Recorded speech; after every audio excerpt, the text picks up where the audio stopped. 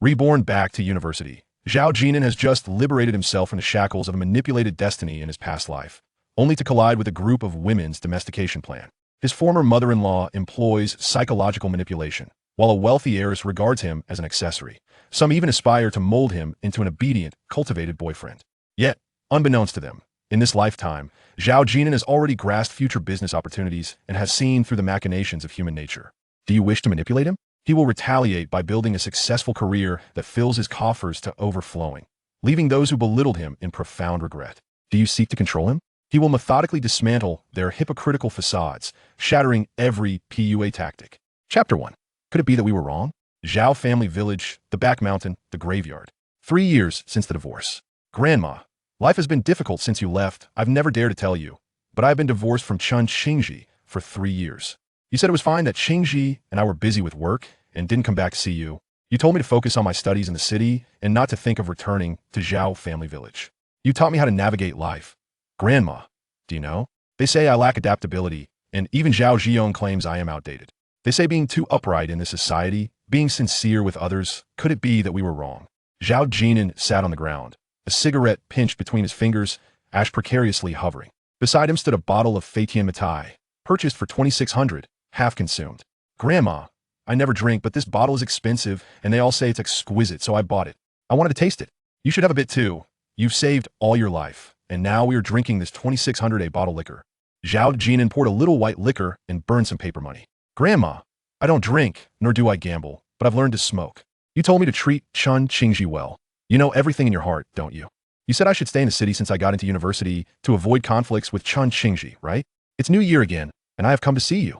Grandma, you always say it's fine, yet you refuse to go to Junsha. You actually don't want to, but I divorced Chun Xingji the year you passed away. It was I who proposed the divorce. The house was sold, and we split the proceeds. Zhao Jin'an took a swig of white liquor, hazily confiding in his grandmother about the years gone by. Zhao Jin'an, don't invite your aunt's family over for the new year. Your aunt gives me a headache, and your sister always comes over during holidays. You and Xingji have already supported their family enough. She doesn't seem ambitious. After so many years, she still hasn't been promoted at work. Can't she charm the leaders? Even if she doesn't know how to please the leaders, can't she bring something home? She doesn't understand adaptability at all. The speaker was Chun Xingji's mother, who rambled on endlessly. As an accountant, what could Zhao Jin'an bring home? Did she wish to enter his life? Moreover, his sister came to study at Junsha University, visiting her brother's home where he slipped her a few hundred yuan. Was that too much? In Junsha, one could earn over 200,000 a year. Is that not ambitious enough? Must one earn 1 million annually? Zhao Jin'an chose not to engage in debate. In the master bedroom, he caught Chun Xingji, who was made up and ready to leave, asking, "Aren't you coming home with me this year?" "Home. This is our home," Chun Xingji replied. Zhao Jin'an calmly stated, "You haven't returned with me for 3 years. But I'm really busy. You know I have so many relatives here, and I must visit my second uncle's family.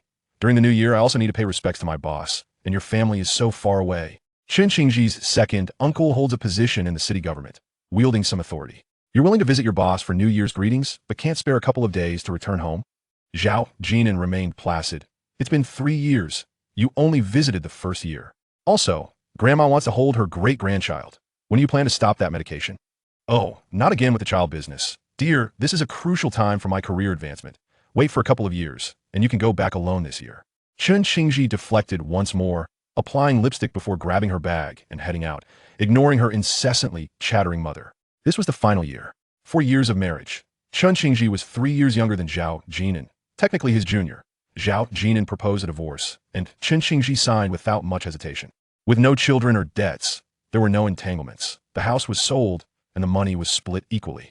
Chun Xingji's mother caused a stir for a while, asserting the house should be left to Chun Xingji. This time, Chun Xingji opposed her, and the car purchased after marriage was left to Zhao Jin'an. The first time drinking, during the frigid winter, Zhao Jin'an leaned against the gravestone and dozed off in a haze. Ding-ling-ling. The sound of a phone ringing jolted him awake, and he answered. "Jin'an, Mu Yao is back in the country. I heard she divorced 2 years ago." The call was from his childhood friend Zhao Jin'an, who was excited yet stammered. "Yes, she has a 2-year-old daughter." Jin'an, are you listening?" "Mu Yao, is it?" Upon hearing that distant name, Zhao Jin'an hung up the phone while clutching the liquor. Zhao Jin'an. Vroom, vroom. Another deafening roar of a motorcycle engine broke the silence, and in a daze, Zhao Jin'an emerged from his bedroom to see Zhao Jin'an on the motorcycle. He braced himself against the ground, revving the throttle with one hand. With a youthful visage, he grinned exuberantly. "Hey, are you still asleep?" Seeing his friend's bewildered expression, Zhao Jin'an shouted with a wide grin. Well, perhaps he was still a bit awkward. After a moment of confusion, Zhao Jin'an rubbed his face, glancing at the youthful Zhao Jin'an, still somewhat dazed. He instinctively checked his pockets, finding them empty. "Give me a cigarette." "Hey, how did you know I had cigarettes?" Zhao Jin'an triumphantly pulled out a pack, shaking it, and nodded. "See? Qing Bai Sha." He remained oblivious to the fact that Zhao Jin'an's desire for cigarettes was so natural. After all, among high school graduates, very few possess a genuine addiction to smoking. Most partake merely for amusement, relishing the perceived elegance of smoking. The refined Baisha brand sells at 8 yuan per pack, a rather steep price, thus Zhao Jin'an felt quite proud. Zhao Jin'an requested a lighter once more, adeptly igniting a cigarette. He was still processing the situation, gazing at the familiar yet desolate hall as he absorbed his surroundings. "Let's go," Zhao Jin'an urged. "Where to?" Zhao Jin'an instinctively inquired. Zhao Jin'an patted the back seat of the motorcycle. "Fishing. Hurry up." With no time for reflection, Zhao Jin'an dazedly mounted the rear seat. The July sun blazed fiercely, rendering the seat uncomfortably hot beneath him, leaving no room for complaints or disdain. Zhao Jin'an revved the engine and executed a sharp turn, nearly flinging Zhao Jin'an off. "Jin'an, hand me the cigarette." "Wait, what exactly are we doing?" "Fishing. Didn't we discuss this yesterday?" Only then did Zhao Jin'an notice the new energy strapped to the back of the motorcycle.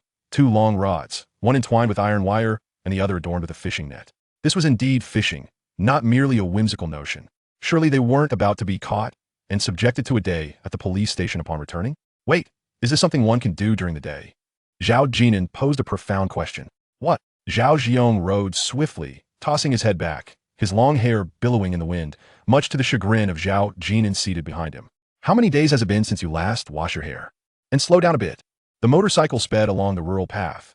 Zhao Jin'an exhibited remarkable skill, yet Zhao Jin'an genuinely felt apprehensive about riding. This scoundrel deliberately swerved and twisted, maneuvering like a snake. Such is the nature of a high school student, a touch juvenile. To be precise, a soon-to-be university student. Chapter 2. In the year 2006, after exchanging a few words, Zhao Jin'an finally grasped the timeline. It was indeed 2006 and renewable energy had yet to be prohibited. Perhaps there were documents regarding this matter, but given the prevailing circumstances, it was common to fish from the river right in front of one's own doorstep without fear of reprimand. 20 minutes later, Zhao Jin'an parked his motorcycle by the roadside, shouldering the renewable energy equipment as he traversed a weed-strewn path down to the river. "Don't forget to bring the basket," he reminded. Zhao Jin'an noticed that his childhood friend had fallen into a deep slumber, appearing somewhat dazed. He picked up the bamboo basket and followed behind, his bare arms stinging from the brush of the undergrowth. Zhao Jin'an chattered incessantly ahead of him. "I've set a number of fishing hooks up in the mountains too, hoping to catch a few pheasants. They can fetch a decent price. And let's not forget about the wild rabbits. If we could snag a wild boar, that would cover a semester's living expenses." As he observed the sturdy silhouette of Zhao Jin'an, his sun-kissed skin glistening in the sunlight, Zhao Jin'an found himself momentarily lost in thought. He was aware that a significant portion of the money that Zhao Jin'an earned was given to him. Obtaining a wild boar was no easy feat. Yet a substantial share of the proceeds from their fishing exploits had indeed been shared with him. "By the way, Jin'an, have you secured your tuition for university yet? You got accepted into the normal university. Your mother wouldn't deny you the funds, would she?" Zhao Jin'an instinctively nodded. "Yes, I have." "Did she give it to you outright?" Zhao Jin'an inquired, surprised, as it was still early for parents to settle tuition fees. "She promised," Zhao Jin'an casually lied. Still somewhat dazed, Zhao Jin'an seemed to relax, saying, "That's good. Then we can earn some spending money. The normal university is a key 211 institution.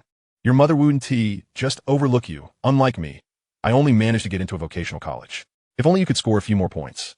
You could get into a 985 university. I hear the village offers a reward of 5,000 yuan for that.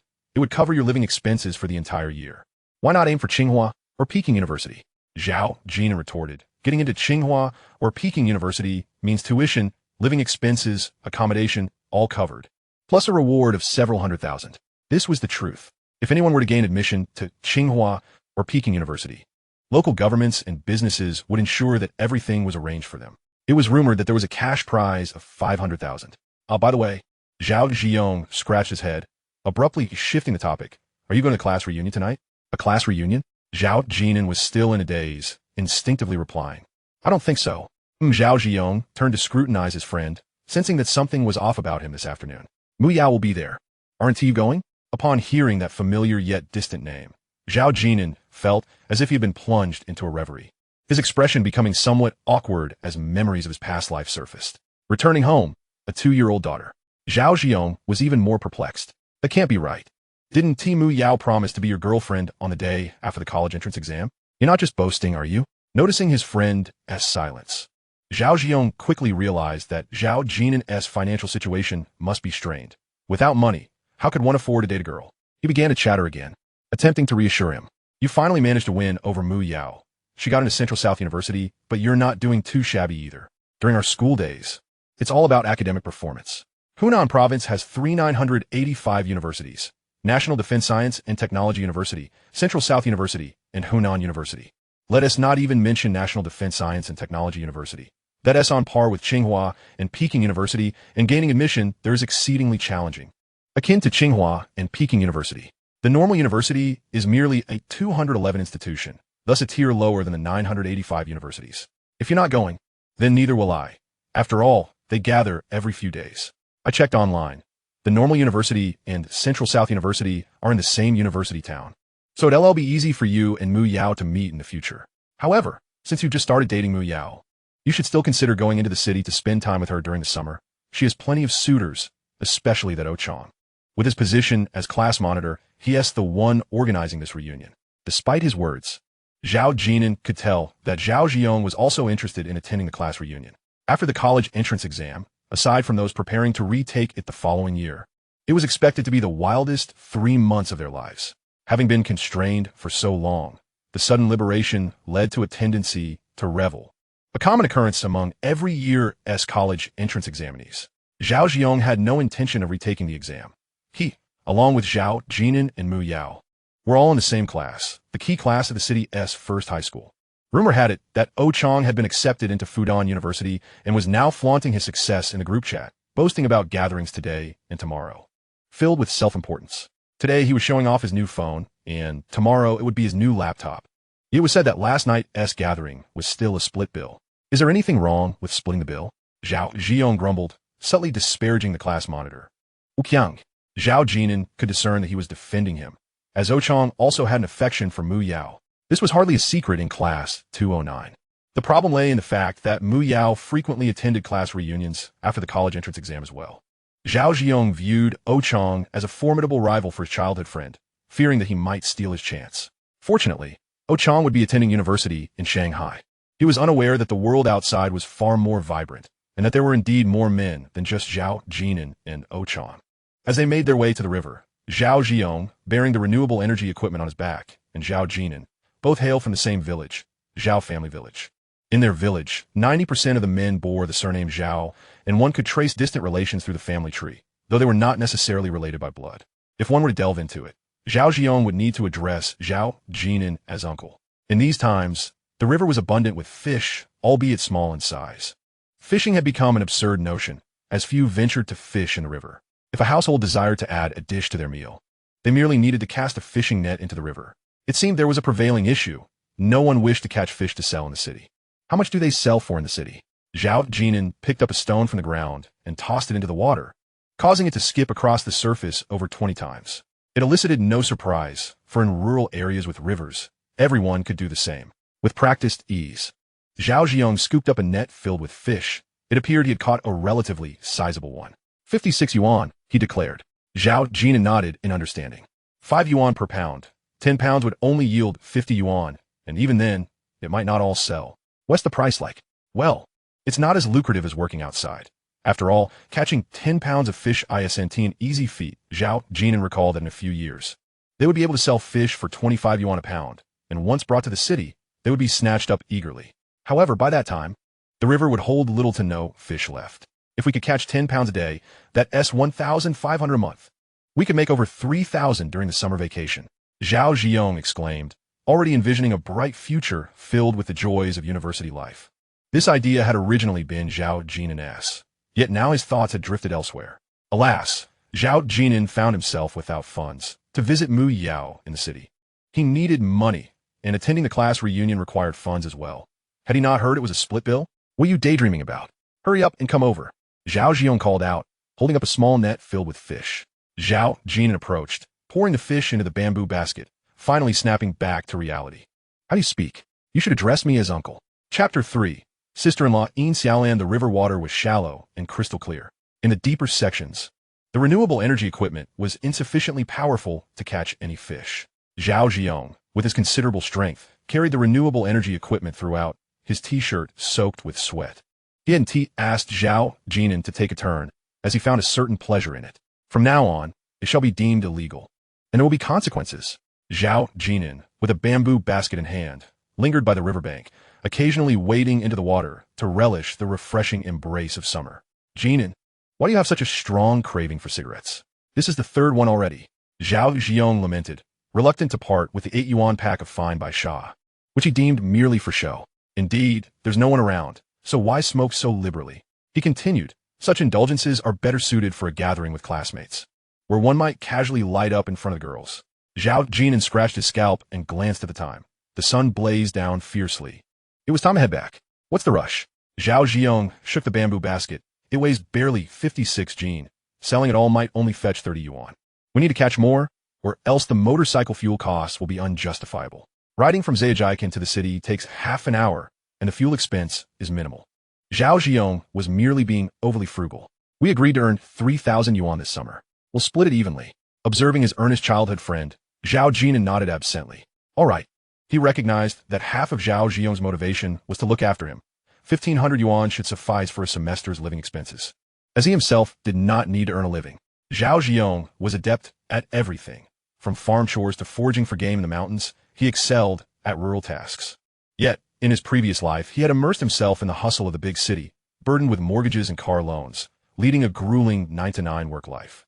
Zhao Jin'an believed that Zhao Jin'an would thrive more effortlessly in their hometown. Such a man, in rural terms, is considered a good catch, capable. It's all because of university that we find ourselves in this predicament. Zhao Jin'an mused, glancing at his friend, whose sun-kissed skin bore testament to his labor. In the city, one bears the weight of loans, while here, life is so much easier. Everything seems to be for the sake of appearances, one might boast. My son just bought a house in the city, under the azure sky, with white clouds and verdant mountains. Zhao Jin'an suddenly found Zhejiang to be remarkably beautiful. He instinctively reached into his pocket for another by Sha. Zhao Jin'an's eyelids twitched. Stop smoking, be frugal. Save it for our next class reunion. Can't we buy more after selling the fish? Zhao Jin'an retorted. Even so, we must be cautious. It costs 8 yuan a pack. How much can we earn from selling fish? I've only had one. For a reunion, we need at least Huang Fu's standard. Zhao Jin'an teased Zhao Jin'an, subtly indicating that by Sha was not enough to impress, and smoking wasn't merely for show. Not all girls would appreciate it. However, at 18, Zhao Jin'an was oblivious. His lips twitching. Huang Fu cost 23 a pack, so he would be toiling in vain selling fish? Thus it's best not to smoke at all. I'll keep this pack for you. Damn, all the money from selling fish could go towards asking Mu Yao out to a movie, and maybe even buying her a milk tea. Let me tell you, it took me quite a while to win Mu Yao's affection. Don't let anyone steal her away. Zhao Jin'an, with his electric bike, babbled on with youthful enthusiasm. Zhao Jin'an found a patch of shade to sit in, remaining silent. Jin'an, did you hear me? I did. Zhao Jin'an replied lazily. Ha! Zhao Jin'an chuckled, a comforting warmth enveloping them. In that moment, it was as if he were the elder. How foolish. Zhao Jin'an returned the smile, gazing at his friend by the river, his broad shoulders evoking a swell of warmth in his heart. Suddenly, the small basket of fish felt unusually heavy. Zhao Jin'an had always looked out for Zhao Jin'an, even on the last day of his previous life.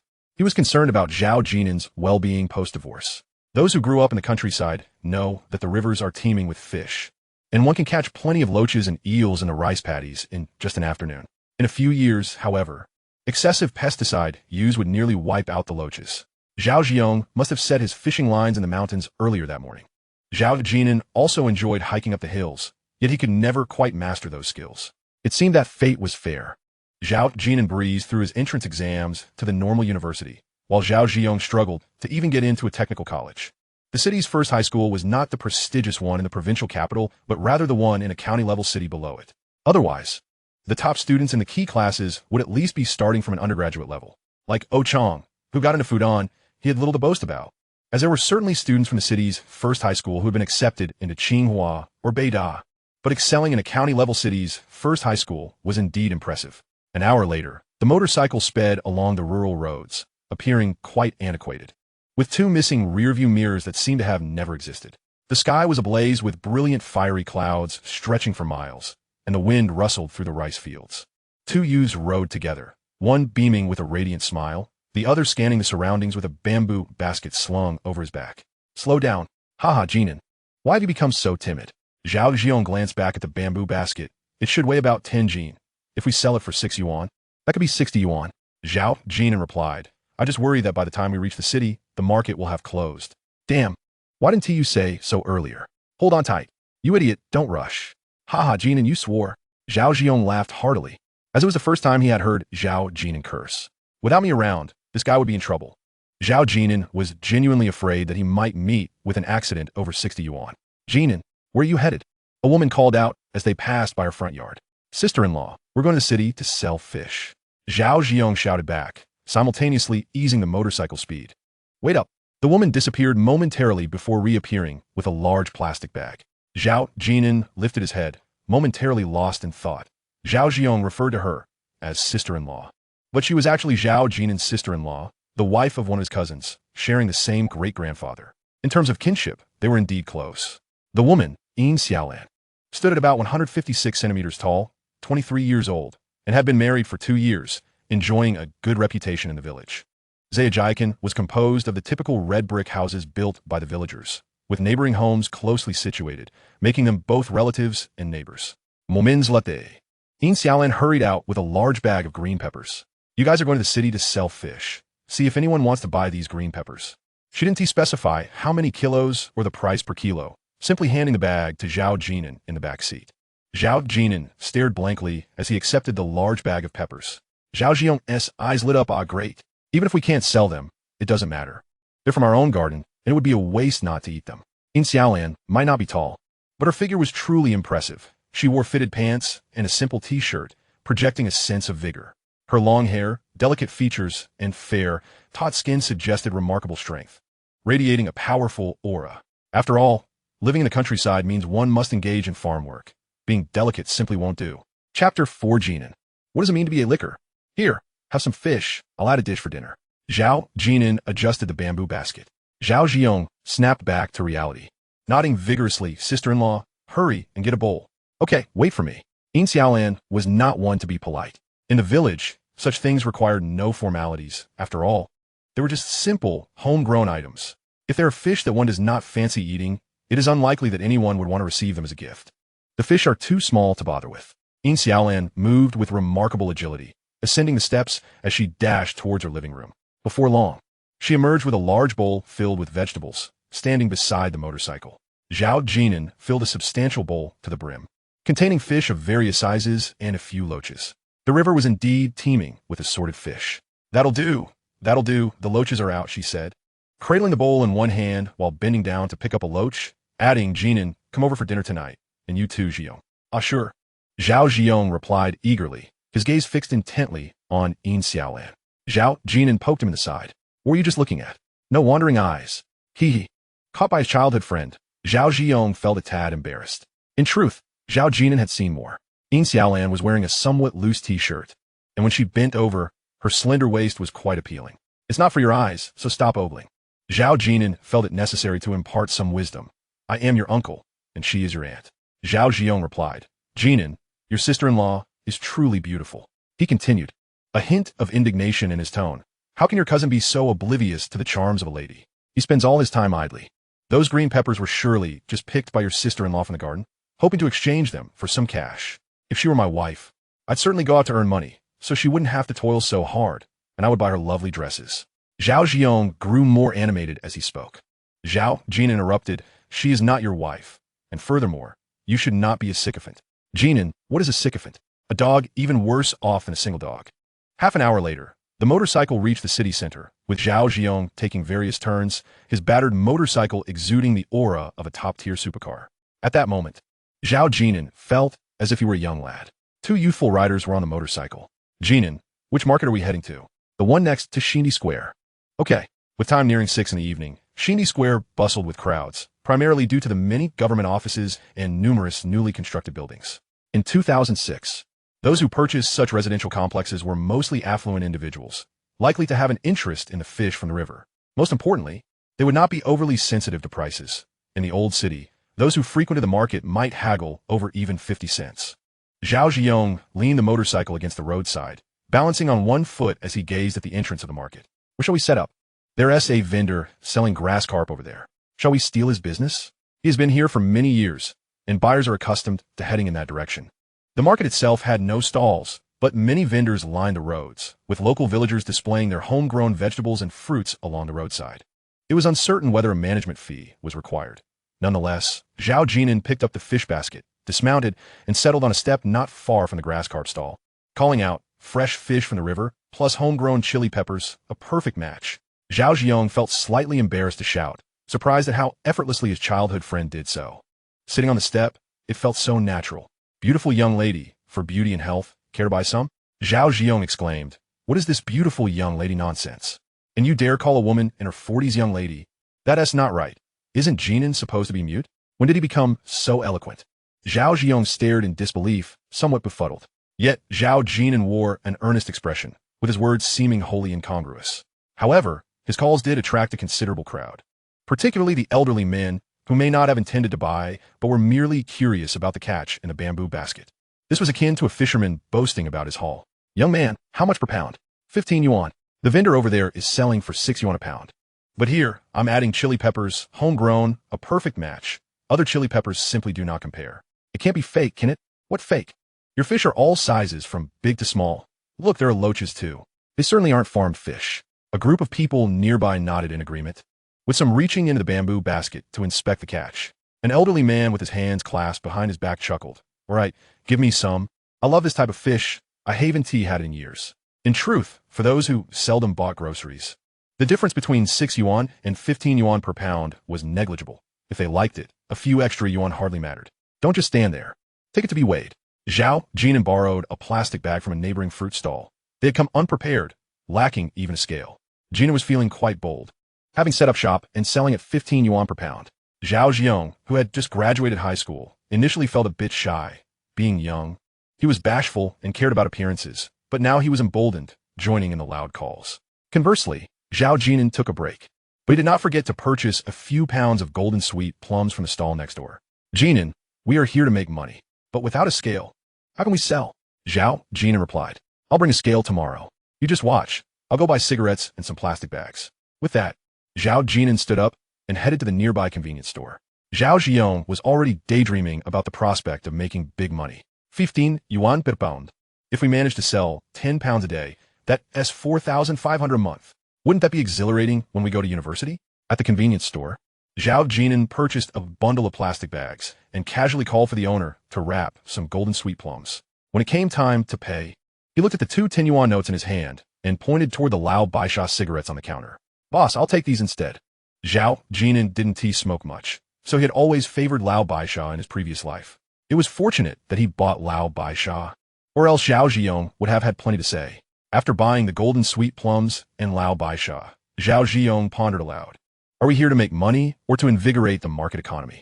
Zhao Jin'an was quite different. He enjoyed saving money and had a well-planned approach to spending.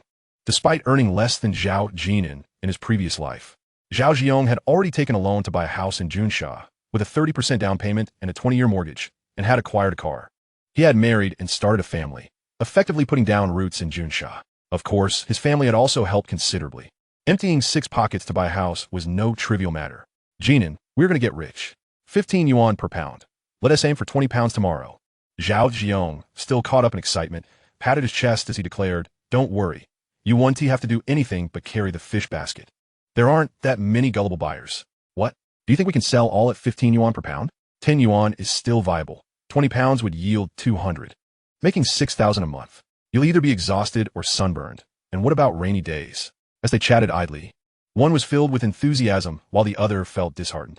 In the distance, a group of young people, resembling students, approached, both boys and girls, chatting and laughing, likely returning from Shindy Square. Chapter 5. Selling Fish. "Mu Yao, hasn't Zhao Jin'an come looking for you?" Mu Yao donned a refreshing and elegant light blue dress. Standing at a height of 166 centimeters, her figure tall and graceful, akin to a flower blooming in the spring. Her long, Raven black hair cascaded casually over her shoulders, and she wore a pair of white sneakers, each step she took resonating with a melody of lightness and agility. This buoyancy and vivacity seemed to belong exclusively to prospective college students and current undergraduates. High school students hurried along, consumed by their studies, only to fully unleash their true nature after the college entrance examinations. She possessed a pair of clear, bright eyes, evoking a protective instinct in the boys around her. "I found him," Mu Yao said, tilting her head slightly. "He came to the city a few days ago." "What did you two do?" A girl named Yu Fei teased softly. "Did you go to a hotel?" "Oh, how could that be?" "What do you mean, how could it be? We've all graduated high school. We just went to a milk tea shop for a drink, then strolled along the pedestrian street," Mu Yao replied candidly. "Ahem." At that moment, a boy walking ahead cleared his throat. "Did he buy you anything while you were at the pedestrian street?" asked a girl named Li. As if receiving a signal, Mu Yao shook her head slightly. "No." "How stingy," Lily remarked, attempting to stir the pot. "You just agreed to be his girlfriend. And he is already being so tight-fisted." The boy named Oh Chong, walking ahead, silently applauded Li in his mind. He felt a twinge of anxiety upon hearing Yu Fei's question about the hotel. If they had indeed gone, everything would have been too late. What does it matter if you agreed to him? I can still make my move." Oh Chong had long ago familiarized himself with Zhao Jin'an's family circumstances and felt quite confident in himself. He had not anticipated that Mu Yao would accept Zhao Jin'an's confession after the exams. He had even written her love letters that had sunk into the depths of the sea without a trace of response. "I don't need him to buy anything," Mu Yao said, feeling a bit discontented. "We're all students. We don't have any money." "Exactly," Yu Fei chimed in.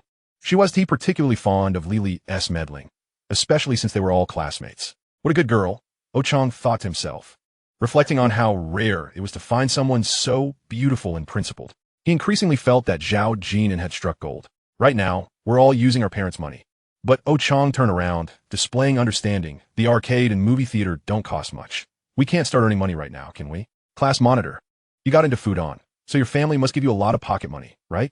Sure enough, someone immediately posed this question. 5,000. Oh Chong proudly held up a hand. "My dad gives me 5,000, my grandpa gives me 5,000, and my mom said she'd take me abroad for vacation this summer." "Wow, you're going to have a blast this summer." The topic quickly shifted back to Oh Chong, as they all knew his father worked for the Development and Reform Commission. In truth, all their families were relatively well off, residing in the city. Having just come from the arcade, the three girls held several plush toys, while the boys carried cans of cola. These were the treasures they had garnered from their afternoon at the arcade. Unlike Zhao Jin'an and Zhao Jiong, who found it challenging to make a trip to the city, let alone attend class reunions. Many students from their high school had traveled hours from rural towns to reach the city. "Mu Yao, let us hit the KTV tonight. I'll cover your share." Oh Chong's vanity soared, and glancing at his phone, he added, "Old Tian and the others are about to arrive. We need to go pick them up and take them out for a meal." His words underscored his popularity and organizational skills. "Class monitor, what about ours?" "You're only covering Mu Yao as share?" Right, we all need to chip in. You can't prioritize romance over friendship," a chorus of voices chimed in, filled with laughter as the girls linked arms and the boys slung their arms around each other's shoulders.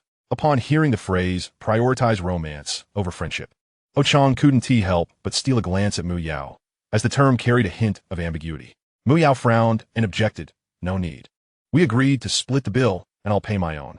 "Mu Yao, is Zhao Jin'an coming to the gathering tonight?" Yu Fei inquired. Mu Yao checked her phone. "He hasn't spoken in the group today. His phone is off." "Isn't that Zhao Jin'an?" Someone suddenly pointed out 2 figures ahead. "Indeed it is. What are they doing over there? Let us go take a look," Oh Chong said, squinting. When it came to looks, he knew he couldn't compete with Zhao Jin'an. The boy was genuinely handsome, so much so that even their strict and serious chemistry teacher, age 40, was utterly captivated by him. This was no secret among their elite class. Teacher Chung was strict with everyone, yet exceptionally gentle with Zhao Jin'an. Whenever Zhao Jin'an struggled with a problem, Teacher Chung would be more than willing to explain it to him multiple times. However, now that Oh Chong had been accepted into Fudan, he suddenly felt a surge of superiority upon noticing that Zhao Jin'an and Zhao Jiong appeared to be selling vegetables. Thus, 7 students from their elite class, 3 girls and 4 boys, headed toward Zhao Jin'an. The market was bustling with people, and various stalls lined the roads, filling the air with an array of unpleasant scents. Mu Yao instantly recognized the boy sitting on the steps as her boyfriend, Zhao Jin'an. However, as she approached, her steps faltered. It felt akin to seeing one's parents selling snacks at the school gate, while others' parents drove to pick up their children after school. "Zhao Jin'an, what are you doing here?" Yu Fei shouted from a distance of about 56 meters. We were just discussing whether you and Zhao Jin'an would come to the gathering. Mu Yao said your phone is off. Upon hearing this, Zhao Jin'an looked toward Yu Fei, feeling a sense of familiarity, though he couldn't recall her name immediately. He didn't notice Zhao Jin'an's subtle desire to shrink away, likely feeling embarrassed about being caught selling vegetables by his classmates. Jin'an. Zhao Jin'an turned his gaze toward Mu Yao, who had fallen slightly behind Yu Fei. He recognized her, 18-year-old Mu Yao. What are you doing here? Mu Yao asked softly. Selling fish, Zhao Jin'an replied, remaining seated on the steps, merely nodding toward the basket of fish in front of him. Mu Yao gazed at Zhao Jin'an, hoping he would say he was accompanying Zhao Jin'an. Zhao Jin'an looked up at Mu Yao, a faint smile gracing his face. It had only been a few days since Mu Yao last saw him, but Zhao Jin'an had not seen her for a long time. Back home, my 2-year-old daughter just called me, asking where I was. Zhao Jin'an suddenly recalled the phone call he received before his rebirth from Zhao Jin'an. Chapter 6. Reunion in this life. This was rather peculiar. Not only Mu Yao found it strange, but everyone present felt a sense of oddity. Why was Zhao Jin'an so indifferent? Weren't they in the midst of a romance? Hey, it's the honeymoon phase. Jin'an, why can't I reach you on your phone? Mu Yao's voice was sweet and gentle, as she deftly sidestepped the topic of selling fish. Knowing there were many ways to earn money, and likely viewed selling fish at the market as somewhat undignified, Zhao Jin'an glanced at his phone, only to discover it had run out of battery. Oh Chong, seizing the opportunity, deliberately raised his voice to inquire. Zhao Jin'an, how much do you sell your fish per pound? He further emphasized, we are all classmates. Do consider supporting the business. This mockery, a reflection of his own lack of intelligence and emotional acuity, was devoid of any flaws. Of course not. Zhao Jin'an was about to rise when someone behind him tugged at his clothing. He initially intended to assert that they couldn't possibly charge money, as they were all classmates and anyone interested could simply take some for free. Jin'an, how much do you have left? Mu Yao produced a cartoon wallet, eager for Zhao Jin'an to sell out quickly and avoid the scrutiny of their classmates, a sensation she found quite unpleasant. Mu Yao, Zhao Jin'an began, only to be pulled again from behind. Confused, he wondered if Mu Yao's money should also be accepted. Oh Chong then retrieved his wallet, exclaiming, allow me. How could I let you female classmates spend your money? The other classmates remained inactive. Li Li's expression was somewhat animated, her eyes fixed on Mu Yao. To everyone's surprise, Mu Yao retorted, no need for you, I'll buy everything. She didn't even glance at Oh Chong or the others, as she eagerly reached for the money. Mu Yao, Zhao Jin'an felt caught in a dilemma, unsure whose money to accept. At that moment, Zhao Jin'an intervened, snatching a 100 yuan note from Oh Chong's hand, stating, it's 35 per pound. 35 per pound. They were not particularly knowledgeable about market prices, but it seemed a bit steep. After all, pork was known to sell for only 78 yuan per pound. Even high school students, despite their studies, wouldn't be completely oblivious. Oh Chong scanned the vicinity, pointing at a nearby stall. That large grass carp only sells for 7 yuan a pound. Zhao Jin'an, why are you charging your classmates so much? Class monitor. Zhao Jin'an nudged Zhao Jin'an to hurry and bag the fish. You must be speaking as an outsider, deliberately. What? Uqiang looked puzzled. Can farmed and wild fish be compared? Zhao Jin'an exaggeratedly praised him. Didn't you claim your family as wild chong by mountain ginseng? Can its price be the same as regular ones? I don't believe I ever said that. Oh Chong muttered internally, realizing he had boasted too much. Can farmed turtles compare to wild ones, or truly free-range chickens? Zhao Jin'an shot back. Your family's circumstances are so favorable, with everything you have at your disposal. How could you not understand this market? Right, Oh Chong stammered. We never eat artificially farmed food. He could say nothing more. Zhao Jin'an's remark had silenced him, and he likely hoped for more of his eloquence. However, seeing Zhao Jin'an hastily dump everything into the plastic bag, he interjected, there's water, Zhao Jin'an. At least drain it. What water? We've been out for ages. Zhao Jin'an quickly realized and rushed away it. A denser fish basket typically retains some water, along with small stones and leaves at the bottom. Regardless, Zhao Jin'an grasped the fish pouch handed by Zhao Jin'an and unceremoniously dumped it into the basket without bothering to sort through it. Just over 3 pounds, Zhao Jin'an announced, pointing at the scale. No worries, we're all classmates. Anything extra is on the house, Zhao Jin'an generously declared. Oh Chong opened his mouth. I didn't intend to buy that much. No one paid him any mind. Zhao Jin'an pointed at the peppers on the ground. Take these peppers as well. They're fantastic when stir-fried. Yes, the peppers are from my sister-in-law's family. They're superior to those from other regions, Zhao Jin'an added sincerely. 3 pounds is too much for just 3 of us at home. Besides, we still need to pick up Lao Tian and the others. Uqiang. holding a bag of fish, suddenly remembered they couldn't just take it to a restaurant for processing. Feeling like he had been outwitted, Oh-chang swallowed his words. He had just claimed to support his classmate's business. How could he backtrack now? Zhao Jin'an, are you earning tuition fees? He asked with a feigned smile. Zhao Jin'an nodded, affirming yes. Oh-chang was momentarily at a loss for words. Had Zhao Jin'an denied it, claiming he was selling just for fun, he would have planned to mock him further. Mu Yao watched Zhao Jin'an intently, remaining silent. It was Yu Fei who finally spoke up. Zhao Jin'an, will you and Zhao Jiong join us for karaoke tonight? She didn't invite them to dinner, perhaps considering the awkwardness of their recent fish sale to Oh-chang. Zhao Jin'an glanced at the eager Zhao Jiong and replied, we want TV going. We need to head home for dinner. After you boys finish singing, you said you'd go for a late-night snack and watch the World Cup together. Yu Fei was aware of Zhao Jin'an's prowess in basketball. He was a key player on the school team. The World Cup? Zhao Jin'an had just returned, only to be whisked away by Zhao Jiong, remaining in a daze throughout the day. Now, reflecting on his year of college entrance exams, he recalled that 2006 was the year of the World Cup in Germany. Which teams are playing? At that moment, a boy hung up the phone, announcing that Lao Tian and the others had arrived at the station. Zhao Jin'an, we're leaving. No one responded to his musing. A few boys waved goodbye and departed. Seeing Zhao Jin'an and Zhao Jiong selling vegetables to earn money, they felt it inappropriate to call them over to waste their hard-earned cash. Jin'an, are you coming tonight? Mu Yao looked at him with a hopeful expression, appearing somewhat forlorn. Zhao Jin'an smiled warmly, shaking his head slightly. Not today. Oh. Mu Yao felt a pang of disappointment, biting her soft lip with a complex expression as she glanced at Yu Fei and Lili ahead, appearing indecisive. Then should I leave? After all, her boyfriend had come to the city. It was only natural for her to stay and accompany him during their courtship. Zhao Jin'an smiled and nodded. All right. All right. Mu Yao felt even more aggrieved.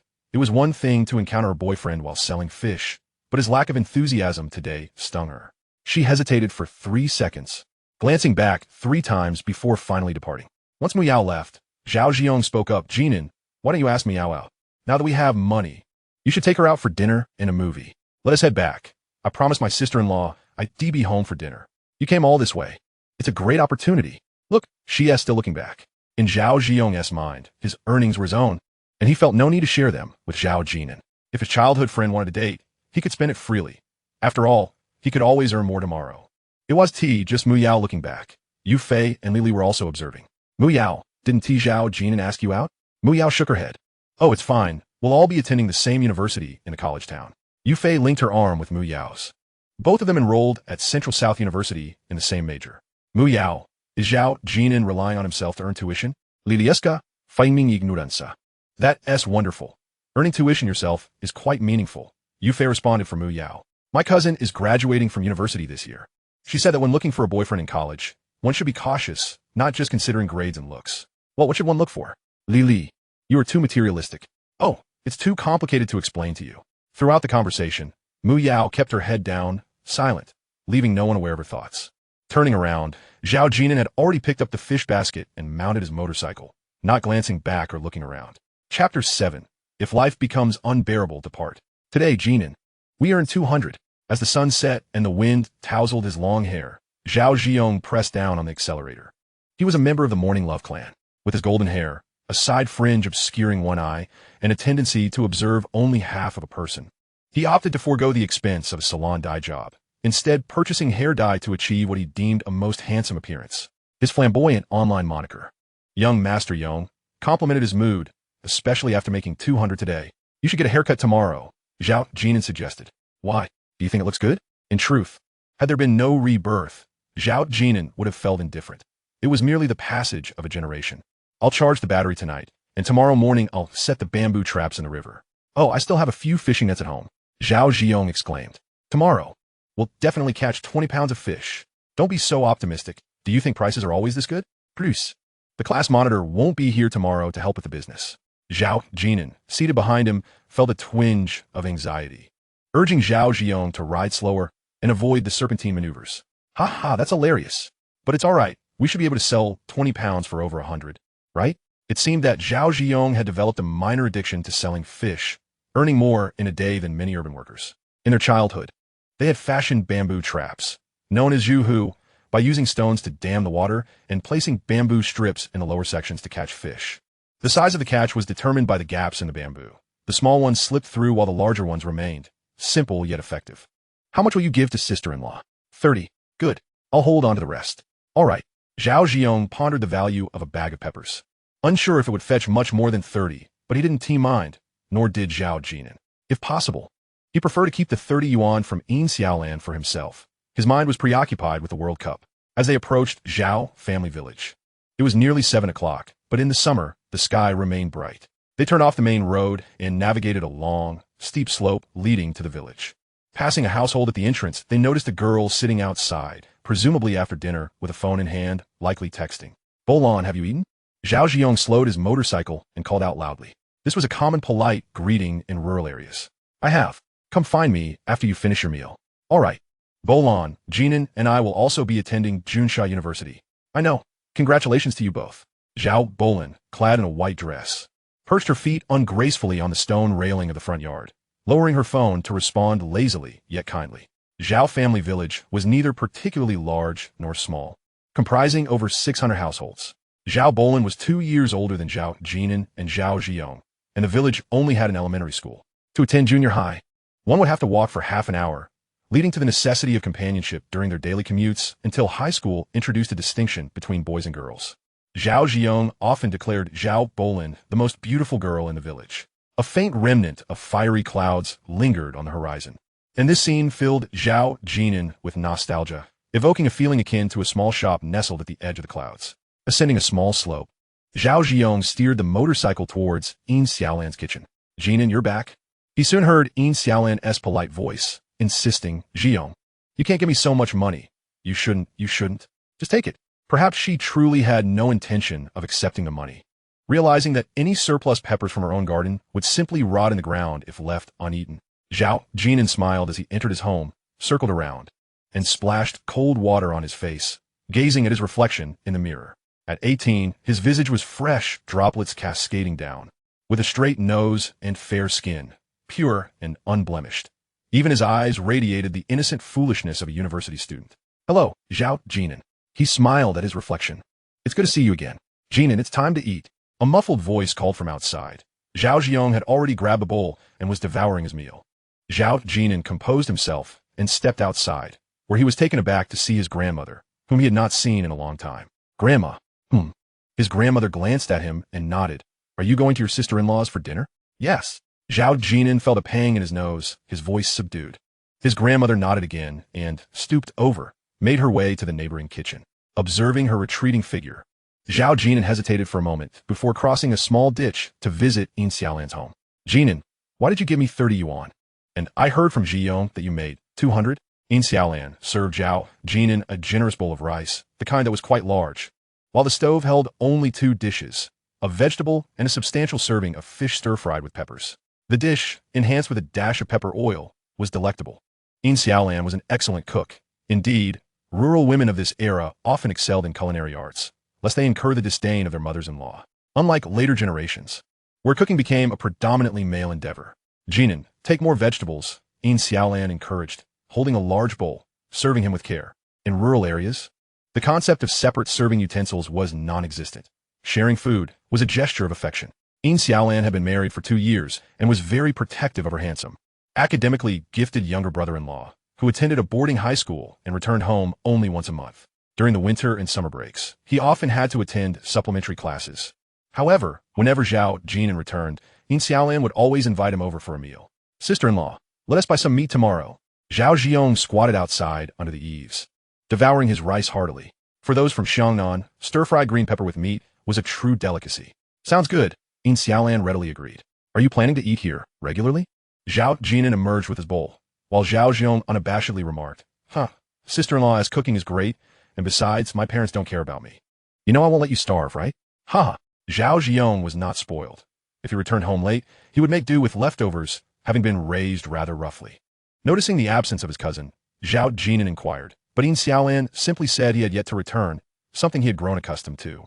After finishing their meal, Zhao Jin'an rode his motorcycle back, while Zhao Jin'an took a chair outside to sit on the front porch, resting his feet on the stone railing.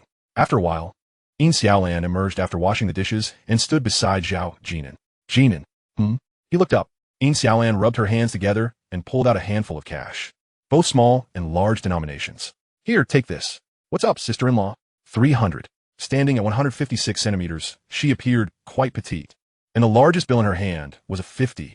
Jin'an, after your college entrance examination, you should go out and enjoy time with your friends. Seeing Zhao Jin'an sitting idly at the door, and recognizing they were close in age, Xiaolan understood what young people often felt after their exams. His grandmother peeked out for a moment before returning, stooped and trembling, into the kitchen. Though Xiaolan was his sister-in-law, their relationship stemmed from a distant familial connection, and she was under no obligation to treat Zhao Jin'an with such kindness.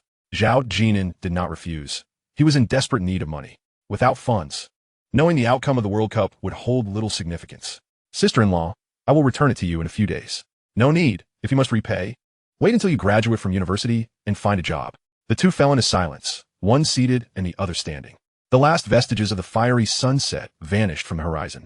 A gentle breeze swept through, the night air cool and refreshing. In this rural setting, summer does not require air conditioning, and even at night, there is no need to turn on a fan. From the nearby rice fields, the croaking of frogs could be heard, and one by one, dim yellow lights flickered on, illuminating Zhao family village. Cousin Zhao Wei had yet to return, when Zhao Jin'an suddenly raised his head and called out, "Sister-in-law." Xiaolan looked down at her younger brother seated on the chair, his face clean, handsome, and seemingly obedient. If life is unbearable, then perhaps you should part ways. He uttered such a statement unexpectedly. Chapter 8. Home Xiaolan was momentarily taken aback, remaining silent. After a while, a voice emerged. "It is not that simple." These 6 succinct words resonated softly, as if emanating from a distant realm. Not simple? Zhao Jin'an reflected on his divorce from Chen Qingji.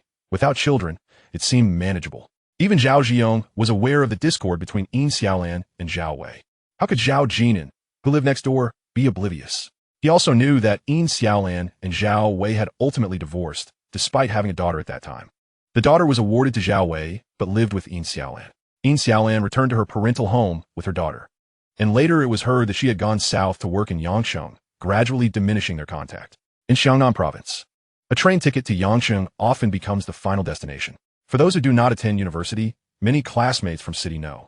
One high school possess merely a one-way ticket southward. Female classmates may not know where they will marry, while male classmates might return in a few years with a wife from afar. This is still fortunate. There are those who may not even bring back a spouse.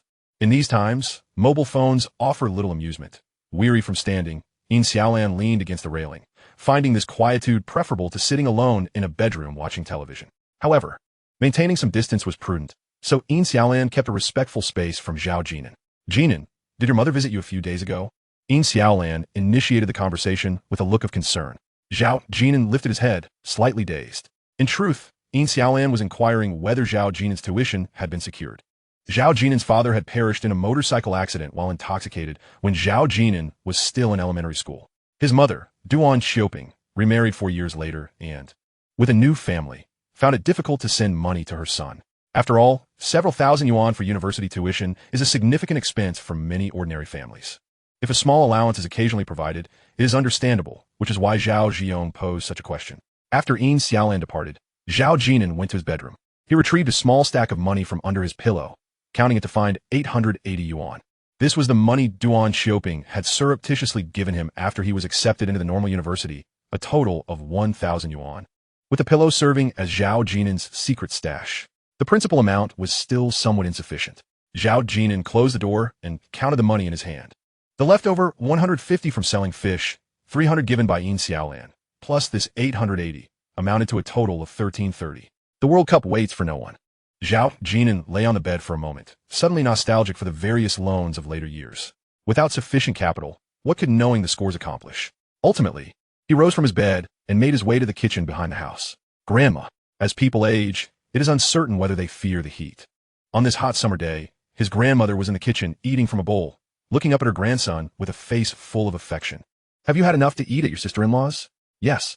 Zhao Jin'an approached to take a look. On the stove sat a bowl of stir-fried green peppers with meat.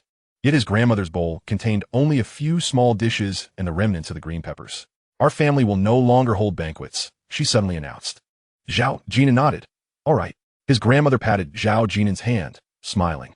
Her grandson was diligent in his studies and obedient, which brought her great comfort. After regarding him for a while, she nodded and said, Rest assured, even if your mother is unable to help, your grandmother can ensure you complete your university education.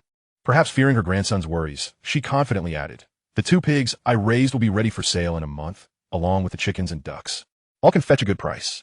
Once you go to school, just focus on studying well." Yes. What more could Zhao Jin'an say, but nod in agreement? Nothing could be better than seeing his grandmother.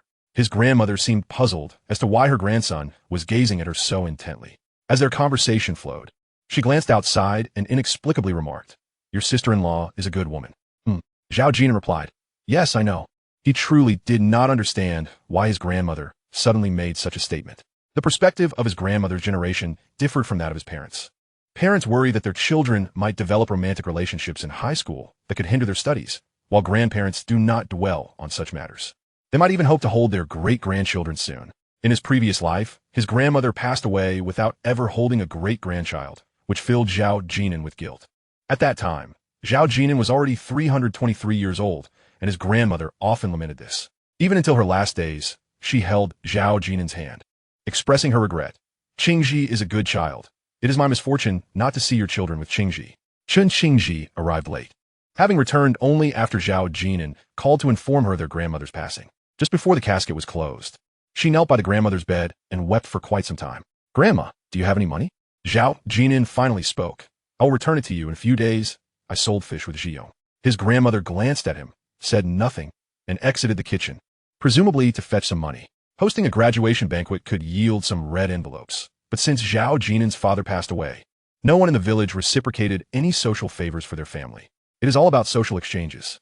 If one does not engage in such exchanges, how can others willingly offer gifts? To speak bluntly, their family is not in business, and they have few wealthy relatives. Even if a banquet were held, little monetary gift would be received.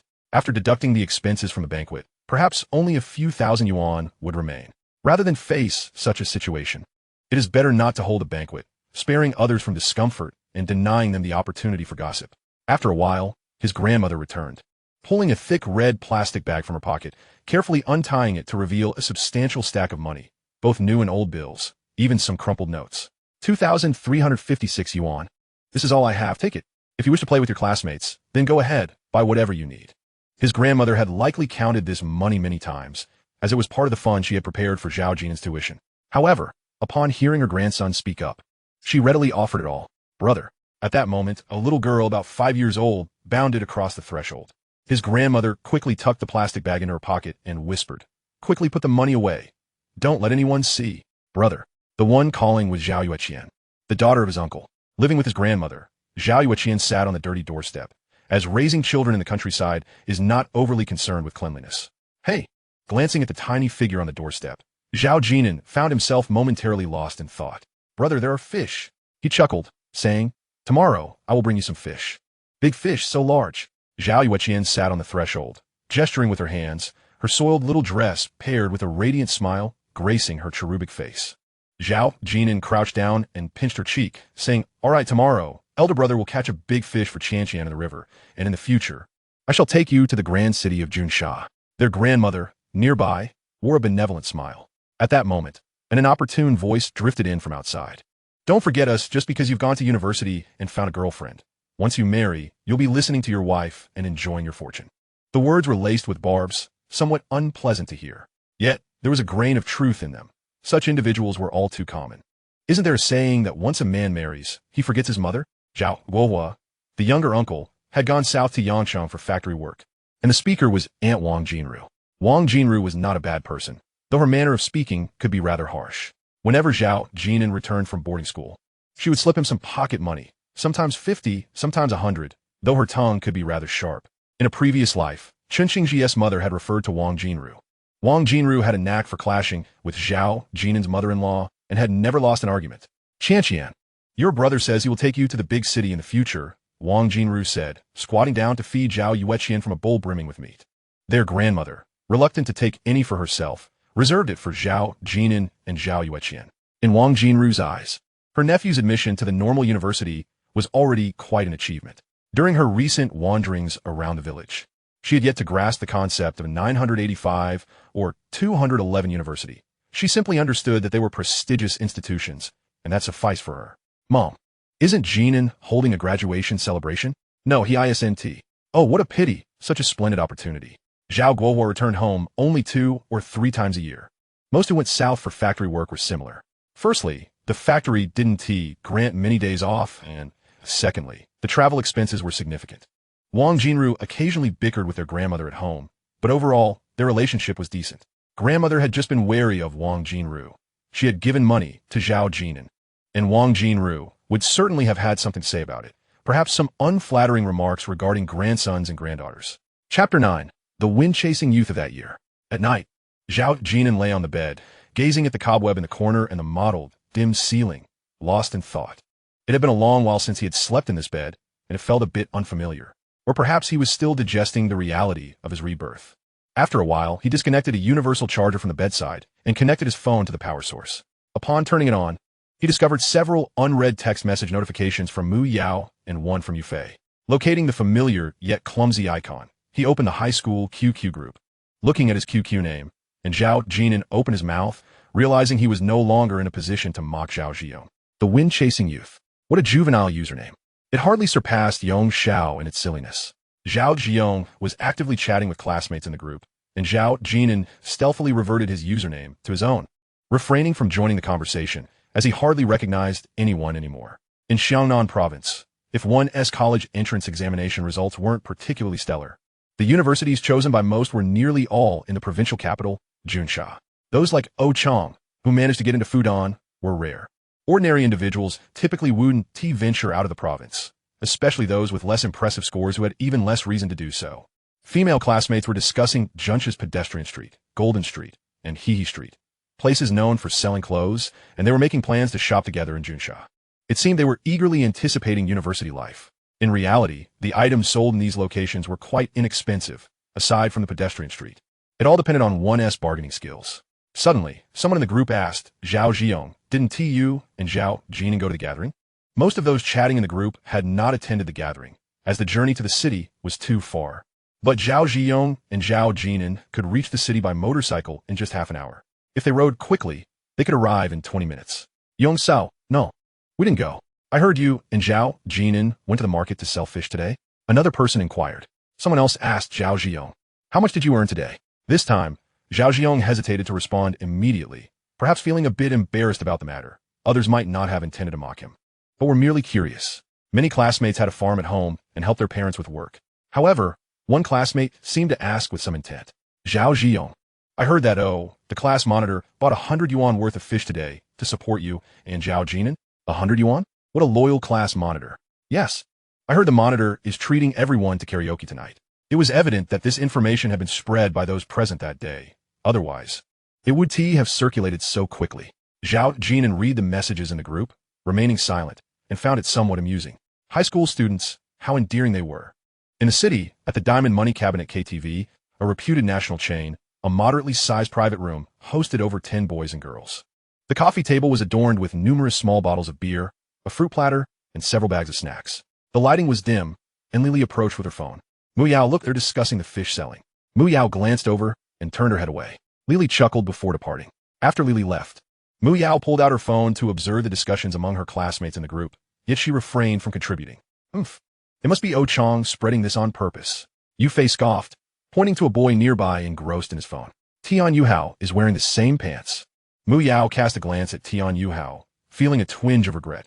She wished she had been quicker to pay. For now, they were teasing her boyfriend, intentionally or not.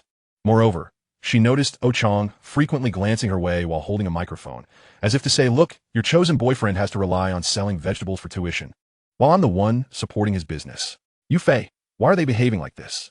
Mu Yao asked, somewhat irked. What do you mean? Yufei seemed confused. It's nothing. Mu Yao shook her head, then inquired, do you think Jin'an saw this? What upset him? I don't know. He hasn't spoken in the group all day. A few girls in the room kept glancing at Mu Yao, who lowered her head, clutching her phone, believing Zhao Jin'an must feel too shy to speak in the group. Just a day prior, Zhao Jin'an had occasionally chatted with classmates in the group. Just as Yufei was about to speak, her phone chimed twice. Zhao Jin'an, can you lend me some money? Zhao Jin'an, it's okay if you can't. Just keep a secret. Yufei was certain Zhao Jin'an had seen the group chat and looked at Mu Yao, whose phone appeared to be silent. Yufei wore a puzzled expression. Why didn't Jin'an ask Mu Yao for money? Yufei, how much do you need? Zhao Jin'an, the more, the better. I'll pay you back in a few days. Yu Fei, when do you need it? Zhao Jin'an, tomorrow. Yu Fei, all right, I'll see what I can do.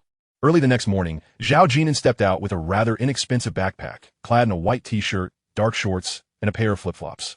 Though he had participated in class basketball games, he had never purchased any gear, like Adidas or Nike. After all, it wasn't a school tournament, but merely a competition between classes. There was no need for such extravagance. The school is ill-prepared as it cannot afford the expenses. To put it bluntly, the cost of a pair of sneakers, along with clothing and trousers, can easily exceed 1,000 yuan, which was a considerable sum before 2006. Many families are reluctant to spend such exorbitant amounts on their children. Brands like Anta, Li Ning, Benny Road, and Step are considered premium, and only families with relatively good financial means would indulge their children with such purchases. As the sun rises, casting a golden hue across the land, Zhao Jin'an strides out of the village and climbs a steep slope, waving to hail a passing bus. Handsome guy, 3 yuan. The conductor sways against the bus door, accepting the 5 yuan Zhao Jin'an offers while searching for change. With the 356 yuan his grandmother gifted him the previous night, Zhao Jin'an now possesses a substantial sum of 686 yuan. Other than that, the most valuable item he owns is a mobile phone worth 500 yuan. If he could pawn it, he would do so without hesitation, for no phone call is worth waiting for. Why does he need to borrow money from Yu Fei? Zhao Jin'an suddenly recalled that he had shared a desk with her. In high school, seating arrangements frequently changed, sometimes in pairs, sometimes in groups of 3. He remembers that Yu Fei came from a decent family, unlike Zhao Jin'an, who would have to steal from his parents to afford luxuries, and even then, the amount would be meager. After all, who keeps too much cash at home? His grandmother is unlikely to deposit money in a bank. Master, step on it. Following Yu Fei's text, Zhao Jin'an gets off at a modest neighborhood and dials her number from the roadside. Moments later, Yu Fei, dressed in a white sundress and white canvas shoes, jogs towards him. Zhao Jin'an, she exclaims, waving with a smile, glancing at the passing vehicles before darting across the street. Yu Fei is petite, standing only at 160 centimeters, with shoulder-length hair that she cut to save time on washing, an act many high school girls follow. Seeing her youthful face radiating with vitality, Zhao Jin'an smiles and raises his hand to wave back. Yu Fei pauses, her smile growing even brighter. She's indeed a beauty. Though the term beauty is not yet widely used, perhaps appearance-oriented is more fitting.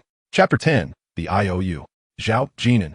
Upon crossing the road, Yu Fei hops in front of him and inquires, have you had breakfast? Let me treat you to some pig-killing noodles. There is a noodle shop nearby. And Zhao Jin'an does not refuse as Yu Fei heads to pay. It seems she frequents this place, and the owner recognizes her.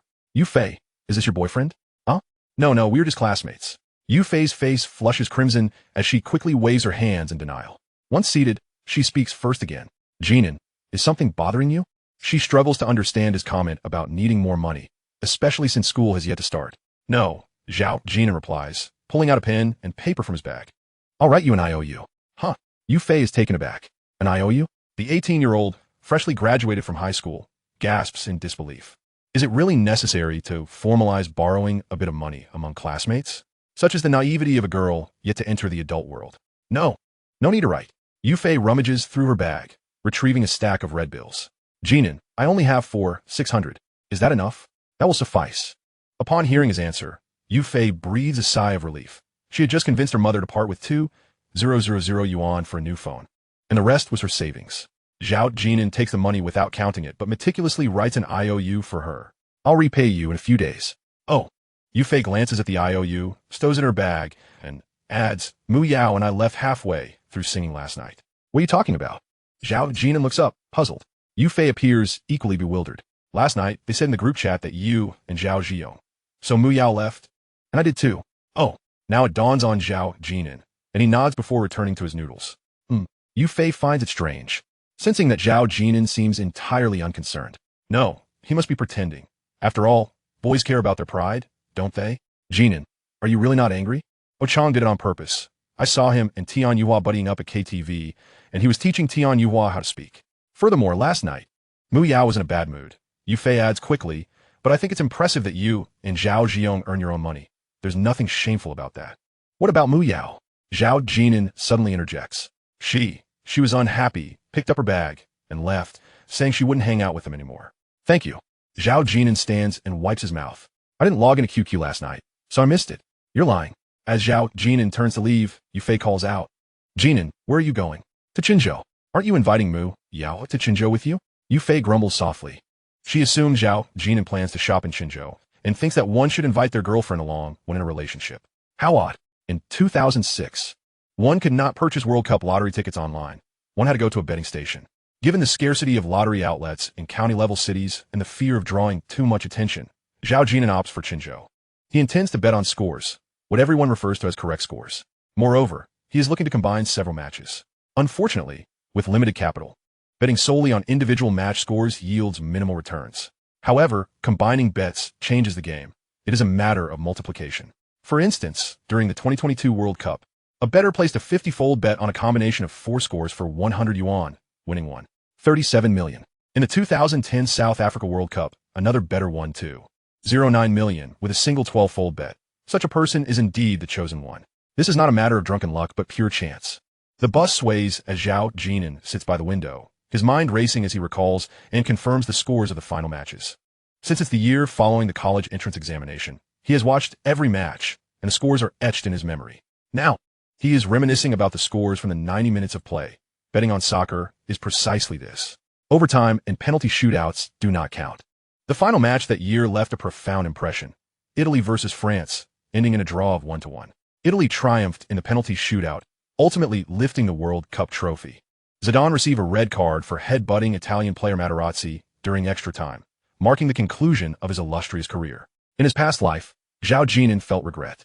Zhao Jin'an had berated the referee for ages.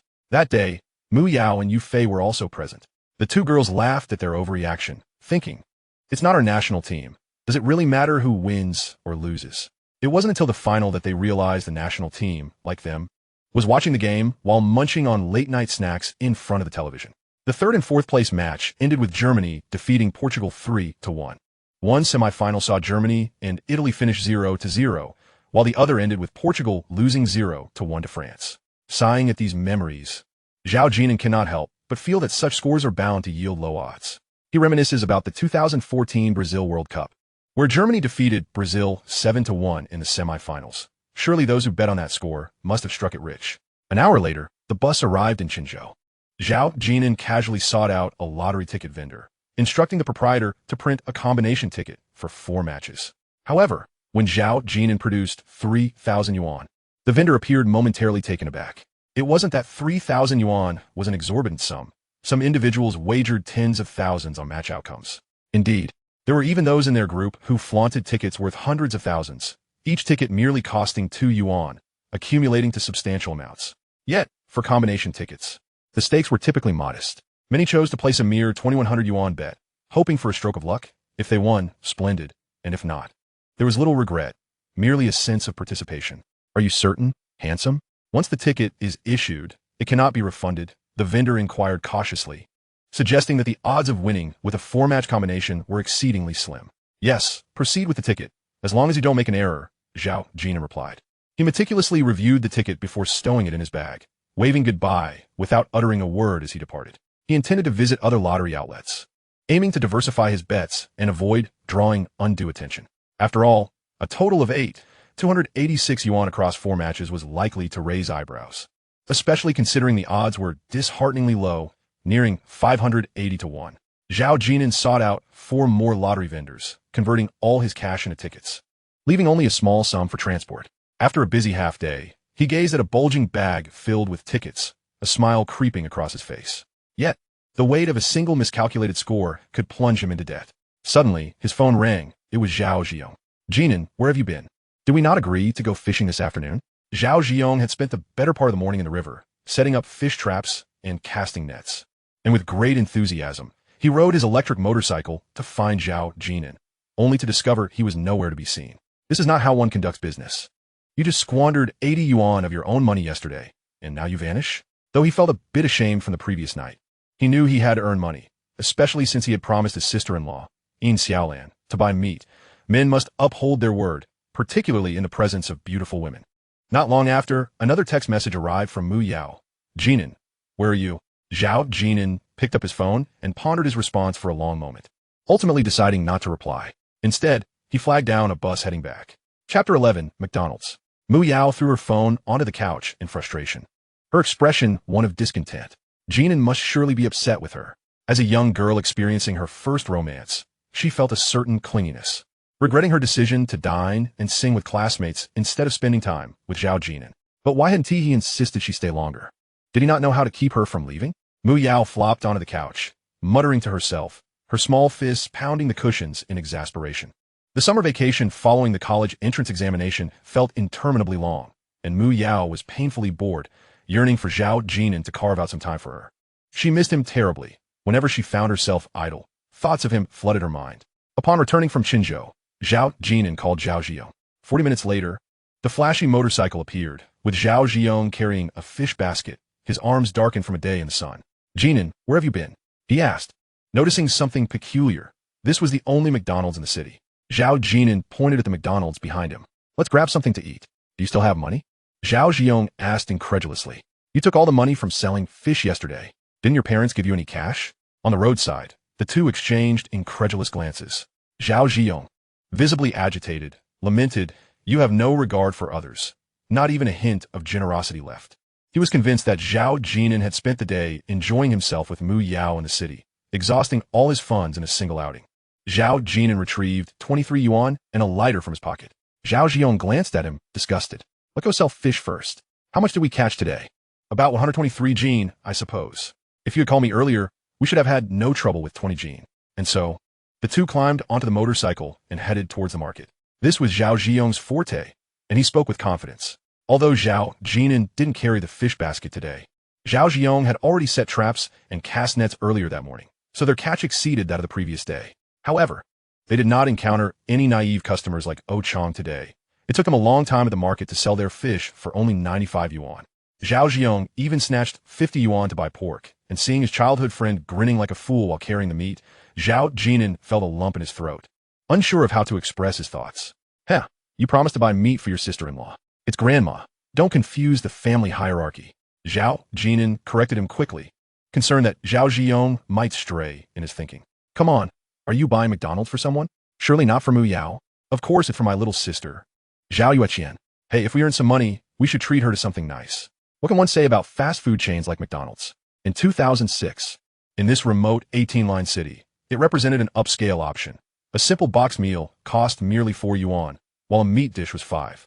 Yet, a visit to McDonald's or KFC would set one back dozens of yuan.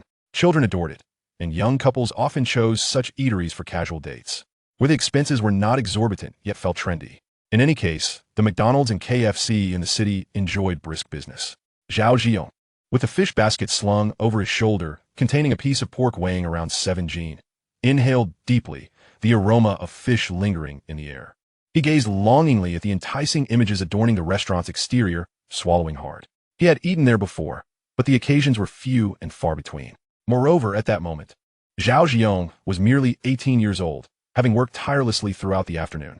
Zhao Jin'an produced all his money, 68 yuan, and ordered a meal set, adding an extra burger. "Will you eat here, or take it to go?" "To go," he replied. The waitress glanced at Zhao Jin'an, then at Zhao Ziyong, wrinkling her nose slightly before moving to fulfill the order. It was only then that Zhao Ziyong realized, looking at the fish basket he carried, that he should step outside and wait. Zhao Jin'an pulled him back, earnestly stating, "You are the customer." "Huh." Zhao Ziyong scratched his head, awkwardly chuckling. "Huh." Zhao Jin'an laughed as well, feeling a pang of sympathy for Zhao Ziyong's inner self-doubt, stemming from his family circumstances. During their high school years, some classmates would bring cola cups to class, even though a bottle of cola from the nearby store cost only 2 yuan 50. They preferred to flaunt McDonald's and KFC cups, sipping ice-cold drinks through straws, the sound of ice clinking resonating as they savored their beverages. After finishing, they would leave the cups on their desks. Students like Zhao Jin'an and Zhao Ziyong naturally hesitated to indulge. For them, spending dozens of yuan represented a month's allowance. For those who were more frugal, a bottle of Lao Ganma sauce and a few bowls of rice could sustain them for a week at a mere cost of 10 yuan. While Zhao Jin'an and Zhao Ziyong did not need to scrimp, there were always classmates in even more dire straits. After receiving the takeaway bag from the waitress, Zhao Jin'an requested several packets of ketchup and handed a burger to Zhao Ziyong. Upon exiting, Zhao Ziyong asked, "Jin'an, are you not eating?" He assumed Zhao Jin'an was saving it for his sister, Zhao Yueqian. Zhao Jin'an waved his hand dismissively. "You go ahead. I've just eaten." "Huh. Then I want tea whole back." Zhao Ziyong devoured the food voraciously. Zhao Jin'an pulled out a cigarette from his pocket and lit it. Under the blazing sun, the two made their way to the motorcycle park by the roadside. A figure trudges along, burdened by a mere 50 yuan worth of pork, while another carries a lottery ticket valued at nearly 5 million. Jin'an, despite our diligent efforts over the past 2 days, we have yet to save a single penny. Indeed, tomorrow, any earnings must be spent judiciously. By the way, what did you and Mu Yao get up to today? You spent quite a bit. Focus on writing steadily and refrain from looking back. Once we earn some money, I aspire to purchase a Nokia N70. In 2006, the Nokia N70 was the most sought-after mobile phone. Initially priced at 950 yuan before dropping to 790 yuan. As many prepare for university, the first thought is often to upgrade their phones. Yet, Zhao Jin'an suddenly realizes that he possesses little desire for new purchases. In his eyes, all current phones are fundamentally the same, as long as they can make calls and send texts. Returning to Zhejiang, wisps of smoke rise from every household. Zhao Yueqian chases a small, scruffy dog in the front yard, her little dress now soiled once again. Upon seeing the motorcycle return, the little girl gleefully rushes over. Brother. Before Zhao Jin'an could utter a word, Zhao Ziyong interjects. Look what your brother brought you. McDonald's. Ha ha. Thank you, brother. Zhao Ziyong feigns a serious expression. What about me? Thank you, brother Ziyong. It seems Wang Jinru may have already taken Zhao Yueqian out for a treat, as the little girl jumps excitedly by the motorcycle. Zhao Jin'an hands her a bag. Give a chicken wing to Grandma. Grandma. Zhao Yueqian shouts. Brother bought McDonald's. Such a good girl. Zhao Ziyong affectionately ruffles Zhao Yueqian's hair, eager to present the pork to Yin Xiaolan with an air of deference. Ah, you brought meat to someone else's home? Wang Jinru emerges from the kitchen, her tone dripping with sarcasm. It is true. It seems inappropriate not to leave anything for their own household. She only learned today that Zhao Jin'an and Zhao Ziyong had gone fishing. However, upon seeing the bag in Zhao Yueqian's hands, she adds, at least you have a bit of conscience. Zhao Jin'an pretends not to hear, filtering out her unkind remarks. In his previous life, he endured years under the incessant chatter of women like Wang Jinru. Yet now, he perceives it differently. Aunt, please refrain from speaking that way in front of Liu Yueqian. It sets a poor example for children. Wang Jinru rolls her eyes. Oh, you're a university student now. Your words carry weight. Surrendering. Zhao Jin'an concedes that it is indeed difficult to change someone alone. Wang Jinru pauses, then chuckles. She approaches and pats Zhao Jin'an on the shoulder. Where are you going to eat? At Sister's. Zhao Jin'an glances around. Zhao Ziyong has yet to emerge, likely still assisting in the kitchen. Next time, let us know earlier if you're not coming home for dinner. We wouldn't have wasted your meal. While Wang Jinru's words may be sharp, she does not differentiate in her treatment of Zhao Jin'an and Zhao Yueqian when it comes to food. When Zhao Jin'an returns home from school, she sometimes even helps him with laundry. After all, Zhao Jin'an only returns once a month, and perhaps Wang Jinru harbors some hope. It is better than having 3 women at home. Wang Jinru frequently boasts in the village about her handsome, academically adept nephew. Chapter 12, The Left Behind Before Long. Zhao Ziyong returns with a sizable piece of meat, passing by Wang Jinru, who greets him with a smile. I know you're just here to charm your little sister-in-law. Jin'an, pretty women are not to be trusted. Zhao Jin'an blinks. Aunt, do you watch The Legend of the Condor Heroes too? What? Nothing. Aunt, you are quite beautiful. Huh? Am I? Wang Jinru, flustered, brushes her hair back and glances around, slightly taken aback by her handsome nephew's compliment. Could it be that in his eyes, she truly is beautiful? In reality, Wang Jinru is only in her early 30s. Women often relish flattery. Perhaps Zhao Guohua seldom offers sweet words, and they see each other only a few times a year. When did Jin'an become so smooth-tongued? Realizing this, Wang Jinru playfully swats Zhao Jin'an, though her joy is evident. Jin'an, just toss your dirty clothes on the washing machine. I'll take care of it. Zhao Jin'an is taken aback. He had merely spoken in jest. Observing Wang Jinru's cheerful demeanor, he thinks of a term, the left behind. Left behind children, left behind elders, left behind women. In his past life, after graduating, Zhao Jin'an remained in Junsha, while Zhao Yueqian attended university there, leaving Zhao Guohua to work in Yangcheng. Where else would Wang Jinru go if not to visit Zhao Jin'an's home? Thus, she would often find herself in conflict with Zhao Jin'an's mother-in-law. In the kitchen, the gentle voice of Grandma can be heard. She dislikes feeling indebted to others. Even her son-in-law, who is polite when presenting gifts during the holidays. If you're coming for a meal, just come. Why buy more meat? Take it home with you. Until Zhao Ziyong mentions Grandma, the money was earned by Jin'an and me together, she quiets down. Following Zhao Ziyong, Zhao Yueqian emerges, one hand clutching a hamburger and the other raising a chicken wing. Grandma, brother bought McDonald's. It's delicious. You all enjoy it.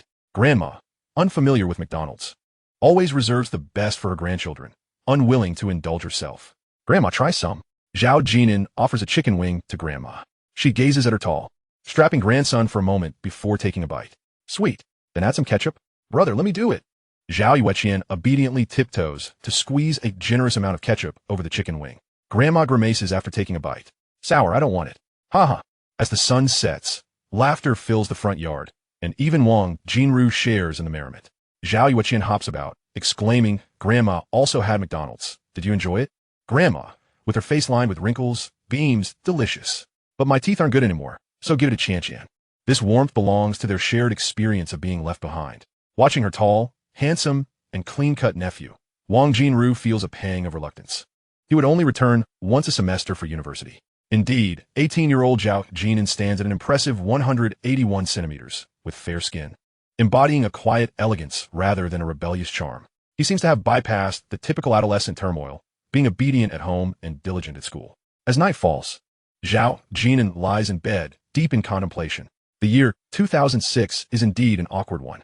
Influenced by the motivational musings of the future, everyone knows the phrase, even a pig can fly if it stands at the wind's edge. What wind? The internet. The awkward truth is that the two major trends of the internet, instant messaging and e-commerce platforms, had already taken shape. Instant messaging is a given. No one can rival the power of the Penguin. According to iResearch's Penguin Financial Analysis Report, in 2006, Penguin's instant messaging accounts soared to 5.8 billion. Its social nature rendering it nearly irreplaceable. Unless, of course, the top brass at Penguin made a foolish decision to charge fees. Furthermore, it was this year that Taobao triumphed over eBay, securing an absolute advantage of market share and establishing its leading position. There was also an impressive emerging sector, short videos. Though it was still premature, early platforms like YY, Douyu, and Huya were merely transitional.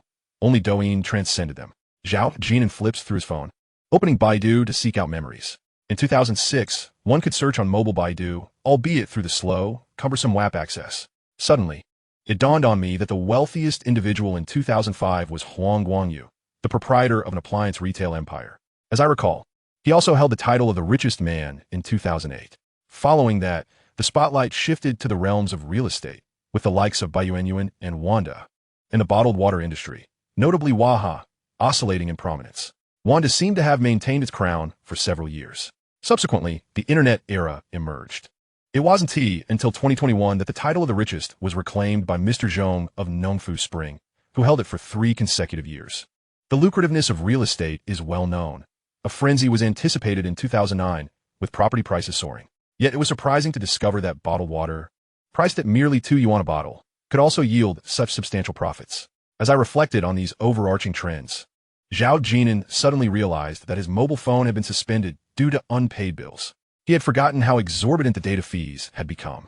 Although he pondered the situation, he found himself lacking in capital, resources, and connections. At 36, Zhao Jin'an recognized that AI represented a significant trend and the greatest opportunity. Yet who could genuinely profit from it? With the advent of short videos, it was clear that AI had become an even greater opportunity. However, those who were meant to toil would continue to do so. His inbox contained 4 unread messages. Mu Yao, Jin'an, will you be coming to the city tomorrow?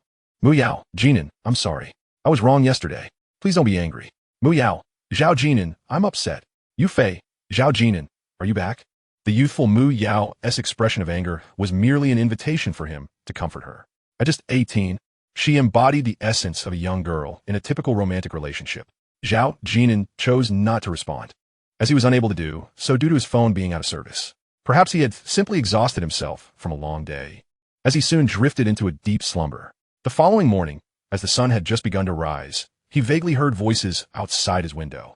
Thank you, said his grandmother's voice. Jin'an, it's better you don't worry about it. 120 a day, which is quite decent for half a day's work.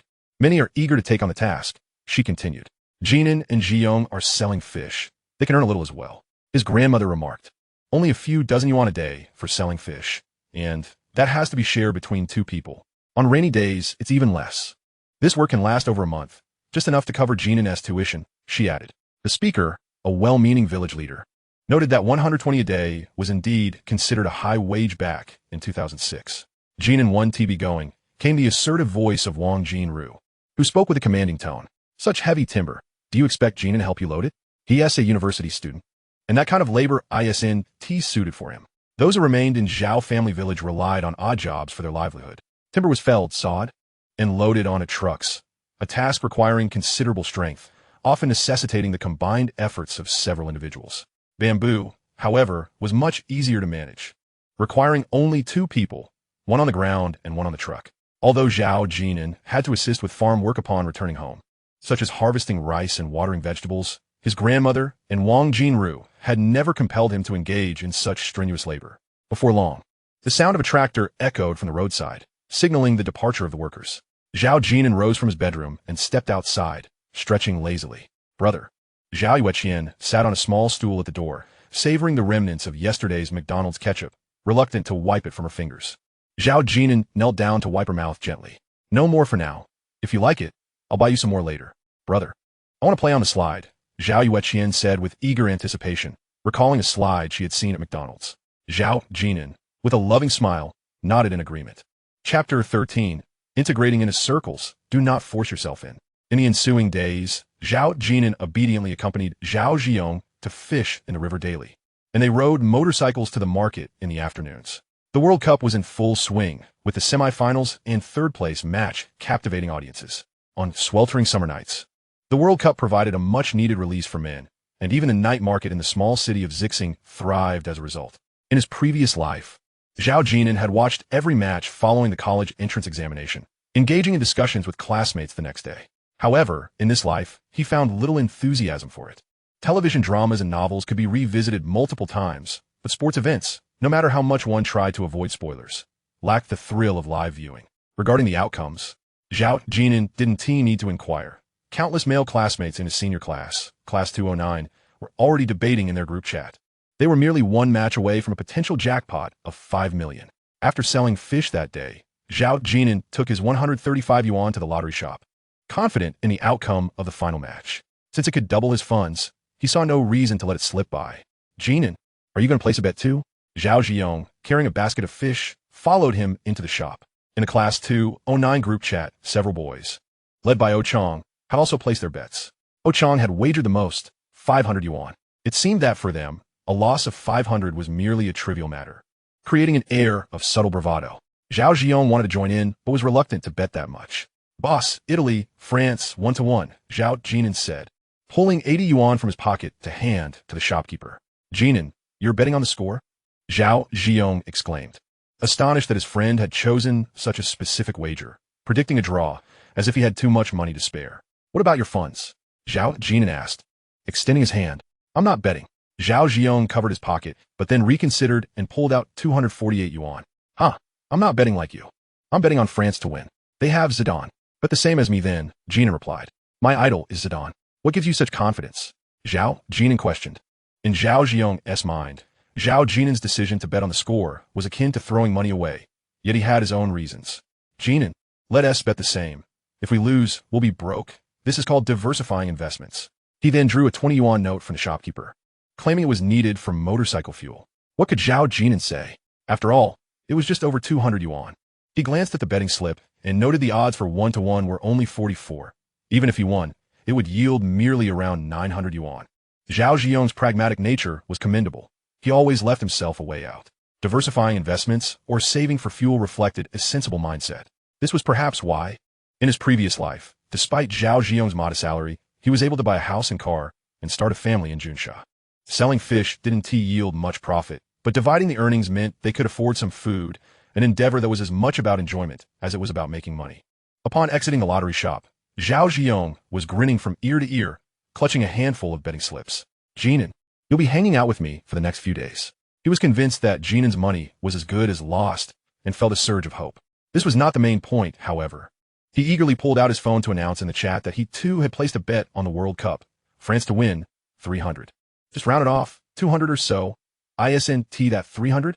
He felt that it wasn't particularly impressive, and then mentioned that Zhao Jin'an had bought a score of 11. 200. This time, it was a true rounding off. As a result, Zhao Ziyong did not receive the admiration of his classmates. Instead, a female classmate uttered a remark that stung deeply.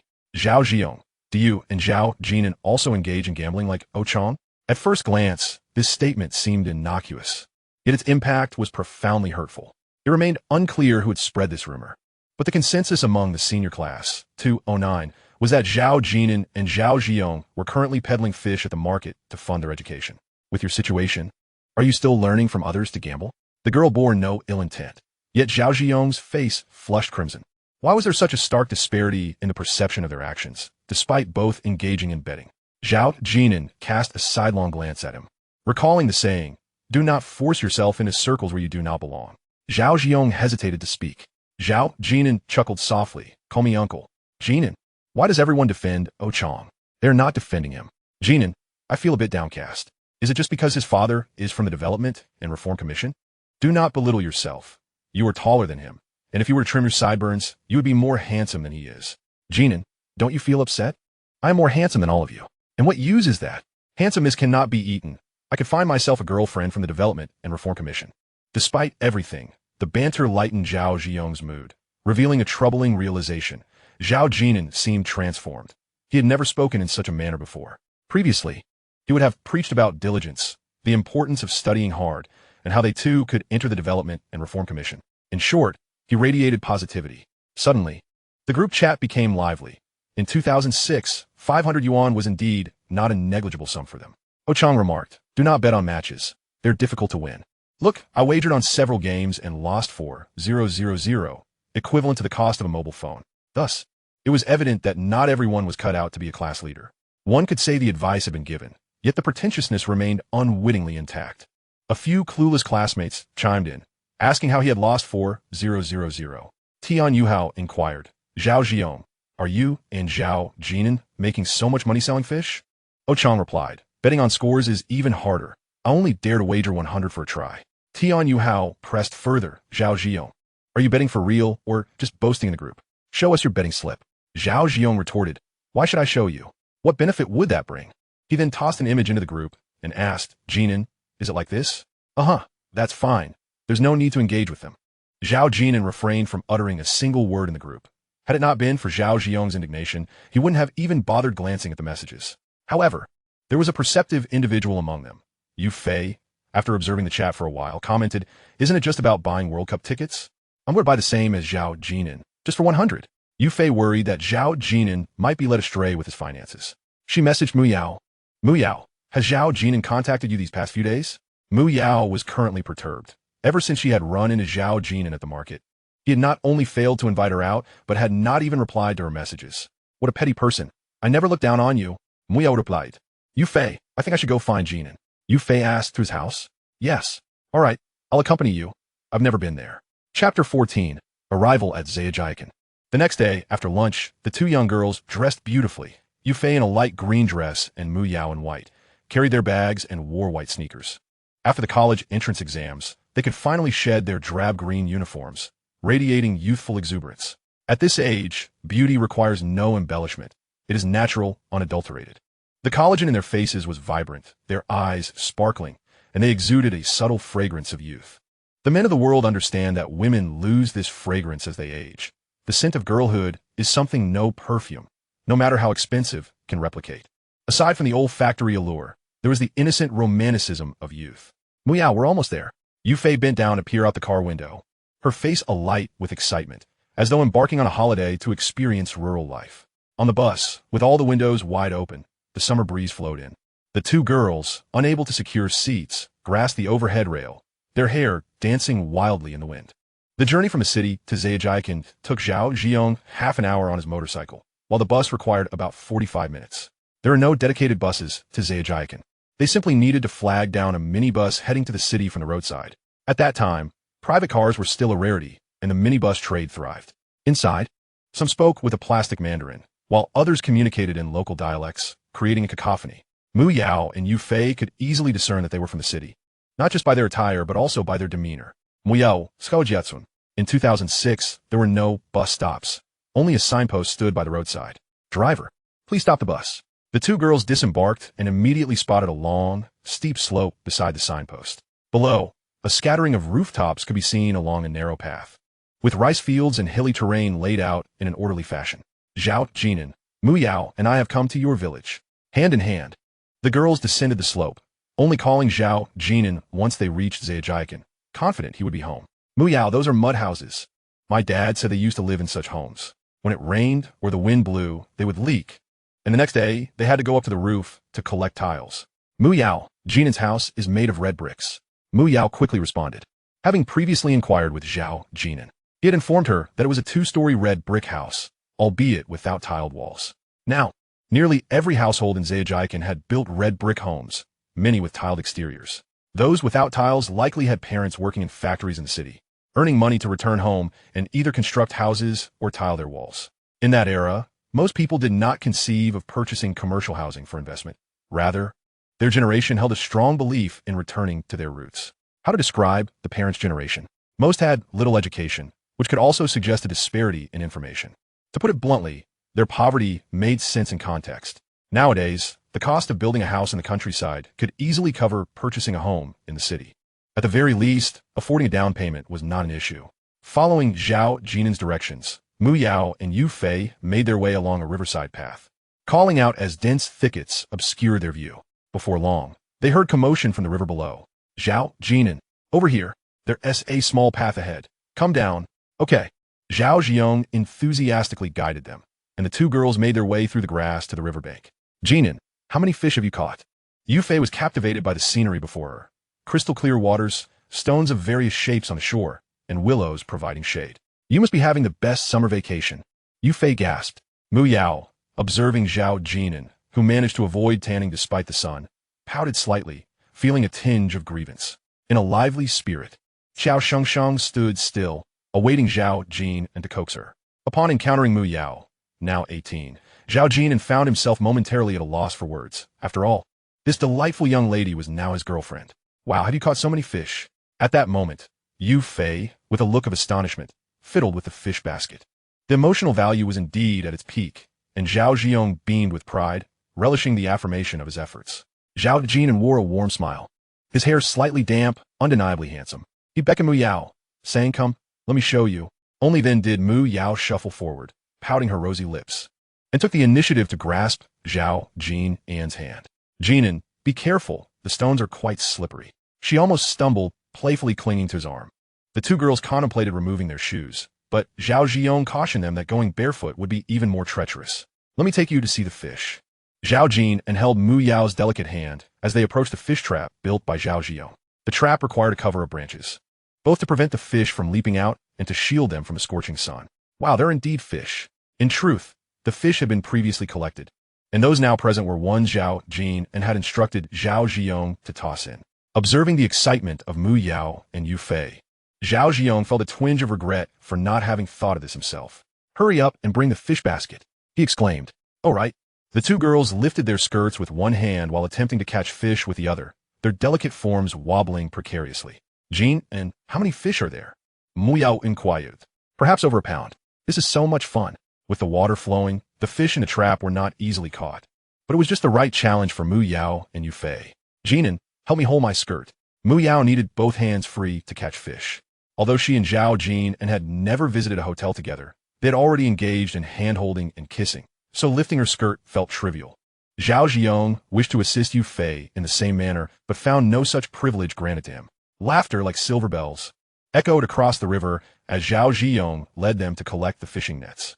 Mu Yao and Yu Fei were thoroughly enjoying themselves. Was this not more delightful than an arcade? "Jin'an, carry me," Mu Yao said, taking hold of Zhao Jin'an's arm and tiptoeing to plant a kiss on his cheek. Yu Fei rolled her eyes. "Be mindful. Don't flaunt your affection." "Hee. But I want tea." "All right.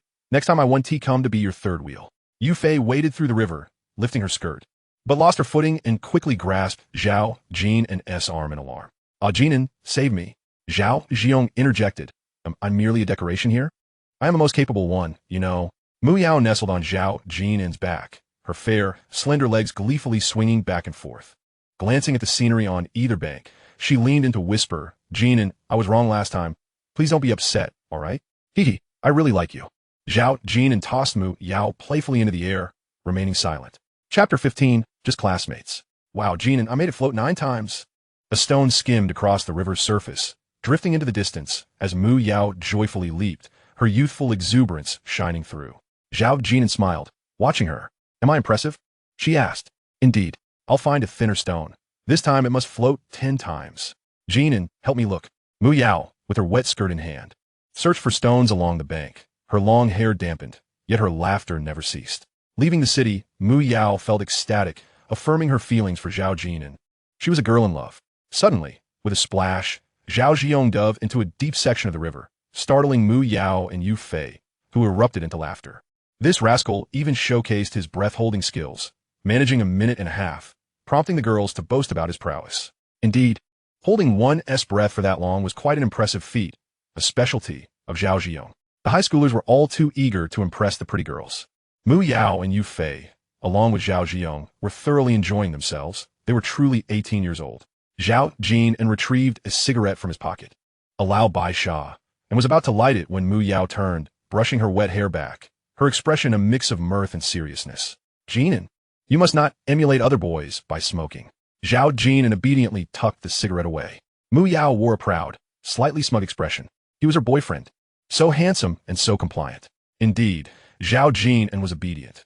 One could say that the 18-year-old version of him had always been so. The term had yet to form. But in Mu Yao's heart, it perhaps implied nurturing such a charming boyfriend was truly wonderful. As the sun set, after a day filled with play, they noticed it was nearly 6. The four returned to the village. Mu Yao and Yu Fei, thoroughly satisfied, followed Zhao Jin'an, who rode his motorcycle ahead at a leisurely pace. He turned back occasionally to chat, his smile radiant and carefree. Mu Yao, why don't you stay for dinner? Jin'an's grandmother cooks splendidly. Huh? Mu Yao exclaimed. Is it too soon a visit? Sure, why not? Yu Fei thought nothing of it. It was perfectly normal to visit a classmate's home after the college entrance exams, everyone arriving empty-handed, calling out Uncle and Annie upon entering. After dinner, I'll ride my motorcycle to take you back. With that, Zhao Jin'an revved the engine, leaving a trail of exhaust as he sped ahead, perhaps signaling their arrival. As Zhao Jin'an and the girls made their way back, Mu Yao hesitated slightly upon reaching the slope. Is this Jin'an's home? A 2-story red brick house, unadorned with tiles, its windows still the old wooden style. This house must have been built many years ago, as today's rural constructions typically featured sliding windows akin to those in cities. Brother, Zhao Yueqian had received word and was already waiting at the slope, not sweetly calling out sister, but biting her finger and smiling shyly, a touch bashful, likely a reflection of her upbringing. This is Zhao Yueqian, my sister, the daughter of my uncle, Zhao Jin'an introduced. Your sister is so beautiful. While she was indeed lovely, she bore the marks of play with village friends. Her little dress slightly soiled. Yu Fei took Mu Yao's hand, leading her forward to tease Zhao Yueqian. Next time I come, I'll bring you some treats. Lollipops? Is there a convenience store around here? I'll take you to buy iced pops. Mu Yao knelt down to gently touch Zhao Yueqian's cheek. Meanwhile, their grandmother busied herself in the kitchen, glancing out momentarily before returning inside. This was Zhao Jin'an's first time bringing a female classmate home. Zhao Jin'an followed her in, casting a glance at Zhao Jin'an, who was helping to wash vegetables. Zhao Jin'an shook his head, indicating he would not reveal Zhao Jin'an's relationship with Mu Yao. Zhao Jin'an was concerned that his grandmother might feel pressured. After all, it was customary in the village to prepare a generous red envelope for a girl if one's grandson brought home a girlfriend for the first time. His grandmother would not wish to breach etiquette or be a burden to her grandson. In families like theirs, the grandmother would strive to uphold her role. There was little else she could do for her grandson. Indeed, only these modest gestures sufficed. Grandmother, where's Auntie? She went to the village committee. The grandmother regarded her grandson for a moment, seemingly wanting to inquire about something, but returned to stir-frying the vegetables. Zhao Jin'an has long harbored a question.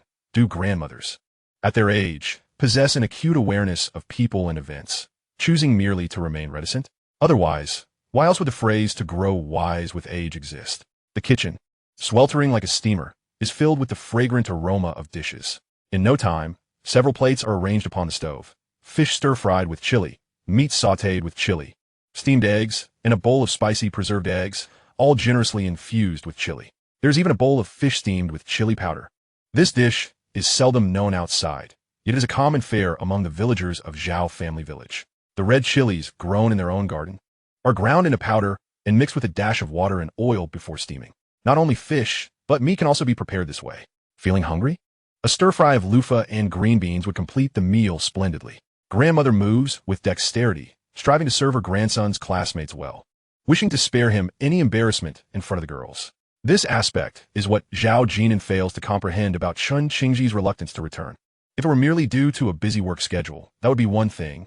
But to avoid coming home, even during the new year, for several consecutive years, is perplexing. Grandmother is not a harsh woman.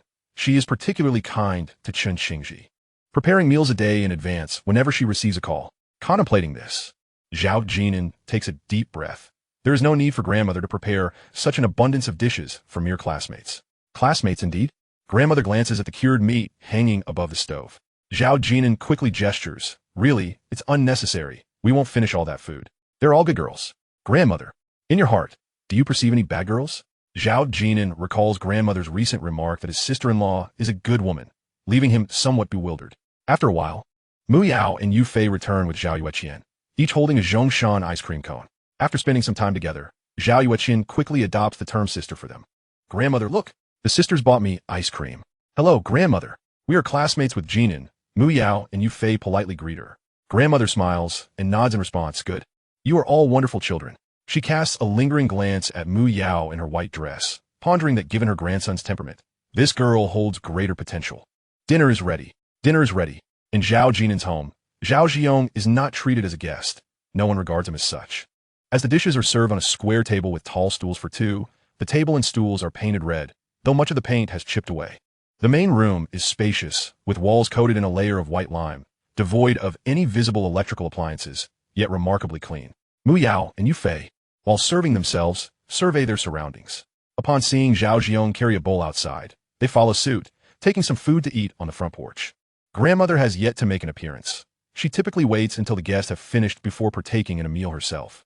No amount of persuasion can change this. It seems many women of grandmother's generation behave similarly. Women do not sit at the table. Jin'an, your grandmother's cooking is truly delicious. Yu Fei nods repeatedly, completely abandoning any semblance of ladylike decorum. Indeed, the people from Xiangnan have a robust tolerance for spice, and Mu Yao also serves herself generously, likely due to an appetite sharpened by an afternoon of play. As they eat, she inquires, Jin'an, where's grandmother? Chapter 16, This Life Shall Not Err. While serving Zhao Yueqian her meal, it becomes apparent that had Mu Yao and Yu Fei not come, grandmother would not have prepared such an abundance of dishes. The household is not impoverished to that extent. It simply seems unnecessary. Moreover, aside from the meat, these dishes bear the flavor of homegrown produce. The chilies are from their own garden, the fish freshly caught from the river, and the eggs laid by their own hens. The four of them, bowls in hand, chat and eat on the front porch, with Mu Yao and Yu Fei asking questions while Zhao Ziyong provides introductions. The neighbor, Yin Xiaolan, peeks out but quickly retreats. Just before entering, she casts a lingering glance at Mu Yao. This girl must be Jin'an's girlfriend. She muses, her thoughts aligning with grandmother's. Next door resides his sister-in-law. While the two-story building on this side belongs to Jin'an's uncle, Zhao Ziyong gestures with his chopsticks, indicating the surroundings. The two adjacent houses are adorned with small white tiles, resembling a common design found in self-built homes across rural Xiangnan. As they engage in conversation, a boisterous voice from the road below interrupts. Wang Jinru, her tone sharp and unrelenting. Isn't it just bullying? Look at us without any men around. What do we get? 5000 for 985211, but for our Jin'an, only 2000. Who is that person who, 2 years ago, didn't perform as well as Jin'an? Why does he deserve 5000?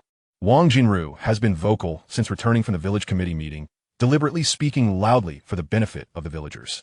She pays no mind to the 985211, aiming simply to extract more money from the village. In some rural areas, it is not uncommon for her to assert at home, if it weren't for my audacity, you all would have been bullied to death. Mu Yao and Yu Fei exchange glances, unsure how Zhao Ziyong might navigate this situation.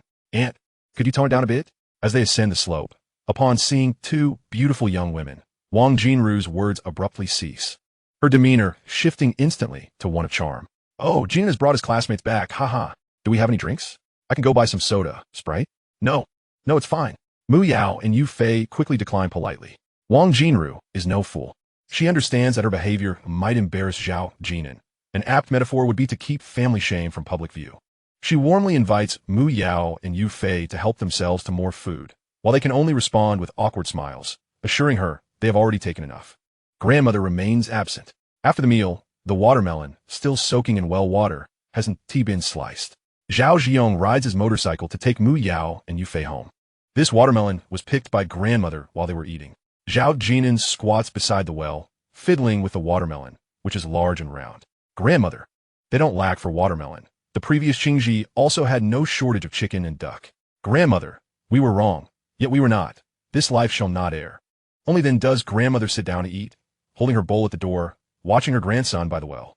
Upon returning home, she notices her daughter's little white shoes are wet, prompting Mu Rinxiang and Zhang Hui to exchange glances of suspicion. Daughter, where have you been playing today? Huh? Mu Yao, bending to change her shoes, is at a loss. For some reason, she does not mention Zhao Jin'an or her visit to Zhao family village. I just went out to play with classmates, she replies vaguely. However, how can she hide the truth from her parents? Zhan Yu smiles. Is it that you started dating? It's just that high school forbids you from dating to avoid affecting your studies. Tell me, who is that boy? Can I meet him? Oh, after we've been dating for a while, I'll introduce you. Mu Yao quickly changes her shoes and eagerly retreats into her bedroom. Dating? Zhang Hui and Mu Rinxiang share a knowing glance, confirming their suspicions. Should we ask? Ask whom? The homeroom teacher, and also your classmates. Just keep an eye on her tonight. She must not stay out late. In Mu Rinxiang's mind, it is always the case that girls are more vulnerable. And as a father, he is reluctant to let his precious daughter, a delicate flower, be trampled by the pigs. Yet, if she becomes an old cabbage with no one to pursue her, parents will grow anxious. At 18, Mu Yao faces none of these issues, being so exceptional. Her parents naturally hope for a partner of equal merit. Yet, how does one define such excellence? This scenario had unfolded in the previous life, though it occurred 3 days after the World Cup final. In this life, it transpires on the very day of the World Cup final itself. Zhao Jin'an received an unfamiliar call, and a voice, cold and distant, emerged from the other end. Hello, may I ask if this is Zhao Jin'an? Yes. Greetings. I am Mu Yao's mother. Hello, Andy. There was a clear pause on the other end of the line. Zhao Jin'an's demeanor was remarkably composed, devoid of any hint of panic, which was unusual for a recent high school graduate. Typically, a timid person might have hung up in a moment of nervousness, or at the very least, the greeting hello, Andy, would have been tinged with anxiety. Zhao Jin'an, do you have time tomorrow? Yes. Could we meet tomorrow? All right. After hanging up, Zhao Jin'an, who was sitting in the courtyard enjoying the cool breeze, instinctively reached for a cigarette, but then halted, gazing at the dimming horizon with a long sigh. So it has finally arrived. A notification pinged on his phone. An unknown number. Tomorrow at 10:30 a.m. At Bon Coffee. The location remained the same. Only the time had changed. In his previous life, Zhao Jin'an and Mu Yao dated for 2.5 years in college.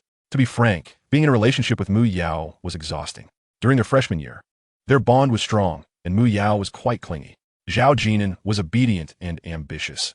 He endeavored to become exceptional and fulfilled his duties as a boyfriend. When did things start to change?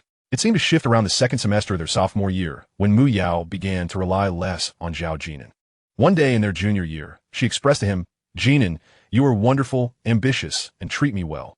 I know all this, but you lack ambition. No, it's not ambition. It's that you are too quiet. Yet, that wasn't quite right either. Mu Yao shook her head, perhaps uncertain of how to articulate her feelings, and when it came to breaking up, she couldn't even provide a rational explanation. Zhao Jin'an simply asked her, are you tired of it? And walked away. Mu Yao shouted after him, look, just like that, we break up. You're like this too. Zhao Jin'an turned calmly and replied, you tell your classmates that my family is in business, but my father passed away when I was in elementary school. Furthermore, my part-time job is to earn money, not to experience life. Those who could attend Central South University did not need everything spelled out. They could comprehend it themselves. Zhao Jin'an understood Mu Yao as well. What ambition, what quietness. If one's family background was favorable, wealthy, and influential, was being quiet truly a problem? In fact, the term capability would be more fitting. Zhao Jin'an departed without any lingering attachments, no entanglements, and did not demand a reasonable explanation from Mu Yao. For instance, he did not inquire if she had developed feelings for someone else or whether a more outstanding young man was pursuing her. Nor did he plead for time like a pure-hearted warrior, promising to become better and meet her expectations. Mu Yao crouched on the ground, covering her face and weeping, uncertain whether she was mourning herself or their relationship. The following day, Zhao Jin'an donned a white t-shirt, black trousers, and slipped on a pair of 2-year-old flat shoes. In the sweltering summer heat, not wearing shorts and flip-flops was a sign of respect for both himself and others.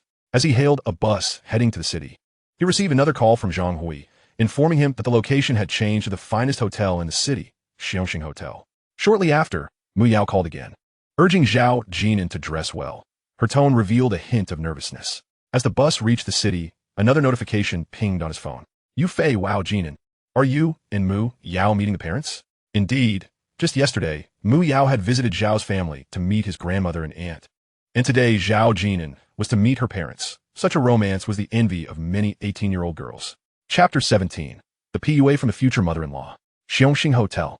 Below was a wide river, and on the second floor was a private room. Mu Renqiang, Zhang Hui, another man, and a younger-looking woman who bore some resemblance to Zhang Hui were present. Zhang Yunqian, Mu Ypsilonois Ent. The middle-aged man was Mu Renjun, Mu Yao's uncle. In his previous life, Zhang Yunqian had returned to Junsha on this day. Having heard that her niece was dating, she wished to meet him. Mu Yao, having finished her call, entered with her head bowed, like a child who had committed a wrongdoing. "Mu Yao, is your boyfriend arriving soon?" Zhang Yunqian inquired. Mu Yao replied softly, finding a seat. Zhang Yunqian exchanged a glance with Zhang Hui. They were relieved that Mu Yao had yet to take Zhao Jin'an to a hotel. Upon learning of Zhao Jin'an's family background, Zhang Hui defined him as lacking discernment. What on earth was this? Zhang Yunqian also labeled Zhao Jin'an as a phoenix man. "Mu Yao, how much red envelope did your boyfriend's grandmother give you yesterday?" Zhang Yunqian asked pointedly. "None, we just went as classmates," Mu Yao explained. Just then, a server knocked and entered, asking if they would like to order. Mu Renqiang raised his hand, but Zhang Yunqian interrupted, instructing the server to wait until everyone arrived. After a while, footsteps echoed in the corridor. Mu Yao stood up, knowing Zhao Jin'an had arrived. "Jin'an, over here." Seeing Zhao Jin'an not dressed in shorts and flip-flops eased her anxious heart a little. Zhao Jin'an naturally stood at the door, recognizing Zhang Yunqian from Junsha. Only Mu Renjun was meeting him for the first time. How to describe Zhang Yunqian? She was a woman of decent appearance, well-dressed, engaged in cosmetics business in Junsha, likely with some wealth. At the door, Zhao Jin'an noticed the LV bag on the table, adorned with numerous logos, making it hard to miss. There was also a car key, a BMW. In fact, there were two keys. Mu Renqiang had a Volkswagen key placed in front of him. In 2006, private cars were not yet commonplace, making them a source of pride. They were not merely flaunting such material possessions. It was rather shallow. Zhao Jin'an chuckled inwardly and politely followed Mu Yao's lead in greeting. "Uncle, Auntie, and good day to you, Auntie." Mu Yao animatedly broke the ice, pulling out a chair for Zhao Jin'an to sit. Zhao Jin'an caught sight of a Gucci bag on the chair beside Zhang Hui, suddenly feeling an urge to laugh. In his previous life, 18-year-old Zhao Jin'an was unaware of Gucci. At Bont Coffee, when Zhang Hui placed her bag on the table, she too was oblivious. It was hardly Zhao Jin'an's fault. Having never left Qinzhou and never been exposed to luxury goods, what could one expect of his worldly knowledge? He was familiar with LV simply because it was a widely recognized brand. Observing Zhao Jin'an with no sign of nervousness, sitting gracefully and at ease, left the four elders momentarily speechless. How peculiar. He exuded a sense of relaxation. Yes, that was it, relaxation. Where did he acquire such an aura? The four elders exchanged glances. Zhang Hui felt this sensation most profoundly. She had spoken to Zhao Jin'an on the phone, and it was indeed this very feeling, an indescribable sensation. In truth, Mu Yao had not been mistaken in her previous life when she remarked that Zhao Jin'an was too quiet. This individual seemed devoid of any fiery spirit. Mu Renqiang and Zhang Hui exchanged glances, seemingly understanding why their daughter was drawn to this young man. He was undeniably handsome. "Server, less order." Zhang Yunqian summoned the waiter and placed the menu on the table, turning it toward Zhao Jin'an. "Jin'an, you may order," she said with a smile. "You go ahead and order." Zhao Jin'an handed the menu to the nearby Mu Yao without even flipping it open. Mu Yao, without a second thought, began to peruse the menu and select dishes. Zhao Jin'an, however, remained fixed in his gaze, not even casting a glance at the menu. Zhang Yunqian, still smiling, urged, "Jin'an, take a look and feel free to order whatever you desire." This sentiment, though seemingly warm, might be misconstrued by those unfamiliar with Zhang Yunqian, or perhaps by the naive 18-year-old Mu Yao, who failed to grasp its implications. She lowered her head and inquired, "Jin'an, what would you like to eat?" "I am easygoing. I can eat anything." Indeed, after Mu Yao chose two dishes, Zhang Yunqian directly asked the waiter about the signature dishes and the salmon. She even inquired about the prices of these dishes.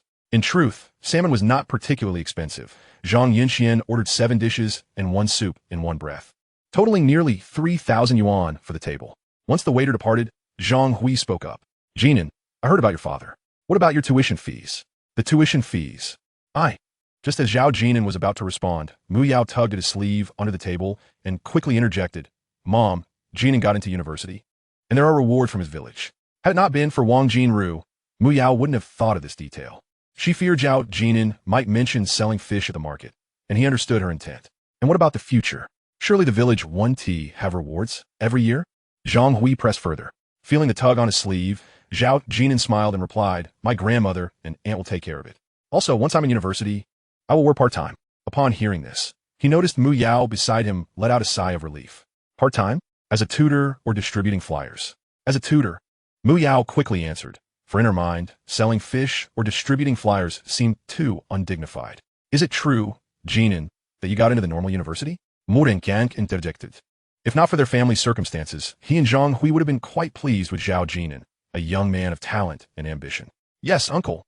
Zhao Jin'an replied politely. "The normal university is part of the 211 project, correct?" Mu Renxiang looked at his brother beside him. Mu Renjun nodded in affirmation. "Central South University of Technology is part of the 985 project?"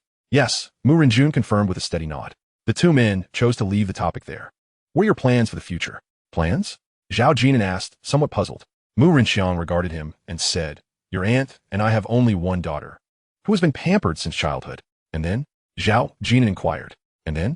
Mu Renxiang found himself momentarily at a loss for words. He began to introduce himself.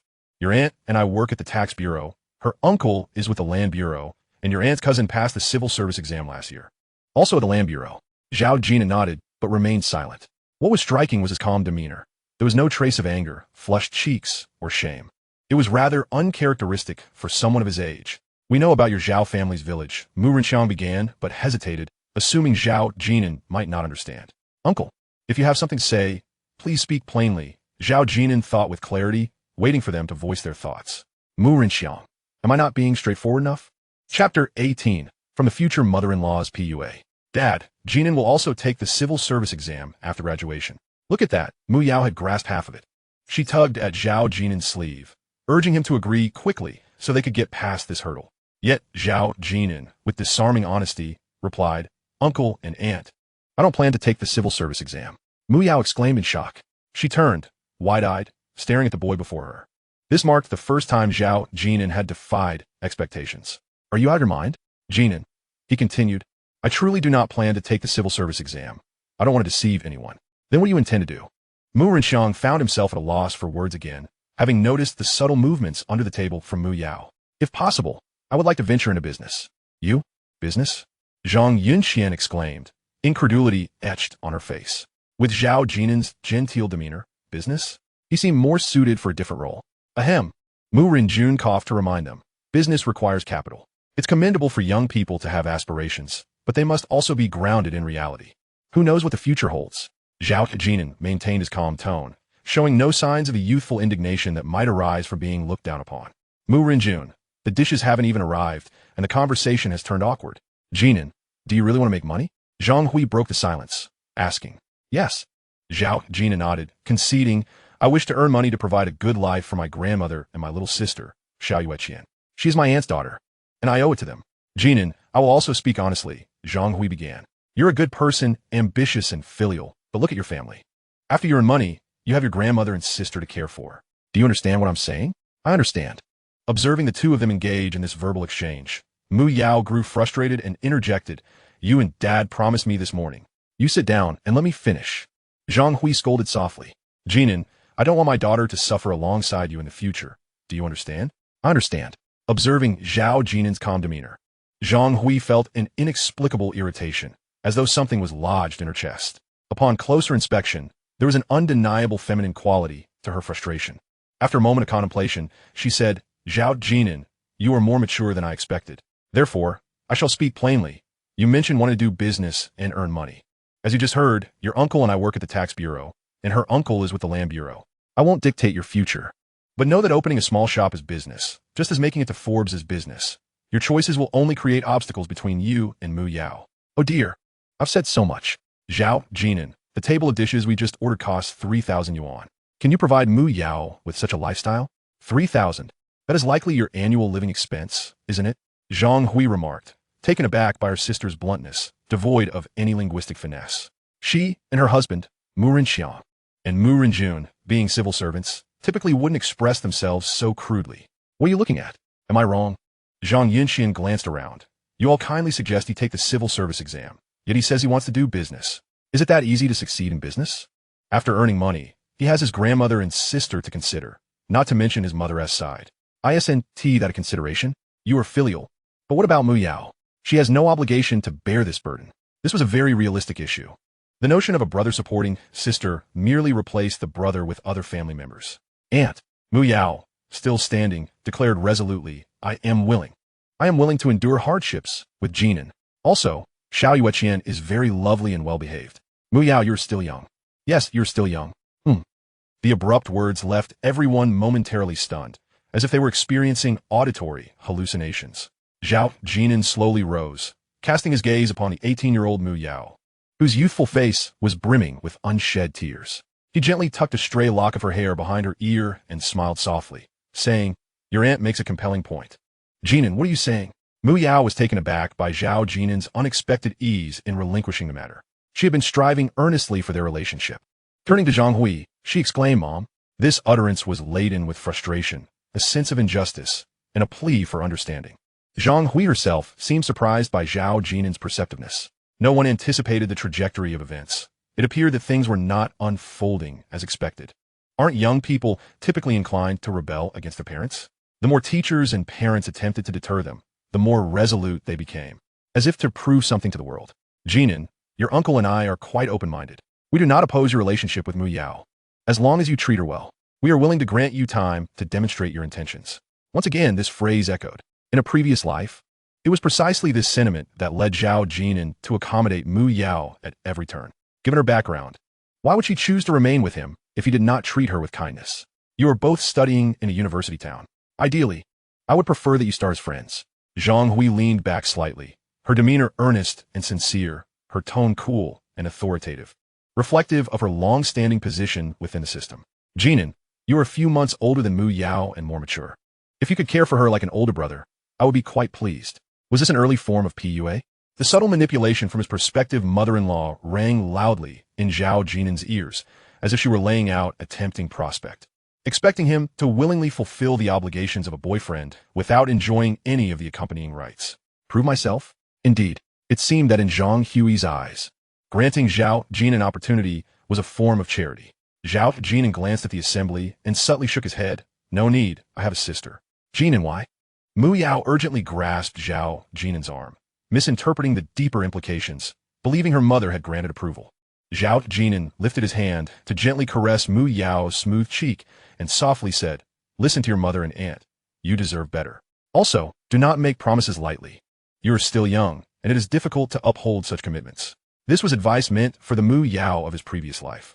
No, Jin'an, I am willing to support you and your sister, even if life is tough. Mu Yao's face was resolute. Perhaps in that moment, she spoke with sincerity. Zhao Jin'an smiled gently. Then why have I not seen you at the market these past few days? Mu Yao fell silent, tilting her face upward as tears rolled from her eyes. Indeed, she had been deliberately avoiding the market, even taking longer routes with classmates to avoid being seen. She did not wish for her peers to witness her boyfriend selling fish at the market. What market? Observing the bewildered expressions of the others, Zhao Jin'an turned and smiled lightly. Yes, I sell fish at the market, right outside, the fish from the river, and the village's reward is only 2,000. Is this what you consider business? How much do you earn in a day? Zhang Jin'an scoffed. Chapter 19, The Breakup. Just then, the server knocked and began to serve the dishes. I apologize. Please excuse me. Zhao Jin'an nodded in apology, having never intended to stay for a meal. Zhao Jin'an. I do not agree. I do not agree to the breakup. Mu Yao stood her ground, stubbornly. Despite having achieved the outcome she desired, it was far easier than anticipated. Yet Zhang Hui felt a sense of unease. She began to question whether Zhao Jin'an truly cared for her daughter. Otherwise, how could he be so nonchalant? Jin'an, the dishes have been ordered. Let us eat before leaving, Zhang Hui suggested, perhaps out of politeness, wishing to engage Zhao Jin'an in conversation to ease her own discomfort. She wanted to see him flustered, reluctant, resistant, arguing his case, if only to utter the phrase, do not underestimate the youth in poverty. That would align with the character of young people. Instead, he appeared ready to let go at a moment's notice, which was entirely unforeseen. It was as if a punch had landed on cotton, leaving everyone feeling unsettled. Those with fragile self-esteem often possess an inflated sense of pride. Such individuals tend to be highly sensitive. Zhang Yunqian's tone was light, believing Zhao Jin'an's refusal to stay stemmed from a pitiable sense of pride. Sensitive indeed? At that moment, Zhao Jin'an halted, turning to face Zhang Yunqian, then the others. Isn't this what you all wish to see? He gestured toward the LV bag and car keys on the table. From the moment I entered the hotel until now, the car keys, the bag, the menu, everything reminds me of my lower status. I am the one who has overreached. I am the undeserving one, constantly reminded to retreat. Everyone fell silent. Mu Renqiang discreetly took down the car keys. They had not anticipated Zhao Jin'an's awareness, nor his willingness to speak so candidly. This was the first time Zhao Jin'an had shown any aggression since entering. Despite Zhang Yunqian's previous harsh remarks, he had remained composed. Mu Yao, realizing the implications, glared at her mother and aunt, the 18-year-old girl unprepared for the complexities of adult life. Studying for civil service is for your own good. Zhang Yunqian adeptly shifted the topic. Do not be so ungrateful. If you pursue civil service, my sister and brother-in-law can assist you. Do you think the tax bureau and land bureau are operated by your family? Zhao Jin'an fixed his gaze on Zhang Yunqian, leaving no room for her to save face. Speaking nothing but the truth. Civil service exams are to be taken, but Mu Renqiang and Mu Renjun lack the capability, and merely securing a position will not suffice. Is this how you speak? So bluntly? The two brothers exchanged a glance, their expressions strained and unable to counter. Zhang Yunqian was similarly at a loss for words. One who eats from another's hand must not bite the hand that feeds. Zhao Jin'an owed nothing to anyone present. He scanned the room, finally resting his gaze on the tearful Mu Yao beside him. Listen to your mother and aunt. There is no brother here. We are merely classmates. The latter part of his statement was directed at everyone present. He wished to avoid carrying any burdens to Junsha, allowing Zhang Hui to find some ammunition against him. Without waiting for Mu Yao's response, Zhao Jin'an turned and left. Dad, Mom, you promised me this morning. Why are you doing this? Mu Yao's tears could no longer be contained, likely spurred by Zhao Jin'an's earlier remark about why he had not seen her at the market. You see, I told you. Those types are the most sensitive inside. I have encountered many like them. As she observed her niece's angry glare, Zhang Yunqian smiled. Mu Yao, do not worry. He leaves so elegantly now, but he will seek you out in Junsha. Not to mention how exceptional and beautiful our Mu Yao is. Aunt, please stop. They likely believe this matter was not as easily concluded. There's an old saying, a man chases a woman across a mountain. A woman chases a man through a veil, and currently, Mu Yao was not acquiescing.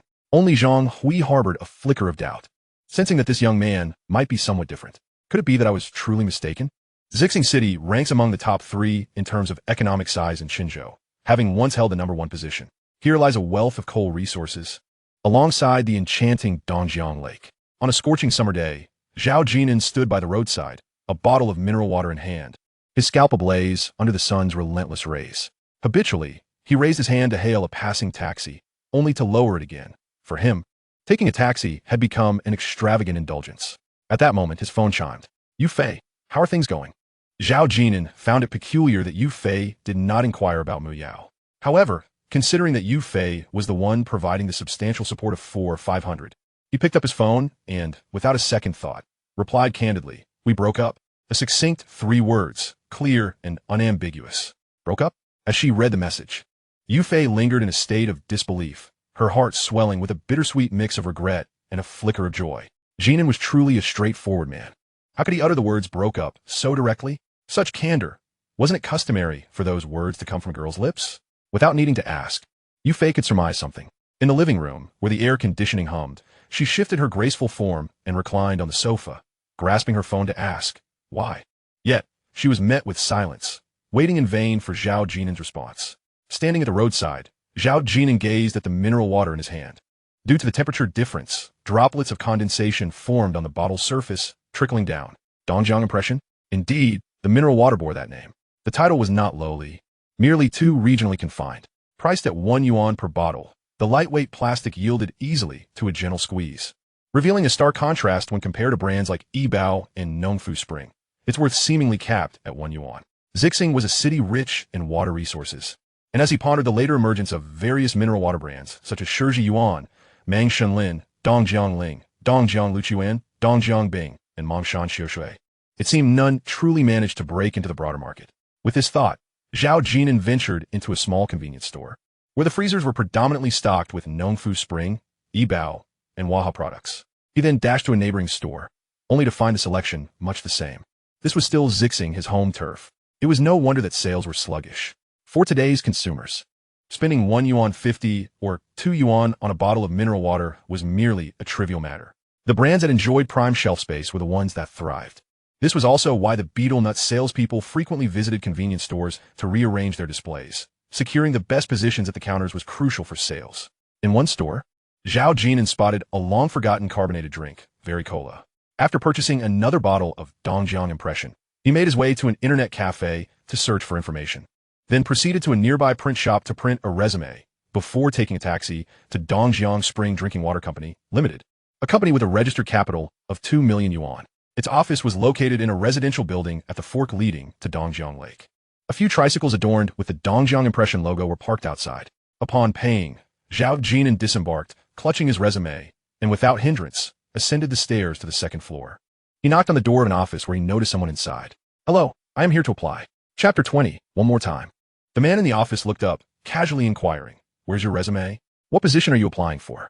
"Marketing director," Zhao Jin'an replied flatly. The man, Hu Chun, raised an eyebrow.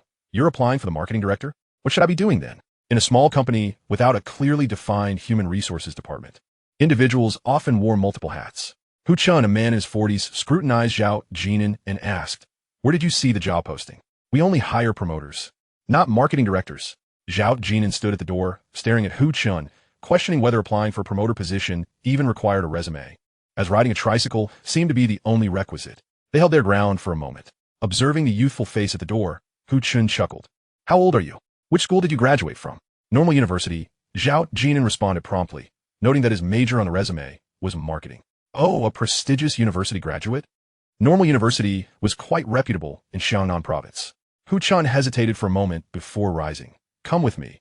The marketing director position is not something I can offer you." He did not doubt Zhao Jin'an's credentials. A company like theirs wouldn't entertain such suspicions. They had no such concept, as long as one did not show signs of weakness. "Have you graduated?" "Almost. Internship? Or summer job?"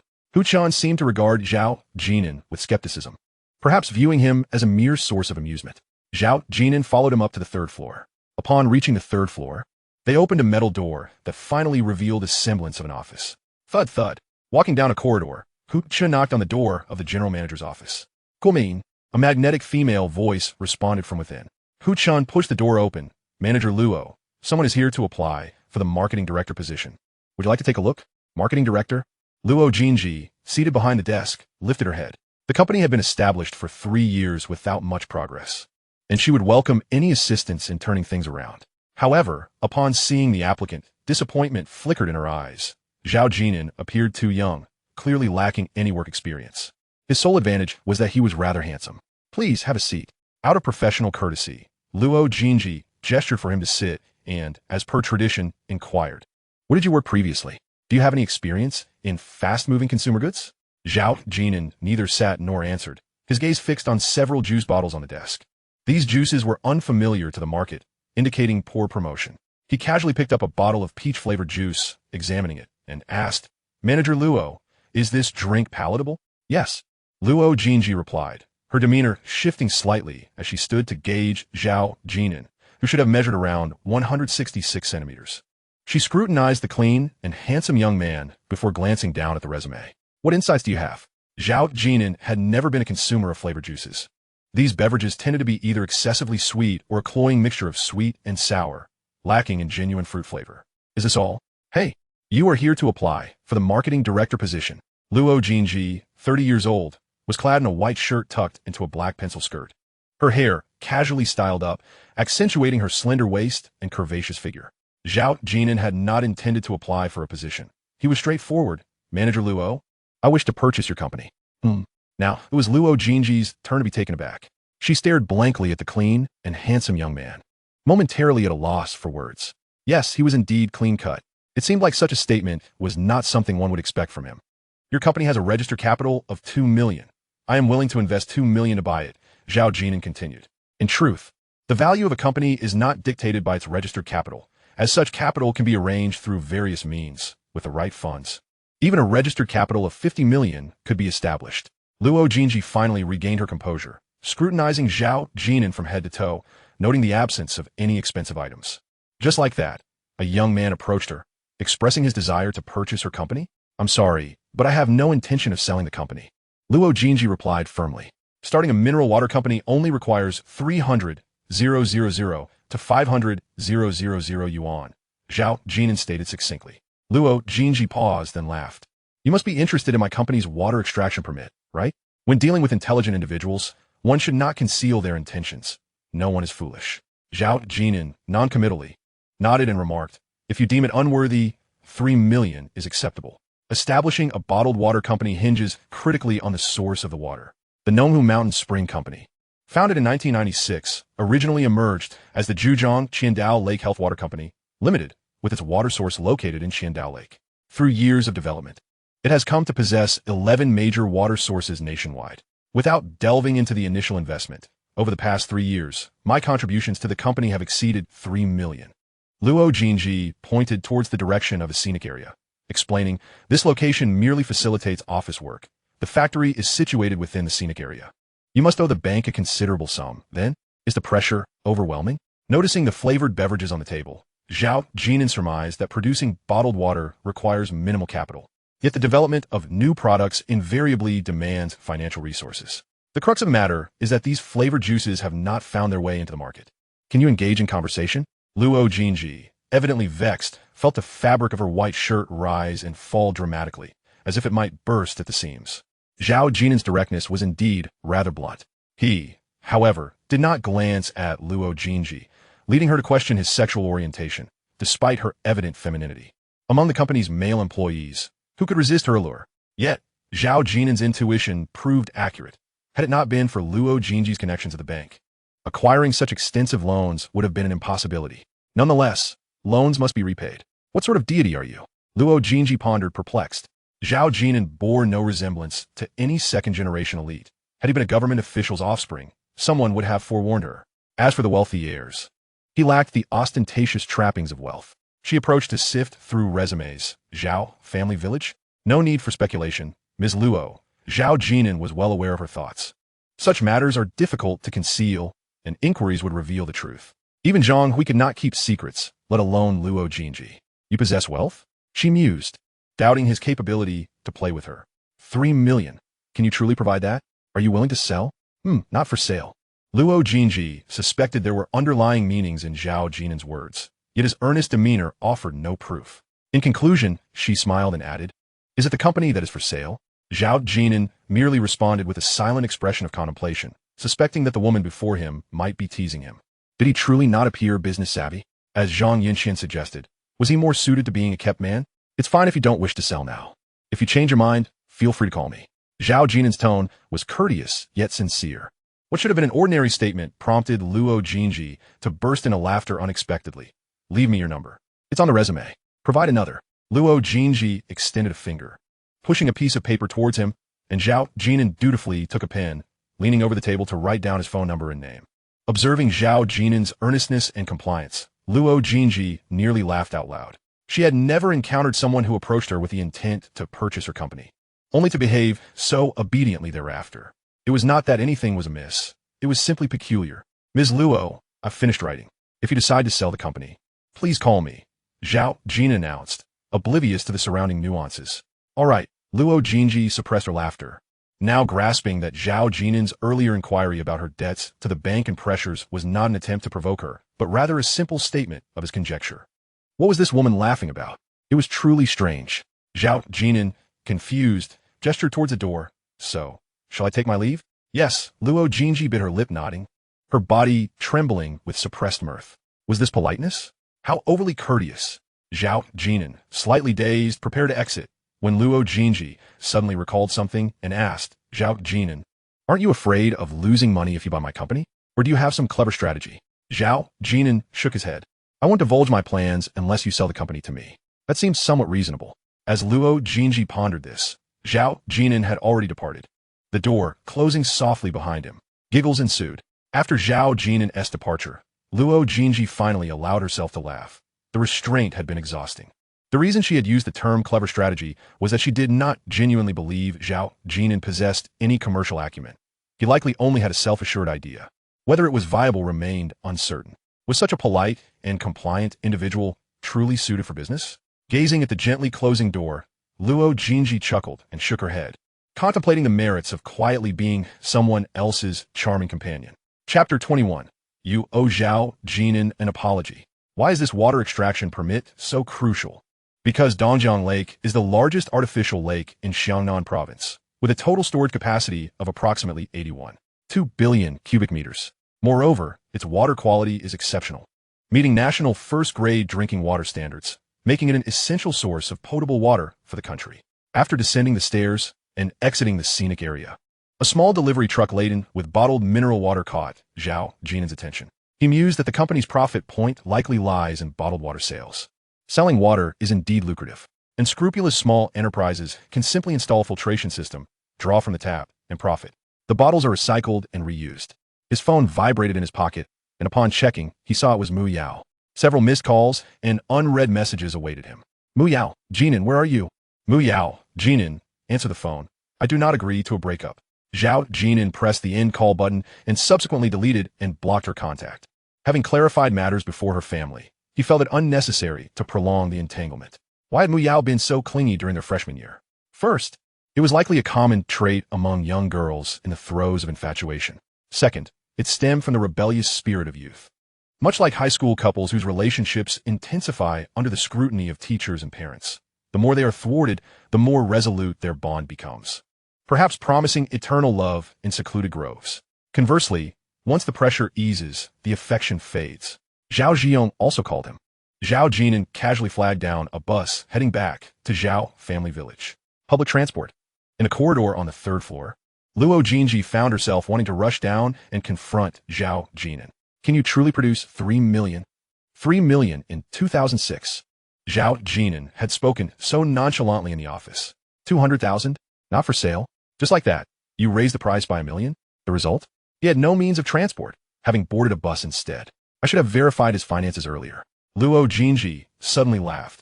Her desire to tease Zhao Jin'an ignited. She was curious to see how the earnest Zhao Jin'an would react in a moment of embarrassment. He had approached her with intent to purchase her company. Did he not realize she would observe him closely?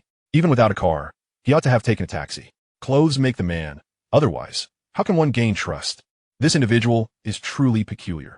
Upon returning to Zhao family village, Zhao Jin'an located Zhao Ziyong along the riverbank. Zhao Ziyong, carrying a new energy source and a fish basket, appeared to have had a successful catch. Jin'an, where have you been again? With the potential to earn dozens to hundreds of yuan daily, Zhao Ziyong was full of vigor.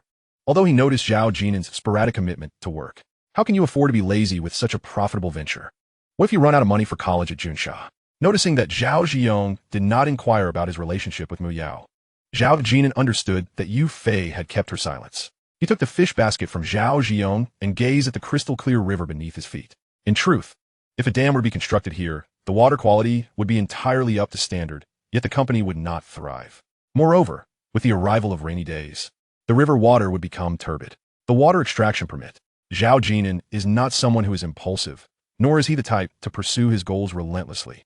If Luo Jinji does not sell the company, he will not strive to persuade her further. He could even forego establishing a bottled water company entirely.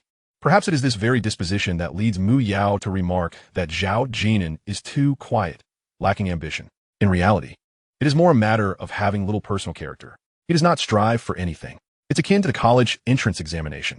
During the final 100 days of intensive preparation, his classmates are all fervently dedicated, studying with utmost determination, while Zhao Jin'an remains as calm as ever.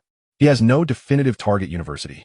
If he could gain admission to a 985 or 211 university, he would be content. If he were to perform poorly, he would save money. Nighttime, or rather, early morning, dawned with a grayish light. Numerous calls flooded in for Zhao Jin'an, and the class group chat for 209 was abuzz with excitement. The World Cup final, France versus Italy, had concluded with a score of 11. Damn, Zhao Ziyong, are you saying Zhao Jin'an placed a bet 11? Where is Zhao Jin'an? After chatting for a while, they suddenly realized that Zhao Jin'an had not contributed to the conversation at all. Someone urged, Zhao Jin'an, come out quickly and tell us, how much did you bet? Another chimed in, Zhao Ziyong, where is Zhao Jin'an? Aren't you with him? Zhao Ziyong replied, no. His phone is off. Zhao Ziyong had stayed up all night, having placed a bet of 228 yuan. Could he really sleep? He too had been anxious all night, only to realize he was the fool who missed out on a fortune. Did Zhao Jin'an manage to sleep? This question had crossed not only Zhao Ziyong's mind, but also Mu Yao's and Yu Fei's. They had both called Zhao Jin'an, though Mu Yao's call went unanswered. Zhao Ziyong, you weren't watching the game with Zhao Jin'an? Some expressed disbelief. We would have been better all so excited. How could he possibly sleep? Having never earned a dime since graduating high school, how could he resist such unexpected wealth? Zhao Ziyong replied, no, he said it was too late and wanted to sleep. A sudden silence enveloped the group chat. This bluff was impressive.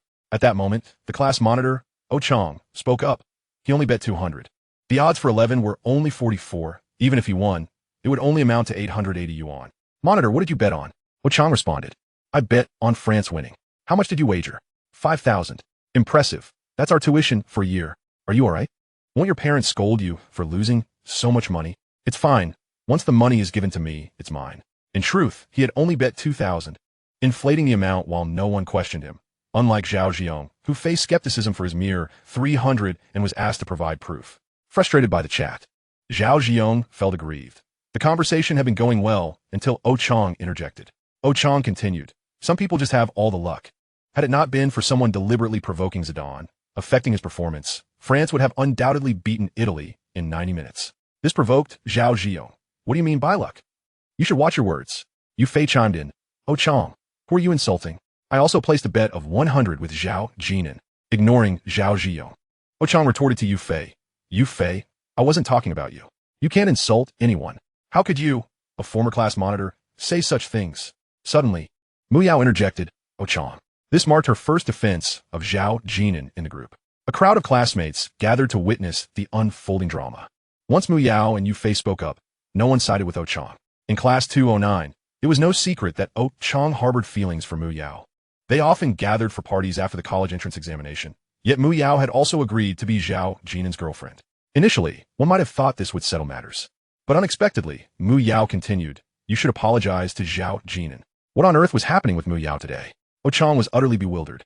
Had Mu Yao taken a stand for Zhao Jin'an? It was not surprising they had such thoughts. Typically, it is normal for a girlfriend to defend her boyfriend. Yet Mu Yao had not previously done so. This seemed too unusual, especially for Oh Chong. During recent class gatherings, he had made subtle digs at Zhao Jin'an, and Mu Yao had mostly ignored them, showing only a hint of displeasure. Oh Chong believed his schemes had succeeded, but now, the dynamic had shifted. Chapter 22. Contentment and Adaptability. In 2006, few mobile phones had the stealth mode. This feature only became prevalent on mobile devices around 2008 with the rise of 3G networks and smartphones. This indicated that Zhao Jin'an was indeed offline. You defend him so fervently, yet he is unaware. Only Yu Fei surmised why Mu Yao was so protective of Zhao Jin'an today. Reflecting upon it, Yu Fei realized that Mu Yao had not handled certain aspects correctly. How could her boyfriend allow others to speak ill of him? She even thought Mu Yao should have avoided gatherings with Oh Chong, unless Zhao Jin'an was also present. Recalling the day they encountered Zhao Jin'an and Zhao Ziyong at the market, Zhao Jin'an did not try to keep Mu Yao from going, nor did he invite her. He simply watched as she joined her classmates for the gathering, especially since Oh Chong was among them. Mu Yao had not made any effort to stay back and accompany Zhao Jin'an. A trivial matter, yet as Yu Fei reflected, she suddenly began to understand Zhao Jin'an better. Despite knowing Oh Chong's feelings for her, even if it was not just the two of them, she still chose to socialize with him, gambling and dining together. So why should Zhao Jin'an have to plead for her to stay? It was as if their encounter at the market had never occurred. After all, it was merely an accidental meeting. Had she not been in town, it would have been as if she had never come. Mu Yao likely has yet to truly recognize the root of her mistakes. Zhao Jin'an was not very familiar with Yu Fei, yet they had recently become desk mates. He was a quiet boy who did not engage in roughhousing with the other boys during breaks. When fatigued, he would rest his head on the desk, not interacting with classmates around him. His visage, when viewed sideways, had an air of innocence that made one long to steal a kiss. Did Jin'an really bet 4,500 yuan on 11? Yu Fei could not be certain. After all, spending 4,500 on a bet was quite alarming. She calculated that if he had indeed bet that amount, at odds of 44, it would mean nearly 20,000 yuan. With this thought, Yu Fei hoped Zhao Jin'an had wagered the entire amount. That way, his tuition for 4 years would be secure. As dawn broke, Zhao Ziyong arrived on his motorcycle, the rumbling noise cutting through the morning air. Grandma, Ziyong, have you had breakfast? The elderly woman rose early, usually around 5, to prepare breakfast. In truth, it was more akin to porridge than a full meal. There were no buns or fried dough sticks, just a simple bowl of watery rice porridge, served with sugar and fermented tofu. Some referred to fermented tofu as tofu skin, while others called it fermented curd. In Junsha, it was known as cat's leftovers. Zhao Yueqian preferred her porridge sweetened, while Zhao Jin'an relished the fermented tofu made by his grandmother. In her eyes, Zhao Jin'an was less industrious than Zhao Ziyong, and the two, now partners in selling fish, meant Zhao Jin'an was benefiting at Zhao Ziyong's expense. The arduous task of loading timber was one that Grandma was reluctant for Zhao Jin'an to undertake. However, she welcomed the idea of him catching some fish to sell for money. Unfortunately, given their financial circumstances, there were few alternatives. It wouldn't be appropriate to expect Uncle Zhao Guohua to contribute excessively, as Grandma feared that Wang Jinru might harbor resentment. After all, he was merely an uncle. Was assistance a matter of obligation or kindness? Ultimately, it mattered little. What Grandma truly wished to avoid was any discord arising between Wang Jinru and her youngest son over this matter. Zhao Ziyong breezed through the door with familiarity, leaping onto Zhao Jinan's bed, eager to drag him off to the city to claim their winnings. Zhao Jin'an, still in a daze, glanced at the clock. It was only 6 o'clock. Did you not sleep at all? Of course not. Who could manage like you? Zhao Ziyong replied, sporting dark circles under his eyes. Suddenly, he recalled something and animatedly recounted the events of the previous night involving Mu Yao and O Chong. Jin'an, Mu Yao asked O Chong to apologize to you in the group chat. Although he didn't, it was so embarrassing for him that he couldn't say another word afterward. Ha! Oh! Zhao Jin'an took it lightly as he rose and leisurely prepared for the day. By the way, didn't you buy over 200 yuan worth? Do you have 1,000? Keep your voice down. Zhao Jin'an cast a glance toward the kitchen. Regardless of whether they had won or lost, Grandma would certainly disapprove of her grandson engaging in any form of gambling. Even if it were 5 million, all that Grandma truly wished for was Zhao Jin'an's safety. Laboring the river all day was physically taxing, and Grandma prepared 2 bowls of thick porridge along with a small bowl of fermented tofu.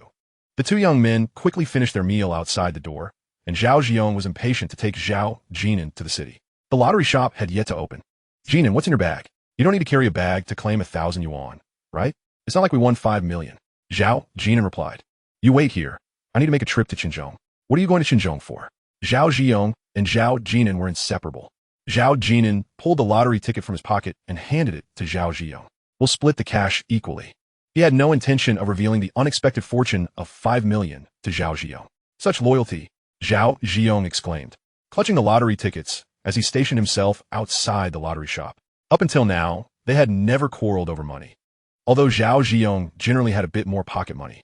With a backpack slung over his shoulder, Zhao Jin'an boarded the bus to Qinzhou, arriving just after 8. Though it appeared he had won over 5 million, the actual amount was only 16 million due to taxes. The tax regulations stipulated that any prize exceeding 10,000 yuan would incur a personal income tax at a rate of 20, which would be withheld by the lottery organization. It seemed rather unreasonable. They didn't refund taxes for those who didn't win. After hastily visiting 5 lottery shops, it was clear that the bag was not meant to carry cash for million wouldn't fit. Instead, Zhao Jin'an found himself with 16 million on his bank card.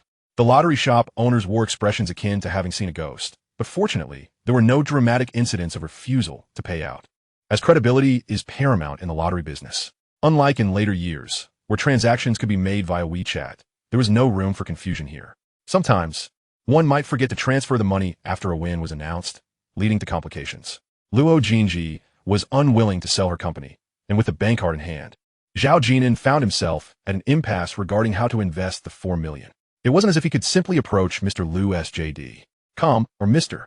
Ma S. Alibaba, nor could he consider Tencent, which had already gone public in Hong Kong 2 years prior. If only he had invested 2 or 3 years earlier, the situation would have been different. On a sweltering summer day, with leaves drooping under the heat, Zhao Jin'an sat in the shade by the roadside, a bottle of mineral water in hand. One thing was commendable: Zhao Jin'an's easygoing nature and the fact that he remained unchanged whether he was wealthy or not. He didn't suddenly indulge in luxury cars or expensive watches, nor did he flaunt his newfound wealth to O Chong in a snide manner. He didn't boast to Zhang Hui or Zhang Yunxian, declaring, I have money now, nor did he call Luo Jinji to negotiate once more. At that moment, his phone chimed. Yufei, Jin'an, I bought 100 yuan worth and just redeemed it for 340 yuan. Zhao Jin'an, congratulations. Yufei, since I bought it with you, let me treat you to dinner. Zhao Jin'an, thank you, but that's not necessary. She truly knew how to decline. Did adding a few more words incur extra charges? Text messages were billed by character, and Yufei, sprawled on the sofa, felt deeply resentful of her overly distant classmate. Just then, the phone chimed again. Zhao Jin'an, I should be the one treating you. After all, you lent me money. Yufei, Jin'an, I'm not rushing you for repayment. Zhao Jin'an, it's only right. What do you mean by only right? Yufei was exasperated with Zhao Jin'an's vague responses, wishing he could express a bit more emotion. Reflecting on their 3 years as classmates and deskmates, it seemed Zhao Jin'an truly said very little, always smiling at everyone, as though he had never argued with anyone. Such a boring person, utterly tedious. Chapter 23. The debt. Zhao Jin'an visited a securities company. The lobby was filled with many older women and gentlemen sporting reading glasses. Upon witnessing this scene, Zhao Jin'an knew he was in the right place. The A-share market had undergone 3 major bull markets, and 2006 was one of those peaks. Anyone with even a slight familiarity with the stock market would be acutely aware of this. It left a lasting impression. In reality, 2006 was merely the beginning of this bullish trend. It commenced in January with the A-share index at 100 points, and by the final trading day, December 29th, the Shanghai Composite Index closed at 675 points, marking a cumulative increase of approximately 130. The rise in 2006 was only the first half of the bull market. By October 2007, the index soared to a historical high of 124 points, making 2006 and 2007 the most significant bull markets in A-share history, without exception. In China, older women represent a particularly unique demographic. They fervently invest in stocks and gold, often in droves. By 2024, the demographic of stock traders appeared to skew younger. And during the National Day holiday, when the market opened strongly, many people sold their possessions to invest in stocks. A securities staff member, noticing Zhao Jin'an's youth, inquired, "How much do you plan to invest in stocks?" Trading stocks incurs fees, which vary depending on the amount. Smaller amounts carry higher rates, such as 0.3. Isn't that rather steep? Quite frightening indeed. This was the maximum fee set by the government, primarily aimed at ordinary retail investors using the brokerage services. Most people, unaware of the intricacies, might haphazardly open an account, only to discover later that each transaction would incur a fee. Zhao Jin'an mentioned the fee of 0.03. After establishing his account and gazing at the myriad of stock codes on the screen, he fell into deep contemplation. In his previous life, he and T delved into which stocks performed best in 2006. The trading hall was nearly deserted, save for one young man. Those older than 30 had computers at home and in their offices, negating the need to visit a securities firm to monitor stocks. An elderly gentleman approached him, recommending a specific stock. Zhao Jin'an smiled faintly. "Trust me, this stock is bound to experience a significant surge." The elderly gentleman began to exuberantly extol his financial acumen to Zhao Jin'an, eloquently analyzing everything from the company's fundamentals to candlestick charts with remarkable fluency. In a bull market, everyone becomes a stock market oracle, he asserted with unwavering confidence. "Trust you? Are there truly stock market sages in the grand A-share market? Can trading based on candlestick charts yield profits?" Zhao Jin'an refrained from arguing, nodding frequently to indicate his willingness to learn. Yet, in the end, he independently chose Vank. Speculating in stocks hinges on expectations, and the real estate sector is on the cusp of a major bull market, with Vank currently positioned as the industry leader. While Vank may not be the sensational stock of 2006, it embodies stability. At least, to Zhao Jin'an's recollection, it has never encountered a major crisis. Out of 16 million, he retained 60,000 and invested $1 million in Vank. In truth, the distinctions between 1,000 and 3,000 hold little significance for Zhao Jin'an. As he did not intend to frequently adjust his portfolio, he merely sought a temporary haven for his funds. Upon exiting the brokerage, Zhao Jin'an contemplated purchasing a laptop, but ultimately decided against it. Firstly, there was no network cable at home. Secondly, it would be difficult to explain the money issue to his aunt and grandmother. He could scarcely imagine the chaos that would ensue if Wang Jinru discovered he had won $5 million from the lottery. In the end, Zhao Jin'an purchased 2 little dresses for Zhao Yueqian from a children's clothing store, spending $300. Meanwhile, as soon as the lottery shop opened, Zhao Ziyong cashed in his winnings of 946 yuan. Not seeing Zhao Jin'an return after waiting, he headed back to Zhejiang alone. With Zhao Jin'an absent, Zhao Ziyong, despite his newfound wealth, was at a loss on how to spend it. So he merely bought an ice cream cone and filled his motorcycle with gas. On the way back, he suddenly called, "Jin'an, I caught 2 pheasants. Ha ha. Surely one pheasant can be sold for at least 150, right? That's another $300. On the other end of the line, Zhao Ziyong was exuberant, watching his wallet grow fatter. Making money is indeed an addictive pursuit. With 16 million at his disposal, Zhao Jin'an felt a pang of greed. It had been years since he savored authentic game. Huh? What did you say? We can eat one, just for a treat. On a mountain, Zhao Jin'an paused, staring at the 2 pheasants in his hands. Jin'an, have you lost your mind? We won 900 yuan, not 9 million. Can we really afford to eat these pheasants? This is money. If we encounter a generous buyer, we might sell them for 200 each. This was indeed the truth. Free-range chickens from home can fetch 100 to 200 each, and wild pheasants, if sold to the right person, could command even higher prices. Moreover, Grandma would surely feel distressed about not selling such a fine thing. This remark struck a chord with Zhao Jin'an. Grandma would undoubtedly be reluctant to partake. Then, shall we eat one and sell one? Well, all right, let's eat the smaller one and sell the bigger one.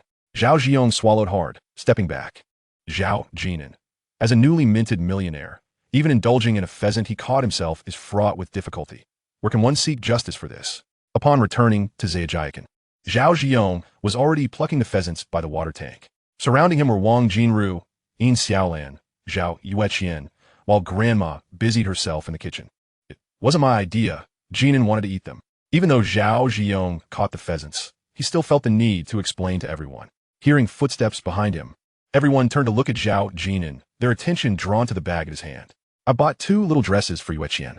Upon hearing this, Wang Jinru's face lit up with joy. Yin Xiaolan glanced at Wang Jinru, her expression easing into a smile. It wasn't that Wang Jinru was particularly harsh on Zhao Jin'an, but one could imagine that if the bag contained only clothes for Zhao Jin'an himself, her demeanor would surely not be as pleasant. Yin Xiaolan also understood that even if Duan Xiaoping came to visit her son, she would still buy a gift for Zhao Yueqian. This was something they owed to Uncle Zhao Guohua's family. Jin'an, you shouldn't be so polite. Save your earnings for yourself. Wang Jinru took the bag from Zhao Jin'an. Peering inside, by the way, how much did it cost? Seeing Zhao Jin'an being so generous to his sister warmed Wang Jinru's heart. She knew that Zhao Jin'an and Zhao Ziyong had recently made some money selling fish. Not much, it wasn't very expensive. Zhao Jin'an had long discarded the receipt, deeming it unnecessary for her to know the price. Wang Jinru shot Zhao Jin'an a knowing look and playfully punched him. Next time, don't waste money. Save some for college. Such as Wang Jinru. She often speaks without thought, yet her heart is not unkind. Indeed, this nephew, whom she has half-raised for 56 years, must make her yearn for a closer bond. After all, when Wang Jinru married into the family, Zhao Jin'an was just entering middle school. And how could a child of that age develop a close relationship? Moreover, Wang Jinru was only 12 or 13 years older than Zhao Jin'an, 8 years younger than Zhao Guohua, leading to suspicions of an older man courting a younger woman. Brother Ziyong, can I have one of those feathers too? Zhao Yueqian squatted by the water tank, clutching a few long, beautiful feathers. The village children had no toys, yet they played effortlessly with jianzi, jump rope, and marbles. Qianqian, your brother bought you such pretty dresses. Come and try them on. Chapter 24. The fruits of labor should not flow to others. After Wang Jinru led Zhao Yueqian away, Zhao Jin'an smiled at Yin Xiaolan. Sister-in-law, you must stay for dinner. Zhao Ziyong looked up. What else is there to say? I've already invited my sister-in-law. Zhao Jin'an. Whose house is this, anyway? Yin Xiaolan responded with a smile, feeling a twinge of sympathy for Zhao Jin'an. Even after making money, he was still thinking of his aunt's family, and she quietly asked, didn't you buy anything for yourself? You're heading to college soon.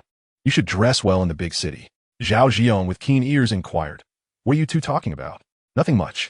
Zhao Jin'an glanced at the plucked pheasants, now reduced to the size of a palm, and said, if we're having sister-in-law over for dinner, shouldn't you put that pheasant in the pot as well? Zhao Ziyong gestured towards the kitchen. Grandma has locked it away. Yin Xiaolan stifled a laugh. Even this one, Grandma is reluctant to part with. Suddenly remembering something, she fixed her gaze on Zhao Jin'an. What about that girl in the white dress from the other day? What? Did you go to Qinzhou with her today? Zhao Jin'an glanced at Zhao Ziyong, who had mentioned that Zhao Jin'an went to Qinzhou today, leading Yin Xiaolan to naturally conclude that the young couple had gone shopping together. Perhaps Wang Jinru held a similar thought. Hence her earlier gaze. Others marry and forget their mothers. You haven't even married yet. You've only just made a little money. And already you're wooing a young lady? No, we are merely classmates. Just classmates? Yes. Yin Xiaolan scrutinized Zhao Jin'an, and, after a moment, inexplicably remarked, she doesn't know how to cherish you. Zhao Jin'an turned to look at Yin Xiaolan, his expression one of confusion, having not heard clearly. Yin Xiaolan smiled gently. Jin'an, you are a good person. Zhao Jin'an. He glanced in the direction of the kitchen, where Grandma had also remarked that he was a good man. By the way, why hasn't Grandma inquired about Mu Yao? Logically, she should have. Grandma, this is unacceptable. Surely, you aren't so open-minded? This unexpected notion seemed to receive some validation. During dinner, Grandma kept serving dishes to Xiaolan, and one chicken leg ended up in her bowl. Zhao Jin'an felt a bit uncomfortable. Grandmother, are you hoping to keep the benefits within the family, or are you merely trying to save on the betrothal gifts? Do you not fear that life may become tumultuous with our neighbors next door? Perhaps in Grandmother's heart, the fact that the cousin of a great-grandfather, Xiaolan, remarried Zhao Jin'an after a divorce is truly inconsequential. Her generation has witnessed even more outrageous events. This is just the beginning. The following morning, golden sunlight bathed the land, and Zhao village had already awakened. The front yard was piled high with several large watermelons, some peppers, and half a basket of pears. This was Grandmother's preparation to set up a stall by the roadside to make some money. In Zhao village, some elderly folks and women would sell their homegrown produce by the steep roadside, where passing motorists would stop to purchase a few items. This was their sole source of income. However, Zhao village had not developed a significant scale, lacking any distinctive specialties, such as large plantations of pears, yellow peaches, or oranges under the guidance of relevant authorities. In this regard, it could not compare to the neighboring Yongxing, known for its sweet, sugary oranges that were quite famous in Qinzhou. In truth, the peppers were unlikely to sell. No one would buy peppers by the roadside. Perhaps, with no other food at home, Grandmother thought it better to exchange them for a bit of cash. Zhao Jin'an rose to find a bag of dried fish atop the pears, remnants of yesterday's catch that Grandmother intended to sell after frying them in oil. Grandmother, I'll go sell, he said. You get sunburned. Observing her fair-skinned grandson, Grandmother chuckled. You can avoid the sun. Just find some shade. I worry that you, being so young, might not manage alone by the roadside. Xiao Yueqian, brother will take you to play. No one deemed the roadside dangerous. Today, as children were not as delicate. Zhao Jin'an then pulled out his phone to call Zhao Ziyong. Having a motorcycle made things significantly easier. Though Zhao Ziyong had a question. Are we selling fish by the roadside? Would anyone buy them? From an economic standpoint, the watermelons and pears would not fetch much. Forsaking the high-end market in the city was not financially wise. At that moment, Xiao interjected, It's fine. I'll keep an eye on things in the afternoon. You two go sell the fish in the city. Upon hearing this, Grandmother was about to speak, but fell silent. Thus, Zhao Ziyong made 2 trips on his motorcycle, transporting the goods to the roadside, setting up a stall beneath a large tree. In 2006, private vehicles were still scarce. Those who owned one were considered affluent. Even if it was just a Honda or a Volkswagen, people would wholeheartedly exclaim, Boss. In a previous life, Zhao Jin'an had encountered Grandmother at her stall, though she did not often set up shop, as she was not a professional fruit grower. Gazing at the large, round watermelons and the beautifully shaped pears, Zhao Jin'an felt an indescribable emotion. The good ones were kept for sale, all to save a bit more money. That day, Mu Yao and Yu Fei visited, and Grandmother had picked a large watermelon from the field, but unfortunately, they left without even glancing at it after their meal. It was understandable. To Mu Yao and Yu Fei, it was merely a watermelon. Zhao Jin'an took a few steps, pulled a cigarette from his pocket, and lit it. Years ago, Zhao Guoqing had ridden his motorcycle down this very road, and he was no longer here. After all these years, Zhao Jin'an felt little sentiment. But surely Grandmother must feel a pang of sorrow setting up her stall here. Yet perhaps she found joy in the silent company of her eldest son, Zhao Guoqing. As time passed more swiftly, Jin'an, there's a ditch here. The fish won't spoil if we place them there. Zhao Ziyong, being adept at such matters, confidently stated that it could be done. Watching his younger sister, Zhao Yueqian, crouched by the watermelons, poking at one and swallowing hard, Zhao Jin'an took a deep breath and said, On such a hot day, let us have some watermelon first. Huh? Zhao Ziyong was taken aback, then slapped his thigh. Let us do it. 50 cents a pound. If we get caught, we'll just say we sold it and reimburse Grandmother. Xiao Yueqian, you must not tell Grandmother, understand? Zhao Ziyong reminded her as he squatted down again. MHM. Zhao Yueqian nodded vigorously. Zhao Jin'an then pulled out a 5 yuan note. Take Xiao Yueqian to buy ice pops. Brother, we haven't sold anything yet. Zhao Yueqian reminded him with a sense of maturity. She swallowed hard, desperately wanting to eat, yet feeling it was too early, believing they should sell first before indulging. Zhao Jin'an ruffled her hair. It's fine. If you want an ice cream cone, get one. And don't forget the chips. Gulped. Zhao Yueqian couldn't help but swallow again. What a wonderful day this was. Zhao Ziyong, with a cheeky grin, said, Jin'an, that 5 yuan isn't enough. Zhao Jin'an replied, You have no money? He then pulled out a 10 yuan note for Zhao Ziyong. Accepting the money, Zhao Ziyong whispered, I've saved almost 1,200.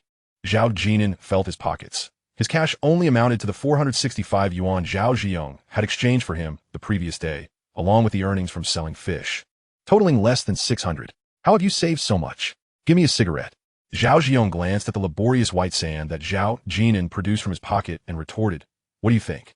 Also, you have a girlfriend. I do not. This reasoning was quite compelling. In reality, Zhao Jin'an hadn't spent much on Mu Yao. The skirt he bought for Zhao Yueqian wasn't tea from the fish earnings. But traveling, buying cigarettes, and a few yuan here and there quickly added up. In that brief moment, Zhao Jin'an had already spent 15 more than Zhao Jin'an. What Zhao Jin'an likely meant was along these lines. Jin'an, considering our current status, we should be smoking premium white sand. Zhao Jin'an replied, you buy your own. Don't smoke mine. Chapter 25, The Graduation Feast. Thus, Zhao Jin'an would occasionally set up a stall by the roadside for grandmother.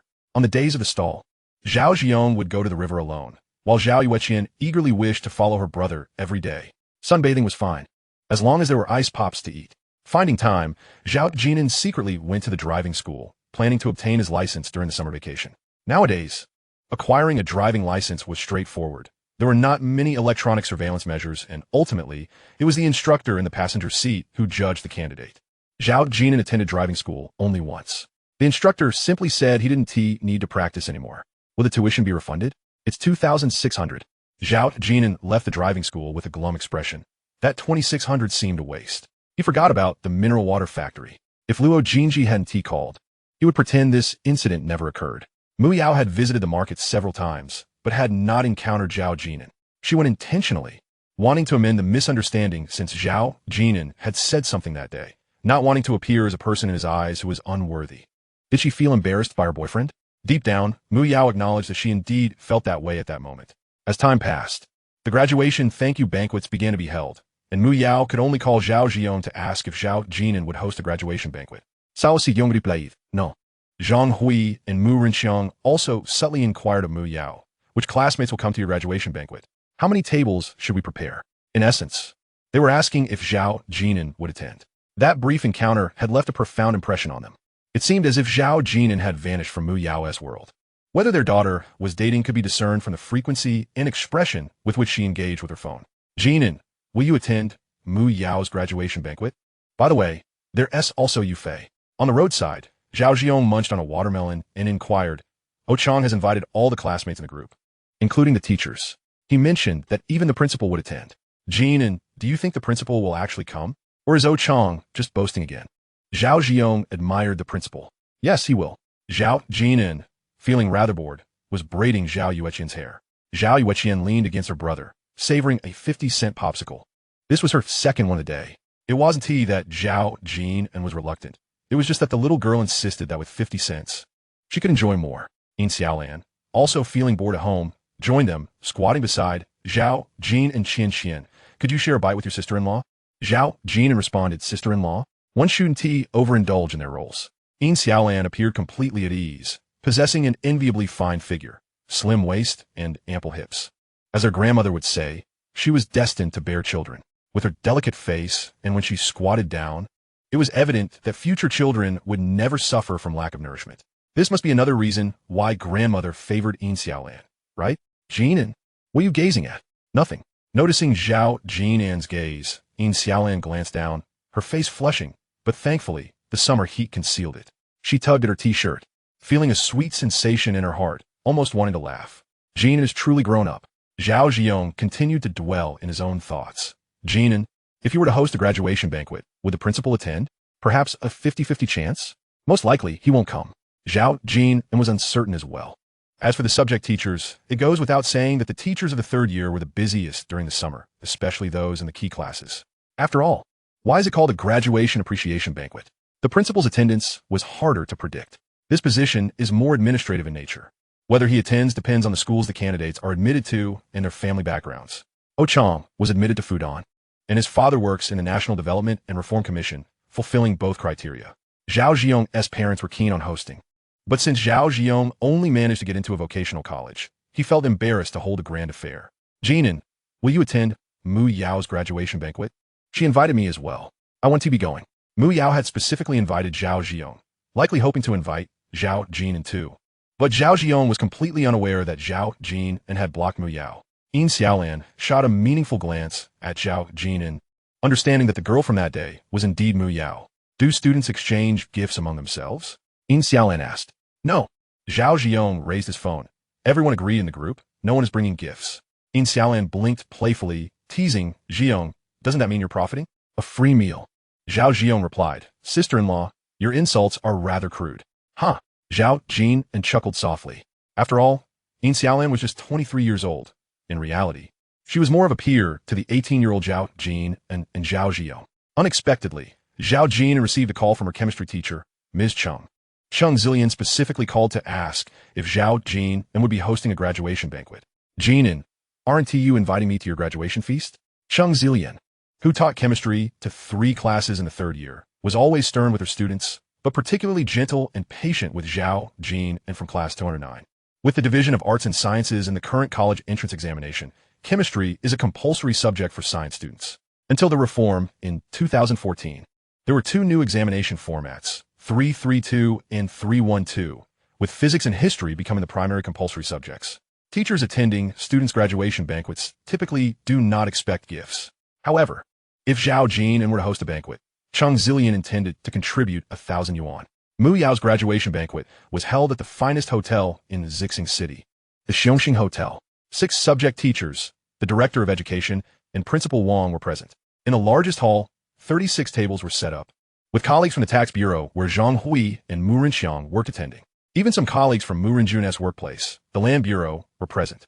The hotel hall was resplendent, with the director of education and Principal Wang exchanging toasts and engaging in cheerful conversations with individuals from the tax and land bureaus. In these small, Tier 18 cities, such individuals constitute a rather prosperous demographic. They enjoy job security, pensions after retirement, and often their parents receive retirement benefits as well, a golden combination that forms a robust and stable economic fortress. If one struggles to make a living in a big city and contemplates returning home for development, think twice. For one might discover that it is even harder to thrive and more exhausting back home. The social fabric of small towns is built on personal connections. Chung Zillian looked around. Class 209 had set up 2 tables, and while Oh Chong and Yu Fei were present, there was no sign of Zhao Jin'an. Haven't they started dating? Chung Zillian did not expect that someone like Zhao Jin'an would confess to Mu Yao after the college entrance examination. Her attention to Zhao Jin'an surpassed that of Class 209's homeroom teacher. Not only did Oh Chong attend, but his parents were also there. He followed behind, raising his glass to toast the director of education and the principal, appearing quite mature. Witnessing this scene, Chung Zillian shook her head with a smile. Learning this at such a young age, it's no wonder he has been class president for 3 years. She discreetly glanced at the homeroom teacher of class 209 across from her, finding even more joy in the moment. Oh Chong only toasted the principal and the director of education individually, while the other subject teachers, including herself, were included in a group toast. Chapter 26. Has Teacher Chung taken a shower? After a while, Chung Zillian noticed Mu Yao conversing with Oh Chong as parents, both sets of parents smiling warmly, with Oh Chong and Mu Yao standing to the side. Oh Chong's mother looked at Mu Yao with affection. Today as star, Mu Yao donned a white dress, with her back turned and head lowered, concealing her expression. Mu Rinxiang and Zhang Hui no longer held that sense of superiority they had when they first met Zhao Jin'an. Both sets of parents were engaged in lively conversation. The Tax Bureau and the National Development and Reform Commission were not part of the same system, yet that did not hinder their discussions. It's fortunate Jean and ISNT here, Chung Zillian suddenly realized that attending rural graduation banquets was far more enjoyable, allowing one to wander and witness the local customs and culture. Yu Fei glanced toward Mu Yao's direction, lowering her head to eat. Her thoughts mirrored those of Chung Zillian. Thank goodness Jean was absent. In fact, in her previous life, Zhao Jin'an had experienced it. Zhang Hui even took the opportunity to deliberately encourage Oh Chong in front of the classmates at the 2 tables of class 209, praising him as the class president and predicting he would surely be in the student council at university, especially since he was admitted to Fudan. Zhangri, oh Zhangri. She first manipulated Zhao Jin'an to treat Mu Yao well, and then, right in front of her daughter and classmates, praised another boy. Perhaps this was just another part of her manipulation of Zhao Jin'an, and was Zhao Jin'an easy to manipulate? Zhang Hui believed that Zhao Jin'an was quite easy to control, at least in her previous life. In fact, this incarnation of Zhao Jin'an also appeared to be quite susceptible to manipulation. PUA refers to emotional manipulation or psychological control, particularly in romantic relationships. Zhao Jin'an was clean-cut, handsome, and remarkably quiet and obedient. Perhaps controlling someone like him could satisfy a certain pathological desire within her future mother-in-law, Zhang Hui. Such individuals abound. Perhaps everyone harbors a bit of this deep down. Otherwise, the term Pui Wu Ti have gained such popularity. If it were not for Cheng Zilian's phone call, Zhao Jin'an would have forgotten about teacher Cheng altogether. 3 days later, he decided to call Cheng Zilian, intending to express his gratitude towards the chemistry teacher who had taken such exceptional care of him throughout his 3 years of high school. Reflecting on his previous life, where he lost contact with teacher Cheng after the college entrance examination, Zhao Jin'an felt a twinge of regret. Cheng Zilian had indeed shown him great affection during those formative years. If it weren't for Cheng Zilian being in her 40s, the students of Class 209 would have been quite restless. I'll report this. It's a teacher-student romance. As he contemplated an appropriate gift, he settled on a watermelon and some dried fish, deeming this the most suitable choice. Although referred to as the first high school of the city, it was actually a municipal institution, Zixing City's finest high school, unlike Chenzhou, which boasted several high schools. Strolling under the blazing sun towards the school entrance, the long-absent bell chimed, and he caught sight of a few students preparing for supplementary classes as they transitioned from sophomore to junior year. The gatekeeper, dozing off in the security room with a fan blowing, woke at the sound of a knock. Upon glancing at Zhao Jin'an's student ID, he allowed him entry, flashing a grin that revealed a mouthful of yellowed teeth, and inquired, from Class 209, which university did you get into? Having graduated high school, Zhao Jin'an mused that otherwise, the gatekeeper would have been more ferocious than a dog. Planning to sneak out? No chance. The student IDs of the municipal high school came in 2 types, day students and boarders, distinguished by different colors. Those living in dormitories could not leave campus freely. In the event of a safety issue, who would be held accountable? Cheng Zilian resided in the faculty building within the school grounds. It was said her husband and daughter lived in Chenzhou. Guided by memory, Zhao Jin'an found the faculty building, a 6-story, old-fashioned structure, somewhat quiet, as teachers likely weren't around during the summer vacation. Glancing at a text message, he noted Unit 2, Floor 2, and made his way upstairs. On the 2nd floor, he noticed one door ajar. Teacher Cheng? Here. Cheng Zilian appeared at the doorway, a fruit knife in hand, smiling at the student before her. You've tanned a bit in the past 2 months, and seem a bit more mature. Teacher, here's a watermelon from my family's garden. You brought something? Come inside quickly. Cheng Zilian was genuinely delighted by Zhao Jin'an's visit, as she had initially planned to return to Chenzhou that day. Aren't you having a graduation banquet today? Zhao Jin'an tried to make conversation. Not every day can be a banquet. You all choose auspicious dates for those.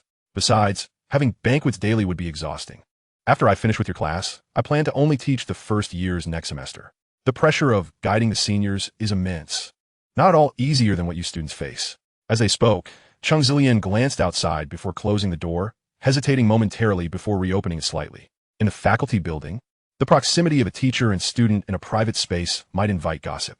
It's hot outside. Let us enjoy the air conditioning. Cheng Zilian adjusted the temperature a few degrees lower, then approached the refrigerator. What would you like to drink? Oh, right, you boys love cola. Turning around, she noticed Zhao Jin'an still standing there. Sit down. I'm not in class. I'm not going to call on you to answer questions. Zhao Jin'an felt the cola was not very cold, likely just purchased. Cheng Zilian probably did not drink cola herself. You even brought a watermelon. How can I eat it all by myself? She then brought over some chilled watermelon slices. Standing before the coffee table, looking down at Zhao Jin'an, she asked, what have you been busy with during the summer? Fishing. I went fishing in the river with Zhao Ziyong, then sold the catch at the market. The fish I brought you were caught by Zhao Ziyong and me. Zhao Jin'an replied candidly. No wonder you've tanned a bit. Cheng Zilian nodded, refraining from asking why he hadn't attended any of his classmates' graduation banquets, and turned towards the kitchen. As for Zhao Ziyong, he was another matter. But you are not putting in enough effort. If you worked a little harder, you wouldn't be settling for a teacher's college. Just look at your class. Who among you doesn't push themselves? You're still behaving as if you're in 1st or 2nd year.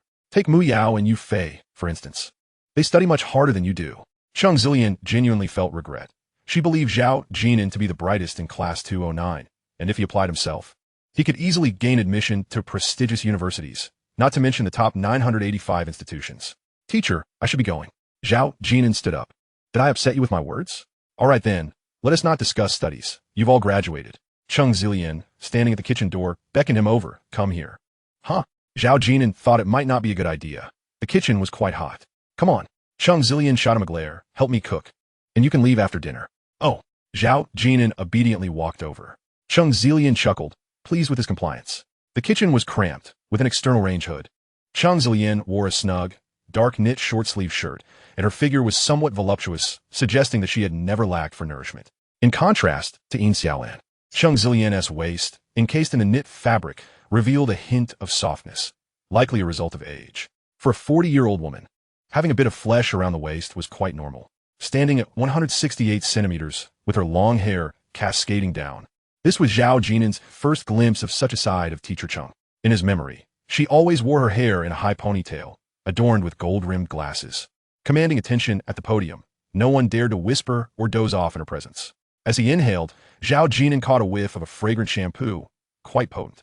Had Teacher Cheng taken a shower? Why would she wash her hair in the middle of the day? Jin'an, you brought the fish. I don't know how to prepare it, so you'll have to cook it for me. Chang Zilian, appearing completely at ease, began washing vegetables. Then stood beside Zhao Jin'an, their arms brushing against each other. In that narrow kitchen, with just the two of them, the closeness felt palpable, their arms nearly touching. Most notably, Zhao Jin'an had transformed into Jin'an. Teacher, do you like spicy food? Zhao Jin'an sidestepped slightly, doubting whether his actions today resembled a mere delivery service. If Teacher Cheng were to quiz him then, asking, in an acid-base neutralization reaction, what is produced when an acid, H, reacts with a base, OH? How would he respond? Water, H2O, is produced? Chapter 27, The Sinister Punishment. Chang Zilian herself did not know why she was so fond of Zhao Jin'an's cleanliness and tranquility. Moreover, he was obedient. The synonym for obedience is compliance, a term that evokes a cascade of thoughts. Chang Zilian, having access to a computer at home and having browsed certain websites, exhibited a strong feminist streak and seemed to embody the assertive nature often found in educators, particularly those teaching higher grades in middle and high schools. In August, in that cramped kitchen, preparing a meal left both of them dripping with sweat. Chang Zilian's unintentional physical contact only heightened Zhao Jin'an's nervousness. Jin'an, don't stand in front of the air conditioner. You might catch a cold. Chang Zilian reminded him, stepping into the bathroom, only to return shortly with a damp towel. Here, wipe your face. Whose face cloth is this? She lingered near Zhao Jin'an, waiting for him to finish before taking the cloth back and retreating to the bathroom. Zhao Jin'an felt somewhat coerced. He recognized the face cloth as belonging to Chang Zilian, imbued with her scent. Jin'an, come eat. The two-bedroom, one-living-room old apartment reflected Chang Zilian's refined taste and lifestyle. Do not underestimate these teachers who instruct seniors. While their salaries might not be particularly high, various allowances and tutoring fees could easily amount to over 200,000 yuan a year. In his previous life, Chang Zilian had indeed invited Zhao Jin'an over for meals, not just once. Yet, he had been too shy to accept, coupled with a lingering fear of his teacher. Without kin or acquaintance, who would venture to a teacher's home for a meal? Presently, the two individuals sat facing each other, as Chang Zilian persistently served dishes to Zhao Jin'an. Zhao Jin'an, unreserved and polite, accepted the offerings without uttering a word, merely expressing his gratitude. Observing Zhao Jin'an, who sat upright and consumed his meal in silence, Chang Zilian felt a surge of compassion within her. It was the pity of a 40-year-old woman for an 18-year-old boy. She had envisioned such a scene, imagined Zhao Jin'an to be this kind of person, yet she had not anticipated that he would not even refuse her kindness. Thus, he quietly held his bowl and ate, maintaining a proper posture, without making a sound. She thought of her own daughter, who would never hold her bowl while dining, always glued to her phone, and was picky about her food. Jin'an, are there any dishes you dislike? Perhaps cilantro? Chang Zilian inquired with curiosity. None, Zhao Jin'an replied, lifting his head and shaking it, as if recalling something. Grandma never planted cilantro. This statement struck a chord in Chang Zilian's heart. She understood Zhao Jin'an's family circumstances and realized that he could not afford to be picky. Cilantro was merely a seasoning, and how could one spare the expense to purchase it? Jin'an, are you very afraid of me? Zhao Jin'an nodded and shook his head, unsure of how to respond. All right, do not be so reserved. You have graduated, and I can no longer punish you. Upon uttering the word punish, Chang Zilian paused, gazing at the clean and handsome Zhao Jin'an, wishing that anything could serve as a punishment. Zhang Hui believed Zhao Jin'an was adept at emotional manipulation. But Chang Zilian's thoughts ventured further, tinged with a hint of mischief. On the phone, she had lied to her husband, turning what was a perfectly ordinary event into a tale of attending a student's graduation banquet. In truth, she had not intended for anything to transpire. Yet the moment she dialed her husband's number, she had spun a falsehood. As she prepared to leave, Chang Zilian entered her bedroom and retrieved an envelope containing 2,000 yuan. She impulsively added an extra 1,000. Jin'an, A small token from your teacher. Teacher Chung? Zhao Jin'an was taken aback, for no one brought gifts to graduation banquets, and besides, he was now financially stable. Take it. Chung Zillian insisted, her tone brooking no refusal, as she pressed the envelope into Zhao Jin'an's hand, advising, once you reach university, focus on your studies, and remember to come back and visit your teacher during the holidays. Thank you, Teacher Chung. Zhao Jin'an accepted the envelope and turned to leave. Jin'an, Chung Zillian called out, unexpectedly reaching out to touch Zhao Jin'an's face, then leaned in to give him a gentle embrace. Caught off guard by this sudden gesture, Zhao Jin'an stood frozen, feeling the softness of her presence. Chung Zillian smiled and remarked, if only you were my son, Jin'an. Was this a form of affection? Zhao Jin'an questioned the notion, wondering if a 40-year-old mother would embrace her son in such a manner, let alone caress his face. Exiting the school, Zhao Jin'an glanced at the time. It was 8:30, and he felt no ripples of emotion. He called Yu Fei and then proceeded to the bank, borrowing 500 yuan from Yu Fei. He did not repay her immediately after the World Cup concluded. His rebirth was his greatest secret. He feared being captured by relevant authorities and subjected to experimentation. Consequently, Yu Fei began to genuinely suspect him. Was Zhao Jin'an not borrowing money to purchase football? She did not dwell on it too much and even felt a twinge of regret for him. If only he could use her 500 yuan to buy a ticket for the final match, then he would have money. Upon receiving his call, Yu Fei hurried down the stairs, devoid of any girlish pretenses, insisting that she would not make the boys wait any longer. She lived in a 6-story walk-up, a rarity for 2006. As the property market truly began to flourish around 2008 and 2009. In 2009, housing prices nationwide witnessed a significant surge. That year, having a home became a question that the girl's parents would invariably pose to prospective suitors. Clad in a t-shirt and jeans, Yu Fei dashed out and spotted Zhao Jin'an sitting on the curb at the entrance of the community, where 2 cigarette butts lay on the ground, her face registering surprise. Jin'an, you really smoke? Yes, Zhao Jin'an replied. But how can one smoke without spending money? He refrained from smoking at home and had also abstained in front of Chung Zillian. He stood up and pulled out a wad of cash from his pocket, handing it to her. Thank you for your patience. Oh, Yu Fei accepted the money without counting it, stowing it away in her pocket. Noticing Zhao Jin'an still staring at her, she touched her face, wondering if something was amiss, and then glanced down at her jeans, confirming that her zipper was indeed up. What's wrong? Zhao Jin'an extended his hand. The IOU. Yu Fei was incensed, feeling as if she could bite someone. Is there anyone like this? When you borrowed money? I didn't even ask for an IOU. The 18-year-old Yu Fei thought Zhao Jin'an was sullying the sanctity of their friendship. After all, they were desk mates. The IOU is at home. I forgot to bring it. I can tear it up when I get back, all right? I can return it to you next time.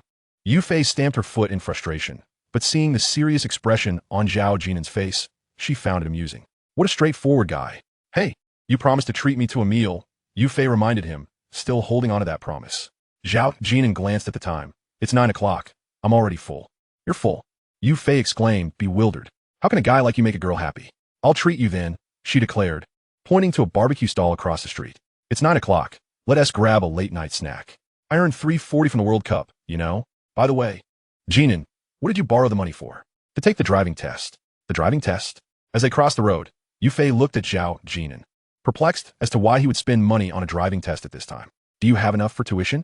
You can pay me back later if you need to. I'm ready. Yu Fei ordered a plethora of food at the stall without inquiring about Zhao Jin'an's preferences. Zhao Jin'an eagerly offered to pay. Jin'an, let me. Yu Fei also reached for her money, insisting on paying. In a date between young couples, it was customary for the male to cover the expenses.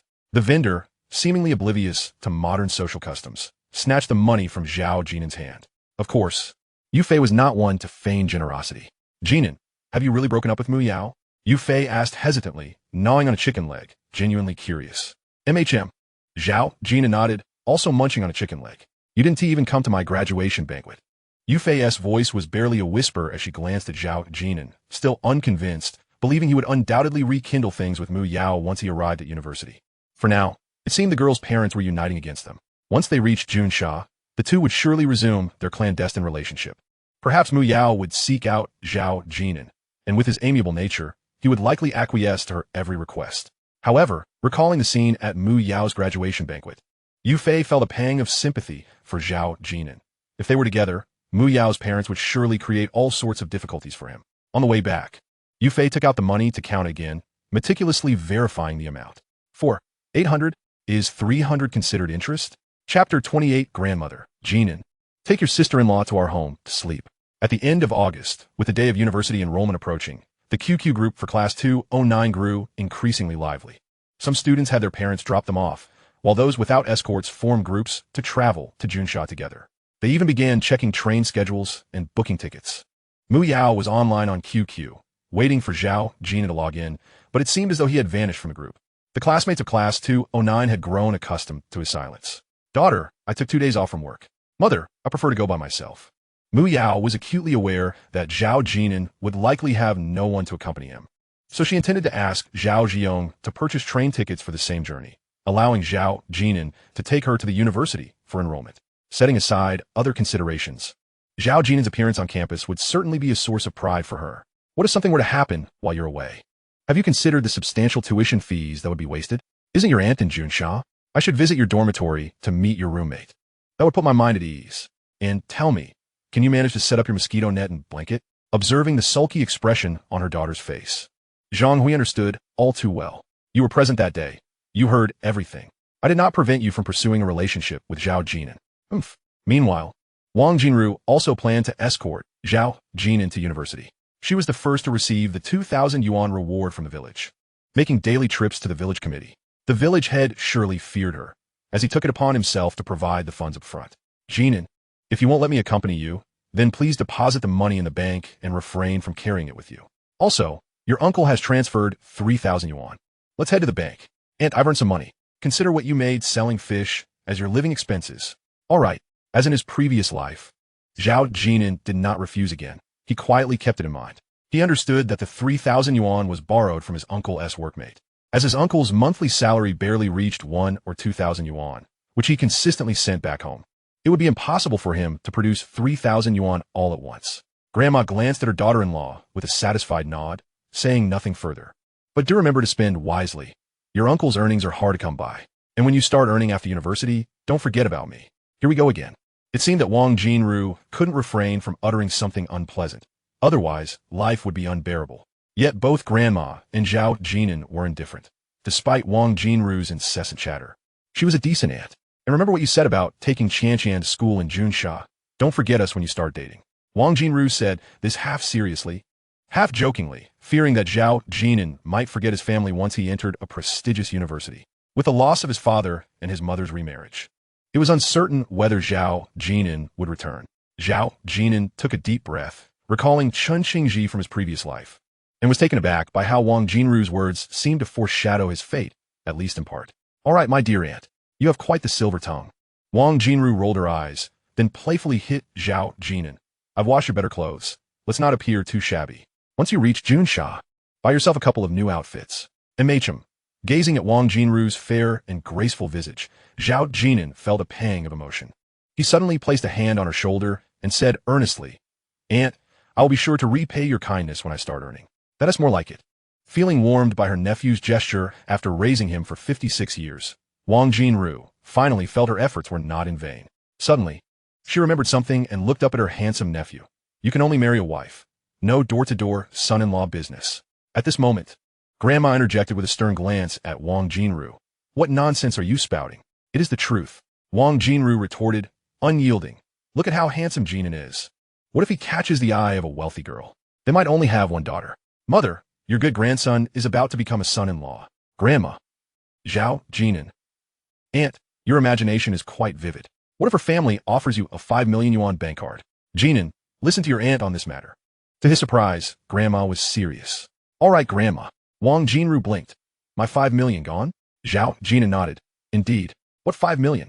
Only Grandma remained serious.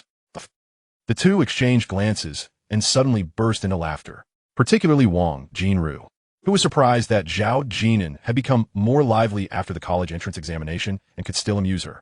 She grew increasingly reluctant to see him venture far.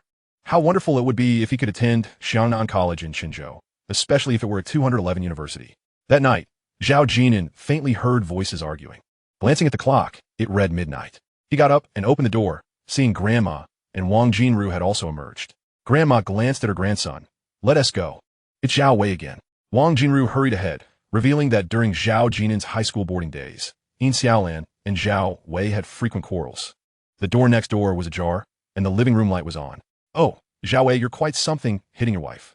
Wang Jinru spoke first, her tone dripping with sarcasm. Mind your own business.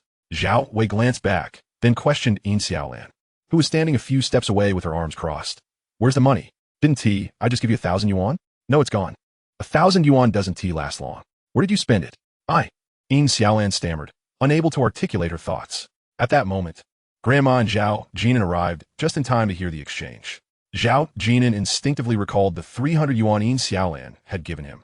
He remained composed and met Yin Xiaolan's gaze, who lowered her head, clutching her arms tighter. 1,000? Wang Jinru chimed in. You wouldn't understand the value of money if you weren't in charge of the household. Do you think 1,000 is the same as 10,000? Taking out your frustrations on your wife after losing at cards in the middle of the night. Shut up. At 29 years old, Zhao Wei was aimless and often claimed to earn a living by gambling. This 1,000 yuan was likely part of what he had won and given to Yin Xiaolan. Did you give it to some other man? Shut your mouth. Grandma could no longer contain herself, admonishing, we, the Zhao family, do not have such women. If you can manage to live, then live well. If not, part ways. I see how Yin Xiaolan is daily. Do not tarnish her reputation. Wait, Grandma. What do you mean by the first part? Zhao Jin'an sensed that Grandma's words had included a glance in his direction. This was not an invitation for him to enter through the side door. Grandma, am I really so worthless as a young man? Grandma. Zhao Wei's bravado faltered. His parents had passed away early, and Grandma had often supported him, merely allowing him to have meals at her home. However, that was in the 1990s, when everyone was not particularly affluent. Beggars would beg with bowls, not for money, let alone sporting a QR code around their necks. Yet Grandma spoke the truth, whether it was Yin Xiaolan or Wang Jinru. No one in the village had ever spoken ill of them. Even with Zhao Guohua often working away, Wang Jinru maintained her integrity. Men are the backbone of a family. You all should uphold your responsibilities. Grandma looked at Zhao Wei, then at Zhao Jin'an, perhaps offering a lesson to Zhao Jin'an. Throughout the encounter, Zhao Jin'an had remained silent, quietly retreating to their bedroom. In the bedroom, he found the wardrobe rummaged through, clothes strewn across the floor and bed. Gambling those de serum no merci. He picked up a t-shirt from the bed and walked out, draping it over Yin Xiaolan's chest. The collar of her t-shirt had been torn. 2 red marks marred her fair, smooth shoulders, and upon closer inspection, there was another mark on her chin. Jin'an. Yin Xiaolan cradled the t-shirt he handed her, her head hanging lower still. Zhao Jin'an, you. Upon witnessing the scene, Zhao Wei parted his lips, a hint of discomfort evident in his heart. Zhao Jin'an turned around, positioning himself before Yin Xiaolan, fixing his gaze upon Zhao Wei. You cannot defeat me. Zhao Wei, slender as a reed at 173 centimeters, felt a lump constricting his chest. You me, who would engage in a brawl with you? His words lacked the sting of his earlier sentiments, revealing his bookish nature. He harbored a degree of disdain for Zhao Jin'an, who smiled at everyone in the village, remaining as silent as a mute, seldom uttering a word for an extended period. What success could such a person achieve, even if he were to gain admission to university? It was rumored that during the summer break, he and Zhao Ziyong fished in the river, barely earning a few meager coins. Jin'an, take your sister-in-law to our home for the night, their grandmother commanded, casting a glance at Zhao Wei before departing. Chapter 29. The grandmother's version of a hidden beauty for a grandson? Zhao Jin'an presumed that bringing his sister-in-law home meant allowing Yin Xiaolan to sleep in Wang Jinru's house. To his surprise, upon their return, their grandmother had already prepared a bed in Zhao Jin'an's own residence. It was also on the ground floor, adjacent to Zhao Jin'an's bedroom. Was this appropriate? Wang Jinru glanced at it briefly before leaving, while Zhao Yueqian remained asleep at home. In truth, the second floor lay unused for long stretches, accumulating dust and clutter from rural life. Their grandmother typically resided at the home of her younger son, Zhao Guohua. Zhao Jin'an's 2-story building only exuded a semblance of liveliness on the first floor. Grandmother, Yin Xiaolan, having changed her clothes, stood at the bedroom door, her head bowed. Stealing a glance at Zhao Jin'an in the main room, she lowered her head further. Why did grandmother allow me to sleep at Jin'an's house? Doesn't Anne have a room as well? In the countryside, there are plenty of rooms in self-built houses. You two have only been married for 2 years, and he has already resorted to violence. I fear that after we leave, he may still lay his hands on you. At my age, I cannot watch over you every day, their grandmother replied, rising to glance at Yin Xiaolan by the door. Jin'an is going to university in Junsha. If he turns violent, you should know to run and sleep here. Oh, Yin Xiaolan murmured in a subdued voice. Zhao Jin'an pondered. Was this grandmother's version of a peculiar hidden beauty for a grandson? He had heard of child brides, but this iteration was entirely unprecedented. Zhao Jin'an found it difficult to comprehend his grandmother's reasoning. He suspected that she valued Yin Xiaolan's childbearing physique, not to mention the savings on betrothal gifts. At that moment, the roar of a motorcycle echoed outside, growing fainter as Zhao Wei rode away. In the year 2006, in Zhao family village, only the village chief owned a second-hand Toyota. During summer, making a bed was simple, just a mat and a blanket.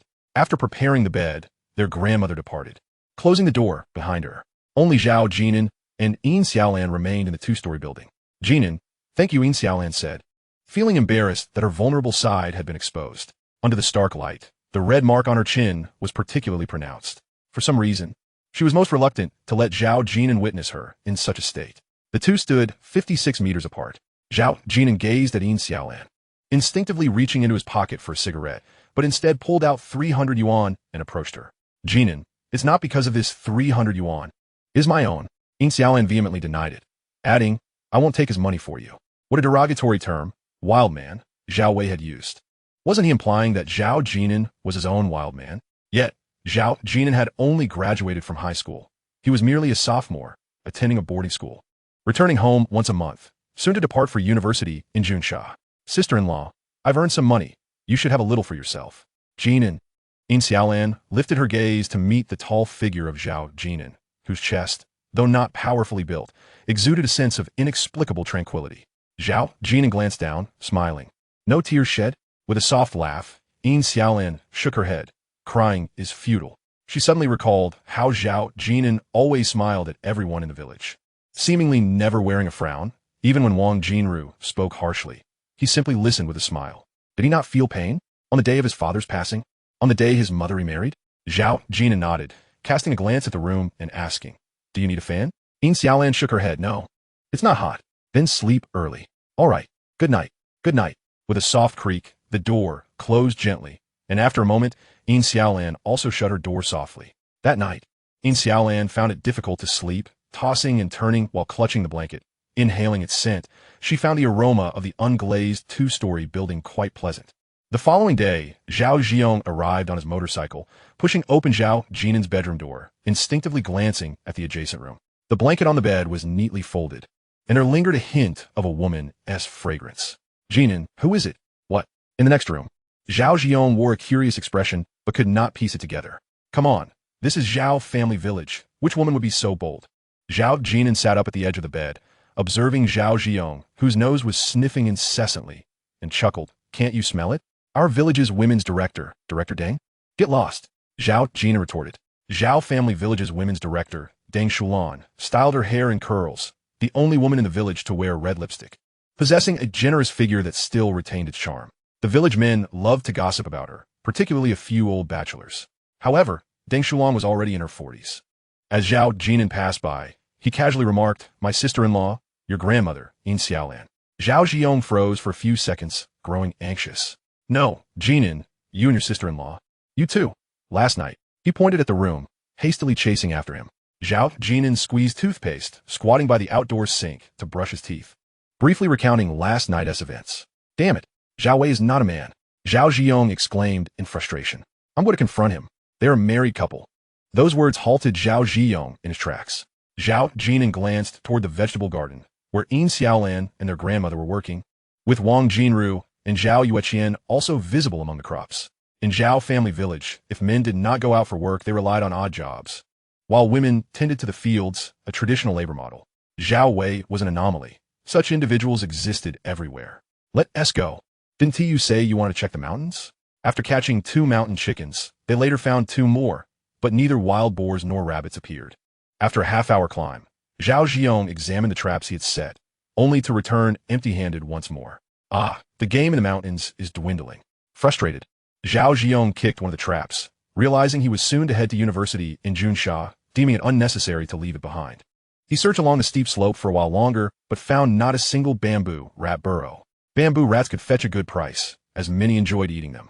He lamented, what a pity I didn't catch a wild boar. One of those could sell for several thousand yuan. By the way, Jin'an, how much do you have left? I saved 500. In truth, Zhao Jin'an had merely carried a fish basket. The earnings were split in half.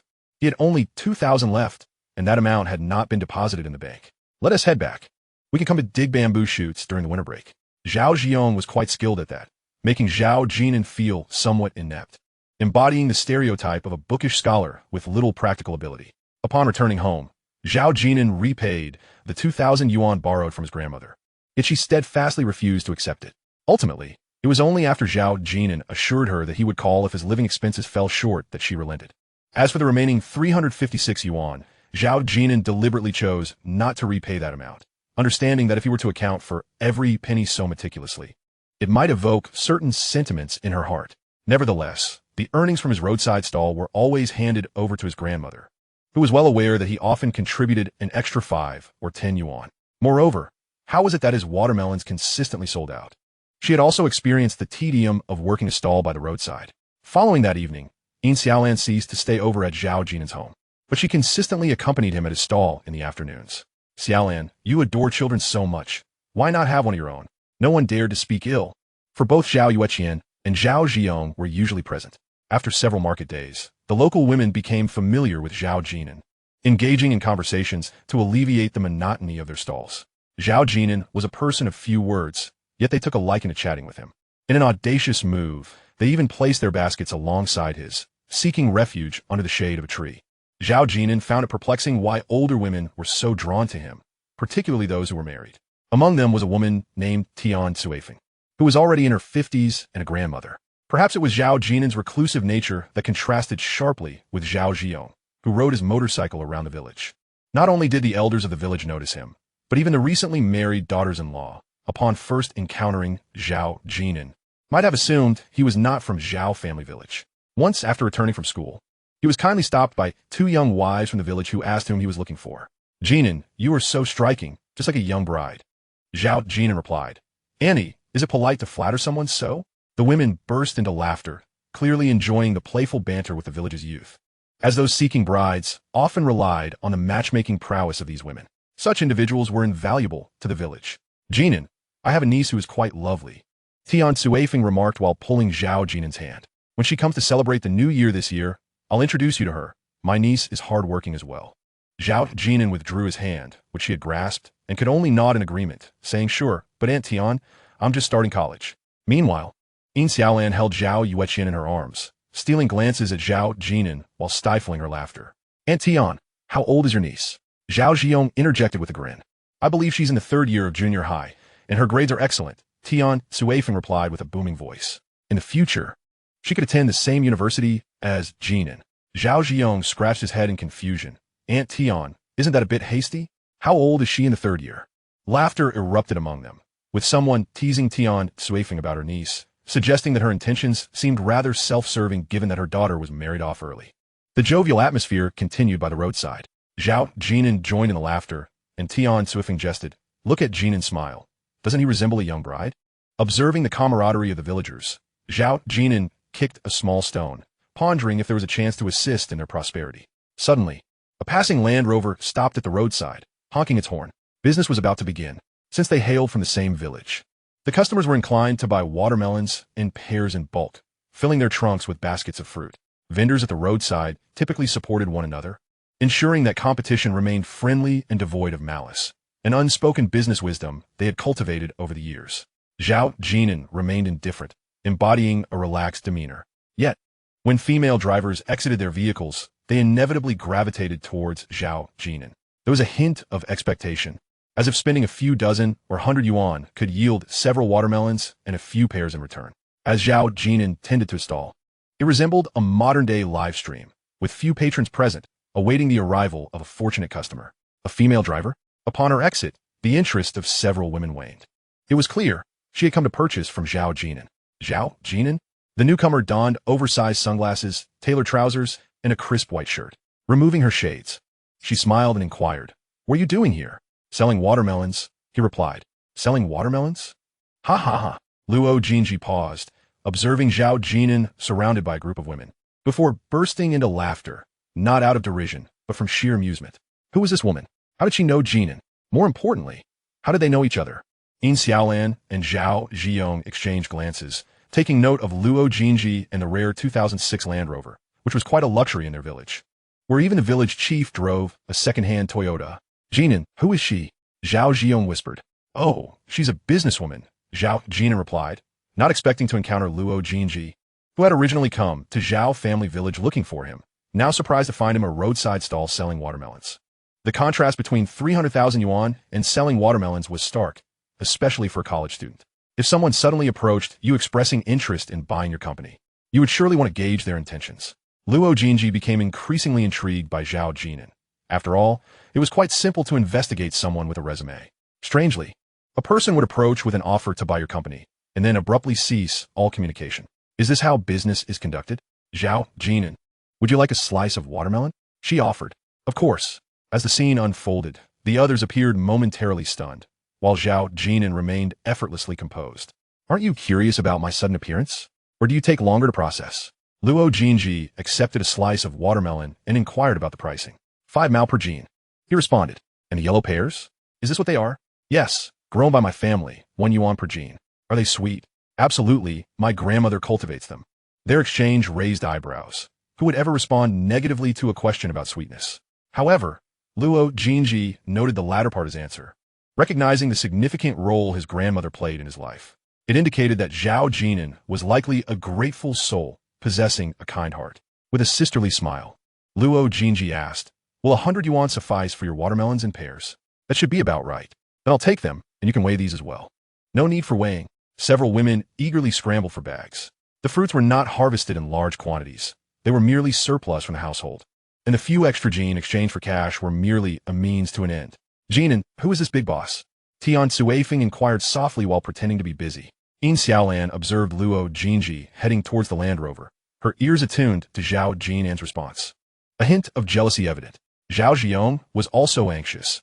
He knew everyone Jin'an associated with. Jin'an and a Land Rover. I found a summer job during the break. As they spoke, Luo Jinji waved at Zhao Jin'an, calling out, Jin'an, come pour me some water. How refined. Eating a slice of watermelon and washing her hands with mineral water. They were unaware that Luo Jinji was the one selling the water. And what kind of sophistication was this? However, seeing Luo Jinji seemingly treating Zhao Jin'an well, Tian Suifeng complained again. Being pretty is such an advantage. Aunt, Jin'an is handsome. Pretty is a term for girls. Yin Xiaolan corrected her. Jin'an is indeed beautiful. If you don't believe me, just ask them, Tian Suifeng chuckled. Yin Xiaolan also laughed, but kept her gaze fixed on Zhao Jin'an and Luo Jinji. Can't you manage on your own? Why make Jin'an pour the water for you? Ha! Jin'an is still a university student. Look, even the boss personally came for a summer job, which shows the importance of education. How many university students do we have in our village this year? 3. Zhao Jiong gestured with his fingers. No, there are about 67. What about me? A few women glanced at him, implying that his college diploma was insignificant. Beautiful boss, the trunk is full and can't fit anymore. Then put in the back seat.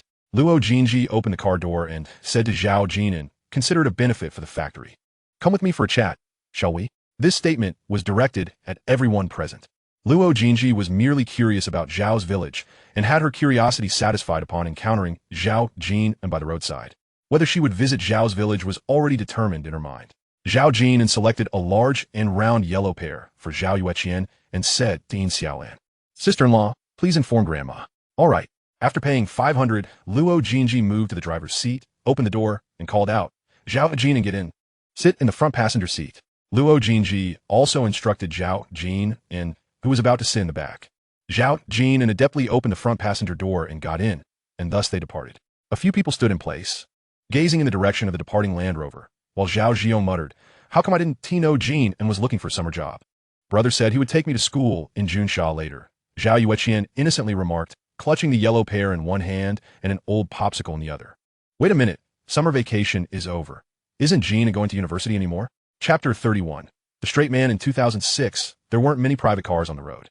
Luo Jinji, one hand on the steering wheel and the other on the gear shift, observed Zhao Jin'an fastening his seatbelt with remarkable adeptness after he got in. How peculiar. Is this your first time in a private car? You don't seem to have the awareness. Even if you reach for the seatbelt, you would know where to insert it. Zhao Jin'an, are you quite rule-abiding? Luo Jinji glanced down at the seatbelt latch. Back then, traffic regulations weren't as strict. There weren't many cameras monitoring whether passengers in the front seat wore seatbelts, and fines were rare.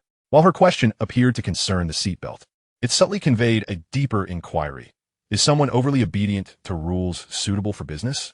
In this day and age, the delivery industry was dominated by entrepreneurs who fought for their territory. not to mention those engaged in earth-moving businesses in various cities. Safety first. Zhao Jin'an deflected. Manager Luo, the spot where you parked earlier is where my father rode his motorcycle down. Safety first? Was it a double entendre? Luo Jinji cast a surprised glance at Zhao Jin'an, who seemed oblivious and went on to clarify several of his doubts. Zhao Jin'an, why didn't you call me? You aren't selling the company. Why would I call you? Luo Jinji felt a pang of frustration. Was this what they called a straight man? How could someone like this find a girlfriend? Such a handsome, face-wasted. Zhao Jin'an continued. If I were to contact you first, even if you wanted to sell the company, you would take the opportunity to raise the price. However, I don't have that much money. I can't afford your company. Luo Jinji was rendered speechless. She was utterly captivated by Zhao Jin'an's innocence or foolishness. Zhao Jin'an, you share everything with me? Even your financial limitations? How can we negotiate then? Isn't that obvious? The one who takes the initiative is at a disadvantage. Don't you understand this principle? Luo Jinji nearly doubled over with laughter. But Zhao Jin'an maintained a serious expression. You mentioned that you've invested over $3 million in the company, so you certainly wouldn't sell it at a low price. Hence, even if you want to sell it to me, I can't possibly come up with that much money right now. And what? Luo Jinji became more serious, suddenly realizing that Zhao Jin'an's reasoning held some merit and was genuinely charming. That Land Rover you drive. Zhao Jin'an touched the door handle. Being in nearly new condition suggests that the company's finances reached a point where selling shares is unavoidable. Luo Jinji nodded in acknowledgement. So, Manager Luo, why did you come to find me today? Zhao Jin'an turned to face Luo Jinji, who wore a sly smile. Zhao Jin'an, if I were to sell you the company right now, could you come up with $3 million? An inquiry into Zhao Jin'an's background also served to investigate whether he had bought the World Cup. If you sell the company to me, when we sign a contract, I will transfer the money. Zhao Jin'an stated with utmost seriousness. Luo Jinji scrutinized him for a few seconds, suppressing her laughter, and pressed on the accelerator. Let me take you somewhere. After a 15-minute drive into the city and another 10 minutes through a scenic area, they arrived at a water plant after passing a hydroelectric station and taking a side road. A small truck was parked at the entrance, with several workers loading it. Master Lu, come here. I bought some watermelons and pears for you. Luo Jinji exited the car and waved to the workers. Master Lu and a few workers hurried over, carrying boxes while stealing glances at Zhao Jin'an. Manager Luo, who is this? Your cousin? Huh? Yes, my cousin, a university student, Luo Jinji replied, tucking a strand of hair behind her ear, her hair glistening in the sunlight. Especially her lips, adorned with a touch of lipstick, appeared quite alluring. Zhao Jin'an glanced at the factory and then at the road leading down. Taking the side road upwards would lead to the Dongjiang Lake scenic area. A university student. School starts in a few days, right? Luo Jinji suddenly inquired. Yes. This was also something Zhao Jin'an didn't understand. What was the purpose of Luo Jinji visiting him at this time? Zhao Jin'an, I thought you were quite honest, but it seems you also deceive. Luo Jinji appeared somewhat melancholic. Your resume stated you graduated from the normal university, but it turns out you're just about to start your freshman year. What is this? Is my company's marketing director just a summer intern? Manager Luo, I'm sorry. The resume was only to meet you. Zhao Jin'an sincerely apologized. A verbal apology? I didn't expect you to climb the ladder so easily. Show some sincerity. If I were to let you be the marketing director, what would you do? You didn't say anything that day. Zhao Jin'an shook his head. I'm not your company's marketing director. Luo Jinji chuckled softly. She realized that Zhao Jin'an was too straightforward, impervious to both soft and hard tactics. If it were any other boy, he would surely boast about his opinions and display his desire for attention, especially before a beautiful boss. How could an 18-year-old boy withstand that? Zhao Jin'an, do tell. Luo Jinji became earnest. Of course, if it's merely about stocking goods, then display arrangements are given. If funds are sufficient. Those in the fast-moving consumer goods sector are well aware of the traditional mixed sales model, having a dedicated sales team, collaborating with third-party partners, outsourcing, and working with distributors. Your sales team seems to be struggling, doesn't it? Zhao Jin'an inquired. Indeed, Luo Jinji acknowledged with a nod. It was evident. One merely needs to stroll through a few corner shops to ascertain this. Your company's profit primarily derives from selling bottled mineral water. Zhao Jin'an pointed at the delivery truck. In institutional units, competition for bottled water is relatively less fierce, and you benefit from lower transportation costs. This was the truth. Whether it was Farmer's Spring Water, or Ebao, none had genuinely focused on the bottled water sector. For ages, bottled water has remained a reserve market for mineral water companies in various cities. Yet, How could one possibly profit from selling a small bottle of mineral water for 2 yuan? The primary issue lies in regional limitations. You certainly cannot transport bottled water from Chenzhou to Junsha without discussing how to penetrate the market. Where does your competitive advantage lie once transportation costs are calculated? This time, Luo Jinji chose not to respond directly. This was likely a company secret, and thus, she refrained from commenting further. General Manager Luo, you possess ambition. You yearn to expand beyond your current confines, to sell your mineral water in Zixing, to venture beyond Chenzhou, Zhao Jin'an analyzed with a calm demeanor. Thus, you seek an alternative path, beginning with the juice sector. The taste of mineral water is rather uniform. Yet, juice offers a distinct variation. And what has been the outcome? You haven't even penetrated the market in Zixing. Luo Jinji retorted. Straightforward, man. That last statement was unnecessary. Zhao, do you have any clever ideas? A prospective university student knowing such things indicates diligent research. She remarked, her lips slightly parted. Was she intentionally hinting at ambiguity, employing a beauty trap? General Manager Luo, you are neither my cousin nor am I your marketing director. Zhao Jin'an asserted, grasping a bottle of mineral water, which felt somewhat fragile, contorting easily under pressure. No need to squeeze, Luo Jinji replied wisely. 1 yuan per bottle. Even the bottle incurs costs. Anyone with sense knows to use quality bottles when there is profit to be made. This leads to a vicious cycle. Just look at Hengda Ice Spring, priced at 5 yuan per bottle, or the glass bottles selling for over 10 yuan each. There are always buyers. Chapter 32, Fidelity. Zhao Jin'an. Why not forego university and join my company? I shall offer you a salary with a guaranteed minimum monthly income of 10,000. Luo Jinji unexpectedly extended the invitation. Uncertain of why she felt that Zhao Jin'an might be capable of generating something worthwhile. In the company, you only need to be responsible to me, she added.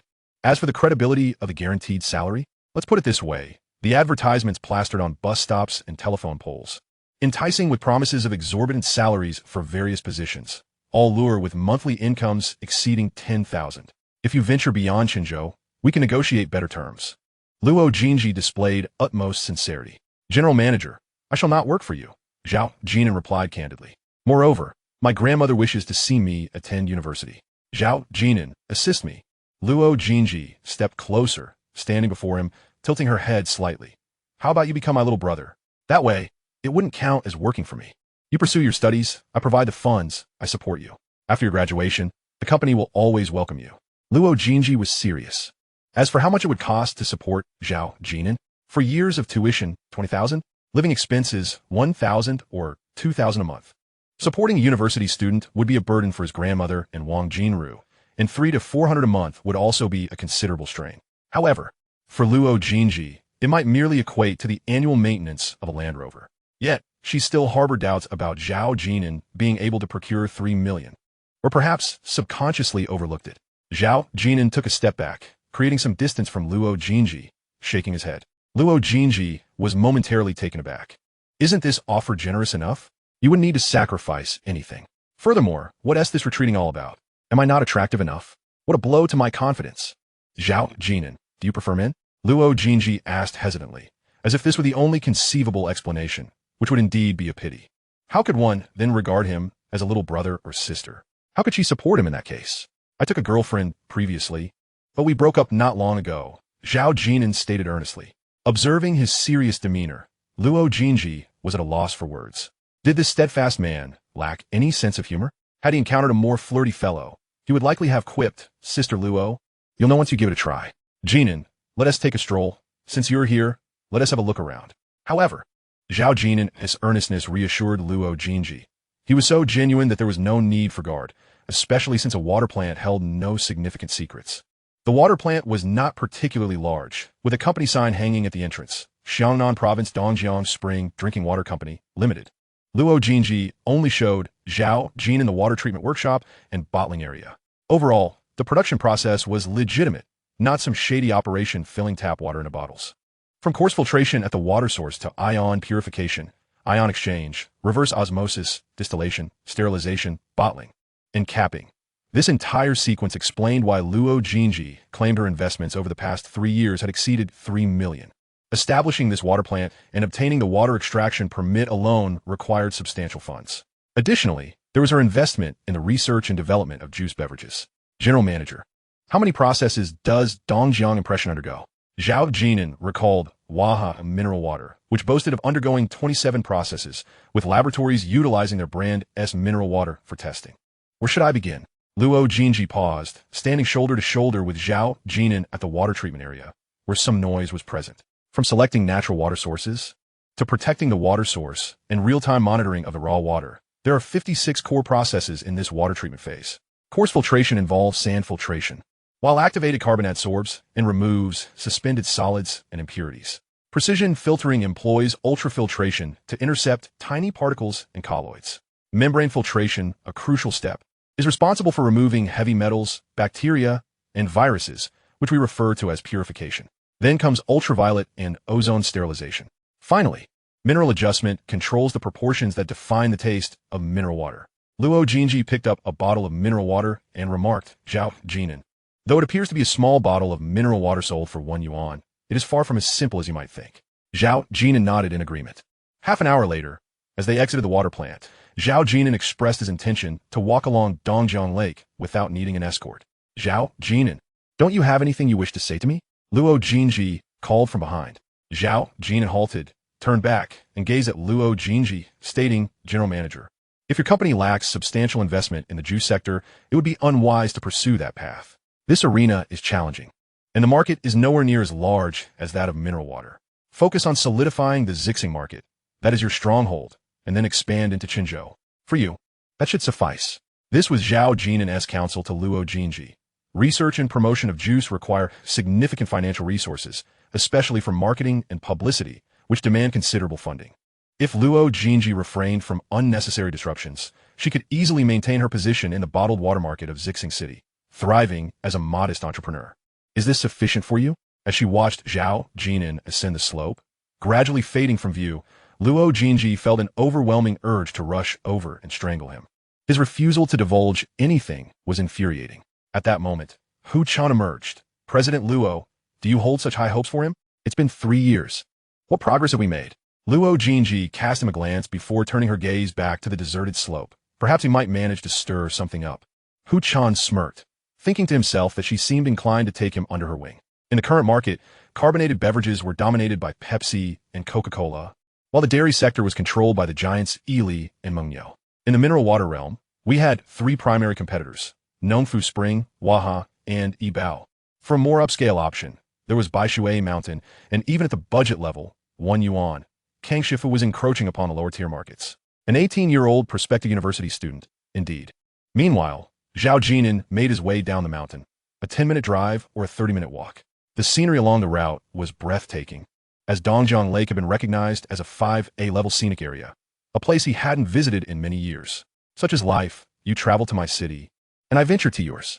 However, Dongjiang Lake received its 5A designation in 2015, and currently, one need not purchase a ticket to enter. At the hydropower station, he picked up a stone from the ground and tossed it into the lake. Jin'an, when we get married, let's take our wedding photos at Dongjiang Lake. Mu Yao had once told Zhao Jin'an. In his previous life, he had believed her. Following his breakup with Mu Yao, he had never returned to Dongjiang Lake.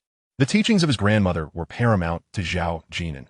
She was a formidable woman in his eyes, having raised 4 children alone after his grandfather's early passing.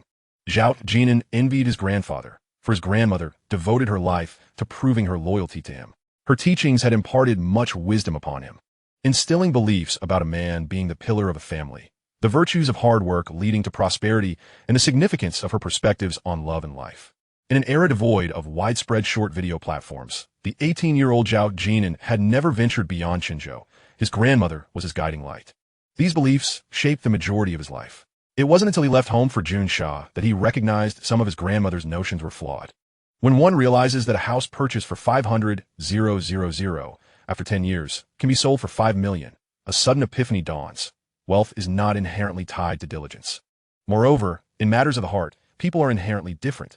In contrast, Mu Yao could not be deemed a paragon of fidelity. Duan Xiaoping similarly did not devote her life to proving her loyalty to Zhao Guiqing. There exists neither right nor wrong in this regard.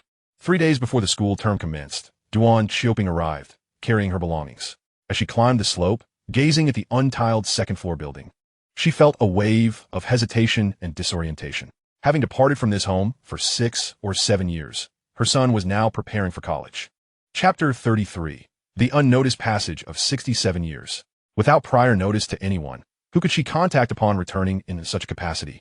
She did make a phone call to Zhao Jin'an, to which he merely responded with an "oh" before hanging up. Zhao Jin'an did not specifically inform his grandmother or aunt, though they anticipated Duan Xiaoping would return before the school year commenced. Wang Jinru leaned against the door, her face alight with a smile. "Oh, sister-in-law has arrived?" "Jinru." Duan Xiaoping pulled herself from a reverie and forced a smile, hastening up the steps. She could discern the sarcasm in Wang Jinru's tone. Yet Zhao Jin'an had indeed benefited from her care. "Where's Qianqian?" Duan Xiaoping endeavored to express her goodwill. "Isn't Qianqian starting primary school? I bought her a new backpack." "Jin'an, your mother is here," Wang Jinru bellowed. Duan Xiaoping, holding her belongings, headed to the kitchen, pausing at the doorway to call out Mom. "Dinner will be ready soon." That evening, grandmother had remarked to Zhao Wei that their family had never had a woman like Duan Xiaoping. It was evident she did not qualify, as she remarried 4 years after Zhao Guqing's passing. It is unreasonable to expect a woman in her early 30s to spend her life in solitude. Yet to claim grandmother harbored no grudges would also be unrealistic. Sister-in-law, Yin Xiaolan, was assisting in the kitchen, stoking the fire in the summer heat. "Xiaolan." Duan Xiaoping set her things down at the doorway and stepped in to lend a hand. This kitchen had been established during Zhao Guqing's time, and she was familiar with it. Over the years, she had often worked alongside her grandmother, creating a harmonious household. Jin'an resembles his mother more. Yin Xiaolan had only been married for 2 years. By then, Duan Xiaoping had already remarried, yet she had seen photographs of Zhao Guqing and Duan Xiaoping in their youth. Zhao Guqing, leaning against a motorcycle, exuded charm, while Duan Xiaoping, with her era-appropriate perm, smiled radiantly like a delicate bird, embodying happiness. Hard work leads to prosperity. In the 1990s, being able to purchase a motorcycle and build a 2-story brick house signified Zhao Guqing's industriousness. Though the brick house appeared modest now, it was indeed impressive at that time. Recently, Tian Suifeng had remarked to Zhao Jin'an that Zhao Guqing was among the first in the village to become a millionaire and also referred to him as the village's handsome man. At the dining table, grandmother politely urged Duan Xiaoping to take more food, seemingly treating her as a guest even more than Yin Xiaolan. Zhao Yueqian, unable to contain her excitement, donned her backpack and ran a few laps in the hall, addressing Duan Xiaoping. "Aunt, my brother said he would take me to Junsha for school." "That sounds wonderful." Duan Xiaoping patted Zhao Yueqian's head and glanced at Zhao Jin'an, hesitating momentarily before. In front of grandmother and Wang Jinru, withdrawing 5,000 yuan from her bag. "Jin'an, this is for your tuition." Despite having left this home, Duan Xiaoping did not neglect Zhao Jin'an. After the college entrance examination, she had even given him 1,000 yuan. However, presenting 5,000 yuan in one go was a first. Zhao Jin'an, holding a bowl, lowered his head to eat and did not accept the money. Yin Xiaolan also held a bowl, scooping rice while her eyes darted around. The hall fell silent for a moment, with no one speaking. Outside, birds chirped. Duan Xiaoping had arrived just before noon and would need to return in the afternoon. Zhao Jin'an glanced at the money in her hands and said, "I have enough." Upon hearing Zhao Jin'an speak, Wang Jinru chimed in, "Sister-in-law, Jin'an's tuition is covered. He received 2,000 from the village reward, and his uncle transferred 3,000 over. That should suffice. Well then, consider it living expenses." Living expenses were also accounted for. Jin'an and Zhao Jiong had earned money selling fish during the summer break. Strangely, while Wang Jinru typically complained about Zhao Jin'an's expenses, she now appeared to deliberately reject the money Duan Xiaoping offered. 5,000 is indeed a substantial sum. At that moment, grandmother interjected, "You should keep that money for now. We can discuss it next year." Jin'an won't need as much as 5,000 for living expenses. Grandmother did not dismiss the conversation entirely. Duan Xiaoping persisted for a while, but then noticed everyone retracting their hands. After dinner, Duan Xiaoping pulled Zhao Jin'an into the bedroom, surveying the room but failing to spot a suitcase. "Jin'an, where is your suitcase? Just a few pieces of clothing? Have you remembered your admission letter and ID?" As she inquired, Duan Xiaoping sat on the bed, examining everything with meticulous care. Zhao Jin'an leaned against the wall, silent and observant. Since Duan Xiaoping departed from his household, the dynamics between the mother and son have transformed into this. "Sister-in-law, I have meticulously organized everything that Jin'an needs for university." Wang Jinru has arrived once again. Grandmother cast a sharp glance at her, prompting her to pout and retreat with Zhao Yueqian. Yin Xiaolan was tidying up the dining table, suppressing her laughter. "Grandmother, allow me to wash the dishes." She discerned that Wang Jinru was somewhat intentionally vying for the affection of Duan Xiaoping's son. Yin Xiaolan was diligent. while Wang Jinru appeared somewhat lethargic. In truth, the relationship between Wang Jinru and Duan Xioping was amicable, as evidenced by Zhao Yueqian's calling Duan Xioping aunt. Duan Xioping would invariably return home several times a year. Otherwise, what would be the point of such address? As for the man Duan Xioping is now married to, his name is Song Chaoan. Zhao Jin'an has encountered Song Chaoan only once, having never visited their home in his previous life. Song Chaoan has a daughter, Song Wanhe, who is 3 years Zhao Jin'an senior. Having graduated from a technical school, she is currently working in Qinzhou, according to the historical timeline. In his previous life, Zhao Jin'an met Song Wanhe merely twice, both times initiated by her. The first was on the eve of Duan Xioping's remarriage, when Song Wanhe secretly visited Zhao Jin'an at school. The second was during university when she sought him out in Junsha. Subsequently, after Song Wanhe's marriage, she extended an invitation to Zhao Jin'an over the phone, to which he did not respond. Occasionally, Song Wanhe would message Zhao Jin'an, but he seldom replied. It is said that Duan Xioping and Song Wanhe share a good rapport. However, Zhao Jin'an remains indifferent. If Duan Xioping were to find herself in a dire situation, she could undoubtedly return to this home, and grandmother would likely consent. Of course, this would be before the birth of Song Jiayue, Duan Xioping and Song Chaoan's daughter. On September 5th, typically, the commencement of university for new students is delayed by several days. In the final days leading up to this, Zhao Jin'an ascended the mountain to gather firewood. This task requires little skill. Each time he returns home from school, he would ascend the mountain to prepare firewood for the household, stacking it neatly against the outer kitchen wall. Uncertain of when he would return from Junsha, perhaps for the National Day holiday or the winter break. Early in the morning, as the sun began to rise over the mountains, Zhao Jin'an donned a pair of dark pants and a white t-shirt, shouldering his bag as he stepped outside. Jin'an, off to university? Grandmother exclaimed, her spirits evidently high today as she accompanied her grandson. Along the way, they encountered familiar faces from the village who were savoring thick porridge in large bowls, perhaps admiring grandmother for raising 4 children single-handedly. Unbeknownst to them, her grandson had once again secured admission to university. Why do I say unbeknownst?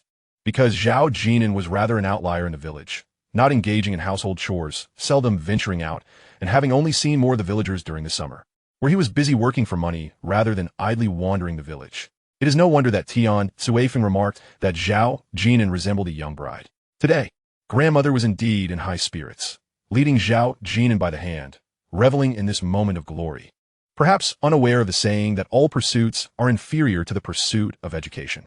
However, in Xiangnan province, education is held in high esteem, a deeply entrenched belief.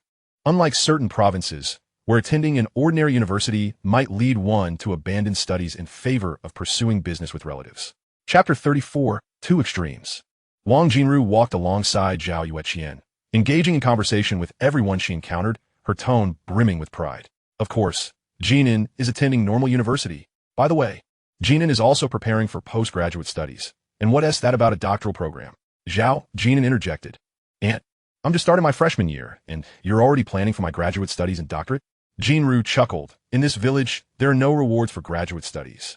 Ha! Laughter erupted as someone teased her about her frequent visits to the village committee seeking rewards, treating 211 and 985 universities indistinguishably, merely hoping to reap benefits from the village. Wang Jinru was entirely unperturbed, displaying a proud yet disdainful demeanor. But who cares about that 2,000? It's not like we can't afford it. Without a doubt, Zhao Guohua had transferred 3,000 over. The villagers were certainly aware. Wang Jinru was not the type to perform good deeds anonymously. The village broadcast did not announce it, as she lacked the authority. Otherwise, it would have been repeated thrice a day. Yin Xiaolan lagged a few steps behind, gazing at the tall figure ahead, feeling a mixture of joy and reluctance. After spending more than 3 months together, this was the longest time she had spent with Zhao Jin'an, and the next meeting might not occur until the winter break. The group ascended the slope, where Zhao Ziyong awaited by the roadside. His parents, Zhao Yuejin and Lu Tenghua, were also present. Jin'an, why are you so late? Zhao Ziyong, carrying a backpack with a suitcase at his feet, refused to let his parents accompany him to university. Zhao Yuejin and Lu Tenghua exchanged pleasantries with grandmother, while Zhao Ziyong addressed Zhao Jin'an as uncle, as their generational titles aligned. Thus, Zhao Yuejin and Lu Tenghua addressed Wang Jinru as aunt, although they wouldn't do so directly, given the lack of direct kinship. As they passed a bus heading to the city, Zhao Ziyong eagerly waved it down. After September 1st, the peak of university admissions had passed, and the bus was not crowded. Jin'an, double-check your admission notice and ID, and don't forget your train ticket. Wang Jinru reminded him again, approaching to whisper, once you arrive at school, don't concern yourself with anything else. Just pay the tuition first, understood? All right. Have you packed your phone? Yes. This was Zhao Jin'an's first journey far from home, and Wang Jinru was exercising her maternal instincts, despite having complete faith in her son. She couldn't help but reiterate her concerns. At this moment, grandmother could not interject. She was quite pleased to see Wang Jinru like this. If money runs low, just call aunt, but be frugal, understand? Understood. And, as she spoke, Wang Jinru stepped closer, tugging at the hem of Zhao Jin'an's shirt. Be cautious when dating. It can be costly. Don't be so naive, all right? And I understand. Wang Jinru might not have known the term simp, but her message was clear. She feared Zhao Jin'an would be taken advantage of, that he would scrimp on necessities at school only to spend money on girls, especially given their family's financial constraints. Zhao Guohua's monthly salary barely exceeding 1,000. With Zhao Yueqian about to start elementary school, there were also social obligations and various expenses. Most importantly, Zhao Jin'an appeared too easily manipulated. That day, the girl named Mu Yao seemed to have him wrapped around her finger. The mere thought of it made Wang Jinru's head throb, as she recognized that Mu Yao came from a well-off family, not the type to practice frugality. Are we leaving or not? The ticket seller urged, leaning against the bus door. Grandmother, I'm off. All right. Goodbye, sister-in-law. Zhao Jin'an boarded the bus, glancing back at Yin Xiaolan, who waved with a smile. Be safe and give us a call when you arrive at school. Sister-in-law, goodbye. Zhao Ziyong had already taken a seat with a suitcase and leaned out to wave at Yin Xiaolan. The bus departed swiftly, and the group remained at the roadside, watching it disappear into the distance. In their hearts, Zhao Jin'an and Zhao Ziyong were embarking on a journey far from home. The notion of rewarding good grades with travel or summer camps was a privilege for affluent children. It wasn't until the bus vanished that Yin Xiaolan quietly whispered to herself, goodbye. You once told me that if life became unbearable, you would leave. If you divorced and departed from Zhao family village, how would we ever meet again? Throughout the journey, Zhao Ziyong was filled with excitement. This was indeed his first venture beyond the familiar confines. Jin'an, why are you only bringing one bag? What do you have in your suitcase? Clothes, including a rather large winter down jacket. He felt a twinge of envy toward Zhao Jin'an, who had only one bag. In high school, they had to wear uniforms. Yet Zhao Jin'an possessed a decent down jacket, a gift from Duan Qioping last New Year, though Zhao Jin'an had not brought it along. Upon reaching a junction in the city, the two alighted from the vehicle and waited by the roadside for the bus to Qinzhou. There was no need to enter the city, as the bus to Qinzhou would pass this way. Zhao Jin'an! Suddenly, someone shouted, Jin'an, it's you, Fei. Zhao Ziyong pointed to a passing black Volkswagen. That looks like Mu Yao's father's car, doesn't it? The rear window rolled down, and Yufei leaned out, calling loudly and waving at Zhao Jin'an. The black Volkswagen slowed for about 2 seconds. The driver, Mu Rinxiang, glanced at the window and then at the rearview mirror, where Mu Yao was leaning forward, peering out toward the roadside. There's no room. Mu Rinxiang remarked. Indeed, there was no room. 3 people occupied the back seat. Yufei, Mu Yao, and Lu Wenjing. Lu Wenjing was taking Yufei to school and was clueless about the situation, inquiring, Are you classmates? Yes, we are in the same class. Yufei glanced at Mu Yao without revealing anything further. Both Yufei and Mu Yao attended the same university, albeit different majors. And Mu Rinxiang was merely driving Lu Wenjing and Yufei to the train station in Qinzhou. Upon arriving at Junsha train station, Zhang Yinxian would come to pick them up in her BMW. In the front passenger seat, Zhang Hui was gazing out the window, her eyes fixed on Zhao Jin'an, sheltered from the sun by the shade of the trees. Zhao Jin'an cast a fleeting glance at the Volkswagen before shifting his gaze towards the direction from which the bus would arrive, his expression seemingly calm. There was no trace of defiance, nor any inclination to lower his head out of pride for waiting by the roadside. In contrast, the slightly darker-skinned boy beside him wore an envious expression, though his eyes flitted away. How peculiar. Was he truly capable of letting go so effortlessly? Zhang Hui had pressed Mu Yao several times for the truth, and only then did Mu Yao admit, Zhao Jin'an has blocked me. Are you all satisfied now? Such is human nature. Zhang Hui was displeased to witness Mu Yao and Zhao Jin'an entangled. Yet when Zhao Jin'an seemed to have completely moved on, she felt an unsettling sense of discontent. Perhaps it was that Zhao Jin'an had entirely transcended her control. For a woman with a strong desire for control, this felt like a failure. Lu Wenjing suddenly broached a new topic. By the way, that class monitor of yours, I believe he was accepted into Fudan University? Yes. He left the day before yesterday. I think he went to Junsha to catch a flight, Yufei replied. Lu Wenjing chuckled. I think his name is O Chong. He seems like quite a lively boy. Lively? Zhang Hui understood the underlying meaning in Lu Wenjing's words and chuckled in response. At Mu Yao's graduation banquet, wasn't O Chong quite lively, emulating adult social interactions and toasting, appearing somewhat prematurely mature in the eyes of adults? Two extremes, one eager to perform, the other reserved.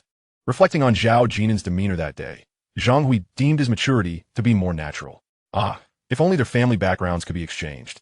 Chapter 35, Don't Look Back. Upon reaching Qinzhou train station, in an era devoid of subways, the station was teeming with people. Strangers attempting to engage in conversation should be ignored. Oh, Zhao Jin'an cautioned. Zhao Jiong, glancing around, suddenly pointed at a few people at the entrance. Jin'an, it's your mom. Jin'an. Duan Xiaoping waved cheerfully while holding a little girl. Though she had not gone to the village to celebrate her son's university acceptance, she still wanted to see him off at the train station. Jiayu, call your brother. Duan Xiaoping approached with the child, lifting her small hand to greet Zhao Jin'an.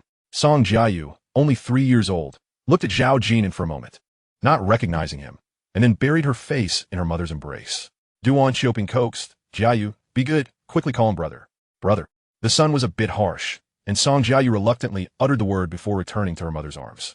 Duan Xiaoping beamed with affection, even using a sun hat to fan her. Jin'an. Witnessing this scene, Zhao Jin'an produced a cigarette and lit it. The last two people he wished to see were Song Jiayu and Song Chaowen. Inevitably, both Song Jiayu and Song Chaowen had arrived. Song Chaowen, with a buzz cut and standing 175 centimeters tall, stood beside Duan Xiaoping, gazing at Song Jiayu with an expression of endearment. What? Coming to flaunt happiness? Zhao Jin'an observed silently, saying nothing. Zhao Jiong appeared awkward, glancing at his childhood friend. Auntie, why did you bring Song Chaowen along? Well, we just need Song Wanha to complete the picture. Auntie, Jin'an and I need to catch the train, Zhao Jiong said with a smile. Song Chaowen had come on his own accord. He had only met Zhao Jin'an once and was surprised to see how much he had grown over the years, especially having been accepted into such a prestigious university. Jin'an, this is a red envelope for you. Song Chaowen presented the prepared envelope, having invited Zhao Jin'an to celebrate the new year in Qinzhou. Yet this son of his wife had never set foot in his home or paid a visit during the festivities. Zhao Jin'an looked at the red envelope in Song Chaowen's hand, neither accepting it nor speaking. Song Chaowen chuckled awkwardly. Jin'an, this is my small token of appreciation. Congratulations on being accepted into university. Since you didn't have a graduation banquet, I thought. Duan Xiaoping, clutching Song Jiayu, wore an expectant expression. Jin'an, take it. It's just a little something from your uncle. Gazing at his mother's lovely face as she uttered the words, your uncle, Zhao Jin'an clenched his fist, inhaling deeply as he fixed his gaze on Duan Xiaoping. Who was older, him or Zhao Wuqing? What? Song Chaowen momentarily failed to comprehend. Upon hearing the name, Zhao Wuqing, Duan Xiaoping lowered her head in embarrassment. Zhao Guoqing had always treated her well and doted on her, and even grandma had been very kind to her. The relationship between mother-in-law and daughter-in-law had been harmonious. Yet Zhao Jin'an remarked, I have an uncle, but it's not him.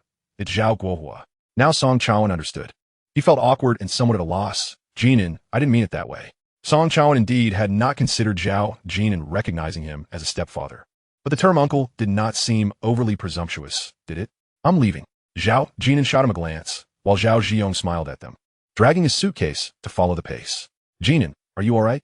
I'm Yufine. This was the first time Zhao Jiong had seen his childhood friend seemingly upset. Duan Xiaoping, still holding the child, hurried after them, leaving Song Chaowen standing there, clutching the red envelope worth 500 yuan. He sensed the hostility in Zhao Jin'an's eyes towards him, a reflection of their first meeting, where Zhao Jin'an had also displayed animosity, unwilling to accept his mother's remarriage.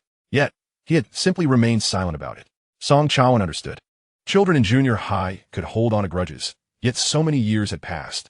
Jin'an, you haven't met Jiayu, have you? Duan Xiaoping's eyes glistened with unshed tears as she forced a smile.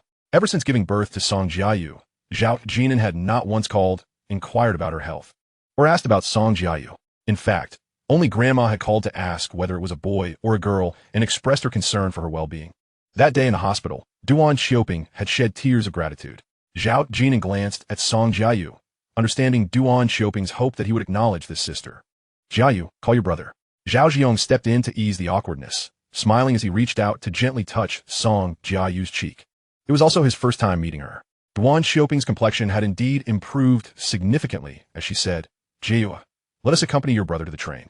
He is off to university. No need, you both should return, Zhao Jin'an firmly declined. Duan Xiaoping hesitated. Jin'an, Wanha and I. Wanha? Are you implying that you have been getting along splendidly with Song Wanha? Zhao Jin'an interrupted, gazing at Duan Xiaoping, and, after a moment of silence, chuckled. How can it be the same? You cook for her and have even washed her clothes, haven't you? Indeed, but how can it compare? One has an aunt who knows how to care for her, while the other has lost her mother. Duan Xiaoping opened her mouth, but fell silent. Tears finally streaming down as she looked at her 18-year-old son. Jin'an and I. Return home, he urged. Checking the time. Zhao Jin'an resolutely turned and entered the train station, verifying the train ticket, while Zhao Jiong carried the suitcase, glancing back as he queued for ticket inspection. Merging with the throng into the first-floor waiting area. Jin'an, Auntie, do not look back. Zhao Jiong's words caught in his throat. He wished to say, your mother is crying, and many are watching. Countless thoughts were trapped within him, leaving him unsure of where to begin. He yearned for a harmonious scene. The waiting area was densely packed with people, leaving no available seats. Even the aisles were filled with luggage strewn about, and some individuals resorted to sitting atop their suitcases. The hall was filled with diverse dialects and the aroma of instant noodles, alongside an unmistakable scent of sweat. Fortunately, the train was only delayed by half an hour. Zhao Jin'an glanced at the large screen and pointed to a less crowded corner. Let us go there. Jin'an, are you truly all right? Zhao Jiong hesitantly inquired from behind. He noticed that Zhao Jin'an's emotions were deeply concealed, yet outsiders could hardly comment on such matters. Chapter 36. Not avoiding Jin'an, I feel like having instant noodles. Zhao Jiong, with a robust appetite, was drawn by the scent of ramen. Spotting someone selling instant noodles with hot water available, he rushed over.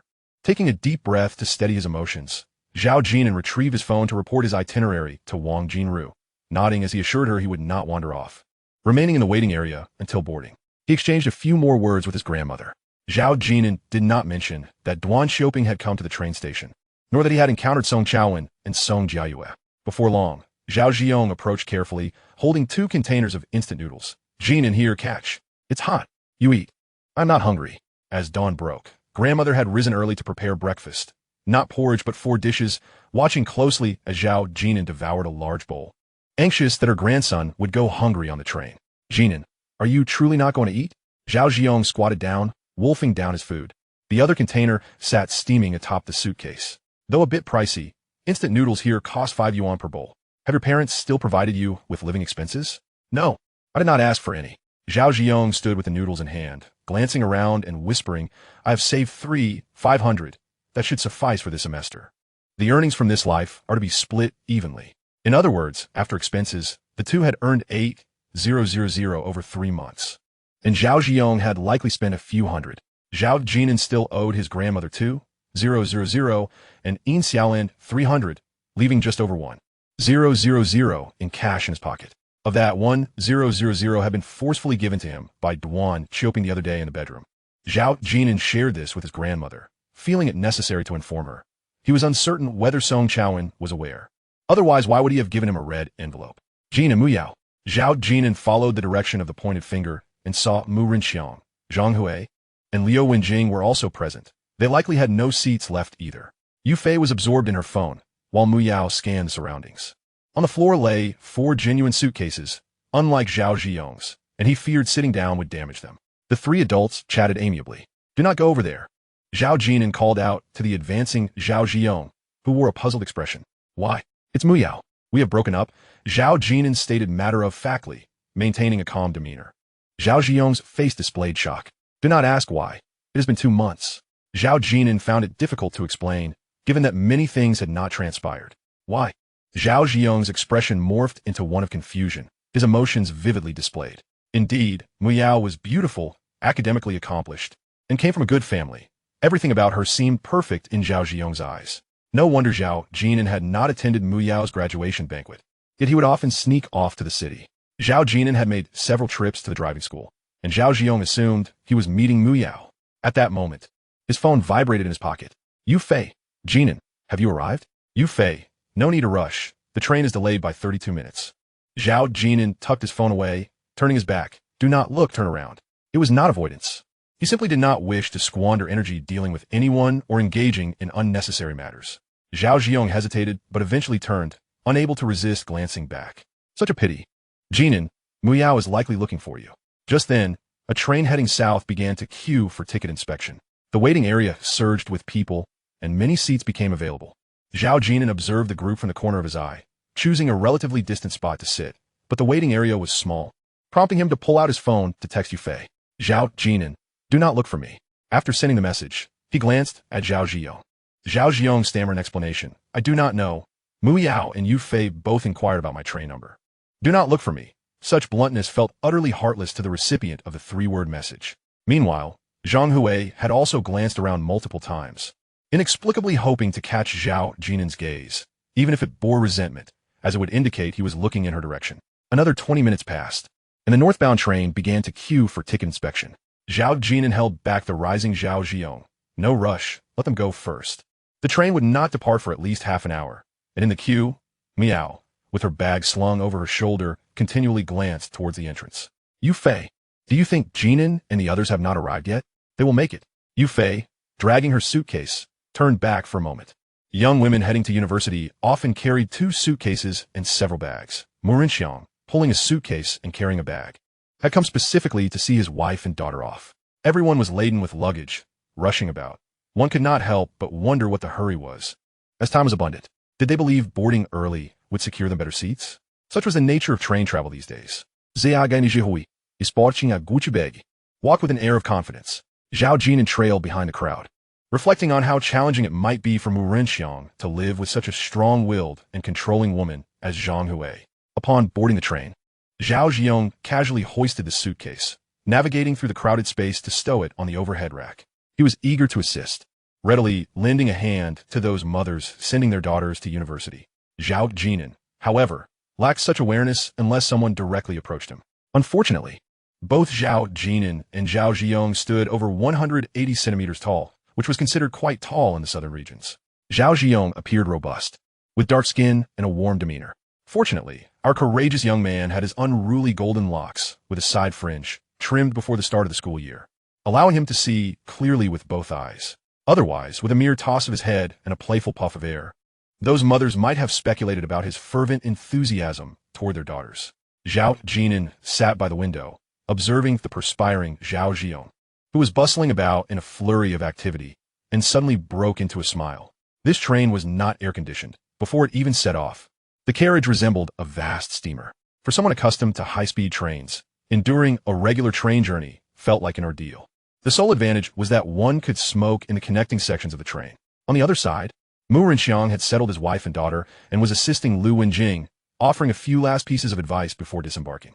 He purchased 4 bottles of mineral water and handed them through the window. Zhang Hui, your husband is quite considerate, Lu Wenjing remarked with a smile. Zhang Hui beamed with pride, waving down to Mu Renxiang. All right, you should head back now. 15 minutes later, with a clattering sound, the green train began to move slowly. A glance around revealed that the majority of passengers were parents accompanying their children to university. Everyone eagerly pulled out prepared snacks. As the journey from Chunzheng to Junsha would take approximately 4.5 hours, coinciding with lunchtime at 11:30. Zhao Jin'an gazed out the window at the many parents on the platform, bidding tearful farewells to their offspring, lingering with reluctance. He found such scenes disheartening, to say the least. Chapter 37. Is it possible to be like this? Zhao Jin'an patted his pocket and stood up. I'm going for a smoke. Zhao Ziyong followed suit. I'll join you. This was his first experience on a train, and everything was novel to him. He grabbed his bag. There were many pickpockets on trains, and with tuition fees soaring, some individuals might have their eyes set on this lucrative trade. Their gazes were sharp, always on the lookout for those carrying cash. In the connecting section, a few smokers were already gathered. Zhao Jin'an produced a pack of 4-yuan Laobaisha cigarettes, while Zhao Ziyong mischievously revealed a pack of 23-yuan Huangfu. Jin'an, smoke mine, the Furong Wang. You actually bought cigarettes? Zhao Ziyong chuckled. When you're out and about, 4-yuan Laobaisha feels a bit inadequate. He tore open a pack of Huangfu, fresh and new, and exclaimed, Hey, Jin'an, this is what I use to show off. Don't squish the cigarette box like that. It's useful. Once you finish, stuff a few Laobaisha into it. Zhao Jin'an mused. Stuff a few Laobaisha into it after finishing? He couldn't help but be amused by Zhao Ziyong's antics. No wonder in his previous life, one pack of Furong Wang lasted him an entire week. With others around, Zhao Ziyong lowered his voice. At worst, you can smoke Furong Wang while I stick to Laobaisha. Here you go. Zhao Jin'an leaned against the gap, feeling the cool breeze, and glanced at the earnest Zhao Ziyong, who consistently helped him, yet always made concessions for him. In the final days, he even accompanied him to the mountains to gather firewood. This man never slacked off. He carried a significant portion down the mountain himself. If you don't know how to smoke, don't imitate. Haha, weren't you also a smoker only after the college entrance examination? Zhao Jin'an took a deep drag, reveling in the experience, embodying the spirited vigor of an 18-year-old. Jin'an, are you both here? At that moment, Yufei appeared in deep blue jeans and a white t-shirt, feigning surprise with a cheerful grin as she approached the connecting section.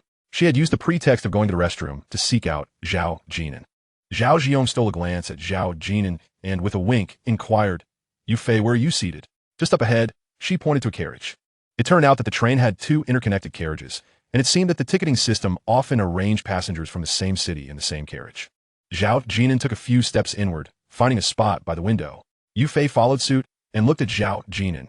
Hey, are you hiding from Muyao? I'm not hiding. You say that, yet you are. Yufei leaned back to glance over her shoulder and then turned her gaze back to Zhao Jin'an. Jin'an, we were desk mates for an entire semester. You can't avoid Muyao. Indeed, in Yufei's eyes, Zhao Jin'an appeared far too quiet. When with Muyao, he seemed to occupy the passive role. Hee.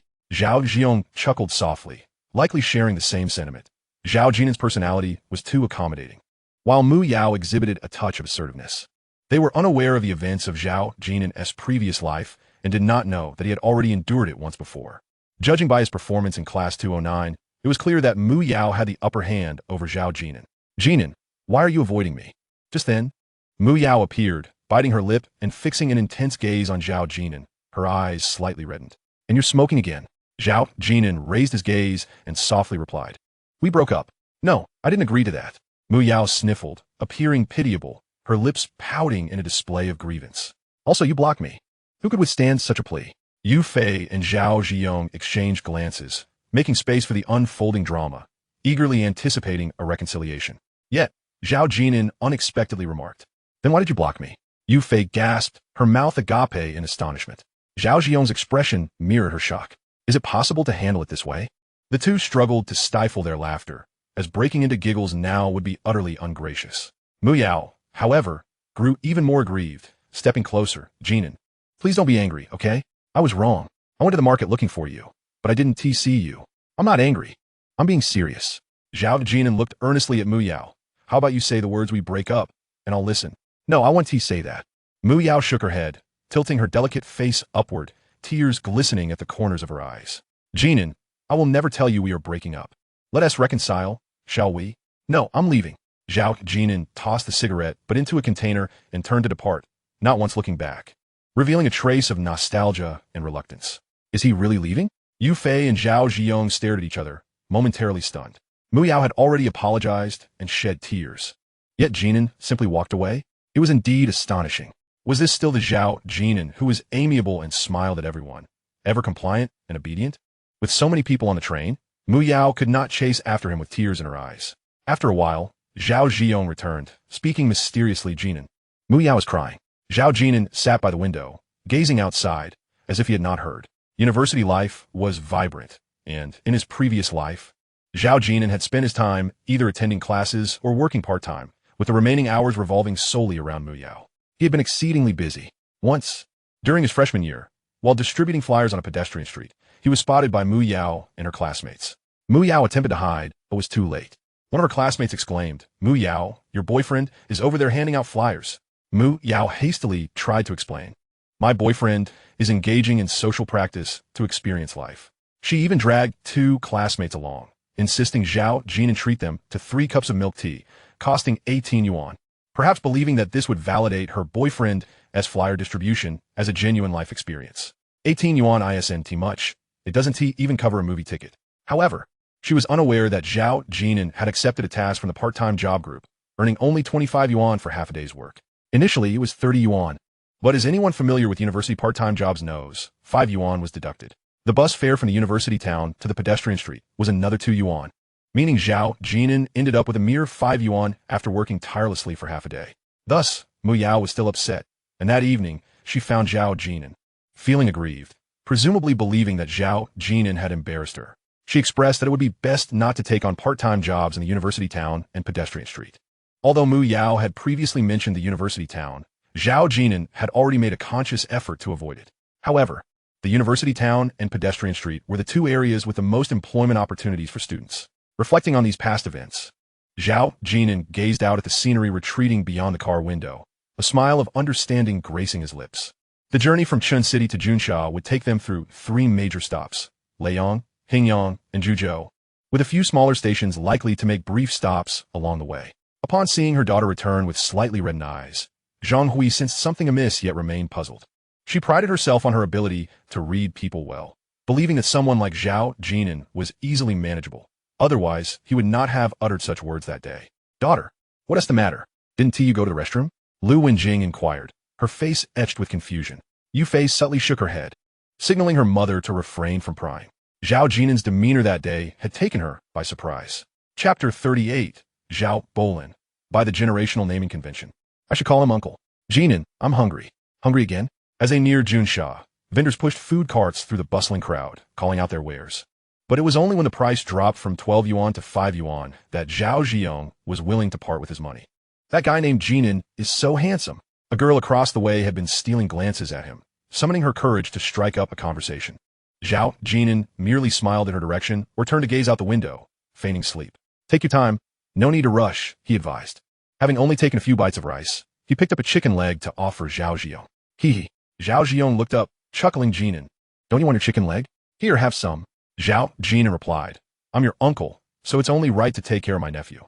The chicken leg doesn't taste as good now, Zhao Jiong remarked, slightly irritated that he was of a lower generation, feeling a twinge of annoyance. The girl, still clutching her belongings and preparing to disembark, suddenly felt a chill run down her spine, covered in goosebumps.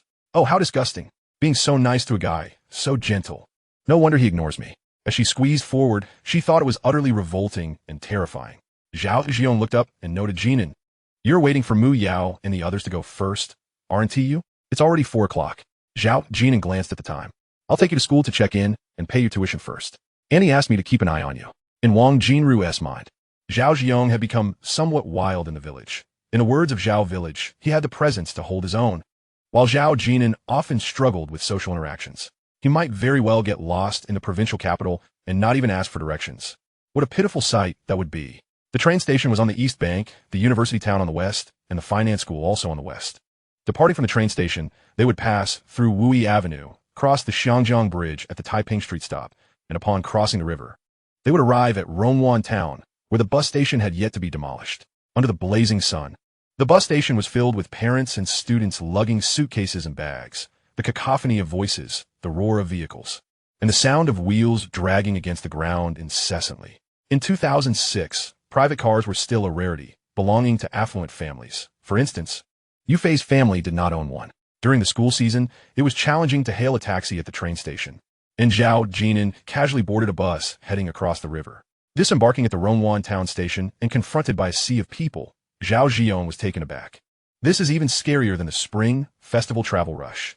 Jin'an, let us take a taxi. It's not worth saving those few yuan, he suggested, struggling to maneuver his suitcase off the bus. The platform was packed with people, all holding admission letters and looking up at the bus routes, presumably having done their homework before arriving in Junsha. Zhao Jiong had also researched online and memorized the bus routes. If only we had a motorcycle. It would be so convenient, he muttered. With a motorcycle, you could go anywhere in Zixing, free and easy. Jin'an, over here, came Yu Fei's voice from across the street as she stood on tiptoe, waving. Zhao Jin'an and Zhao Jiong crossed the road, and upon seeing Lu Wenjing by the roadside, Zhao Jiong greeted, Annie, hello. Yu Fei stuck out her tongue. There are too many people. I can't squeeze onto the bus. Zhao Jiong curiously asked, Yu Fei, where's Mu Yao? Doesn't she have an aunt in Junsha? She went to her aunt's house. Yu Fei was reluctant to ride Zhang Yunqian's BMW and even less inclined to hitch a ride with Mu Renxia. Riding in someone else's car felt too uncomfortable, so she preferred to spend a few yuan on a bus ticket instead. Lu Wenjing scrutinized Zhao Jin'an, overlooking the dark-haired Zhao Jiong. Disregarding Mu Yao, Lu Wenjing had a clear understanding of Zhang Hui's perspective. She had interacted with her enough to gauge her character. Zhao Jin'an, let us share a taxi. It's hard to wait for one, Yu Fei proposed. To the left of Rongwan Town lay the university town, with Normal University and Central South University of Technology, while to the right was the finance school, heading towards the west station. Zhao Jin'an stated that he would first take Zhao Jiong to check in at school. Yu Fei expressed a hint of regret, noticing Zhao Jin'an carrying only a backpack, and asked Jin'an, "Is that all you have?" "Yes," Zhao Jin'an replied succinctly, offering no further explanation. Spotting a taxi with its light on, indicating it was empty, he hurriedly approached, grasping the door handle, and turned to Lu Wenjing, saying, "Annie, you all go ahead." "All right, thank you." As one of the 4 major heat traps, Junsha was sweltering in the summer, making it entirely understandable that Lu Wenjing and Yu Fei couldn't T-squeeze onto the bus with 2 large suitcases and 2 backpacks. As for waiting in line for a taxi, such a notion was laughable in 2006. Even a decade later, the quality of conduct in such situations still had room for improvement. Zhao Jiong helped with the luggage, and since they all hailed from the same hometown, arriving in the provincial capital felt even more endearing. On the way to the university town, Lu Wenjing sat in the back seat, glancing at her daughter beside her. "Is Mu Yao's boyfriend?" Yu Fei nodded, refraining from mentioning their impending breakup. Haha, Lu Wenjing chuckled lightly, not probing further, as she could guess why Mu Yao had returned with reddened eyes. "Your classmates seem quite nice," she added with a smile. "Both of them are quite good." "Mom, who are you talking about?" "Your 2 male classmates support each other. One is quiet while the other is efficient. Yet both can see the tasks at hand. What a well-coordinated pair." Meanwhile, Zhao Jin'an focused on Zhao Ziyong as he paid the tuition and collected bedding, preparing to leave after dropping him off at the dormitory. "Jin'an, aren't you going to say something to me?" "Say what?"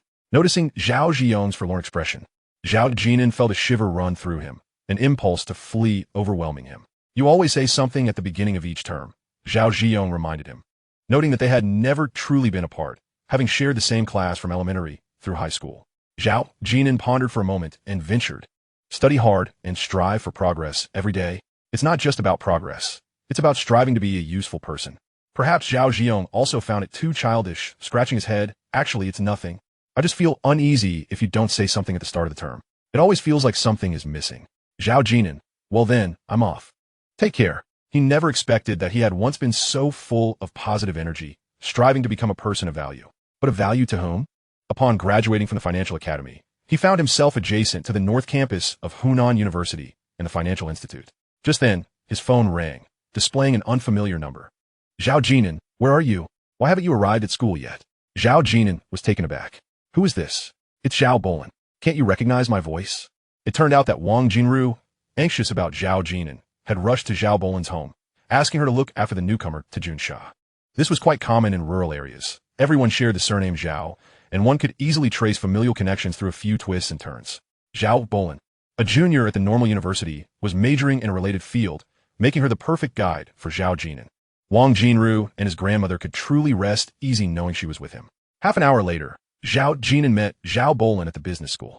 The Zhao Bolin in the village was somewhat different from the one at school, sporting denim shorts that showcased her long, fair legs.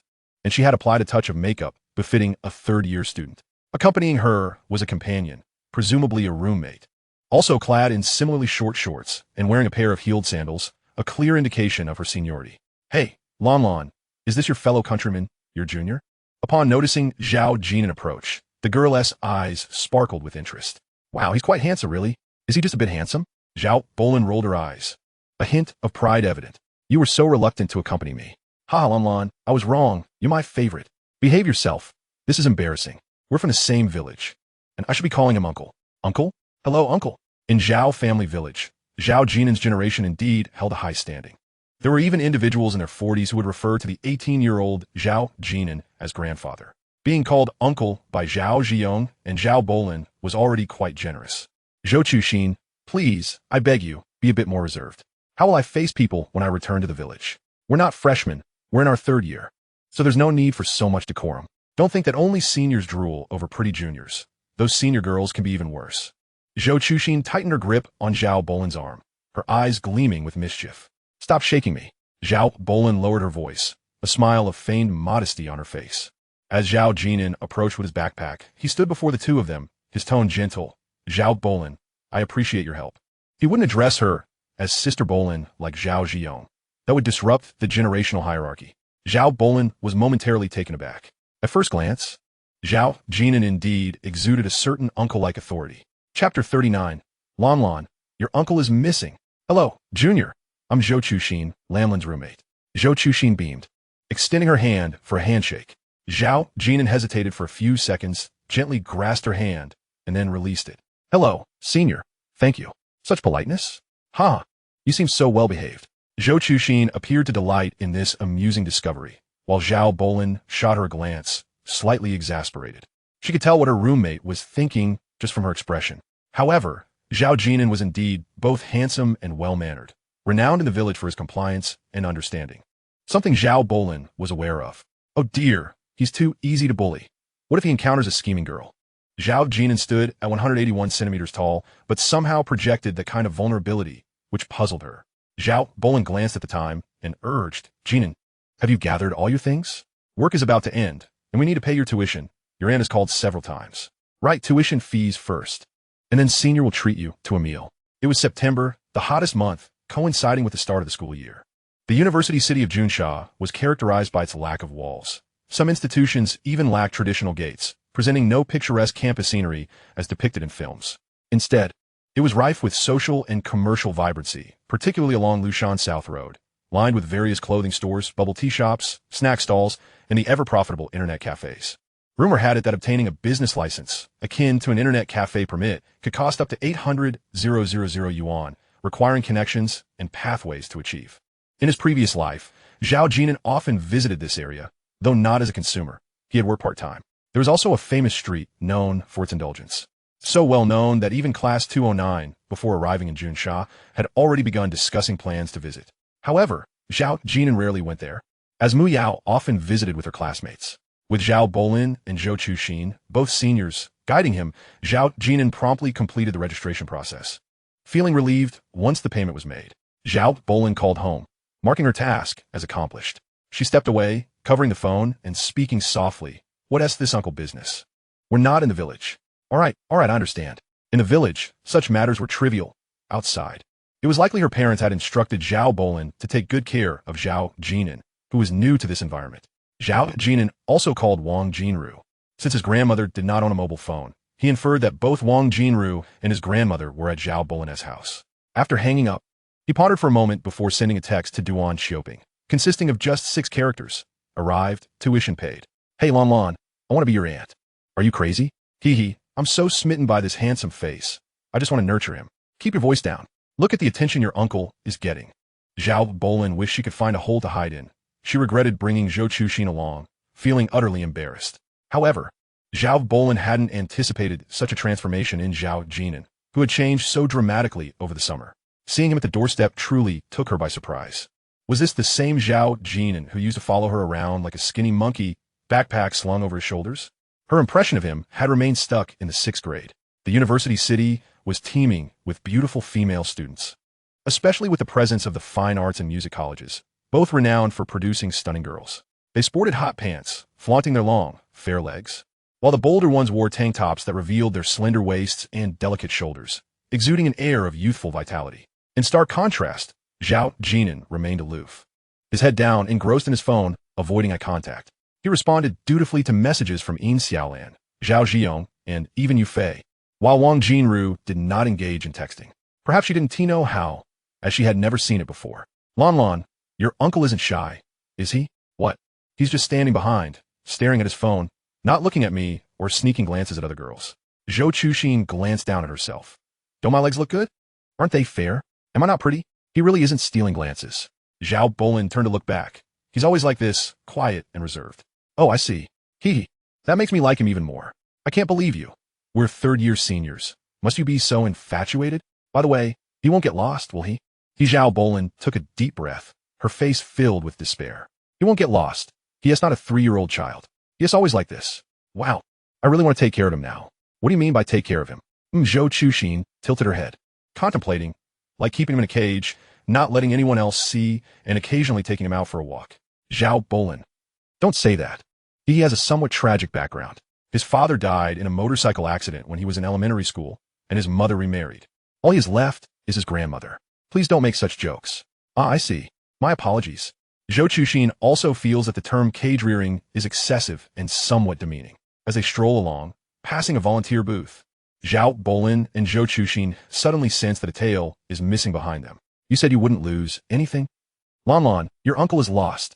He has never been lost before.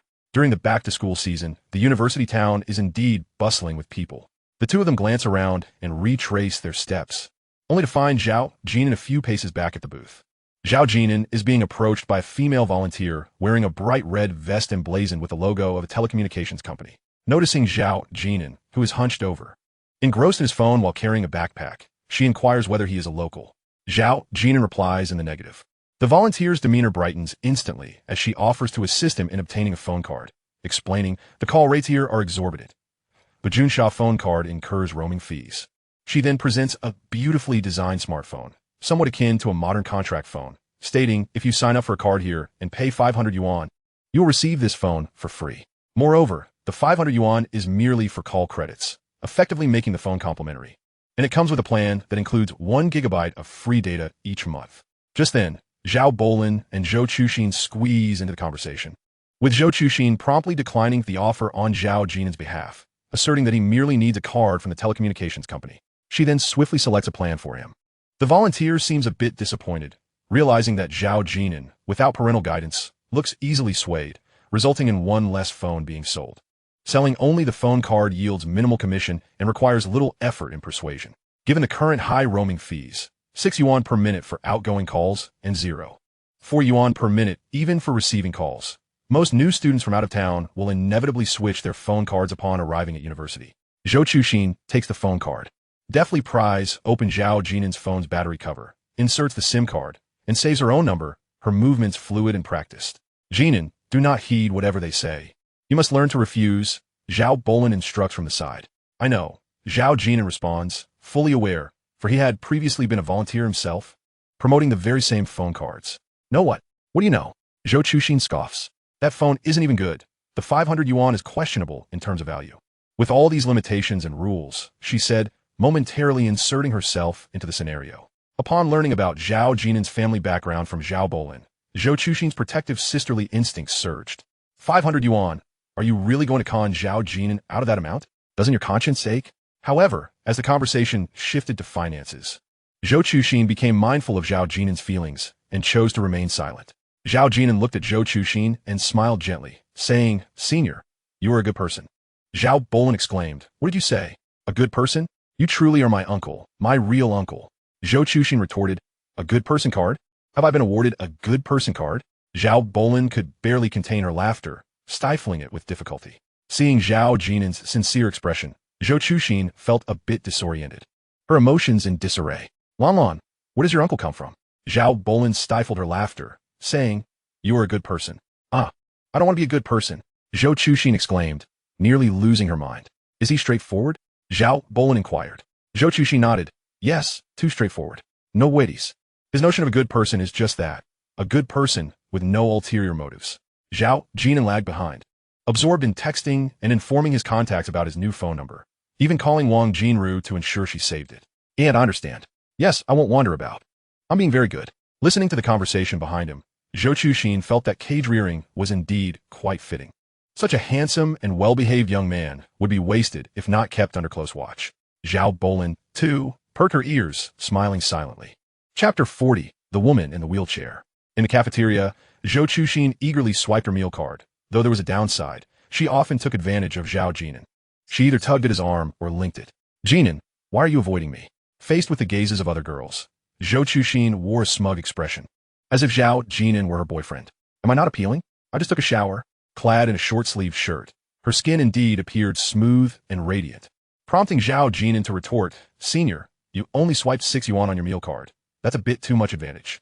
Isn't it just spicy hot pot? Zhou Chuxin laughed heartily, almost doubled over with laughter while balancing her tray.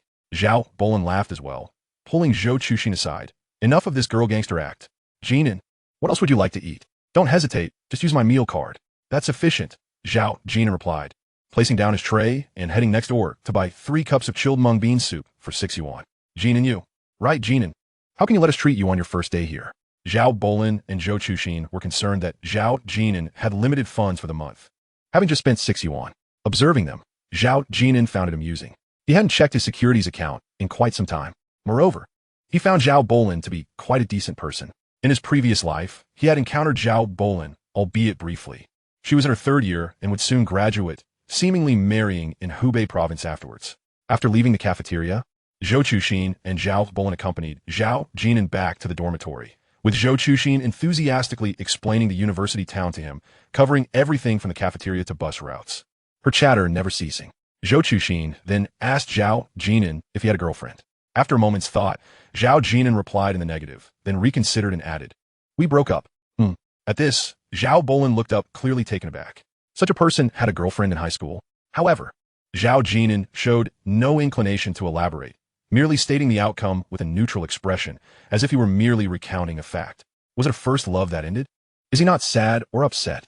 Zhou Chuxin and Zhao Bolin exchanged glances, deciding to drop the subject. Upon reaching the dormitory building, Zhao Jin'an informed Zhao Bolin that this would suffice for the send-off. Suddenly, Zhou Chuxin stepped forward to embrace Zhao Jin'an, saying, "Jin'an, you must take care of yourself." Zhao Jin'an looked bewildered. "That's a bit too blatant, isn't it? Teacher Chung gave me 2,000 for a hug, and you're offering it for free? To be honest, Teacher Chung is more substantial." Zhao Bolin chuckled to herself, pulling Zhou Chuxin away, who then raised her phone, saying, "If anyone bullies you, just call me." Such confidence from a third-year senior. "Jin'an, shall we take our leave then?" Zhao Bolin glanced up at the boys' dormitory. Zhao Jin'an nodded yes. "If anything comes up, just call me." "All right." On the way back to the dormitory, Zhou Chuxin couldn't help but ask Lan Lan, "Is he always like this?" Zhao Bolin pondered for a moment before replying, "I don't recall ever seeing him with a frown. He probably feels he has no right to be sad or upset." As fellow high achievers, Zhou Chuxin understood the weight of that statement, not just regarding romantic relationships, but also in terms of one's attitude towards life. "I used to walk to and from school with him often, but we hardly spoke," Zhao Bolin reminisced. "He would just follow behind you with his backpack. Especially during the time when we had to walk over half an hour to school after finishing 5th grade. Zhou Chuxin blinked. "Indeed, he is your uncle, and you are the younger generation. What could he possibly discuss with you? Go to hell. Haha, I am your aunt." Zhao Bolin. Zhao Jin'an did not ascend the stairs. After Zhou Chuxin and Zhao Bolin departed, he turned and hailed a taxi to the banks of the Xiang River. Following along Xiaoxiang Road, he sought out a familiar spot. Chun Qingji had mentioned that their first encounter with Zhao Jin'an occurred here. On the night Mu Yao and Zhao Jin'an parted ways, she and several roommates had passed by without approaching, merely witnessing a couple's breakup. Chun Qingji also recounted that after you left, Mu Yao squatted and cried for a lengthy duration, leaving them perplexed. Why cry for so long if she intended to break up? At that time, they were already married, and Chun Qingji, with a playful grin, remarked that she had unexpectedly reaped a bargain. Never anticipating her own marriage with Zhao Jin'an would only endure 4 years. Qingji must be in her 2nd year of high school now, right? Zhao Jin'an retrieved a cigarette and lit it, gazing towards the dark expanse across the river.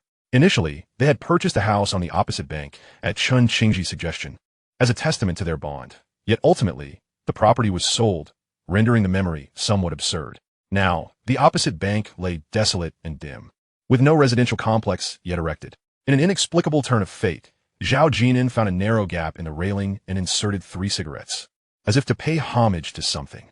"Hey, you, what are you doing?" Suddenly, a woman stammered, "It's quite late. Could you refrain from being so frightening?" The Xiangjiang Riverside scenic area was crowded, though it became considerably sparse once one departed the university district. Zhao Jin'an withdrew a cigarette from the gap and took a puff.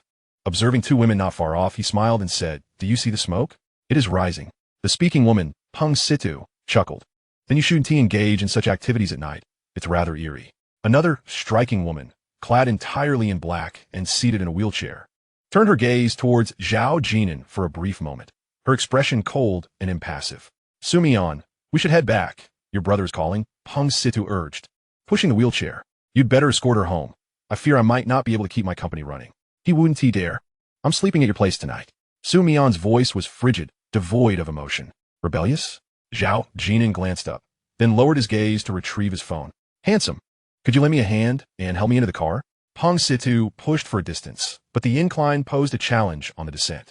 Zhao Jin'an instinctively looked for a camera, concerned about potential repercussions from his good deed. After all, that infamous saying loomed large. If you didn't hit them, why help? "Could you please assist in pushing?" Zhao Jin'an urged, taking hold of the wheelchair while Peng Situ carefully safeguarded it. Upon reaching the slope's descent, Peng Situ halted next to a Porsche Cayenne, opening the passenger door. Zhao Jin'an stood nearby, uncertain of how to proceed. Su Mian was impeccably made up, with a meticulously styled bun, a high-neck knitted top, and a flowing black skirt. Even in her wheelchair, it was evident she was well cared for. "Handsome, could you please assist?" Peng Situ requested. The Porsche Cayenne was somewhat elevated, so Zhao Jin'an grasped one of Su Mian's arms while Peng Sidu held the other.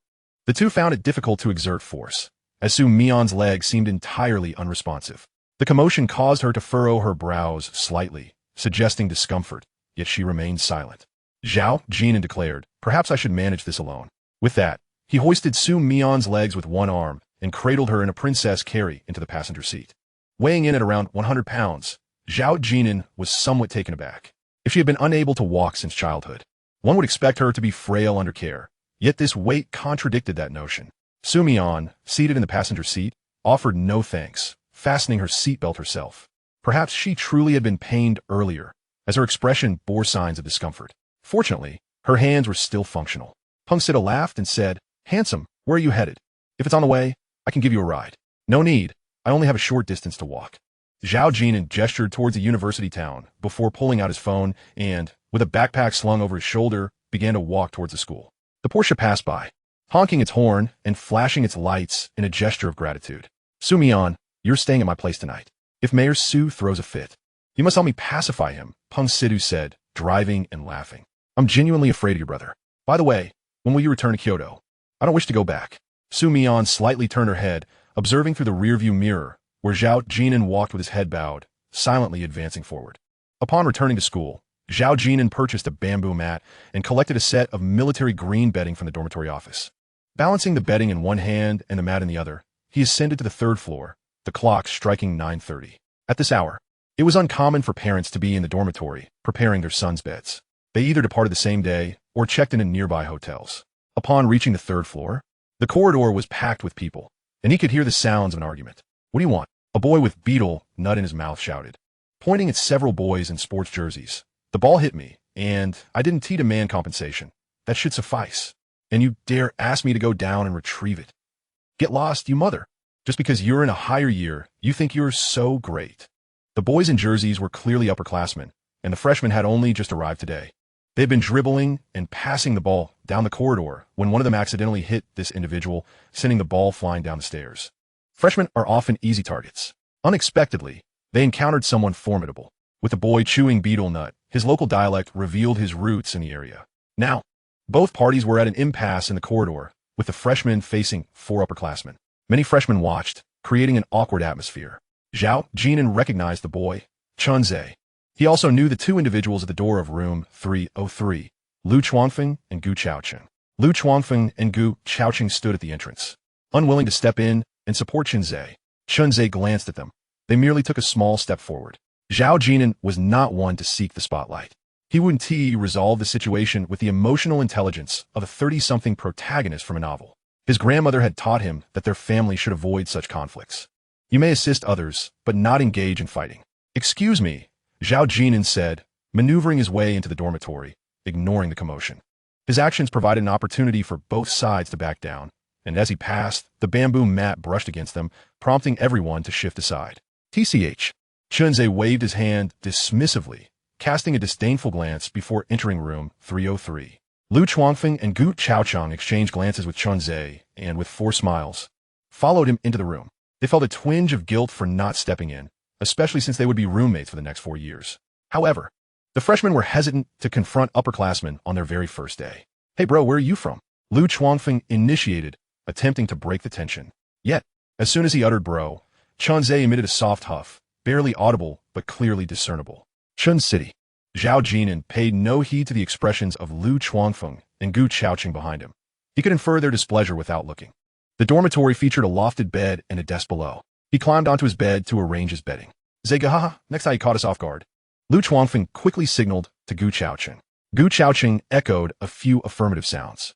Unbeknownst to them, Chunze had already earned the title of Zegu in room 303, likely gaining a bit of notoriety on the third floor. "Jin'an, don't you think so?" Lu Chuanfeng deliberately provoked Zhao Jin'an, believing that Zhao's timely arrival was fortuitous. As he had entered the dormitory, without stepping forward to support Chunze, Zhao Jin'an did not turn back, merely acknowledging him with a sound. "Do not be so timid. With me protecting you, you have nothing to fear."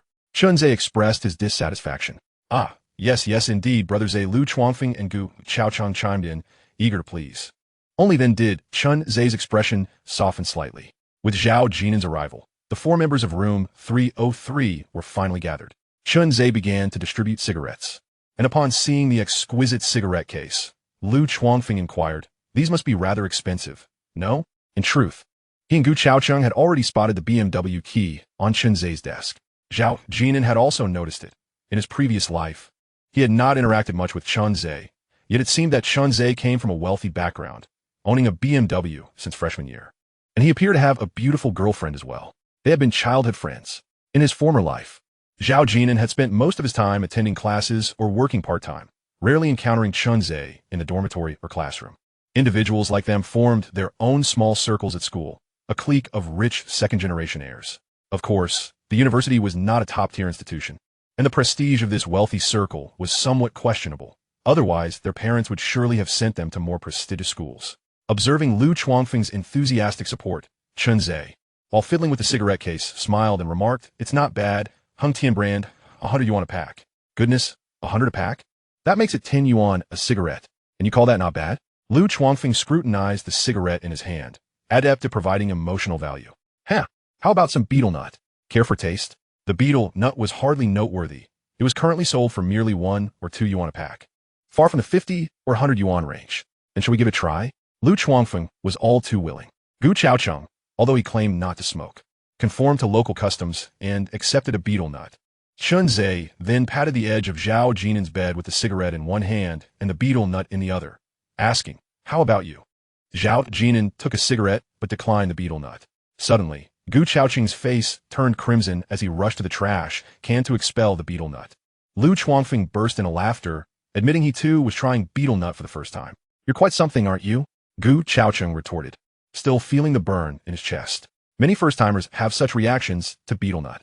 Lu Chuangfeng realized he had misspoken and walked over to pat Gu Chaocheng on the shoulder, saying, "Brother, don't take it to heart. University isn't like high school. People from all walks of life come together, each with their own dialects and customs. In university, one truly becomes an adult, and away from home, everyone must be accountable for their behavior, as parents can no longer intervene and teachers no longer concern themselves with such trivialities."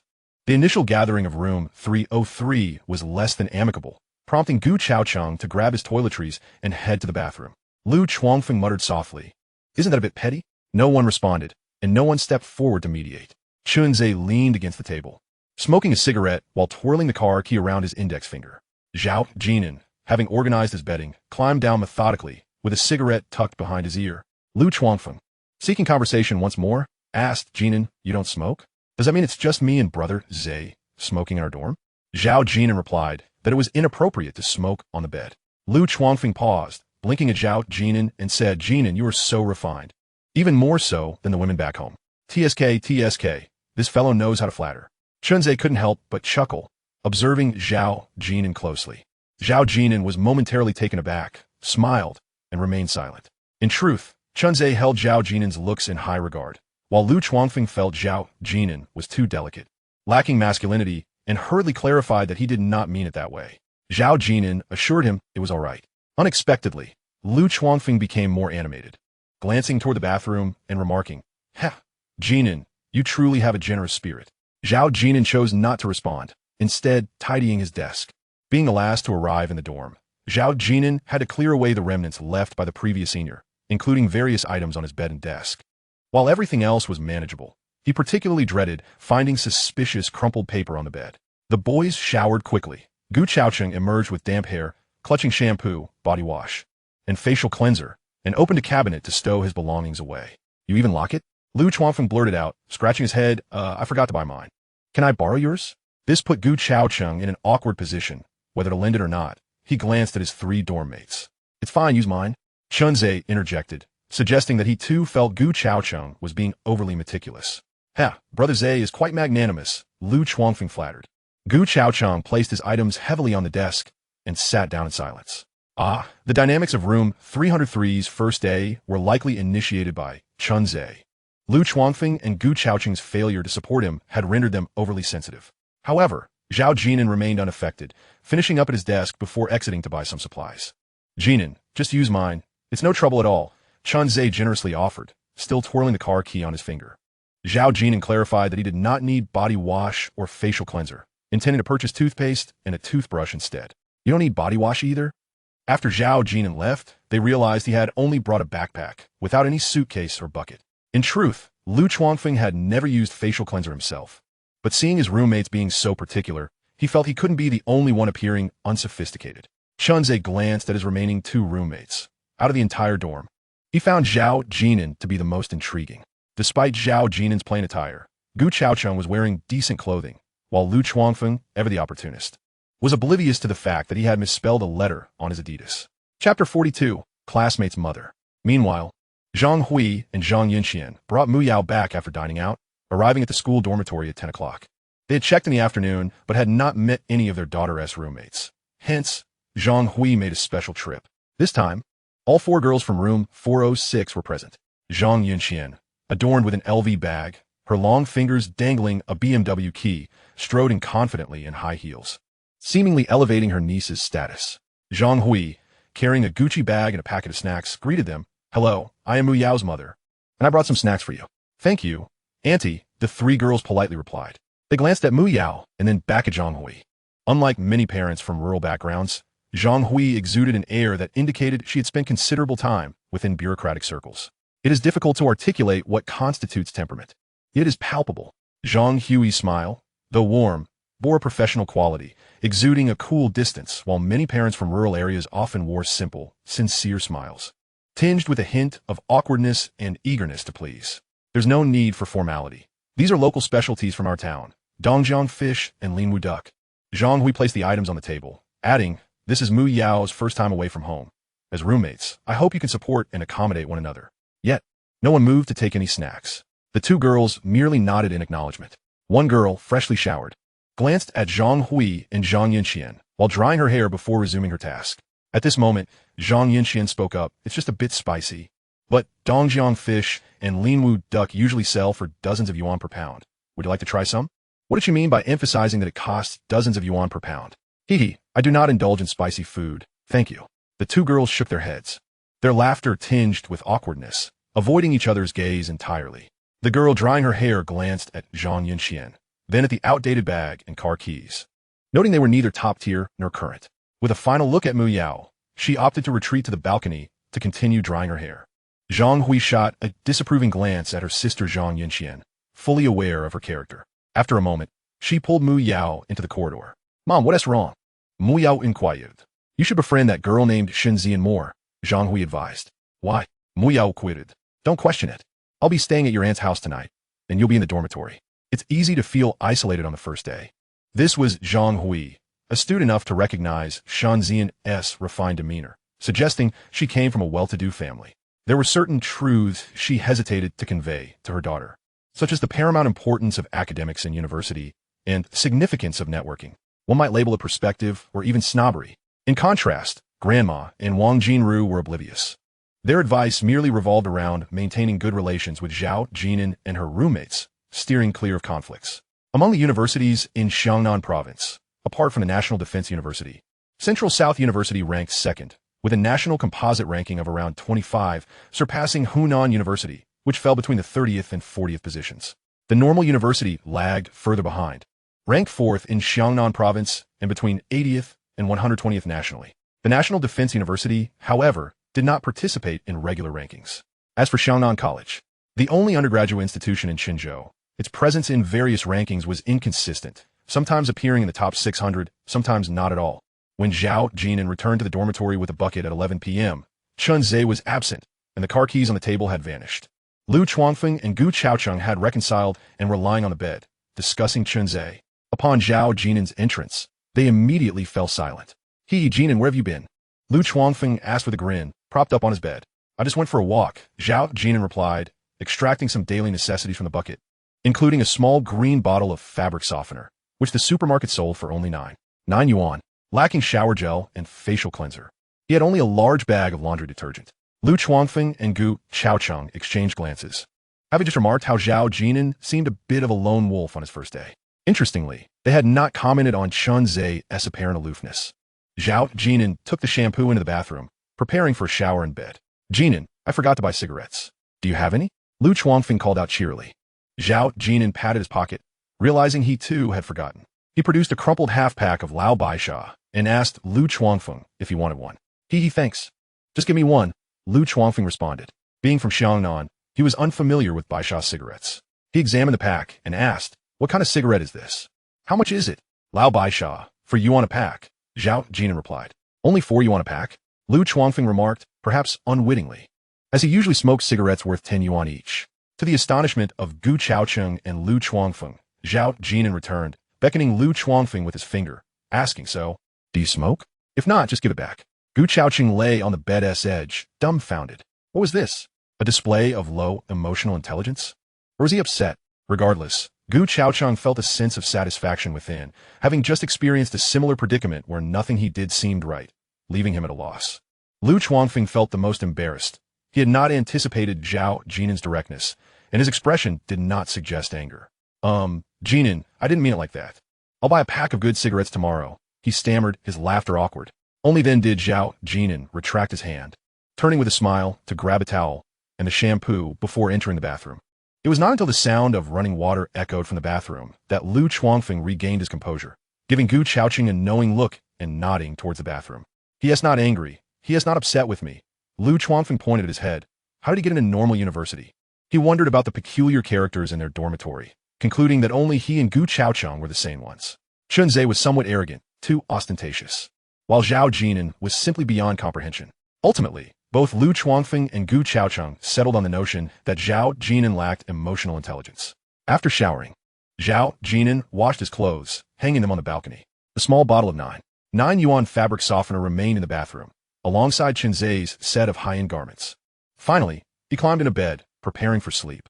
After a while, Lu Chuangfeng resumed his chatter about Chunzhe, remarking that he had arrived at university driving a BMW, presumably on a date. His tone revealed envy, with a hint of bitterness, almost accusing Chunzhe of being too showy. He added that Chunzhe's mother appeared youthful and attractive, having driven him to the dormitory in a luxurious car. From her phone conversations in the dormitory, it was evident she managed a large company, likely with some ties to foreign trade. Gu Chaocheng occasionally chimed in, and their discussion grew animated as they speculated whether she could be a stepmother, given her youthful appearance. Lu Chuangfeng asserted she wasn't, having observed 3 fine lines at her temples. Jin'an, you arrived late, but Chunzhe's mother is truly captivating, he remarked. That figure. When she climbed on a bed to tidy up Zhe Ji's things, Lu Chuangfeng and Gu Chaocheng seemed to relish the topic, though they were cautious not to be too explicit about the mothers of their classmates. If she were Chunzhe's biological mother, women over 40 could only be described as voluptuous, graceful, mature, and alluring. Zhao Jin'an was surprised by Lu Chuangfeng's keen observations, which indirectly affirmed the allure of Chunzhe's mother for these university students. Yet, it felt a bit scandalous. As the two 18-year-olds continued their conversation, they shifted to reminiscing about the wildly popular Supergirl competition from 2005, a talent show that had captivated the masses. Zhao Jin'an remained silent throughout, having never encountered Chunzhe's mother in his previous life. Lu Chuangfeng and Gu Chaocheng's descriptions of her beauty likely referred more to her charisma. Wealthy women typically had the means to adorn themselves, radiating an aura. Zhao Jin'an recalled the woman he had embraced tonight, Su Mian, whose wrist bore a Patek Philippe watch. It was only when Lu Chuangfeng let out a sigh and flopped onto his bed, expressing a desire to start a business in college, that Zhao Jin'an perked up, wondering if perhaps the script had been misplaced. Chapter 43. The information from the first night.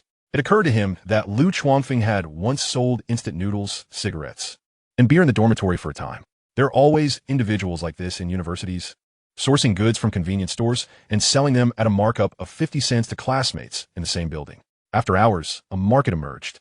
Some students even purchased during the day, and with a single call, Lu Chuangfeng offered door-to-door delivery service. This might be one of the reasons platforms like Meituan and ELE became so popular. Yet, Lu Chuangfeng had not engaged in this venture for long, and the reasons for its cessation remained unclear. After a long day of travel, it wasn't too long before the sounds of snoring filled room 303. Lu Chuangfeng had journeyed for 30 to 40 hours on a green train from northeast China to Junsha, while Gu Chaocheng hailed from Xiguang.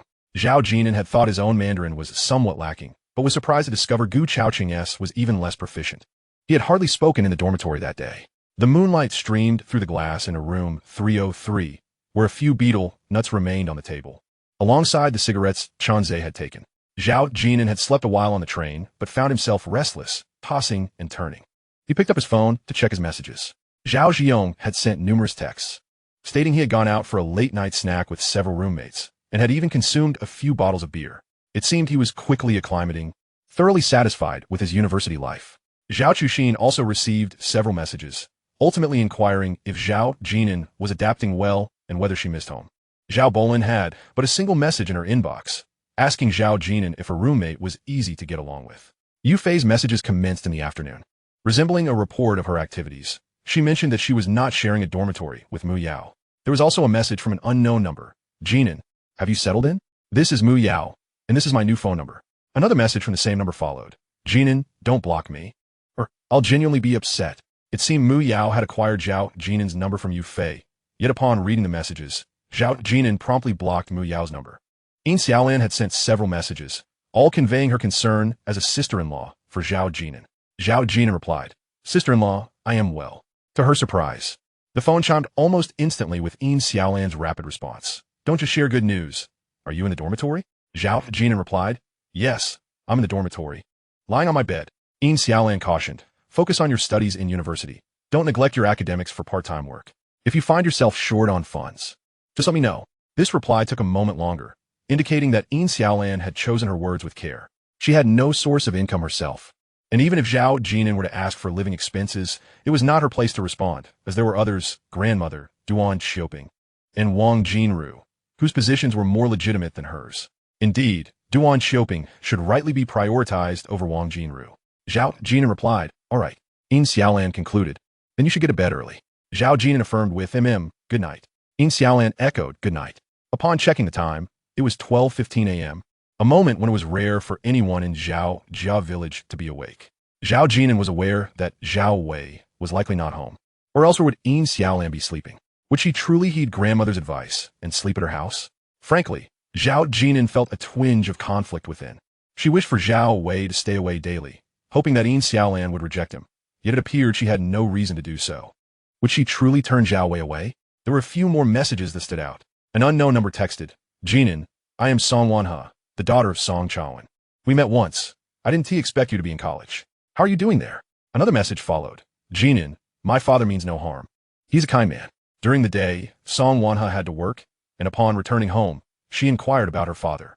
Song Chaowen had shared his experiences at the train station with his daughter, implying that Zhao Jin'an had not been appreciative. In a previous life, Song Wanhe had approached a young Zhao Jin'an, who was just starting middle school, across the playground fence, saying, Your mother is going to marry my father. Zhao Jin'an, gripping the fence, remained silent. Assuming Zhao Jin'an was too young to comprehend, Song Wanhe reiterated, It's your mother who is marrying my father. She will be living in my home from now on. She added, She will be residing with us. In truth, Zhao Jin'an had long been aware. Grandmother had once asked him if he was willing for his mother to remarry, to which he had not responded. Gripping his grandmother's hand, she had ceased to inquire further. Now, having read the messages, Zhao Jin'an chose not to reply, putting away his phone and drifting into a slumber amidst the sounds of snoring. Thus passed the first day in Junsha. The following morning, Chunzhe had not returned overnight. Lu Chuangfeng and Gu Chaoqing awoke, but lingered in bed. A couple of Erica nuts on the table seemed to have dwindled. Lu Chuangfeng, with a cigarette in hand, chuckled at Zhao Jin'an rising, saying, Jin'an, I haven't even gotten up to buy cigarettes. Zhao Jin'an replied that it was of no concern. After showering and changing, he had left the cigarettes on the table. Noticing Zhao Jin'an preparing to leave after washing up, Gu Chaoqing, still sprawled on the bed, asked Jin'an, Were you off to this time? Military training was set to commence the following day. Today was merely for new students to check in. As it was their first time in Junsha, both Gu Chaoqing and Lu Chuangfeng had nowhere to go. Furthermore, other dormitories were engaging in collective activities on the first day, forming strong bonds of brotherhood, while they, in room 303, felt as if they were already drifting apart. Gu Chaoqing pressed, Our dorm hasn't even elected a leader yet. Zhao Jin'an replied, You all can take that role. I will not. Implicitly, he conveyed that he would accept anyone as a leader. Old Gu, I feel like Jin'an lacks a bit of warmth. Lu Chuangfeng murmured after Zhao Jin'an departed, having also noticed that the remaining few cigarettes on Zhao Jin'an's table had vanished. Old Gu, it's a pity you don't smoke. Gu Chaoqing suggested, Just go buy a pack yourself. I'll get up too. Lu Chuangfeng queried what he intended to do upon waking. Gu Chaoqing replied, I feel too lackluster. I need to find something to do. Lu Chuangfeng remarked, Chunzhe is definitely still asleep, probably cuddling with some girl. The mere mention of Chunzhe sparked a hint of envy in Lu Chuangfeng's expression. likely due to his previous mention of wanting to start a business in college, heavily influenced by Chunze. Meanwhile, Zhou Chuxin awoke in a foul mood. When her roommates inquired about her distress, Zhou Chuxin vented to Zhao Bolin, lamenting that her uncle had been ignoring her, neglecting to respond to her messages. Uncle! The two roommates perked up, amused at Zhao Bolin's apparent prowess in matchmaking. Zhao Bolin regretted her actions, climbing onto Zhou Chuxin's bed to playfully tease her before admitting that Zhao Jin'an hadn't replied to her messages either. Lan, your uncle really?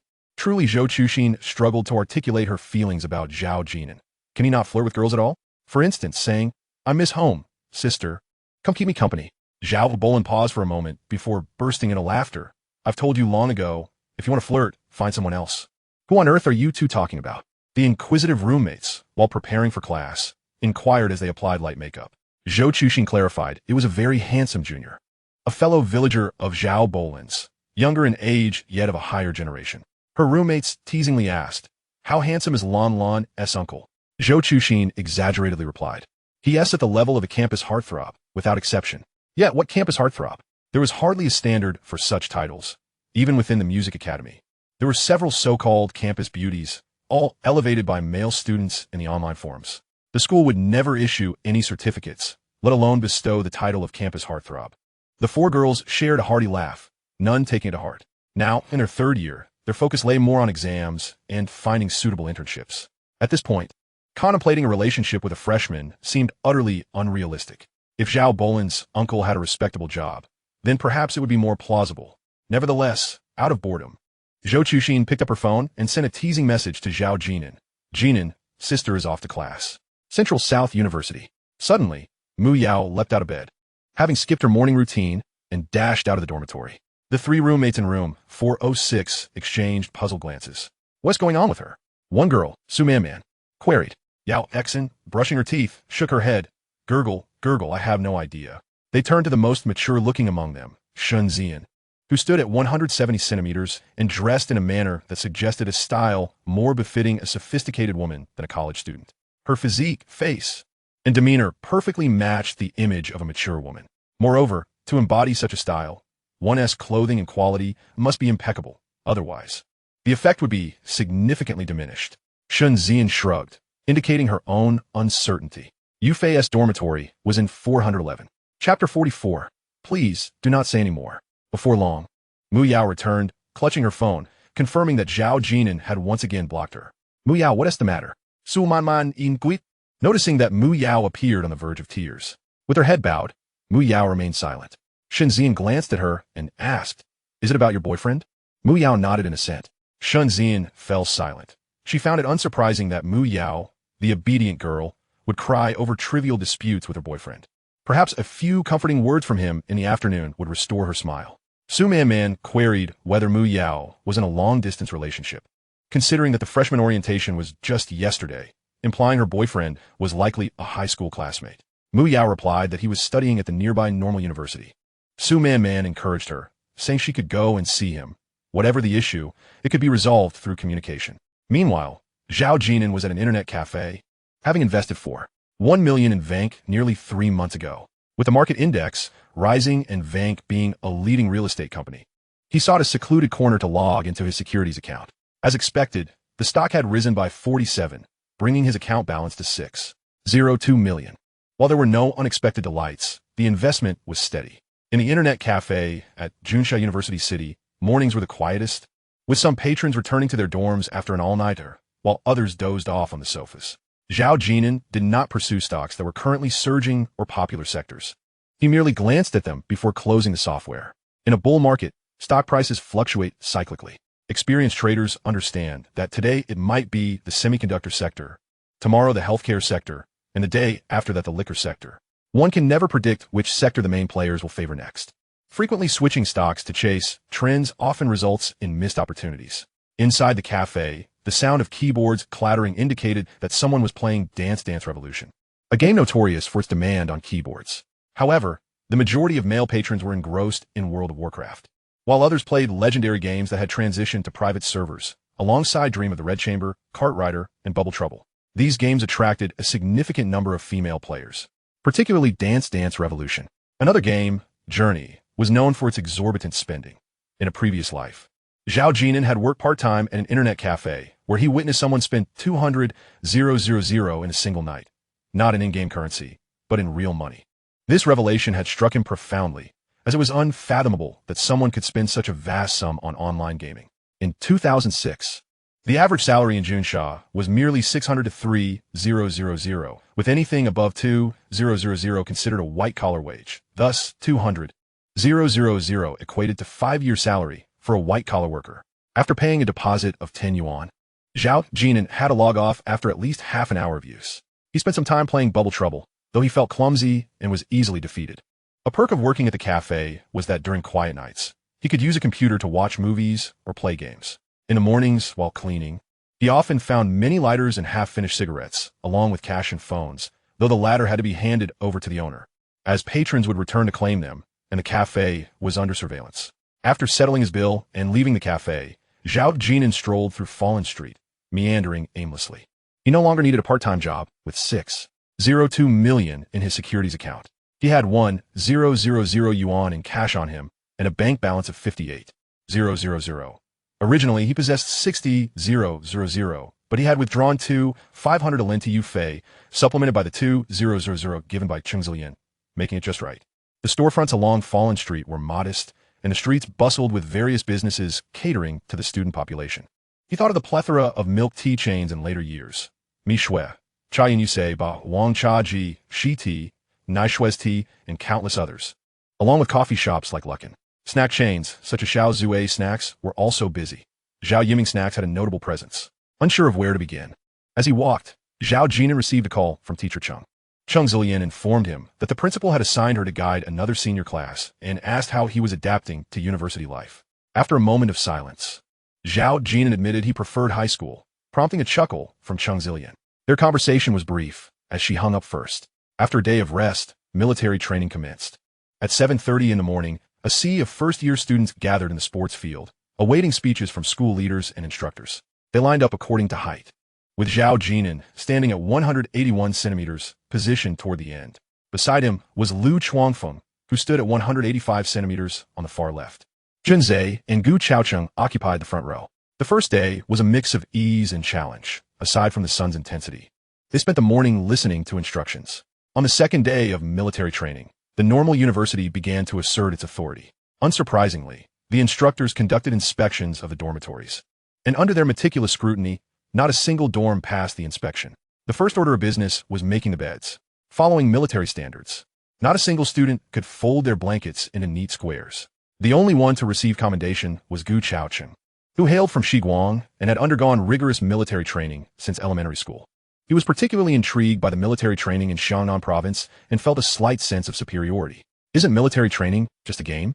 Zhao Jin'an had watched videos of military training in Shiguang on short videos, and to be honest, they were quite intense and hardcore, bordering on brutal, while military training in other provinces seemed almost childlike in comparison. Was it really necessary to be so strict? Chenzhe was thoroughly exhausted, lamenting, "Old Gu, can you help me fold this blanket? I won't be using it during training. I'll just keep it at the head of my bed." Lu Chuangfeng also pleaded with Gu Chaocheng for assistance, offering a bottle of Coke in return. In September, all universities in the college town were undergoing military training, with the sound of whistles echoing everywhere. They practiced standing at attention, executing commands, and marching in formation. In the evenings, they would gather in a circle to sing songs. And the school even organized viewings of the currently popular TV series Soldier Assault.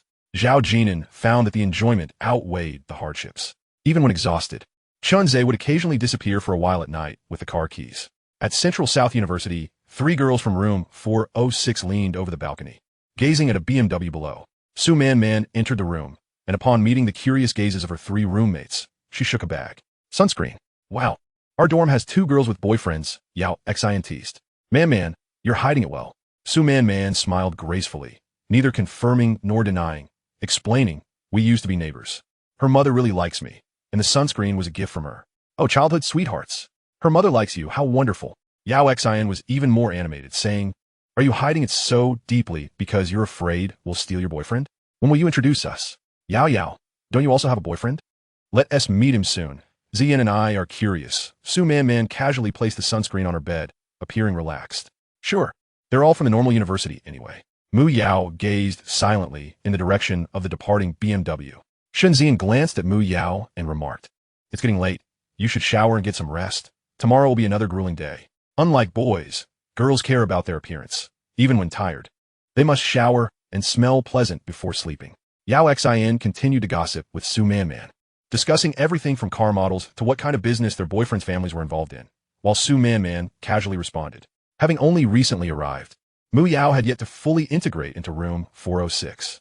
The following day during military training, she sought out Yu Fei in room 411. Igreku Fei remarked, "Mu Yao, your dormitory boasts such high beauty standards. That Shun Zian is exceptionally beautiful and quite tall, and the one named Su Man is equally stunning." Mu Yao observed for a moment before responding. Su Man already has a boyfriend. Really? Yu Fei glanced over and thoughtfully analyzed. Then she must be messaging him on her phone right now. Mu Yao nodded, adding, "Her boyfriend comes from a wealthy family. He drives a BMW. Huh? What does he do?" Yu Fei asked, her face reflecting astonishment. She instinctively assumed he was from a well-off background. In 2006, owning a BMW was a true symbol of affluence, let alone a Toyota Crown. Mu Yao informed her that he is a freshman student at the Normal University. Isn't that the same school as Zhao Jin'an? Yu Fei queried, to which Mu Yao nodded in agreement. Subconsciously, she felt a sense of avoidance. The fact that Su Man's boyfriend drives a BMW to deliver sunscreen contrasted sharply with Zhao Jin'an, who spent his summer selling fish at the market. This sentiment was akin to ordering takeout at a company, only to have your own boyfriend deliver it. Yu Fei and Mu Yao were originally in the same class and had undergone military training together. After studying Mu Yao for a while, Yu Fei said, "Mu Yao, honestly, you're more beautiful than Su Man. What do you mean?" Mu Yao inquired, glancing at Su Man. Yu Fei contemplated before stating, "All the boys in our class are saying that Shun Zian from your dormitory is a goddess, and they think you're also quite lovely, but it's just your height and style." At that moment, Mu Yao turned her gaze towards Yu Fei. Before Yu Fei could stutter out her thoughts, Mu Yao interjected, "Please don't say it." She was well aware of what Yu Fei was about to express. Chapter 45 Jinan, why are you gripping the iron railing?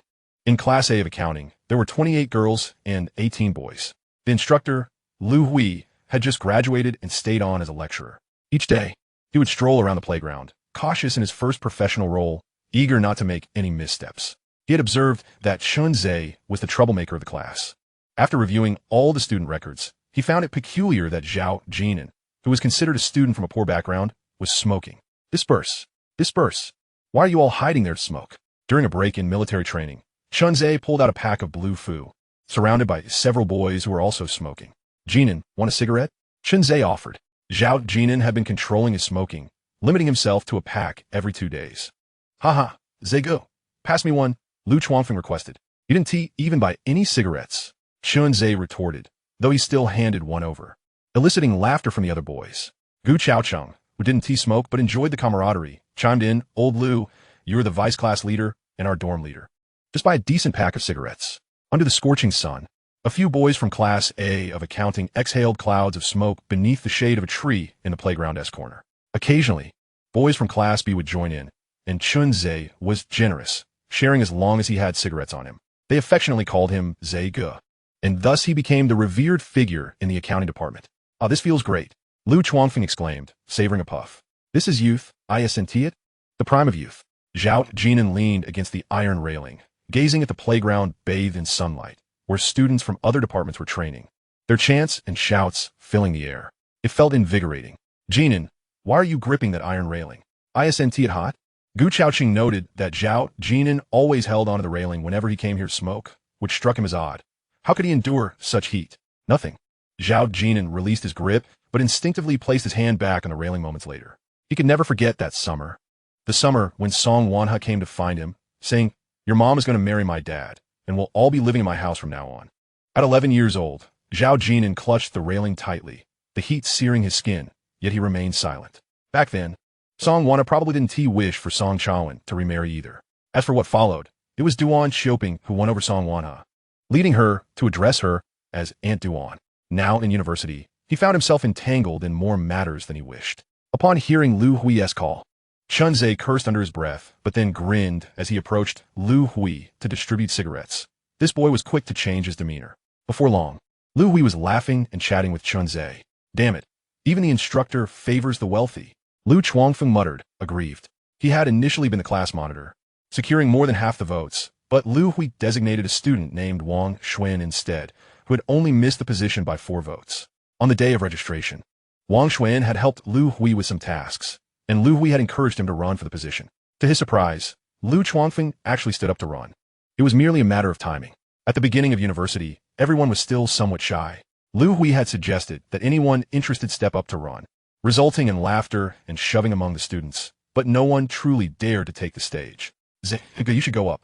Lu Chuangfeng glanced at Lin Qingxiu, contemplating running himself, while also encouraging Chen Zhe. Chen Zhe shrugged, saying, I'm not interested, but then turned to Lu Chuangfeng, dorm leader, you should go up. If you get elected class monitor, wouldn't that be beneficial for our dorm? Right, dorm leader, hurry up. Gu Chaoqing joined in the encouragement. They both called him dorm leader, envisioning the glory of the 303 dormitory. They thought that if Lu Chuangfeng became class monitor, they could have someone to cover for them in case of any issues, such as attendance for certain classes being managed by the monitor. As for the dorm leader, neither Chen Zhe nor Zhao Jin'an was interested, so it naturally fell upon Lu Chuangfeng. What if I actually do it? Lu Chuangfeng feigned modesty for a moment. Just as Lu Hui called out Wang Xuan's name. University students are not like elementary school children.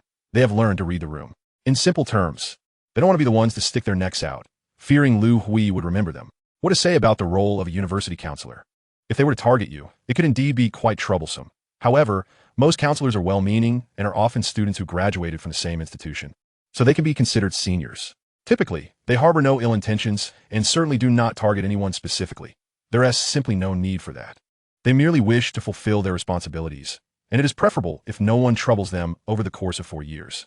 Lu Chuangfeng, standing at 185 centimeters, actually looked quite the part on stage. He was not unattractive. He proclaimed his strength, stating that anyone needing assistance could always reach out to him, and he would be there at a moment's notice. This earnest and sincere campaign promise earned him enthusiastic applause and recognition from the audience. Chen Zhe even helped Lu Chuangfeng garner votes by messaging his high school classmate Li Lu, and with the addition of 303, they secured 8 votes. Other students gradually began to raise their hands, surpassing the majority. Ultimately, Lu Hui had no choice but to appoint Lu Chuangfeng as the vice class monitor and sports committee member. In truth, the most competitive position was that of the youth league branch secretary. In university, the class monitor is more of a formality, a concept belonging to administrative classes. In contrast, a youth league branch is essential. The class monitor focuses on daily coordination, while the branch secretary handles organizational matters and ideological development, liaising with the youth league and the school's communist youth league organization. Lin Qingxue was the belle of Class A in accounting, and both Lu Chuangfeng and Gu Chaoqing had their eyes set on her. They unanimously agreed that she was the most beautiful girl in their class. On the first day of the class meeting, Lu Chuangfeng had already taken a liking to Lin Qingxue. She was very tall, probably around 162 centimeters. But her smile was captivating, complete with 2 adorable dimples. Especially notable was her white t-shirt, which accentuated her figure. In Zhao Jin'an's words, she was a well-developed young girl, well-nourished, ensuring that her future children would not go hungry. Ultimately, Lin Qingxue narrowly won the position of Youth League Branch Secretary for Class A in accounting, largely because Lu Chuangfeng, the devoted admirer, had cast all 4 of 303's votes in her favor, without playing both sides. In the dormitory, Lin Qingxue and Li Lu cast their votes, not only for Lu Chuangfeng, but also raised their hands in support of Wang Xuan's candidacy for class monitor. As Lu Chuangfeng beheld Lin Qingxue's delicate hand raised in favor, his heart shattered into a million pieces. This woman is truly fickle. No, she is indeed adept at navigating social dynamics. Jin'an, could you please turn slightly? The girls are all watching you, someone urged. Zhao Jin'an leaned against the iron railing. A cigarette nestled between his fingers, while girls from the adjacent class stole glances at him. After several instances of missteps during military training, Gu Chaoqing could hardly contain his irritation. This pretty boy, lounging about while others endured the sun for training, seemed to revel in the attention. Hey, Jin'an, you might want to put on your hat. Leave us some leftovers, one of the boys jested. Right? On command. Turn around. Hurry up. Don't make us take action. A few boys smoking sparked a ruckus, rolling up their sleeves as they teased Zhao Jin'an, whose striking looks were even acknowledged by the boys from Class 1 of accounting. The key, however, was the subtle charm that emanated from him. It was no wonder Mu Yao desired Zhao Jin'an to accompany her to register at school. A boy named Wang Weitao, with a cigarette dangling from his lips, joked Jin'an, "Why not grow your hair longer? I'm thinking of switching dorms. I want you to drop the soap." Damn it. Wang Weitao, must you be so desperate? Wang Weitao, with his face dotted with acne, pointed at Zhao Jin'an. Look, he is smiling again. Get lost. Zhao Jin'an retorted with a laugh, shifting slightly to the side. Wang Weitao instantly altered his demeanor, clapping his hands like a girl and exclaiming, Wow, Jin'an is so manly. Ugh, I can't believe it, Wang Weitao. You made me nauseous. Are you seriously gay? And look at that face full of acne. If Jin'an is allowed to be gay, what does that make you? Zhao Jin'an quipped. What do you mean if I'm gay? Are you all waiting for me to drop the soap? The boys continued to tease Wang Weitao, tugging at his clothes and pants, insisting he buy a decent pack of cigarettes the next day. Wang Weitao could only plead for mercy. Bye. Just don't tug at my pants. Ah, the joys of being 18. The Huangfu brand was 23 yuan a pack. And Wang Weitao seemed to come from a decent background, belonging to the ordinary working class. In his previous life, after graduating from university, he had traveled to Junsha on business and had met Zhao Jin'an several times, even getting to know Chen Qingji, whom Zhao Jin'an had taken out for late-night snacks on a few occasions. Oddly enough, when Wang Weitao was on a business trip to Junsha, he never sought out the wealthy Chen Zhe, but instead brought an array of local specialties for Zhao Jin'an, supposedly authentic Westlake Longjing tea, though it was fake, lotus flower, osmanthus cake, and dingsheng cake, claiming he had to wait in long lines at an old brand. Chen Qingji particularly enjoyed the lotus flower. When Zhao Jin'an mentioned it to Wang Weitao, he promptly shipped some, saying, I've got your sister-in-law's lotus flower covered. Just let me know if you need more. In truth, one could easily purchase it online, but Wang Weitao insisted that wouldn't be authentic. In the afternoon, during a break, several boys from class 1 of accounting came over to smoke. Quick, who has cigarettes? Zhao Jin'an leaned against the railing and suggested, take mine. He produced a pack of Huangfu, his other hand unconsciously resting on the iron railing. Lu Chuanfeng took it, saying, Hey, Jin'an has switched to a different brand. It's not the Lao Bai Sha. The vice monitor remarked that Lu Chuanfeng was the only one who hadn't bought any. After a round of exchanges, Wang Weitao grabbed one and shoved it into Zhao Jin'an's hand, while also taking a jab at Lu Chuanfeng. This was how university life unfolded, with everyone taking turns. However, aside from Chen Zhe, everyone else bought cheaper cigarettes, as the monthly living allowance was only 350 yuan. Chen Zhe also took one. On the day school commenced, he had heard Lu Chuanfeng mention it. Zhao Jin'an smoked the 4 yuan Lao Bai Sha, and by the end, he had taken the last few sticks, leaving Chen Zhe somewhat surprised. It wasn't the 8 yuan Jing Bai Sha. To be honest, Zhao Jin'an appeared to be from a well-off family. Chapter 46. The Quirks of the Dormitory. As the smoke wafted, it was unobtrusive. They didn't smoke in crowded areas, avoiding the perils of second-hand smoke. Not far off, in the shade of a tree, there were numerous bottles of mineral water, each labeled with the class name. Lin Xingxue, the class representative, along with 2 girls, was responsible for pouring water into disposable cups. One girl brought a cup over. Zhao Jin'an, here's yours.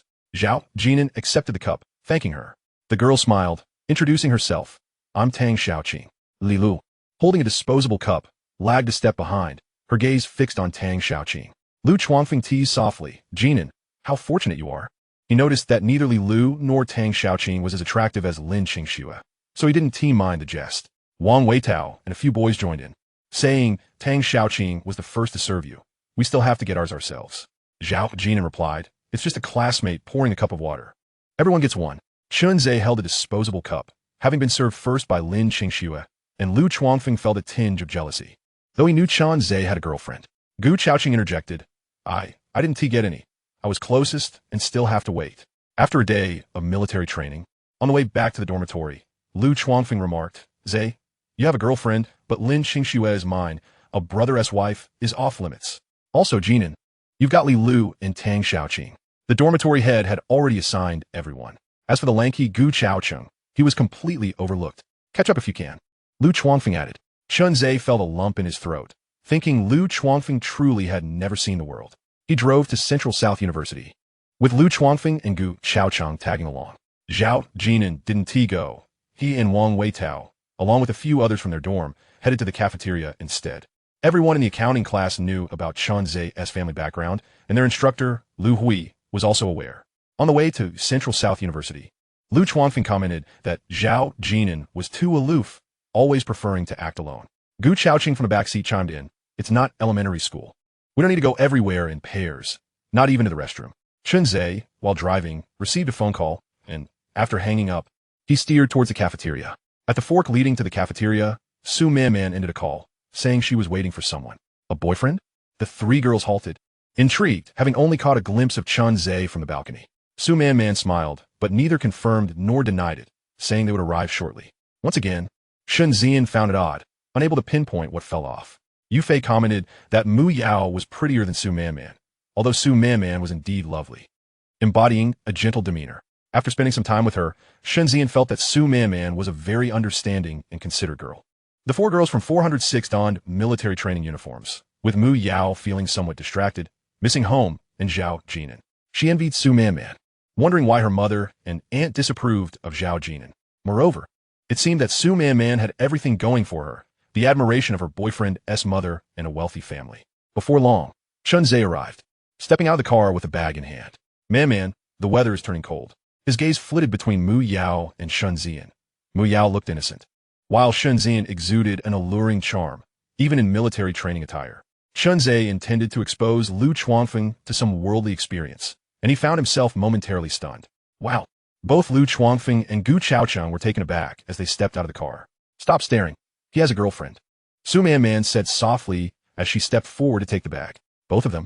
Mu Yao had one, while Shun-Zian was unsure. Su Man replied. Hello. Chun-Zhe greeted with gentlemanly grace, casting an extra glance at Mu Yao. Hello.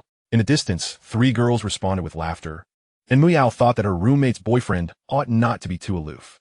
Shun-Zian glanced at Chun-Zhe and Su Man, deeming them quite well matched. Mu Yao felt a sense of balance within herself. After all, Su Man's boyfriend, Chun-Zhe, was not as handsome as Zhao Jin'an, standing at 175 centimeters.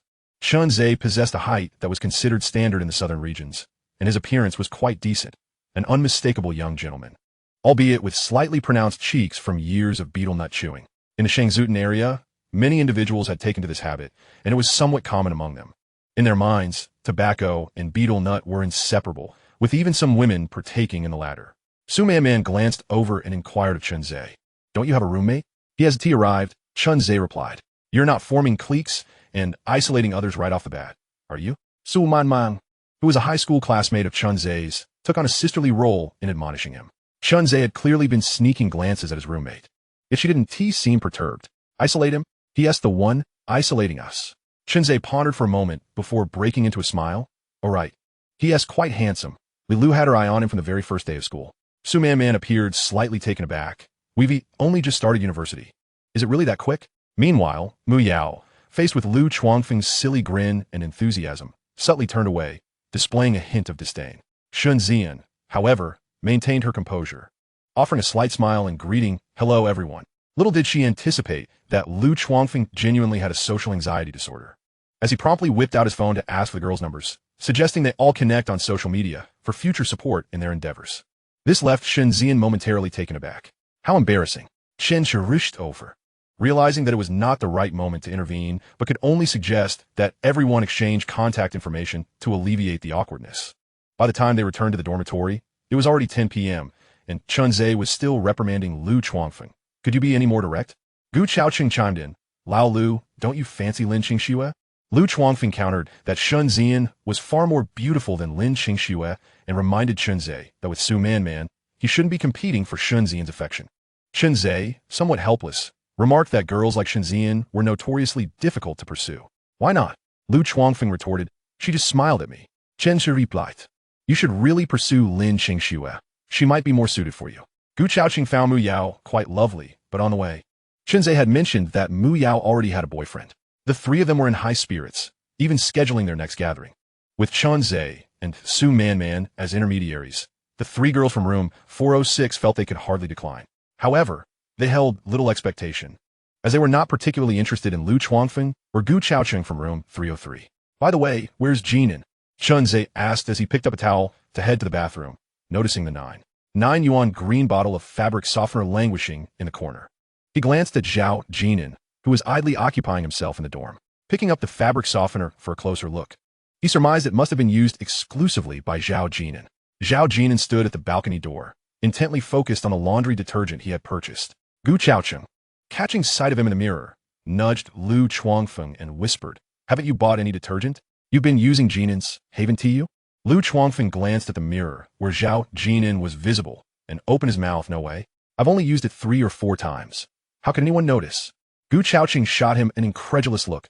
Who knows how much you use each time? Chunzhe chuckled to himself and remarked to Lu Chuanfeng, dorm leader. Haven't you bought any shampoo yet? Lu Chuanfeng awkwardly laughed. Oh, I forgot. I'll buy it tomorrow. He then sheepishly confessed to Zhao Jin'an. Jin'an, I forgot to buy detergent and use yours last night. I promised to get some tomorrow, and you can use mine once. Zhao Jin'an turned around, saying it was no trouble at all, still clutching the laundry detergent. Lu Chuanfeng responded, Is it really no trouble for you? Could you make it any more obvious?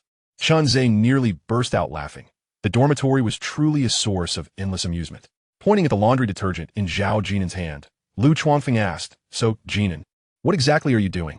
Zhao Jin'an glanced down and replied, I'm just looking at the ingredient list. The ingredient list? The three of them stared in bewilderment. After all, they were accounting majors, not food science majors. What on earth could he be researching? How incredibly dull. Zhao Jin'an paid them no mind, lost in thought. He pondered the success of Pang Shilai, which had achieved over 14 billion yuan in sales within a year, with various self-operated products selling out. All from a mere prefecture-level city. He wondered if such a model could be replicated in the provincial capital and taken nationwide. Was it even feasible? Chunzhe casually snapped a photo and sent it to Su Man. See? I'm not isolating him. He is isolating us. He then entered the bathroom. Zhao Jin'an remained deeply engrossed in thought, contemplating how, if he could emulate Pang Shilai's success, the land in Zhejiakan could be fully utilized, providing a market for vegetables and fruits. Zhejiakan only had over 600 households, making it sparsely populated. Of course, Zhao Jin'an was no saint. He couldn't single-handedly enrich his fellow villagers, but he could only offer prices slightly above market value. After finishing his shower, Chunzhe climbed into bed and opened his laptop, logging on to QQ as Su Man's avatar flickered. Man, who is it? Zhe Xiao. What do you think of the person you said I was isolating? Li Lu took a liking to him on the first day. Man, what is he doing? What's in his hand? Shishao, laundry detergent, book tutet. He said he is looking at the ingredient list. Our dorm is full of oddballs. Man, it's only the start of the semester.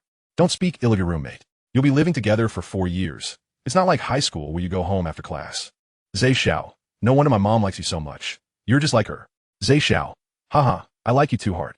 Su Man did not respond, instead enlarging the photo on her computer. In truth, she had been watching since Chunzhe entered the bathroom to shower. Chapter 47. I want to complain. Chunzhe was the only one in room 303 to have bought a laptop. That night, 2 mobile phone screens in room 303 glowed brightly as Chunzhe and Lu Chuanfeng tapped away on their keyboards, engaged in conversations with unknown recipients. Their typing speed remarkably swift. Suddenly, with a thud, Lu Chuanfeng sat up in bed, his face alight with excitement. Shunzian replied to my message. Chunzhe, taken aback, wondered if such a girl as Shunzian could genuinely harbor feelings for Lu Chuanfeng. He asked, what did she say? Lu Chuanfeng, waving his phone triumphantly, exclaimed, I told her I'm the dorm leader and the class monitor and that I'm planning to join the student council. She said that S great and that I'm very ambitious. Is that all? Gu Chaoqing asked impatiently, yet enviously, Are you still chatting? Lu Chuanfeng resumed tapping away at his phone, neglecting to mention that he had sent Shunzian over 10 messages, and she had only responded to this one.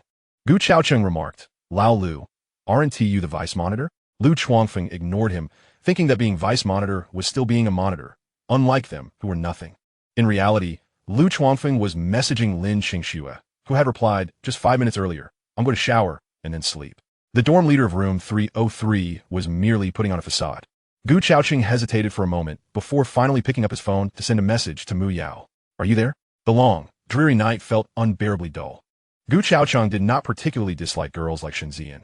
Rather, he felt that Mu Yao and Su Man embodied the essence of university life more. Girls like Shunzian seemed beyond his grasp. Central South University, dormitory 406. Mu Yao glanced at her phone and remarked, These boys are truly dull. Su Man and Chunzhe have added me on QQ. Shunzian chuckled in response. Man, Chunzhe has added me too. It's only right to inform my roommate. Yao Xin picked up her phone, casting a forlorn look. These boys are so pragmatic. No one has approached me for a chat.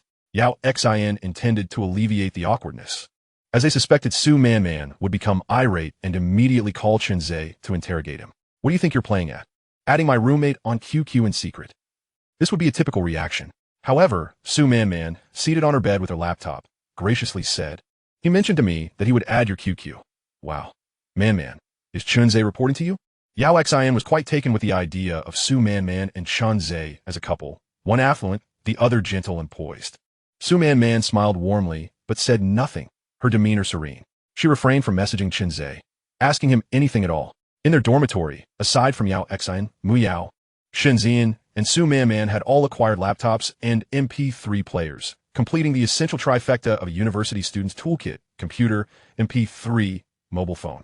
Zhao Jin'an was lost in his own world, mimicking Pang Shilai. He recalled how Pang Shilai's self-produced shampoos, laundry detergents, cooking oils, soy sauces, and alcoholic beverages had sold out, from the vegetables and fruits of Zhao family village to daily necessities. Should he establish a factory himself, or set standards and outsource production? Regardless of how the world transformed, these remained essentials. Only the purchasing avenues had evolved. While everyone focused on technology, the common folk were concerned with their daily meals. Maintaining a healthy body was paramount. A principle Pang Shilai held dear: quality control. If he were to establish a factory, Zhao Jin'an also pondered the Fortune 500 companies such as Johnson & Johnson, recognized as one of the most comprehensive healthcare enterprises globally. Dabao SOD Honey, initially priced at just a few yuan per bottle, was Wang Jinru's sole skincare product. Originally a domestic brand, it was later acquired by Johnson & Johnson, illustrating its lucrative nature. As his thoughts wandered, Luo Jinji suddenly announced her arrival in Junsha, inquiring if Zhao Jin'an was available. She mentioned renting a warehouse in Junsha and setting up an office as a base, indicating her intentions to penetrate the Junsha market and radiate throughout the entire Xiangnan province. After military training that day, Zhao Jin'an returned to the dormitory with classmates from the accounting class, where Wang Weitao clung to him, causing Zhao Jin'an to grow suspicious. This guy can't seriously be waiting for me to drop the soap, can he? Get away from me. Zhao Jin'an expressed his disdain, while Wang Weitao remained tenacious. Hearing the commotion, Chunzei, walking ahead, turned back with a smile. Are you versatile in your affections? Unexpectedly, Lu Chuangfeng voiced this sentiment, tinged with mockery, and burst into laughter. Jin'an, you seem to be quite the charmer. Incorrect. It's a matter of being appealing to all genders and ages. Wang Weitao corrected loudly. Zhao Jin'an. Suddenly, a group of female university students clad in form-fitting athletic were approached, their laughter ringing through the air. Lu Chuangfeng became momentarily transfixed, unable to avert his gaze, and swallowed hard. These girls are quite daring, wearing black stockings and even nude-colored ones. I've never seen such confidence before. Could you lower your voice? They can hear you. Chinzei shot back, slightly exasperated. These upperclassmen are studying dance. They're in practice attire, he clarified. But that girl in a nude-colored outfit looks as if she's wearing nothing at all. Lu Chuangfeng whispered, pointing at one of the girls. Chinzei couldn't help but glance. Finding the observation to be accurate, the dancer's physique was indeed commendable. But please refrain from pointing. Chinzei felt embarrassed walking alongside Lu Chuangfeng and quickly distanced himself. Yet, one couldn't entirely blame Lu Chuangfeng. After all, a 20-year-old female university student in practice attire evokes thoughts of the viral videos flaunting yoga pants, which often receive millions of likes. Some accounts boast over 1 million followers. Zhao Jin'an studied Wang Weitao, with his face dotted with acne, was also watching, which eased Zhao Jin'an's mind. Otherwise, he might have questioned why Wang Weitao had been so generous to him during his previous visit to Junsha. A few girls giggled and exchanged flirtatious glances with the younger boys, completely ignoring the first-year students clad in military training uniforms. Just then, a white Land Rover approached from behind, causing everyone to halt in their tracks, the vehicle responding in kind. Luo Jinji, donned in a chic professional outfit that exuded both competence and beauty, stepped out, her large sunglasses shielding her eyes. With a bright smile, she called out, Zhao Jin'an. Having just returned from military training, a significant portion of the accounting class was present in the dormitory. Their eyes widened in curiosity. Who is that? Who is she? Lu Chuangfeng was flustered, genuinely anxious. This woman was not only stunning, but also affluent. Olgu, what kind of car is that? Gu Chaoqing glanced over, observing. It appears to be a Land Rover. How imposing. Is it more expensive than Zhe Ge's BMW? Lu Chuangfeng inquired, intrigued. Of course. Wang Weitao rolled his eyes. Chinzei's BMW could buy 3 of those. Lu Chuangfeng, pretty boy, pretty boy. Jin'an must be supported by her. I'm going to report this. I will notify the school. Upon hearing Wang Weitao's words, Chunzei remained unperturbed, having always perceived Zhao Jin'an as a person of modesty. Now, the truth was coming to light. Chunzei, knowledgeable about automobiles, noted that in 2006, there were fewer than 100 Land Rovers on the roads of Junsha. Old Gu, I wish to be a pretty boy too. He exclaimed. Gu Chaoqing shot him a glance. You're just a roughneck. Lu Chuangfeng, what makes me rough? A man like me is the epitome of masculinity. He had often remarked that Zhao Jin'an was more refined than the women back home. Zhao Jin'an approached and called out, "Manager Luo, you haven't tanned at all?" After a month apart, Luo Jinji scrutinized Zhao Jin'an from head to toe, reaching out to grasp his arm. Zhao Jin'an stepped back slightly, shaking his head. Luo Jinji retracted her hand with a smile. The intimate exchange did not go unnoticed by their classmates, leaving the accounting students with varied expressions. Could it be that he was indeed a kept man? Was Zhao Jin'an truly being pampered? Lu Chuangfeng, however, was growing impatient. This pretty boy is doing a poor job. He can't even stand his ground. How could he hide? With someone so beautiful, I'd do anything, even drink bathwater. Bathwater? Gu Chaocheng was momentarily taken aback by the lack of boundaries, yet glanced at Luo Jinji and said, "You have quite the imagination. What? You want to steal her bathwater too?" Lu Chuangfeng retorted quietly, his gaze fixated on Luo Jinji. "Everyone," Wang Weitao chimed in, "Class monitor, you're worse than I am." Luo Jinji smiled and nodded at them, then asked Zhao Jin'an, "Are they your classmates?" Zhao Jin'an affirmed, "Yes. University life is quite enjoyable." Luo Jinji approached with a warm and friendly smile, saying, "Hello, I'm Jin'an's cousin." Cousin. Faced with a professional beauty, everyone felt a bit awkward. But only Chun Zhe remained composed, greeting her, "Hello, cousin." Luo Jinji smiled back, saying, "Jin'an, I'm taking you with me. I can't stay with you all any longer." "What does taking you with me mean?" Lu Chuangfeng and Gu Chaocheng exchanged a glance. Was that what the cousin said? "Jin'an, get in the car." Luo Jinji beckoned Zhao Jin'an to take the front seat, then turned the car around and left. "Xiao Xue, it's cousin, not a sugar daddy. Not far away." Li Lu's eyes sparkled with intrigue, while Lin Qingsnow felt she had miscalculated. During this period, she had been overly attentive to Chen Zixian, perceiving Zhao Jin'an merely as an attractive yet ordinary university student. Little did she expect that Zhao Jin'an was also a scion of wealth. If her cousin could afford a Range Rover, then surely Zhao Jin'an's family must be equally affluent. In the distance, another figure appeared. Tang Xiaoqing clenched the hem of her clothing and lowered her head, returning to the dormitory. Luo Jinji's warehouse was rented in Yuhua District, a kilometer past the South Bus Station, where the rent was relatively cheaper and the transportation convenient, with the office adjacent to the warehouse. Hu Chun had also arrived, actively recruiting. Luo Jinji initially intended to drive Zhao Jin'an to the company, but Zhao Jin'an expressed a desire to stroll around the campus due to military training, which Luo Jinji found agreeable, appreciating the vibrant atmosphere of university life. As they passed a group of girls, Luo Jinji glanced at them for a considerable time, reminiscing about her own university days, marveling at the beauty of youth. Meanwhile, Zhao Jin'an was intently observing a male student, bathed in golden sunlight, with a striking profile, prompting Luo Jinji to playfully scold him. "Why are you looking at that guy? Don't you know to admire the beauties?"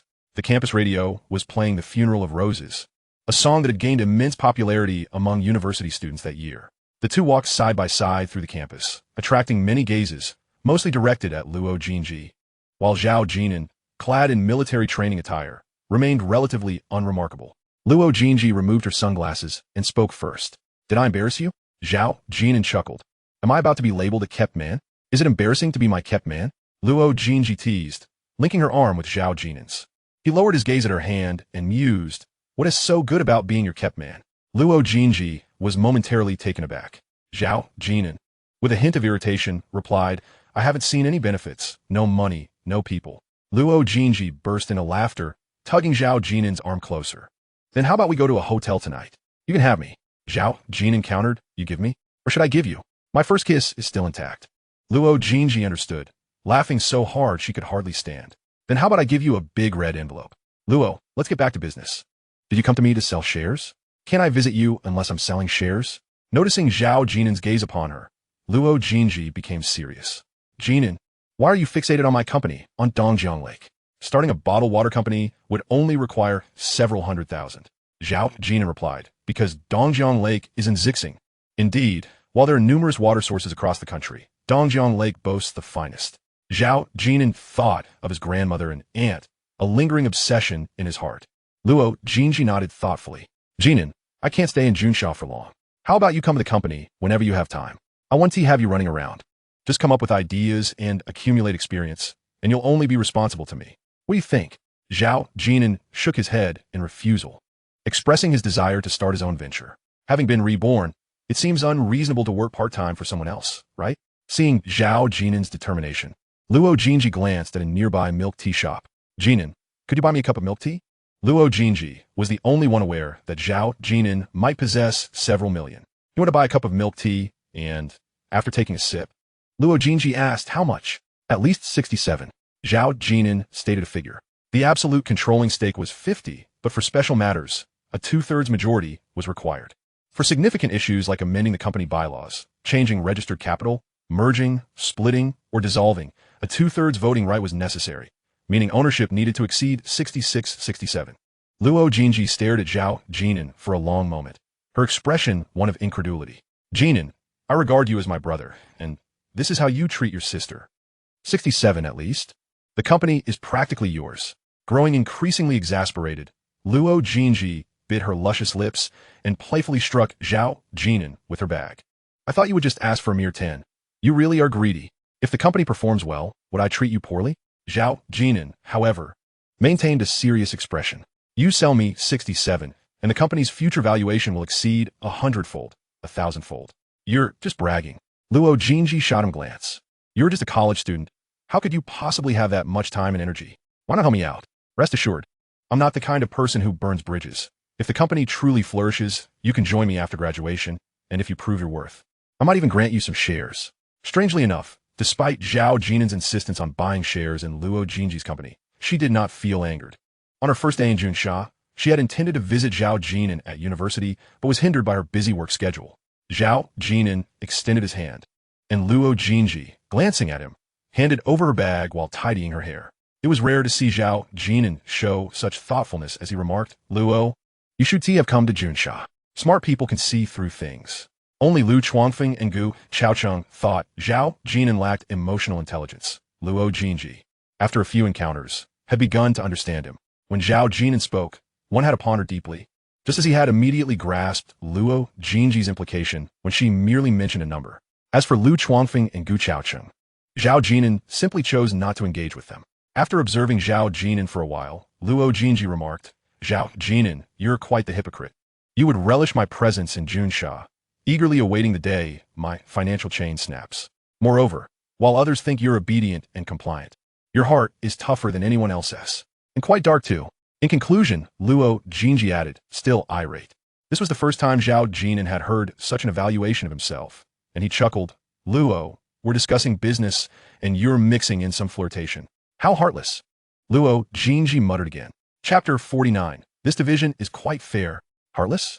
Zhao Jin'an recalled his past life as breakup with Mu Yao and his divorce from Chen Qingji, and could only say he had been decisive in his withdrawal. He said to Luo Jinji, "Trust me this once." "Why should I trust you?"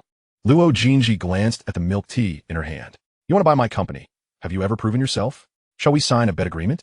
Zhao Jin'an proposed. "If there is no significant progress within 3 years, I'll return all the shares you sold me without charge." Only then did Luo Jinji take him seriously, examining Zhao Jin'an for a long time before taking a deep breath and saying, "I'll consider it." Starting from scratch is indeed challenging. Zhao Jin'an also needed assistance at school, and Luo Jinji asked Zhao Jin'an to accompany her on a stroll around campus, refraining from discussing work any further. She wanted to learn about his university life, and eventually, their conversation drifted to Zhao's family village.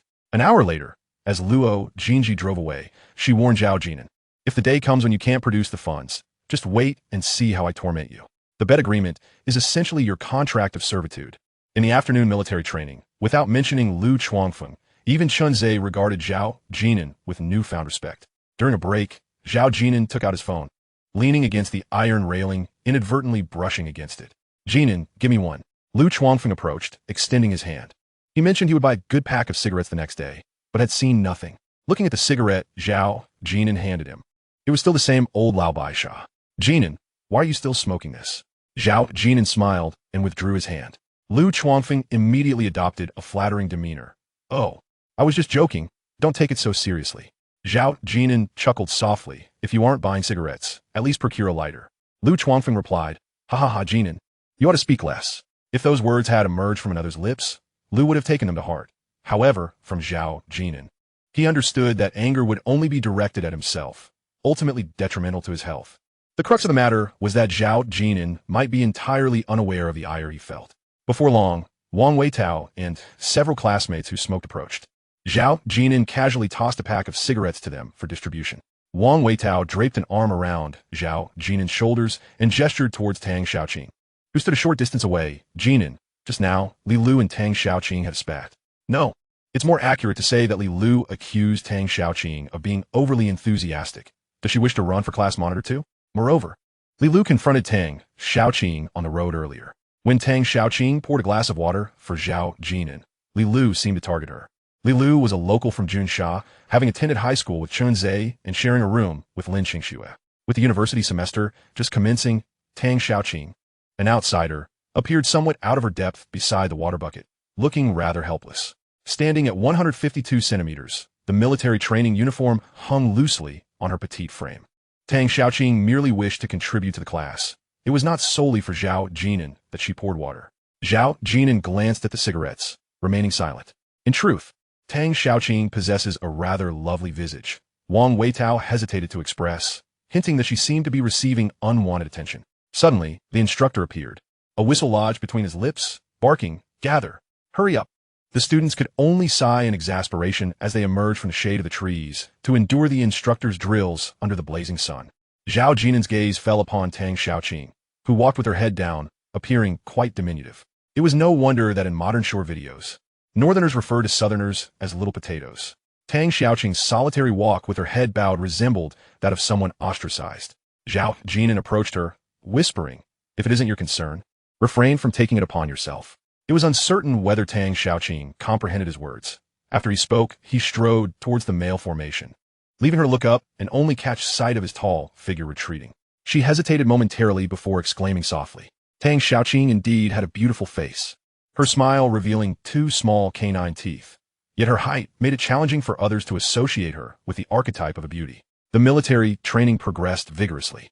Zhao Jin'an awaited a call from Luo Jinji, yet it never came. He refrained from pressing Luo about her decision. As the military training neared its conclusion, the instructor's demeanor appeared to soften considerably. He was less stringent than before. However, after enduring weeks of hardship, the students had forged bonds of camaraderie. The girls expressed a sense of reluctance towards the instructor, shedding a few tears at the thought of parting.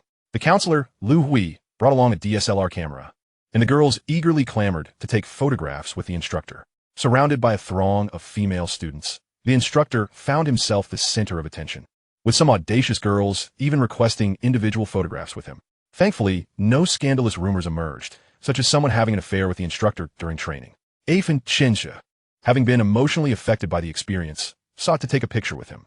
A handful of sentimental boys, surprisingly, shed tears akin to their female counterparts. Zhao Jin'an distanced himself, retrieving a cigarette from his pocket. After merely 20 days of acquaintance, he was astonished to hear classmates requesting the instructor's contact information for future correspondence. One could only speculate whether they expressed the same level of attachment towards their parents who raised them. Many believed that post-graduation, they would spend ample time with their families. Yet, with work commitments and the absence of cohabitation, how often could they truly meet? Perhaps only a hurried few days during the spring festival, which could be counted on one hand. During the military training, it coincided with the busy farming season. The rice fields of Zhao family village cultivated only a single crop of rice, harvested in late September or early October. Zhao Jin'an called home, asking his grandmother to wait for his return during the National Day holiday. His grandmother replied that the rice was ripening and could not wait, urging Zhao Jin'an to focus solely on his studies at school. Wang Jinru loudly lamented in the village, "You all take advantage of us because there are no men at home," and it's true. In certain rural areas, families without men often face exploitation. Zhao Jin'an was unaware of the year the land was divided in Zhao family village. The family possessed 4 acres of rice paddies, allocated to Zhao Guoqing and his mother, Duan Xiaoping, as well as to Zhao Jin'an himself. Only his aunt, Wang Jinru, and Zhao Yueqian were left without land. Yin Xiaolan also did not receive any, having married into the family too late. With 2 aunts married off and Duan Xiaoping remarried, the rice paddies remained under the care of his grandmother and Wang Jinru. Zhao Jin'an, now in middle school, was required to contribute rice to the school. Those familiar with the experience of contributing rice in the 1980s would recall that it amounted to roughly 90 kilograms per semester. He would also carry 2 jars of pickled vegetables from home, sufficient to last a week. Chapter 50. Are we ready to leave? In previous years, Zhao Jin'an would request leave to help with the rice harvesting at home. Wang Jinru would work in the fields while his grandmother cooked at home, often calling upon several strong laborers from the village for assistance. When it was time for others to harvest, His grandmother would offer help in their kitchen in exchange for labor. This year, Uncle Zhao Guohua had taken leave early to return home, and Zhao Yueqian excitedly called, "Brother, my dad is back." Zhao Jin'an smiled warmly and asked, "What did your father bring you?" Zhao Yueqian gleefully exclaimed, "He bought me a dress, a backpack, and even a doll." Through the phone, one could hear Wang Jinru scolding Zhao Guohua for his purchases. "You already have a backpack. Why buy another?" The backpack had been a gift from Duan Xiaoping, containing stationery as well. Without a doubt, the doll Zhao Yueqian mentioned must have been a very inexpensive one. She likely knew nothing of Barbie dolls. Yet, how could Zhao Guohua resist bringing his daughter gifts upon returning home? He refrained from arguing with Wang Jinru, fully aware of the challenges she faced in single-handedly raising their daughter. Zhao Guohua took the phone and said to Zhao Jin'an, "Jin'an, don't worry about home. If you need more living expenses, just call your aunt." What more could Zhao Jin'an say? Cradling the phone, he asked, "Uncle, how long will you be home?" If Luo Jinji were present, she would realize that Zhao Jin'an was truly at his most tender during this moment. Zhao Guohua replied, 3 days, it's a hard-earned break." There was little for men to discuss. Zhao Guohua knew his nephew was not one for conversation. Unexpectedly, Zhao Jin'an hesitated before saying, "Uncle, treat Aunt well. And when you return home, take her out to buy a couple of new clothes." Zhao Guohua paused, scratching his head. "Hey, you've grown up. The silly boy knows how to pamper girls now." Zhao Guohua then remarked, "Since I'm back, you don't need to return. It would be a waste of fare." Suddenly, Zhao Jin'an inquired, "Uncle, what fruit trees are suitable for planting in our village?" On the other end, Zhao Guohua was taken aback for a moment, responding, "Don't think about such things. You're off to university and contemplating planting fruit trees? Focus on your studies and leave those trivial matters aside. Your aunt possesses a sharp tongue, yet a tender heart." Zhao Guohua should have distanced himself a bit further, covering his phone as he remarked, "If her words are harsh, simply disregard them. Do not take them to heart." Zhao Guohua assumed that Zhao Jin'an found it difficult to request tuition and living expenses from Wang Jinru, believing he could directly provide Zhao Jin'an with funds. However, with a monthly salary exceeding merely 1,000, it simply did not add up. There was no way to conceal this from Wang Jinru, a woman of remarkable astuteness. Moreover, the household had monthly expenses to consider. Seizing the opportunity, Grandma wished to share a few words with Zhao Jin'an, stating, "The rice harvest was completed in just 1 day yesterday, and In Xiaolan was of great assistance. She mentioned that the train tickets are expensive. If you do not return, then so be it. In Xiaolan is also helping with drying the rice. So there's little to worry about at home. Grandma can manage watering the vegetables, but she cannot carry the rice. That task falls entirely upon Wang Jinru." Wang Jinru and In Xiaolan are not the type of girls who would whine about not being able to open a bottle of mineral water. Yet, Grandma's constant mention of In Xiaolan left Zhao Jin'an at a loss for words. "Jin'an, come quickly for a photo." At that moment, the dormitory head, Lu Chuangfeng, shouted for everyone in room 303 to gather for a group picture. Chunze, out of nowhere, brandished a toy gun with great flair, while the instructor kept a watchful eye on him. Lu Chuangfeng and Gu Chaocheng also rushed over, eager to strike a pose. Zhao Jin'an stood at the back, participating in the photo 3 times. Unexpectedly, Li Lu rushed over, requesting to join, standing beside Zhao Jin'an for a snapshot, before shooing away Chunze and the others to have a private photo taken with Zhao Jin'an. With a single DSLR camera, there was hardly enough time, and after the photo shoot, Zhao Jin'an wandered off alone. At that moment, Tang Xiaoqing timidly approached and asked, "Zhao Jin'an, may we take a picture together?" Zhao Jin'an turned to face her, noticing Tang Xiaoqing clutching an old mobile phone. Her head bowed as she said, "The DSLR is in use. A quick snap with a phone will suffice." "All right." Zhao Jin'an remained still, offering a smile in response. Tang Xiaoqing, standing at a modest height of 152 centimeters, barely reached Zhao Jin'an's armpit. Zhao Jin'an tilted slightly to accommodate her as she raised her phone, snapping several pictures that ultimately did not satisfy her.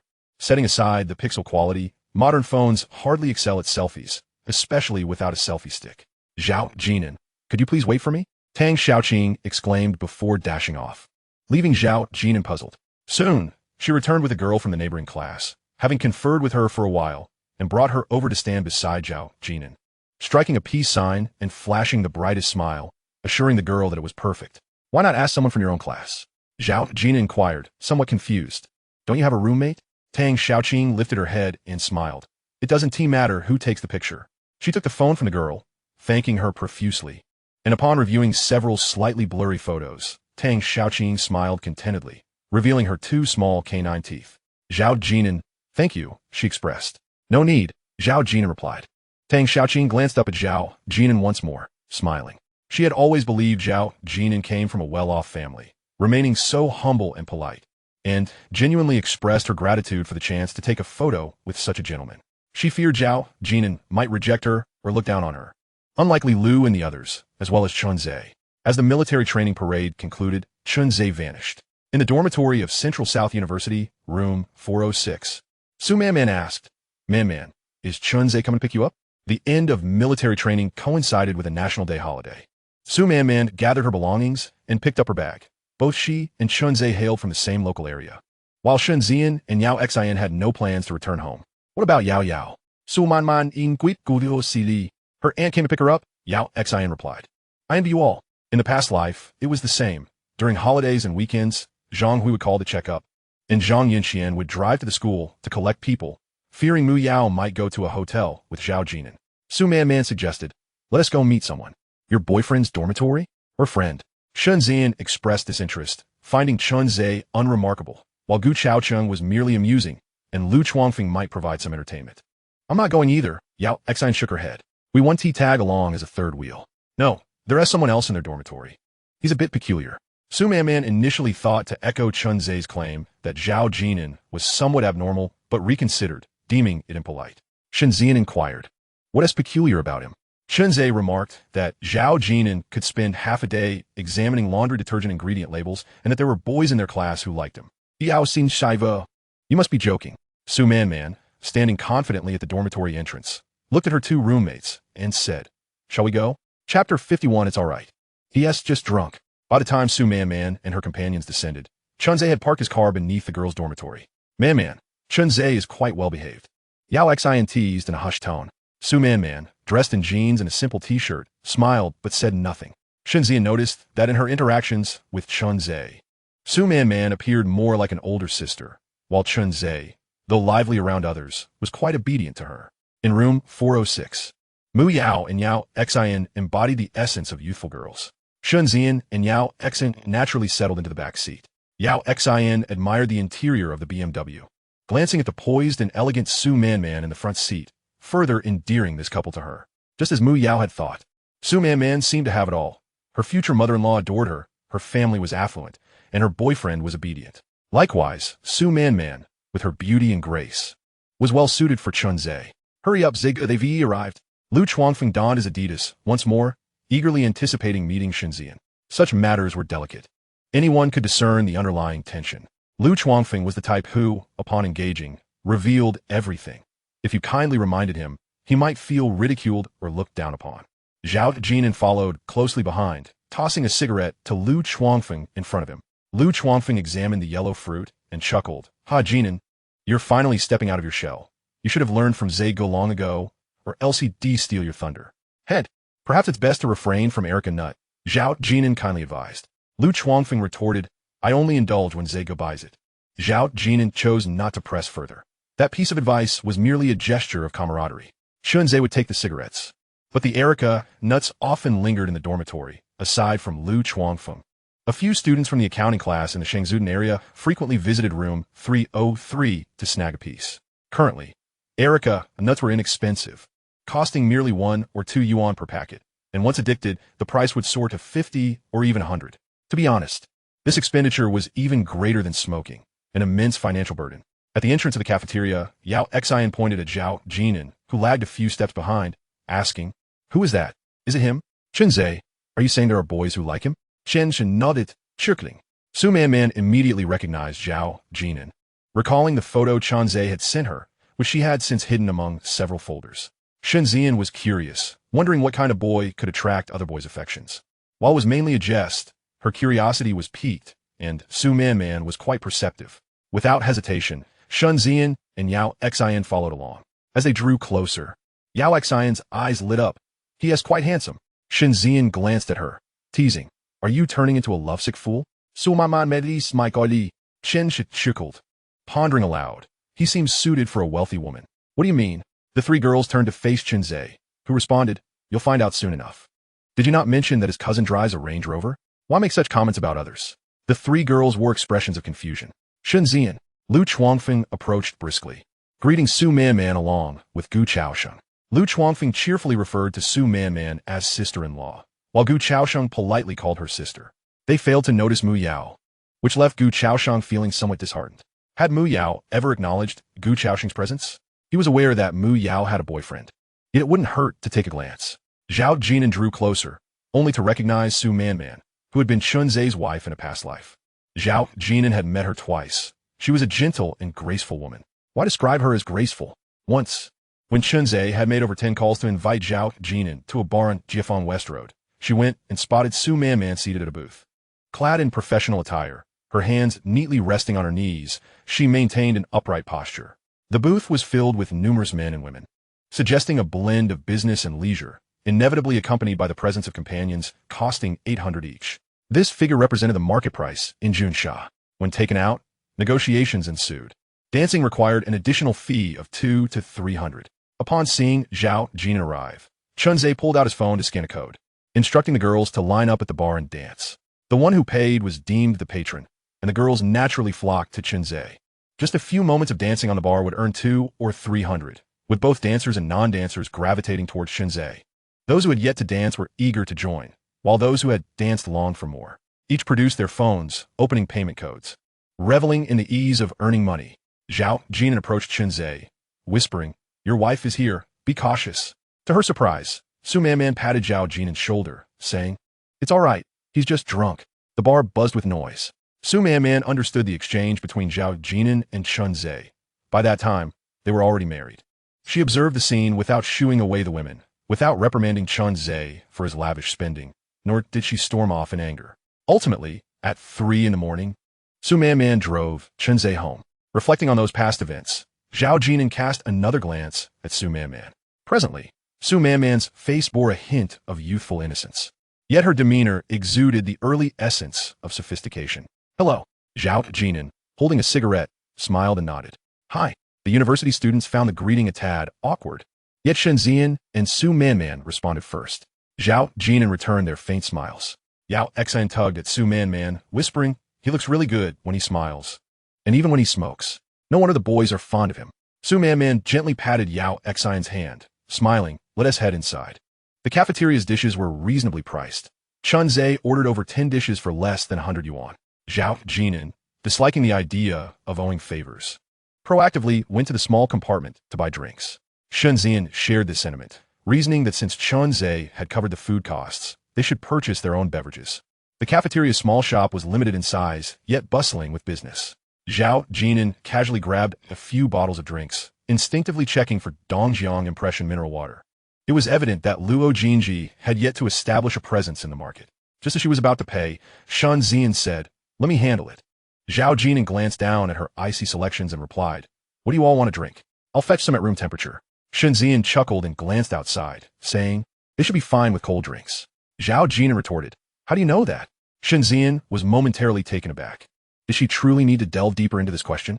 She grabbed 3 bottles of coconut juice and leaned closer to Zhao Jin'an, whispering, "When our time comes, there'll be a trash can in the women's restroom.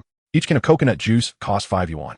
Shenzhen insisted on covering the bill, adding 3 bottles of cola and 1 bottle of mineral water, totaling 24 yuan and 50 cents. Do not underestimate 24 yuan and 50 cents. Many university students survive on a monthly budget of 300. Lu Chuangfeng remarked, "Shouldn't we have a drink? Today marks the end of military training." Chunzei stood up, prompting Su Manman to say, "But you need to drive." "All right, I'll drink next time." Chunzei sat back down, seemingly under Su Manman's firm control. While Lu Chuangfeng teased him, "Zerge, you'll certainly be scared of your wife from now on," with exaggerated gestures. "Yao xin in does it? Isn't it good to be scared of your wife?" Chunzei and Su Manman shared a bond that, barring unexpected circumstances, would likely lead them to marriage upon graduation. The room numbers 303 and 406 appeared to tie them together as a couple. Su Manman did not respond to the term wife, offering neither retort nor agreement. Zhao Jin'an glanced at Su Manman, slightly taken aback. Was it because she hadn't yet obtained her driver's license that she prevented Chunzei from drinking? Su Manman sat next to Chunzei, while Yao Exan blinked and asked Zhao Jin'an, "Zhao Jin'an, do you think being scared of your wife is a bad thing?" Zhao Jin'an replied, "Isn't this topic a bit premature? Come on, let us discuss it." They failed to perceive Zhao Jin'an as the suitable partner for a wealthy individual. as Chun-Zhe had suggested. One notable aspect was Zhao Jin'an's impeccable table manners. He never rotated the serving platter, but held his bowl, only taking dishes that were within reach, avoiding random picking in the center. This was something his grandmother had taught him when visiting others' homes. One must refrain from tapping chopsticks against bowls and never insert chopsticks upright into rice. Under the watchful eyes of Shunzian and Yao Exine, Su Man turned to observe Zhao Jin'an, who contemplated, "There's nothing wrong with being scared of your wife, as long as she is reasonable and manages the household well." Shunzhe raised his drink, saying, "Jin'an, let us toast." Su Man gazed at Zhao Jin'an for a moment before slowly turning her head. Shunzian nodded in agreement. This pretty boy, Lu Chuanfeng, sensing the awkwardness, suddenly exclaimed, "Jin'an, no wonder Li Lu and Tang Xiaoqing from our class are fond of you." "Who are Li Lu and Tang Xiaoqing?" Yao Xin Yin Gui. Lu Chuanfeng elaborated enthusiastically, praising Li Lu and Tang Xiaoqing, mentioning how they had taken photos together during military training. Occasionally glancing at Shunzian, Zhao Jin'an understood.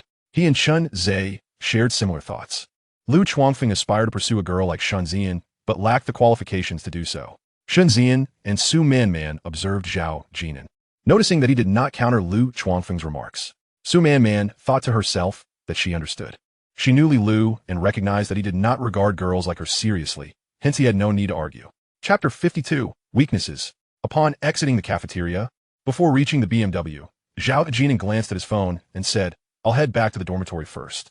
Lu Chuanfeng walked alongside Shunzian, sharing his plans for university, all because Shunzian had complimented him once. "That's great, having ambition," she thought. Shunzian absorbed his words with a polite demeanor, though they barely registered. This was Shunzian's fundamental principle of conduct. Lu Chuanfeng felt accomplished, believing he had captured the goddess's attention. Unlike Muyao, who displayed her disdain when uninterested, Lu Chuanfeng had sensed her aversion toward him that day. In truth, seeing Lu Chuanfeng's t-shirt had almost made Shunzian laugh. But she held it in. Chun-Zhe produced the car keys, and with a beep, the doors unlocked. Su Man grasped the door handle, glancing in the direction Zhao Jin'an had departed, saying, "Let us give them a ride back to the dorms." Shunzian replied, "No need, we can walk. It's a good way to digest." The six of them stood beside the BMW when Lu Chuanfeng suddenly had a brainwave and suggested, "How about we arrange a gathering between our two dorms sometime?" Gu Chaosheng, eager to see Mu Yao, immediately agreed. This time, Shunzian did not brush it off, but nodded in approval. Su Man grasped the car door handle and consented, her expectations initially minimal. "Perfect." Lu Chuanfeng felt rather clever and cheerfully remarked to Chun-Zhe, "Zij, since you're so familiar with the university town, let's avoid the cafeteria for our gathering. I'll handle the venue." Chun-Zhe signaled an affirmative with an OK gesture, indicating his agreement. Shunzian glanced at the two and stated, "It will be a split cost." Lu Chuanfeng, who had intended to suggest a more upscale venue through Chun-Zhe, felt disappointed. He had anticipated an opportunity to deepen his rapport with Shunzian. Chun-Zhe, too, had hoped to arrange an elegant setting to showcase his undeniable charm and financial means in front of Shunzian and Mu Yao. Upon interaction, Shunzian discerned that Lu Chuanfeng's family background was likely modest, while Gu Zhaocheng and Yao Exine belonged to the average echelon. Only Zhao Jin'an's circumstances remained somewhat unclear. Despite the fact that his cousin drove a Land Rover, it did not signify much, as they were not closely related. "A small eatery will suffice," Shunzian suggested with empathy. Indeed, both Gu Zhaocheng and Yao Exine concurred, asserting that there was no need for extravagance. On the way back, Su Man occupied the front passenger seat while Chun-Zhe drove. He cheerfully inquired, "So what do you think? Weren't you curious about why he was lost in thought with laundry detergent? Why pose such questions to others when Shunzian herself did not?" Su Man fell silent for a moment before responding. "He seems quite normal." The relationship between Chun-Zhe and Su Man appeared to be mutually understood. Chun-Zhe had just stolen a few glances at Shunzian, yet Su Man chose not to comment. After all, it was merely observation. "Let us go to my house. My mother texted saying she made soup for you," Chun-Zhe suggested. Su Man gazed out the car window and replied, "I won't go." Chun-Zhe scratched his head. "Well, that's not possible, not right now." At Chun-Ze's home, Yang Shumi had prepared a bedroom for Su Man, having set her sights on this daughter-in-law. However, Su Man had never slept in that room. On October 1st, Zhao Jin'an ventured to a pedestrian street, intentionally strolling to see if there were suitable storefronts. As he contemplated purchasing several well-located properties in Kyoto, waiting for their value to appreciate, he also considered this as a potential safety net for himself. Yet, given his limited capital, the challenge of accumulating that initial fortune loomed large. What if Luo Jinji called unexpectedly and he was unable to procure funds. How could he explain that he had bought a house? Moreover, the stock market was thriving, and property appreciation was not keeping pace with the rapid gains in stocks. The next day, Zhao Jin'an visited New Ijia, Walmart, and Carrefour, equipped with a pen and notebook to familiarize himself with the approximate price ranges of various goods, including his areas of knowledge deficiency. Certain sections of shelves had few visitors, yet large supermarkets could not afford to exclude them, such as health supplements and cleaning supplies. There was another place Zhao Jin'an wished to visit, Huaihua, the city where Chun Xingji resided. She should be on holiday for National Day, right? Zhao Jin'an concocted an excuse not to go. In his previous life, after their divorce, he had not given it much thought, though sometimes he would lie in bed at the dormitory and ponder visiting the now 156-year-old Chun Xingji. In his last life, he had met her when she was already 256. In October, the evenings began to grow a bit chilly. Zhao Jin'an opted not to take a taxi back to school, instead walking from Wui Square across the river to Hushi, enjoying the refreshing river breeze. He pulled out his phone and noticed 2 friend requests. Man, hello, Zhao Jin'an. I am Sumanman. Shunzian, hello. Shunzian's online name was simply her real name. As he reached the center of the bridge, Zhao Jin'an lit a cigarette. There were no fireworks at the Orange Isle. In his previous life, Muyao had often taken Zhao Jin'an to see many fireworks displays and had accompanied Chun Xingji numerous times, but with Chun Xingji, there was no need to go to the riverside, as they had purchased a riverside view property. Do you have a cigarette? Suddenly, a voice called out to Zhao Jin'an. Could you spare one? A man, his stubble somewhat unkempt and one pant leg rolled up, appeared to be in his 50s. Noticing Zhao Jin'an's gaze, he rummaged through his pockets and said, "Thank you. Do you have a lighter?" Zhao Jin'an handed over his lighter, though he suspected the man didn't have cigarettes either, given that he had been standing about 45 meters away initially. The man had been there since Zhao Jin'an's arrival. As people passed by, including those on electric bikes and bicycles, the man lit his cigarette and expressed his gratitude, returning the lighter to Zhao Jin'an. Observing the man's hands, Zhao Jin'an remarked, "You must have been working hard." The man opened his palm, chuckling, "I served a few years in the army." 5 years? The man smiled, his initially fierce appearance softening into something more amiable. Zhao Jin'an noted, "You've been standing here for quite a while." "You've been here for 25 minutes too," the man replied. He refrained from stating half an hour. Zhao Jin'an checked the time on his phone, surprised, then steadied himself to ask, "Are you contemplating jumping?" "Not at all, I can't." The man took a deep drag on his cigarette, seemingly finding a confidant, and smiled as he spoke of his daughter needing medication. He could not jump, and he spoke of her with a hint of pride. Zhao Jin'an inquired, "Does it require a lot of money?" The man nodded and shook his head, stating it was not a severe illness, just a need for long-term medication. He mentioned some chronic condition Zhao Jin'an did not comprehend. Observing the man's fierce demeanor devoid of a smile, Zhao Jin'an offered, "Could you take me to see her?" He was aware of his vulnerabilities. Wang Jinru always worried about him being bullied, having argued with Zhao Jin'an's mother-in-law in his previous life.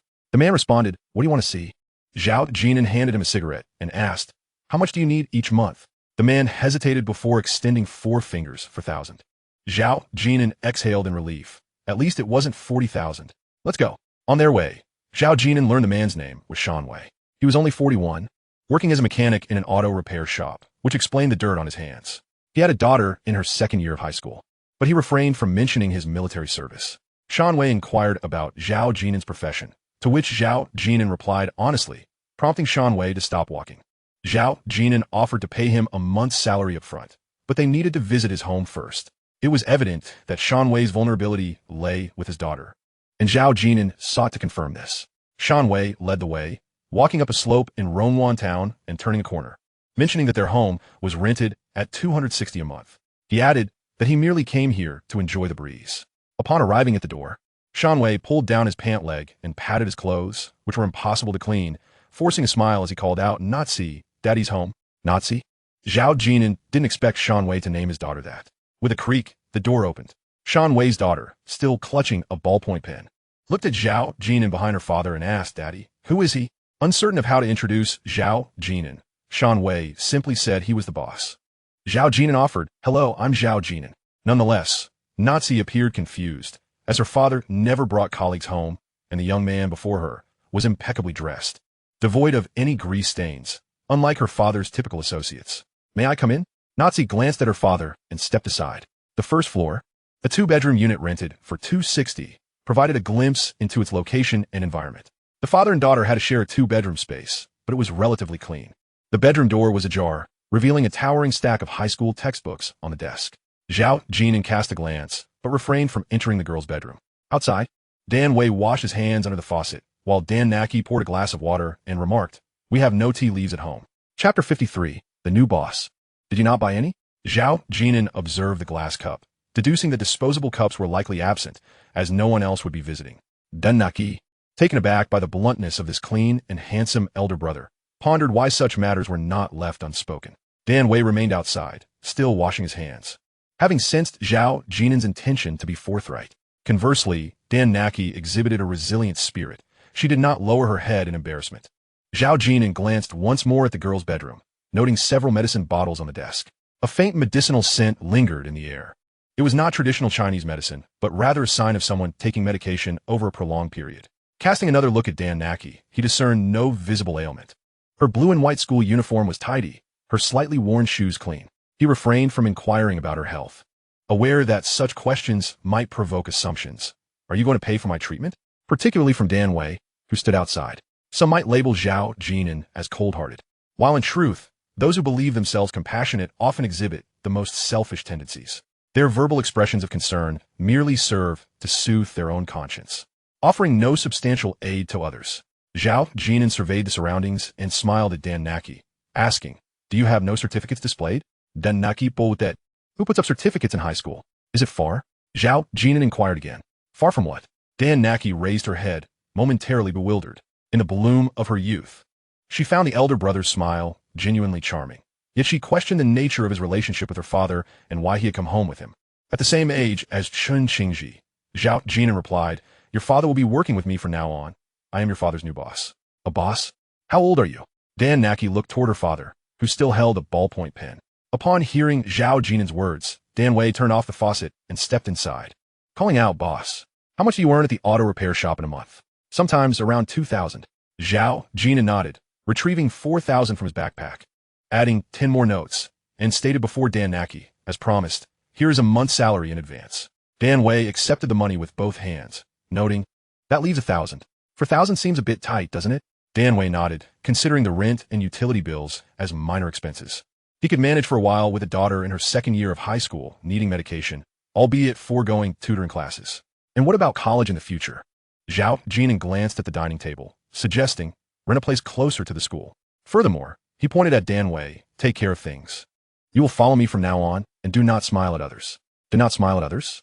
Dan Wei momentarily failed to comprehend, while Dan Naki scrutinized Zhao Jin'an for a while before whispering to her father. Only then did Dan Wei realize, and Zhao Jin'an found himself somewhat surprised by the girl's cleverness. "Boss, where's your car?" Dan Wei speculated, given that Zhao Jin'an had a bodyguard. He must have a vehicle, otherwise, the 4,000 would feel unjust. Zhao Jin'an was at a loss. He had no car.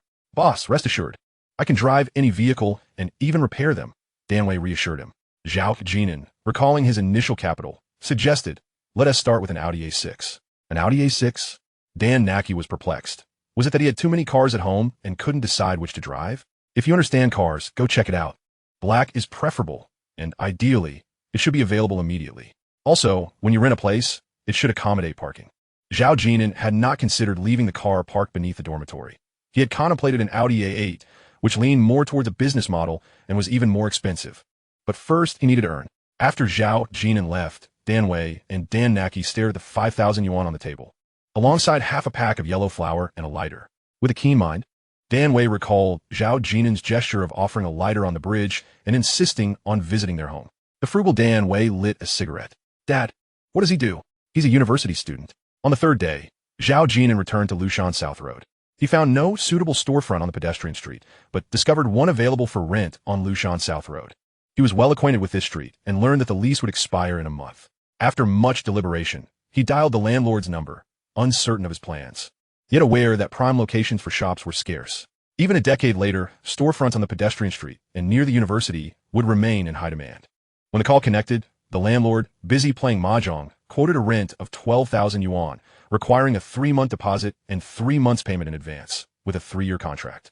After confirming that Zhao Jin'an would not negotiate, he arrived leisurely. Such is the nature of landlords today. Take it or leave it. After verifying the property deed, Zhao Jin'an signed a contract, and paid a 10,000 yuan deposit.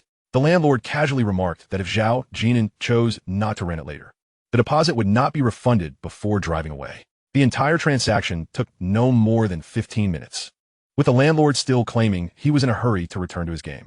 Zhao Jin'an mused that reincarnation truly is an art.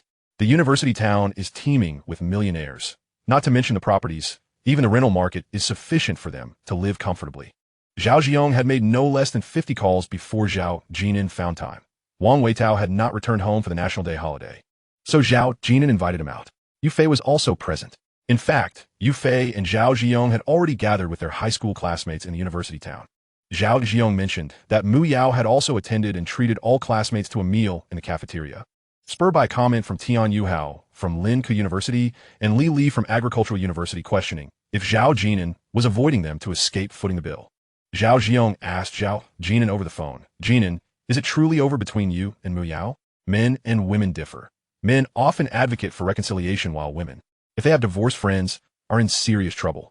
The group convened at a barbecue restaurant chosen by Zhao Jin'an. Upon meeting, Zhao Ziyong and Wang Weitao found much common ground in conversation, proving that fate does indeed exist. In a past life, Wang Weitao frequently visited Junsha for work and often shared late-night meals with Zhao Ziyong, drinking until the early hours, embracing one another as brothers.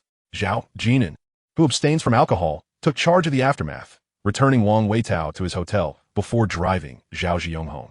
Wang Weitao remained oblivious to the actual circumstances, only aware that Zhao Jin'an had a cousin who drove a Land Rover. Yu Fei glanced at the price list and hurried to the cashier.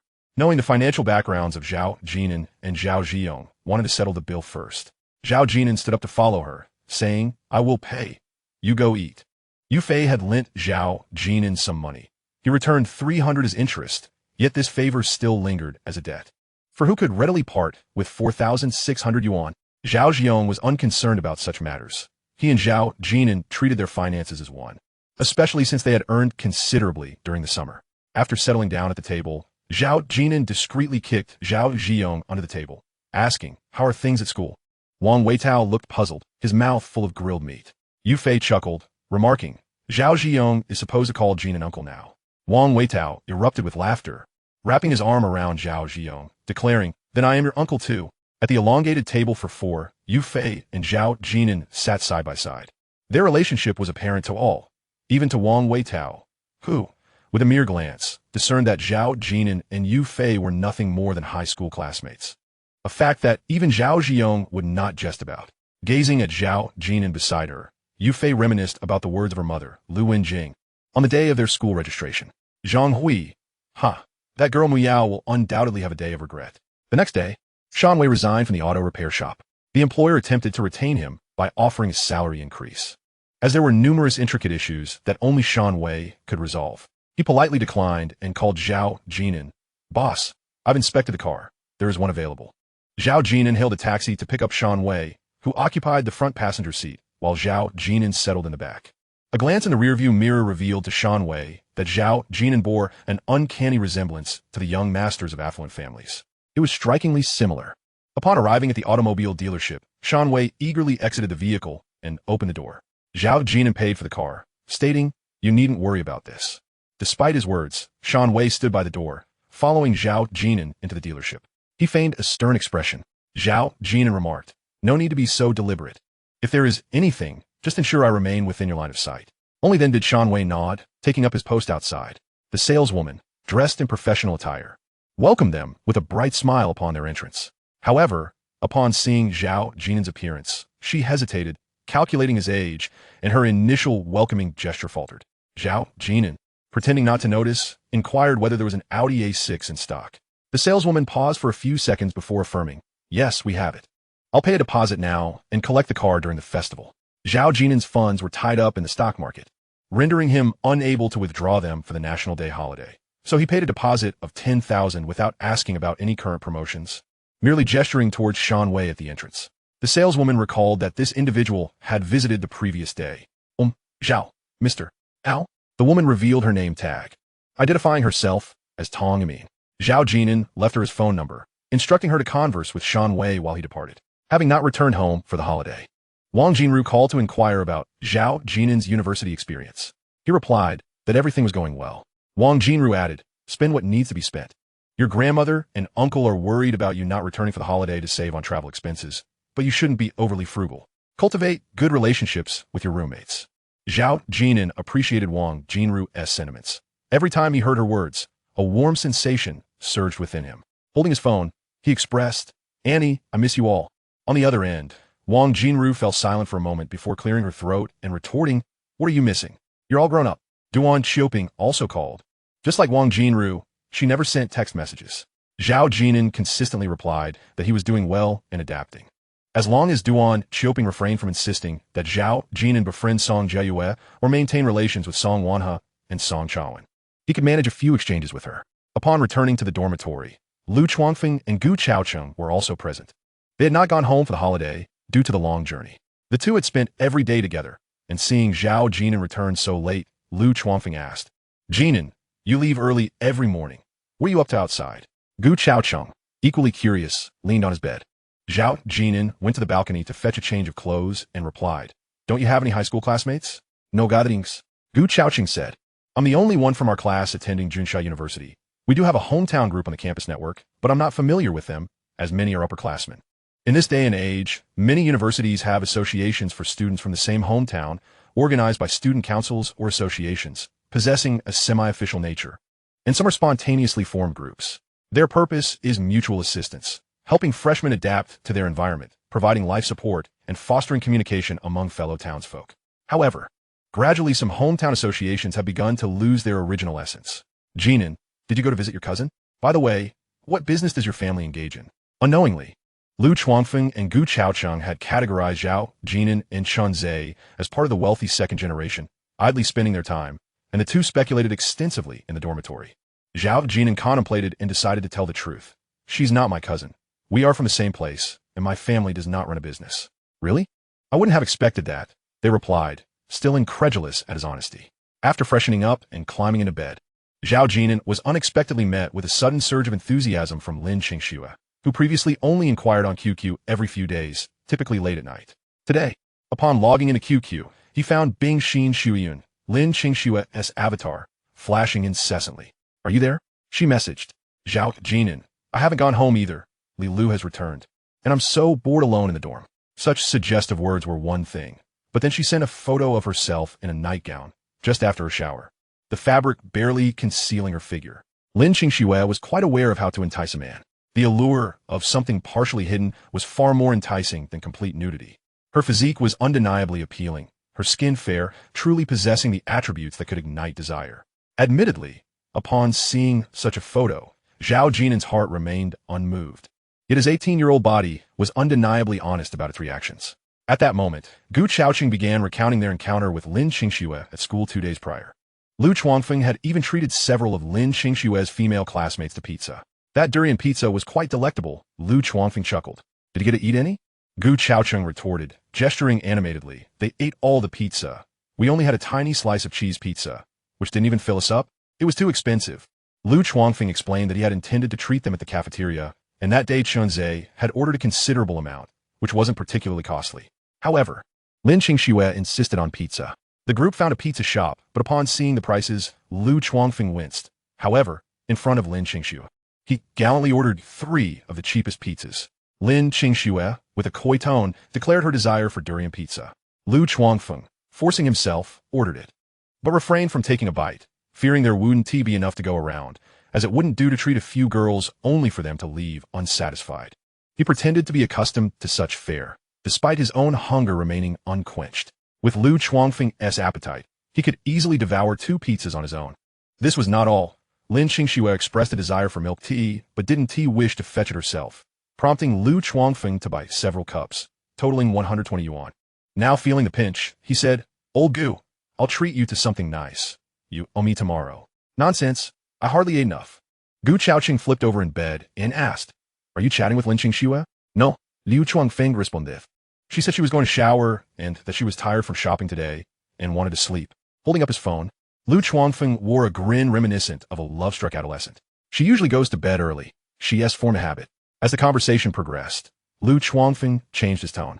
I asked her to send a photo after her shower, but she said it was inconvenient for girls. Hey, old Gu, Do you think Lin Qingxue is a good girl? She seems to value her integrity, he mused. Zhao Jin'an glanced at the timestamp of their conversation. Indeed, it was shower time. Lin Qingxue was not lying. Wearing such a nightgown certainly made it inconvenient to take photos. She's indeed a good girl. Gu Chaocheng was at a loss for words. He couldn't outright say that eating a pizza disqualified her from being a good girl. You were the one pursuing her. Why would she send you such photos? Gu Chaocheng expressed his views. Jinan, do you think Lin Qingxue is a good girl? Lu Chuangfeng suddenly turned to Zhao Jin'an with a question. Zhao Jin'an found himself at a loss for words. If he were to deny it, Lu Chuangfeng might just turn to Lin Qingxue and say, looking at her alluring charm, she is quite beautiful. This would be the truth. When Lin Qingxue smiled, her two dimples appeared, embodying both innocence and allure, making her the acknowledged belle among the boys in the accounting class. With her figure, it was hard to argue against her beauty. Lu Chuangfeng chuckled foolishly while clutching his phone, and he attempted to chat with Shun Zian, but she remained rather aloof. Chapter 55. Open and Aboveboard. The following morning, Zhao Jin'an awoke, followed by Lu Chuangfeng and Gu Chaocheng. Gu Chaocheng inquired, Jin'an, where are you off to today? Zhao Jin'an replied, climbing the mountain. Yuelu Mountain? Yes. Wait for me, I'm coming too. Gu Chaocheng hastened his pace, aware that Zhao Jin'an would not wait for him, and even less inclined to accompany Lu Chuangfeng, who couldn't even finish a pizza. It wasn't that he despised Lu Chuangfeng for being stingy. The pizza was indeed somewhat pricey, and the entire experience left a bad taste. Gu Chaocheng had wished he could order one for himself that day. The main entrance to Yuelu Mountain is located in Rongwan Town, but there is a hiking path behind the school that nearly all university students take to ascend. The sides of the path were lined with vendors, and breakfast stalls had already opened. Gu Chaocheng and Lu Chuangfeng were filled with excitement, for it was their first time climbing Yuelu Mountain. At one stall, Lu Chuangfeng whispered to Gu Chaocheng, Old Gu, could you pay? I forgot to bring money. Gu Chaocheng was taken aback, wanting to scold him. What university student forgets to bring money? Would he leave in the dormitory? Lu Chuangfeng had treated Gu Chaocheng to pizza, but today he needed to recoup some expenses and had concocted such an excuse, likely due to overspending 2 days prior. In 2006, how much was the monthly allowance for a university student? Lu Chuangfeng probably didn't have much, perhaps 300 or 400. He had spent 120 that day. As Zhao Jin'an pulled out his money to pay, he told the vendor, boss, let's pay together and add 3 cups of soy milk. Zhao Jin'an wasn't feeling sorry for Lu Chuangfeng. He believed that if one wished to pursue a girl, one must be prepared for such expenses. He wasn't being generous either. He merely thought that sharing a few bucks was trivial. Dumplings weren't cheap, and the soup dumplings were only 5 yuan a basket. Seeing that they wouldn't be enough to fill them up, Zhao Jin'an ordered 6 yuan worth of dumplings, along with soy milk, totaling 21 yuan, which averaged to 7 yuan per person. Lu Chuangfeng devoured his food quickly, praising the dumplings as delicious. Zhao Jin'an smiled, feeling that the 7 yuan was well spent. Unlike those who complained about the taste being subpar compared to elsewhere, Lu Chuangfeng had a knack for this. Gu Chaocheng then said, Jin'an, I'll treat you to lunch. Zhao Jin'an replied, it's fine. And so, the 3 of them began their ascent. In truth, it was more like a leisurely stroll. The path up Yuelu Mountain was broad, with 2 lanes, not steep, winding around the mountain. Many people enjoyed morning jogging there, and some rode bicycles up the hill. Junsha University Town had 2 prime locations for jogging, Yuelu Mountain and the scenic riverside area along the Xiang River, with the university playground coming in third. Watching numerous cyclists ascend the mountain, Lu Chuangfeng expressed his envy, saying he wanted to buy a bicycle. Gu Chaocheng replied, these aren't ordinary bicycles, they're mountain bikes. And they aren't cheap. Do you think they cost as little as your old-fashioned bike? They start at 1 or 2,000 yuan, and the expensive ones go for over 10,000. Can you afford that? Is it really that expensive? Lu Chuangfeng was skeptical of Gu Chaocheng and turned to Zhao Jin'an for confirmation. Zhao Jin'an reassured him, you don't need to buy something so costly. A few hundred yuan will suffice. He wondered if he was being too extravagant, like someone with an Audi A6 and a driver. PFF. Lu Chuangfeng, observing a group of athletic students riding up, boasted, I could reach the top on my old bike just as fast as them. What a boast. Their bikes allowed them to conserve energy and adjust speed. Gu Chaocheng and Lu Chuangfeng bantered back and forth, neither willing to concede. Eventually, they decided to settle the matter by racing, but alas, without 2 bicycles, it remained mere talk. University students often engaged in such banter, and Zhao Jin'an found it amusing. In truth, Gu Chaocheng had a stubborn streak, while Zhao Jin'an found a certain philosophical wisdom in Lu Chuangfeng's remark. I could reach the top of my old bike just as fast.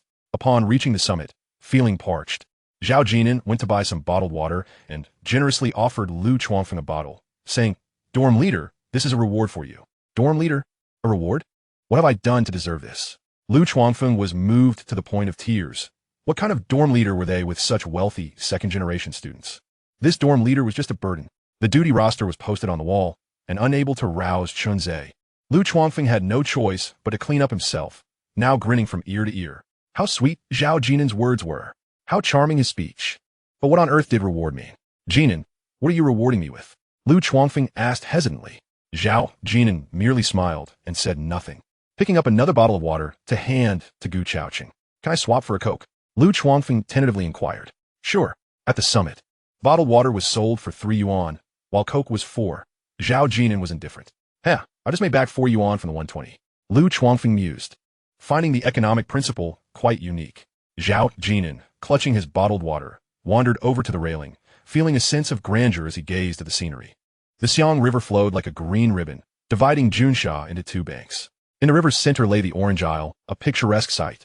Nearby, some individuals were engrossed in their English studies, loudly practicing their speaking skills, while groups of friends climbed the mountain, with many couples strolling hand in hand. Zhao Jin'an harbored no lofty ambitions. He simply wished to quicken his pace, alleviating his grandmother's and aunt's anxieties about saving money. Suddenly, his phone chimed. Dan Wei, boss. I've secured a house rental near the university town and will be moving today. This was a suggestion from Dan Naki, ensuring that Dan Wei would be readily available. With no girls around, climbing the mountain was merely climbing, and before long, the 3 single men descended. Upon reaching the foot of the mountain, they spotted a familiar figure, Shunzian. Shunzian, upon seeing the goddess, Lu Chuangfeng shouted, rushing over, "Are you here to run?" Shunzian, clad in athletic gear, looked stunning in her fitted black sportswear, her 170 centimeters frame accentuating her graceful curves, with beads of sweat glistening on her forehead and nose. Her high ponytail swayed, with a few loose strands brushing against her cheek. Unlike Zhao Jin'an and his companions, who were just ordinary university students without much fuss, she seemed to have put thought into her climbing attire. Shunzian brushed aside a few strands of hair, panting slightly, and asked, "Are you all here to climb the mountain?" "Yes." Lu Chuangfeng eagerly responded. "Did you just finish running, or are you just starting?" Shunzian glanced back at Zhao Jin'an and replied, "I just finished." She hadn't expected to encounter Zhao Jin'an today. He had seemed rather distant since they added each other on QQ, never even exchanging a greeting. Shunzian had refrained from initiating a conversation with Zhao Jin'an, though she had curiously perused his QQ space, which was utterly barren. No albums, no posts, not a single status update. Lu Chuangfeng enthusiastically invited, "Then let's go together." Shunzian smiled and agreed, sure. With the addition of a girl, Lu Chuangfeng walked alongside Shunzian, inquiring if she would come again tomorrow, suggesting they could coordinate a time to meet at the entrance. Shunzian hesitated briefly before leaning towards Zhao Jin'an, asking, "Zhao Jin'an, are you coming to climb again tomorrow?" Zhao Jin'an expressed uncertainty, stating that she merely arrived as thoughts crossed her mind. The mist gradually dispersed, revealing a splendid sunlight, as numerous university students deliberately gathered at the summit trail to enjoy breakfast. They clutched steaming meals, radiating vitality and youthful exuberance. Zhao Jin'an inhaled the fragrant aroma and decided to purchase a scallion pancake. This time, she refrained from inquiring whether Lu Chuangfeng and Gu Chaoqing had eaten breakfast, nor did she ask Shunzian if she had partaken in a meal. "Jin'an, haven't you already had breakfast?" Gu Chaoqing queried, perplexed, noting that it was Lu Chuangfeng who usually had a hearty appetite. On the roadside, Zhao Jin'an held the scallion pancake, proclaiming it delicious, her smile bright and sunny. Gu Chaoqing opened his mouth, momentarily taken aback. A boy, astonished for a while. Suddenly awakened, he realized something was amiss. Was he perhaps as foolish as Wang Weitao? Shunzian quietly observed Zhao Jin'an, then shook her head with a chuckle. Lu Chuangfeng scanned the surroundings, spotting a KFC window that exclusively sold ice cream. KFC, a luxury of the big city, he mused. "Shunzian, allow me to buy you an ice cream." In the presence of the goddess, Lu Chuangfeng had brought money, each costing 3 yuan, a reasonable price for KFC. Gu Chaoqing, eyes wide in disbelief, gritted his teeth and followed. "I want one too. I'll pay for myself. You still owe me a nice meal." Lu Chuangfeng muttered under his breath, trying to push past Gu Chaoqing, but upon seeing Shunzian approaching, he confidently gestured to the server for, "Please, beautiful lady, 4 chocolate sundaes." As Shunzian arrived, Lu Chuangfeng looked up, noting the promotional image indicated that each chocolate sundae was 10 yuan, totaling 40. In 2006, the same sundae had been sold for 8 yuan each. Such was the premium of the location. Another 40 yuan vanished. How could these girls spend so freely? Lu Chuangfeng felt a pang in his wallet. he had no choice but to pay, as it would be embarrassing to buy only one for Shun Zian in front of her. To his surprise, Shun Zian produced 4 10-yuan bills, preemptively covering the cost. Shun Zian, why are you paying? It's not right for the girls to pay, Lu Chuangfeng stammered, realizing he had not deliberately delayed. Shun Zian smiled, it's all right. I'll treat you all the same. Lu Chuangfeng, now unable to feign modesty, offered, then I'll treat you next time. Gu Chaocheng chimed in, promising to host as well. Shun Zian, gracious and poised, accepted, then took 2 sundaes, handing one to Zhao Jin'an and inquiring, where are you all heading afterward? Zhao Jin'an replied that they were returning to the dormitory. Shun Zian pondered for a moment before declaring, I'll return to the dormitory as well. Observing Zhao Jin'an, Shun Zian felt a bit at a loss for words and asked, will you eat the ice cream? She recalled the day Zhao Jin'an had bought cola for the boys while she had only taken a bottle of mineral water, prompting Yao Xian to question her. To which Zhao Jin'an had replied that she did not drink carbonated beverages. The two stood by the roadside, one at 181 centimeters and the other at 170 centimeters, while Lu Chuangfeng and Gu Chaocheng awaited at the window. Zhao Jin'an gazed across the street, while Shun Zian turned to look at her, radiating openness. After a while, Shun Zian inquired again, is the scallion pancake truly delicious?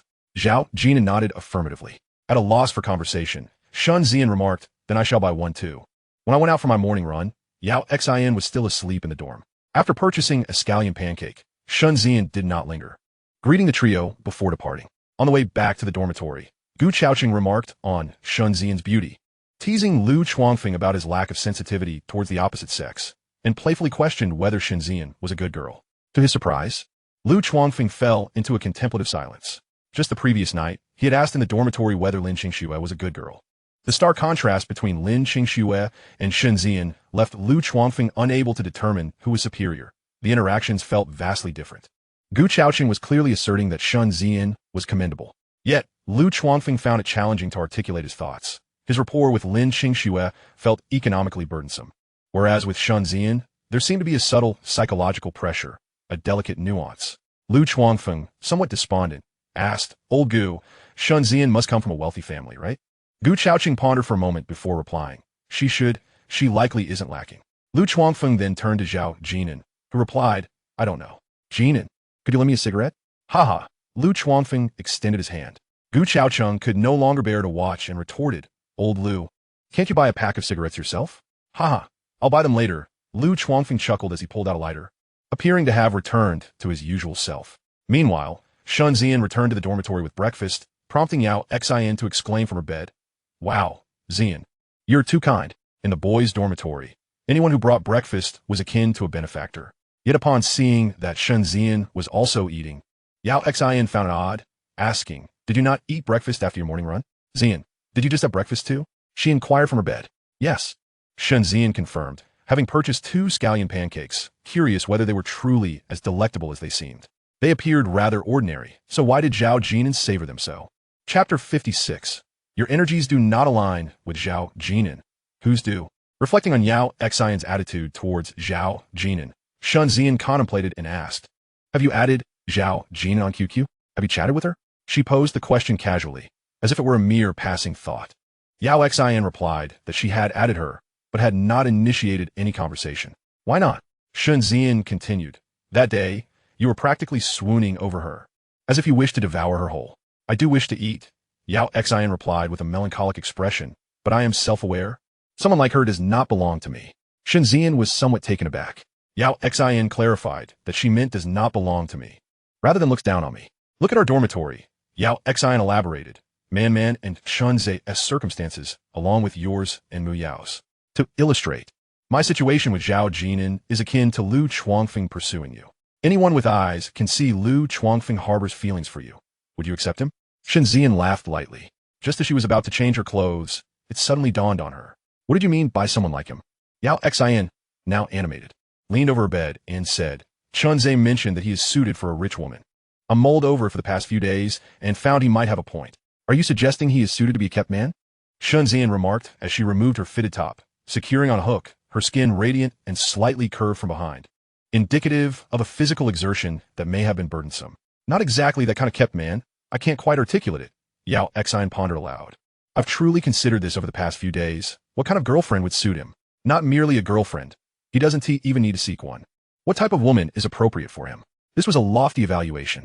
Shun Zian paused mid-action, suddenly realizing that Yao Xin's observation held a measure of truth. It was not about Zhao Jin'an seeking a girlfriend, but rather, what kind of woman would be suitable for him. Zian, I placed myself in the context of our dormitory. Yao Xin continued. First, I ruled out you and Mu Yao, both of whom are quite exceptional. I considered Mu Yao, but she doesn't seem right. I even juxtaposed you with Zhao Jin'an and discovered that something felt amiss.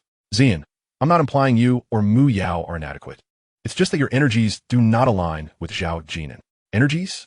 Shun Zian mused, contemplating seriously before smiling. What about Man in our dorm? You haven't mentioned her yet. Yao Xin glanced towards the entrance and, noticing the absence of others, whispered, though I've only interacted with Zhao Jin'an once. I have given it considerable thought these past few days, and I believe that our dorm mate Man and Zhao Jin'an are perfectly matched. I cannot quite articulate why, but there's an undeniable sense of compatibility between them. Shun Zian stared vacantly at Yao Xin, who nodded earnestly in affirmation. On the evening of the 7th, Zhao Jin'an walked back to school alone, carrying a backpack. Pausing at the school gate, she was soon joined by Shan Wei, who approached her from 10 meters away. Boss, he addressed her. Zhao Jin'an replied, you need not follow me. It is quite safe on campus. Shan Wei stammered, Boss, I have received my salary, but have yet to perform any duties. There will be tasks. For now, if there is nothing pressing, go home and spend time with your daughter. Just ensure that you don't falter when it truly matters. Well, if you say so, Shan Wei conceded. He was well aware of the safety on campus. His presence as a bodyguard was somewhat superfluous. He glanced around, wishing for a few reckless individuals to emerge, allowing him the opportunity to showcase his skills in defending his boss. Yet, Zhao Jin'an maintained a low profile and refrained from attracting trouble, which endeared him to her. Although he often felt his presence was inconsequential, fearing he might be deemed redundant next month.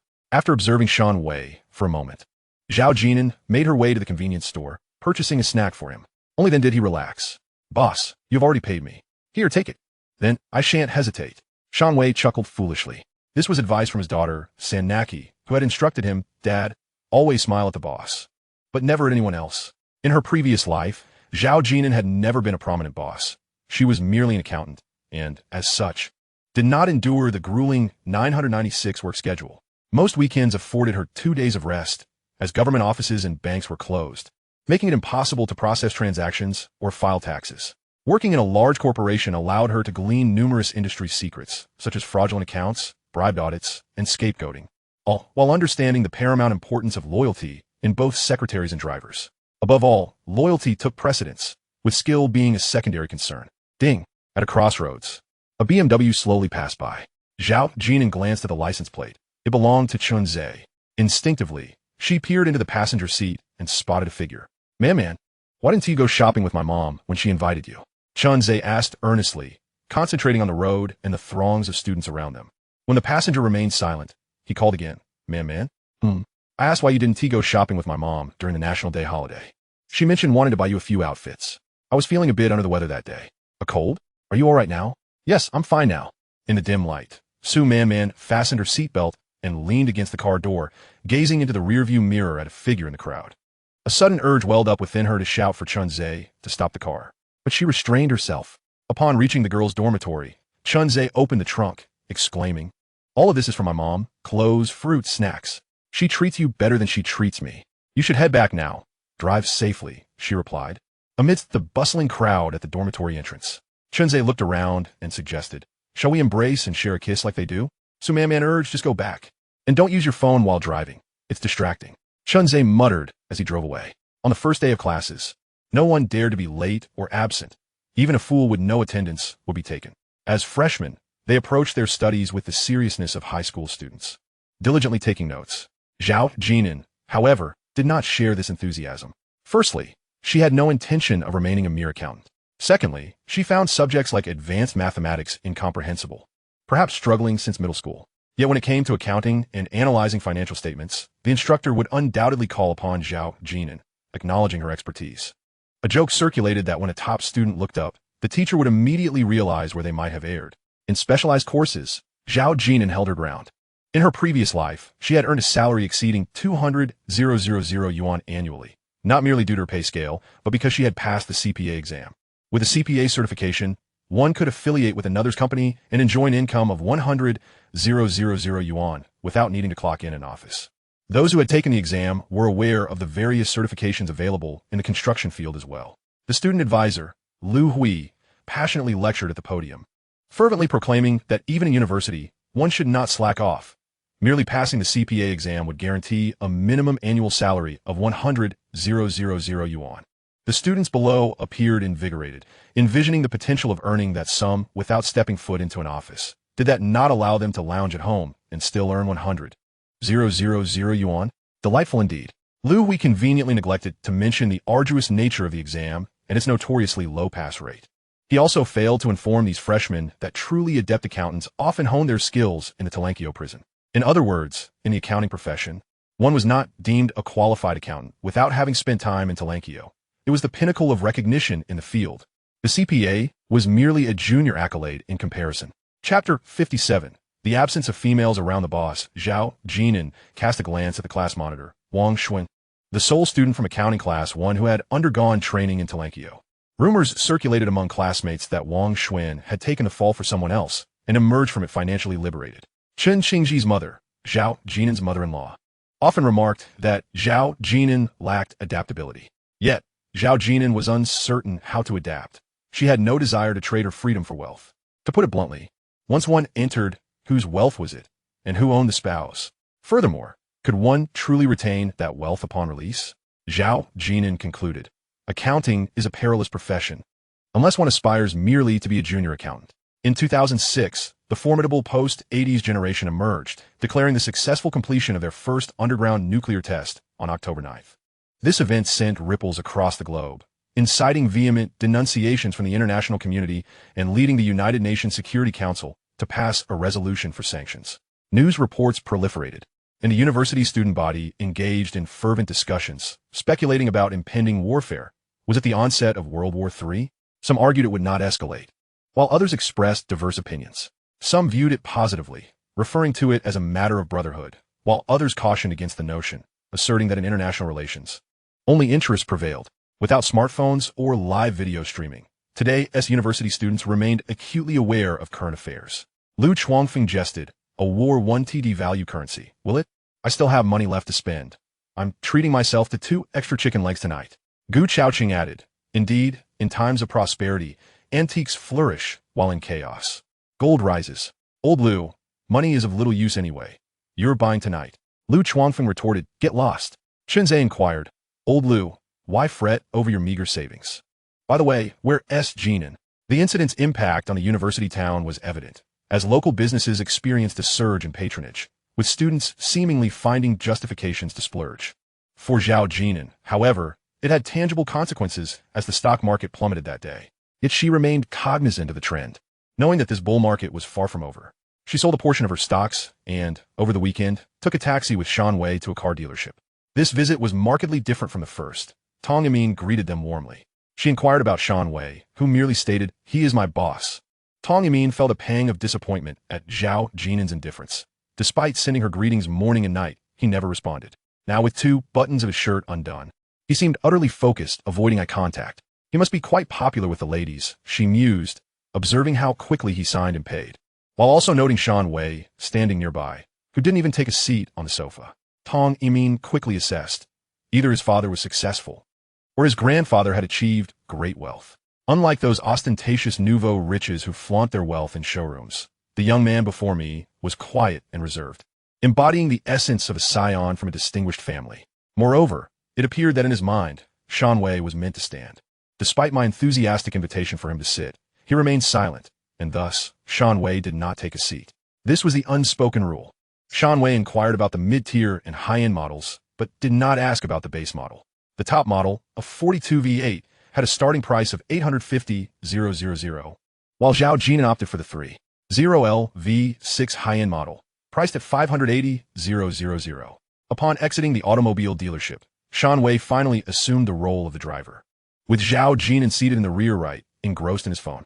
According to international business etiquette, the rear right seat is designated for the primary guest, typically the position of the employer, while the front passenger seat is usually occupied by a secretary, assistant, or someone of lesser status. Boss, shall I take you back to your dormitory? Shan Wei inquired, maintaining a steady grip on the wheel as he glanced at the rearview mirror. Zhao Jin'an looked up and replied, "No need. If I don't require the car, you can drive Shan Naki to school." Shan Wei hesitated. "Boss, isn't that inappropriate?" "It's fine," Zhao Jin'an responded, returning his attention to his phone. Luo Jinji had returned to Zixing and asked Zhao Jin'an if he needed anything brought over. If so, she would stop by Zhao's village before coming. The Junsha market had yet to expand. Why had she suddenly returned to Zixing? "Boss, I've moved." "If you have time," Shan Wei began, but faltered. Zhao Jin'an simply replied, "All right."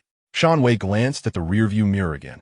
Puzzled by the absence of a girlfriend by Zhao Jin'an's side, it appeared that no young women were around him. How peculiar. With such qualities, surely young ladies would be vying for his affection? As Shan Wei maneuvered the steering wheel, he surveyed the interior of the Audi A6. Casting a glance at the empty front passenger seat, utterly baffled. Upon nearing the university town, Zhao Jin'an rolled up the window, prompting Shan Wei to do the same. Once at Shan Wei's rented ground floor apartment, which, although somewhat aged, boasted tranquility and a small area conducive for parking. He noticed a water faucet outside connected to a hose for washing cars.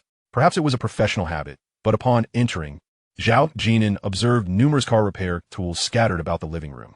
The scent of diesel lingered, and he inquired, "How much is the rent here?" "It's a bit pricey, 600 a month," Shan Wei replied, calling out, "Naki, the boss has arrived." With a creak, the bedroom door opened, revealing Shan Naki in her school uniform, clutching a ballpoint pen. Upon seeing Zhao Jin'an, she smiled, unsure how to address him. "Oh, I bought tea leaves," she said, heading to brew some. "Boss, are you staying for dinner?" "I'll go cook," Shan Wei added, while Naki nudged him, seemingly confirming Zhao Jin'an's stay for a meal. Zhao Jin'an, anticipating this visit, produced an MP3 player he had prepared earlier, stating, "A gift for your first visit, to assist you in learning English." Who buys an MP3 to learn English? Naki accepted the gift and tentatively said, "Thank you, Jin'an Ge." Zhao Jin'an smiled, reminded of Chun Qingji's playful nickname for him. Uncle, back when she was merely a sophomore. Naki, interpreting Zhao Jin'an's smile as consent, joined Shan Wei in the kitchen, where they appear to have prepared an array of ingredients, both adept at cooking. "Dad, let me take over," Naki insisted, prompting Shan Wei to scratch his head. "Naki." "Yes, my boss." Naki chuckled at her father's words. Shan Wei grew increasingly curious about the absence of a girl by his boss's side, observing his daughter's eagerness and cheerfulness. "Boss is quite appealing to young ladies," he mused. The father-daughter duo swiftly prepared the meal, with Shan Wei emerging from the kitchen. Grinning, "Boss, it will be ready shortly." When I was busy with work, Naki would often cook alone. Her culinary skills are quite impressive. Zhao Jin'an nodded in acknowledgement, finding no surprise in this revelation. At that moment, his phone rang. Lu Chuanfeng exclaimed, "Jin'an, where have you run off to?" "We had planned a gathering tonight with Su Man and the others." Chunze had merely provided the address before heading out to pick them up, leaving Lu Chuanfeng and Gu Chaochun waiting in the dormitory for Zhao Jin'an's arrival. Lu Chuanfeng inquired about the location of Judah. Chunze remarked that Zhao Jin'an would certainly know and suggested they ask him. "Don't be so inconsiderate, running around like that. How much fuel does that consume?" After ending the call, Lu Chuanfeng added, "Jin'an should really keep his word. He disappears after making plans." Gu Chaochun commented, "You probably forgot." Lu Chuanfeng replied. Gu Chaochun chuckled. "Old Lu, think about it carefully. We've spent over a month together. Do you really believe Jin'an would remember anything?" He reminded him. "Consider how you borrow his cigarettes or use his laundry detergent. Has he ever complained?" Lu Chuanfeng paused, contemplating, and realized that indeed he hadn't tea. Meanwhile, Shan Wei, eyeing the table laden with dishes, called out, "Boss." Naki emerged from the kitchen as Zhao Jin'an replied, "You both eat first. I'll join you later." "Boss, I'll drive you over," Shan Wei offered, grabbing the car keys, assuming Zhao Jin'an wouldn't drive himself.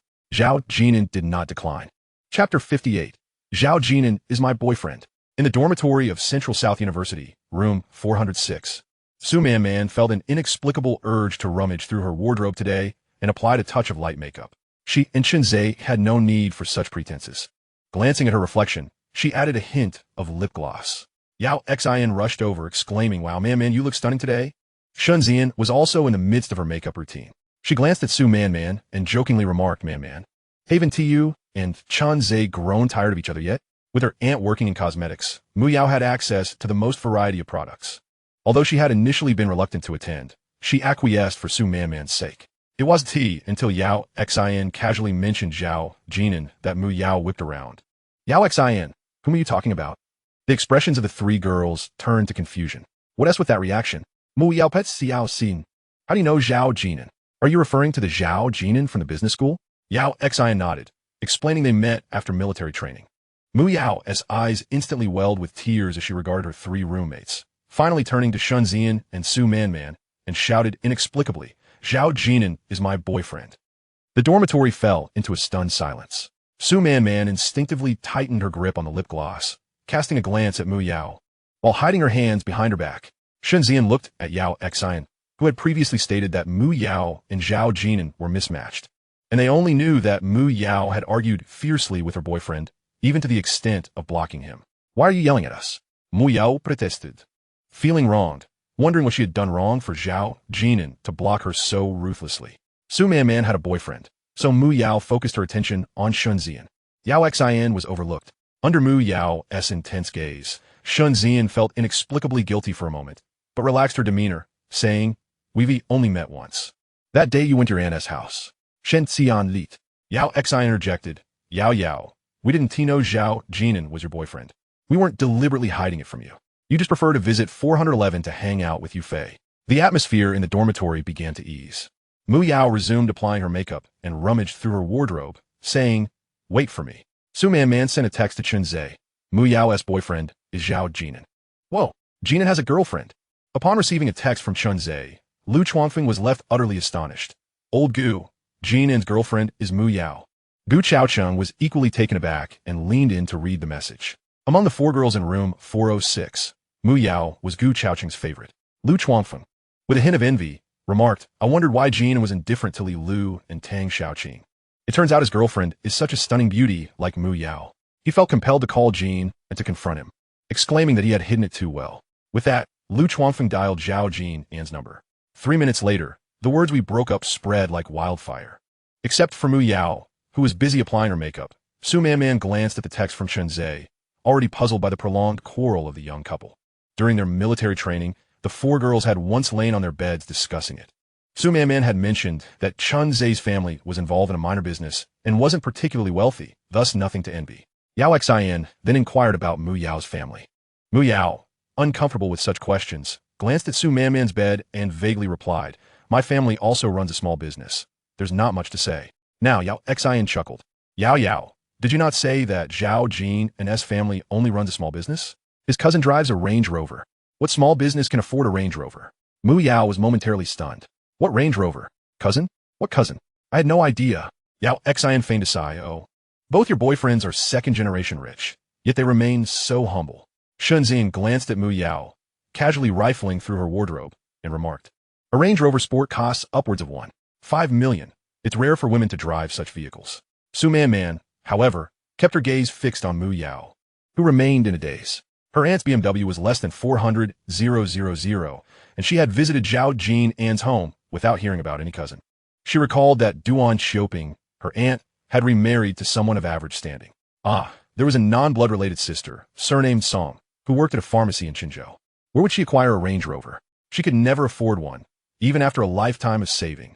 These were all things Mu Yao had absorbed from Zhang Hui and Mu Rinxiang's conversations. Meanwhile, Zhao Jin'an sat in the back seat of an Audi. Having hung up the phone, oblivious to the fact that Mu Yao and Su Man were roommates, he remembered Mu Yao's roommate had a surname Wang. Dan Wei glanced at the rearview mirror, having just heard Zhao Jin'an utter the words we broke up. No wonder. As they approached, Zhao Jin'an noticed Lu Chuanfeng and Gu Chaocheng by the roadside and instructed, Pull over. Dan Wei was about to open the door when Zhao Jin'an said he could manage without assistance. Upon seeing Zhao Jin'an approach from a distance, Lu Chuanfeng rushed over and punched him lightly, exclaiming, Dude, your girlfriend is Mu Yao. By the way, is it true that you two have broken up? How could you bear it?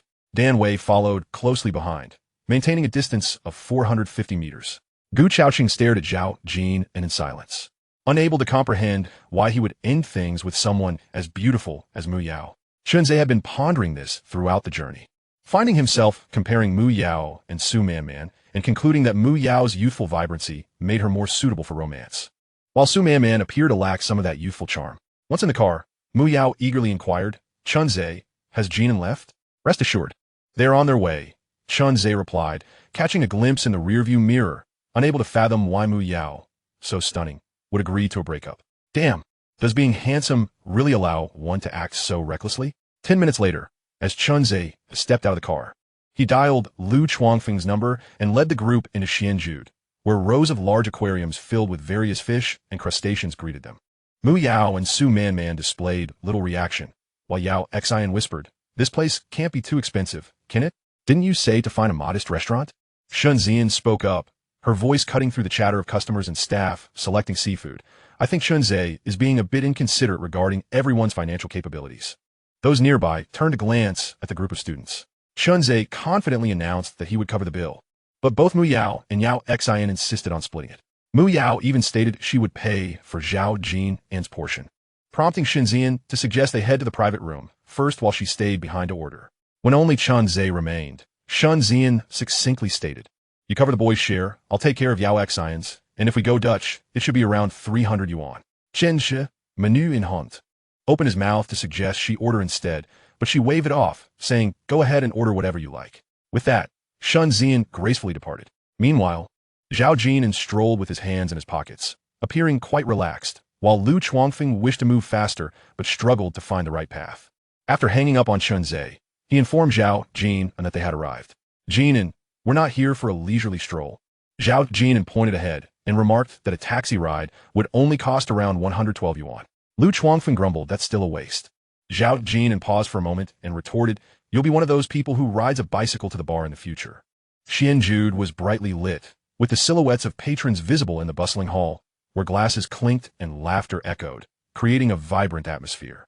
Situated near the Xiang River, the establishment spanned 3 stories with expansive floor-to-ceiling glass windows. It was evident that this venue catered to more than just university students, as seafood was on the menu. If Chunze ordered copiously, a table of 400 yuan would likely fall short. There was also a minimum consumption requirement for the private room.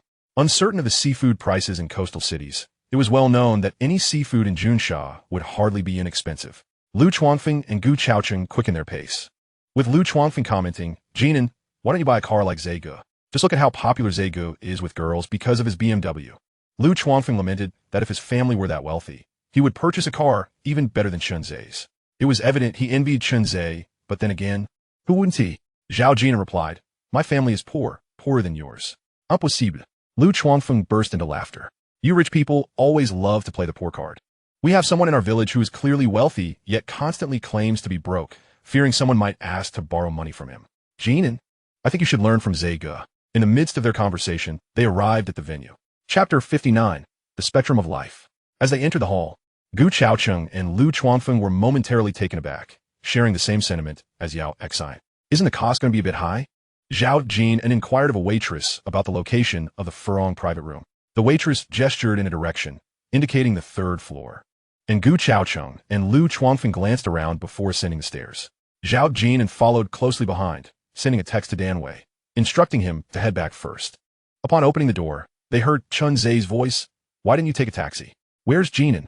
That's Mu Yao's voice, accompanied by the sound of chairs being moved. Lu Chuangfeng and Gu Chaocheng exchanged glances and quickly found seats, as all conversation ceased. Yao Xian seized a handful of sunflower seed from a dish on the table. Chunze reached for some as well. "Wait, is that all?" Lu Chuangfeng exclaimed, holding the dish. "Waiter, bring us more. We're about to watch a show." As Zhao Jin'an entered, Mu Yao rushed over and wrapped her arms around his, her playful tone sending shivers down everyone's spine. "Oh dear." Mu Yao looked up at Zhao Jin'an, her rosy lips pressed into a line, the corners slightly downturned, her bright, clear peach blossom eyes glistening with moisture, exuding an air of sweet melancholy. "Wow, Zege, I don't want to eat anymore." "Neither do I'm full." Lu Chuangfeng and Gu Chaocheng could no longer contain themselves and muttered softly. Zhao Jin'an smiled and nodded at the 3 girls at the table, saying, "Hello." Again with the hello? The manner of greeting seemed reminiscent of a first encounter. "Hello," Shan Zian graciously responded, inviting, "Please take a seat. We have been awaiting your arrival." Su Man smiled and nodded in agreement. Zhao Jin'an cast a lingering glance toward Su Man, who sat poised and composed, exuding an air of politeness and grace. Much like that night at the bar. Mu Yao clutched Zhao Jin'an's arm, pulling out a chair and saying, "Jinan, you should sit here," before happily settling beside him. Chunze initiated the conversation by inquiring about their choice of beverage, white or beer, mentioning that red wine would also suffice. Zhao Jin'an replied, "You may drink. I do not partake in alcohol." "Really, Jinan, a man who doesn't drink?" Lu Chuangfeng exclaimed, realizing the situation and insisting on white liquor. The nearby waiter promptly approached with the menu, listing prices. Over 600 for Matai, over 600 for Wu Yangye, over 700 for Guijiao, 300 for Jianankin, and 500 for Shuangfeng. Asking Lu Chuangfeng which white liquor he preferred. Lu Chuangfeng, taken aback by the prices, remarked how excessively enthusiastic the service was, questioning if there was no erguotu available. 67 per bottle. That means splitting a bottle would cost us 100 each. If the girls don't drink, that puts us at nearly 200 each. In 2006, Matai had yet to embark on its luxury branding journey, and Guijiao 1573 was slightly more expensive than Matai, which retailed between 300 and 400. However, restaurants typically marked up prices, and the waiter, eager for tips, was particularly attentive to Lu Chuangfeng, standing beside him with a radiant smile and a keen gaze. Lu Chuangfeng felt his face redden. He had never anticipated such exorbitant prices, and with the waiter's enthusiasm and the presence of ladies, he felt uncomfortable admitting he could not afford it, awkwardly fidgeting with his toes beneath the table. Noticing Lu Chuangfeng's discomfort, Shen Zian glanced at Zhao Jin'an, who appeared unfazed by the pricing. She instructed the waiter, "Let's forego the white liquor. Instead, bring a few bottles of beer and a bottle of soft drink." Upon Shen Zian's directive, Shen Zai chimed in, "Then let us have beer." The waiter, slightly disappointed, departed. Lu Chuangfeng cast a grateful look at Shen Zian, feeling relieved by her intervention, as Gu Chaochang continued to tug at his leg under the table. Knowing it was expensive, he thought, "Why can't you speak like Shen Zian?" To Lu Chuangfeng's surprise, Shen Zian inquired, "Zhao Jin'an, do you drink soft drinks?" Zhao Jin'an replied affirmatively. Shen Zian continued with a smile, "What about carbonated drinks? Don't you drink juice?" Zhao Jin'an retorted, "Don't you know?" Shen Zian casually replied, "I didn't know." Mu Yao turned to Zhao Jin'an, seeking confirmation, her action surprising Shen Zian. Su Man looked up at Mu Yao, puzzled. "You spent 3 years in high school with him, and, as his girlfriend, you didn't know?" Shen Zian added, "Everyone in their dorm knows. I heard him mention it in the cafeteria that day." Gu Chaocheng raised his hand, stating, "One day, I bought 4 bottles of cola, and Jinan didn't drink any. Lao Lu finished them." Mu Yao tugged at Zhao Jinan's hand under the table, curiously asking, "When our class organized the spring outing for a picnic, didn't you boys all drink cola and Sprite?" Zhao Jinan smiled, but did not respond. "Jinan," Mu Yao persisted, shaking his arm, prompting Zhao Jin'an to finally say, "I didn't drink. I gave it to Zhao Jiyo. I, Jinan, will pay more attention to you in the future." Mu Yao whispered softly. The atmosphere shifted, and Mu Yao felt an inexplicable pang of guilt, realizing she was the only girlfriend present unaware of such details. Had she truly not paid any attention to Jinan? Zhao Jin'an wore a smile, but did not exhibit any joy at Mu Yao's statement nor displayed anger. He merely patted her hand, which deepened Mu Yao's dismay. It seemed as though Jinan no longer cared for her. At the spacious round table, with 8 people seated, Mu Yao shifted her chair closer to Zhao Jin'an, while the others engaged in casual conversation. Lu Chuangfeng was particularly animated towards Shen Zian. Shen Zian continued the discourse while her attention remained on Zhao Jin'an. Su Man appeared somewhat distracted as Chen Zai spoke to her before joining Lu Chuangfeng and Shen Zian's conversation. Soon, the dishes began to arrive. A waiter presented a fish, ready to announce its name, but Shen Zian interjected, "No need for an introduction, just serve it." The waiter proceeded to boast about the dish, which felt rather pretentious. Despite the lack of introduction, some guests might still harbor doubts. However, it was inconsequential as long as no one openly questioned it. Everyone understood the unspoken agreement. Nevertheless, Lu Chuangfeng quietly inquired, "Zergu, how much is this meal?" Chen Zai glanced at Shen Zian and replied, "A bit over 300, with drinks around 400. "Well, that is not too expensive," Lu Chuangfeng remarked, eyeing the lavish spread of dishes including fish, meat, and seafood, and added with a smile, "Our 2 dormitories should make this a monthly affair, just to elevate our dining experience." Chen Zai nodded, while the others chuckled in agreement. Mu Yao seized the moment to serve Zhao Jin'an some food. Truth be told, Chen Zai felt a twinge of envy. Su Man would never serve food to her boyfriend like Mu Yao did. Suddenly, Yao Xian fell silent, aware that this meal likely cost more than 400. She was uncertain whether Shen Zian was footing the bill, mistakenly believing it was solely Chen Zai's expense. Chen Zai raised his beer, asking Shen Zian if she wished to drink, to which she clinked her beer against his. Noticing Chen Zai and Shen Zian drinking, Lu Chuangfeng joined in, and Shen Zian playfully clinked her glass with Lu Chuangfeng's, exclaiming, "Just 1 cup for each." Gu Chaocheng, feeling the pressure, held his glass with both hands.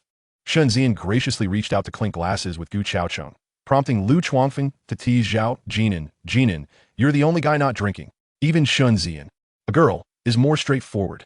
Unexpectedly, Mu Yao stood up, taking a beer and declaring to Lu Chuangfeng, I'll drink with you. Laughter erupted from those uninvolved. Lu Chuangfeng awkwardly scratched his head, but you're a girl too. At that moment, Su Manman interjected, advising Chen Zhe, you're driving, so drink less. Never drink and drive. In 2006, the enforcement of drunk driving laws was lax. Zhao Jin'an glanced at Su Manman, recognizing her intention to help him out of an awkward situation. The table fell into a brief silence. Lu Chuangfeng's comments were indeed a bit unfiltered, but his exuberance contributed to the lively atmosphere. Shenzhe was also animated, albeit slightly naive, while Shenzian maintained control over the proceedings. As they dined and conversed, Shenzhe suddenly asked, Jinan, is your cousin doing business in Junsha? What kind of business? Shenzhe had already categorized Zhao Jinan as a wealthy second-generation individual. Aligning him with himself, he was well aware of the company present, including Shenzian, and mentally ranked them, assuming they were all of a similar caliber. Perhaps with Shenzian being slightly better off. Upon hearing the question, all eyes turned to Zhao Jinan, filled with curiosity. Shenzian noted the subtle details. Zhao Jinan displayed remarkable manners while dining and had an admirable sense of style. Was his family merely engaged in small business ventures? Shenzian felt a hint of skepticism. Seeing Zhao Jinan remain silent, Yao Xian jokingly remarked, Zhao Jinan, Mu Yao mentioned your family only engages in small business ventures. Could you possibly be a young master from a nationwide chain? Perhaps one who returned home after university to inherit a vast fortune? Laughter erupted around the table, filling the room with a lively atmosphere. Zhao Jinan turned to glance at Mu Yao, and indeed, it was just as in his previous life. If Mu Yao referred to part-time work, it would simply be her way of experiencing life. Jinan, what are you looking at? Speak up, don't be so mysterious. They urged. Yes, Jinan, satisfy our curiosity. Could it be that you're really a wealthy heir, afraid of being targeted for kidnapping? Haha, don't worry. We'll be your bodyguards. The curiosity in the room was palpable. Lu Chuangfeng and Gu Chaocheng, having had a few drinks, began to press for answers. Mu Yao quietly inquired, Jinan, your cousin. Zhao Jinan shook his head and replied, I have no cousins. Mu Yao's implication was understood by him. He merely needed to play along with the idea of a cousin. Their gazes locked, and Mu Yao tugged at Zhao Jinan under the table, shaking her head with a pleading expression, urging him to say something. After all, no one would verify it. Gazing at her lovely face, Zhao Jinan felt an odd mix of familiarity and strangeness. Just then, the sound of a phone ringing interrupted the moment.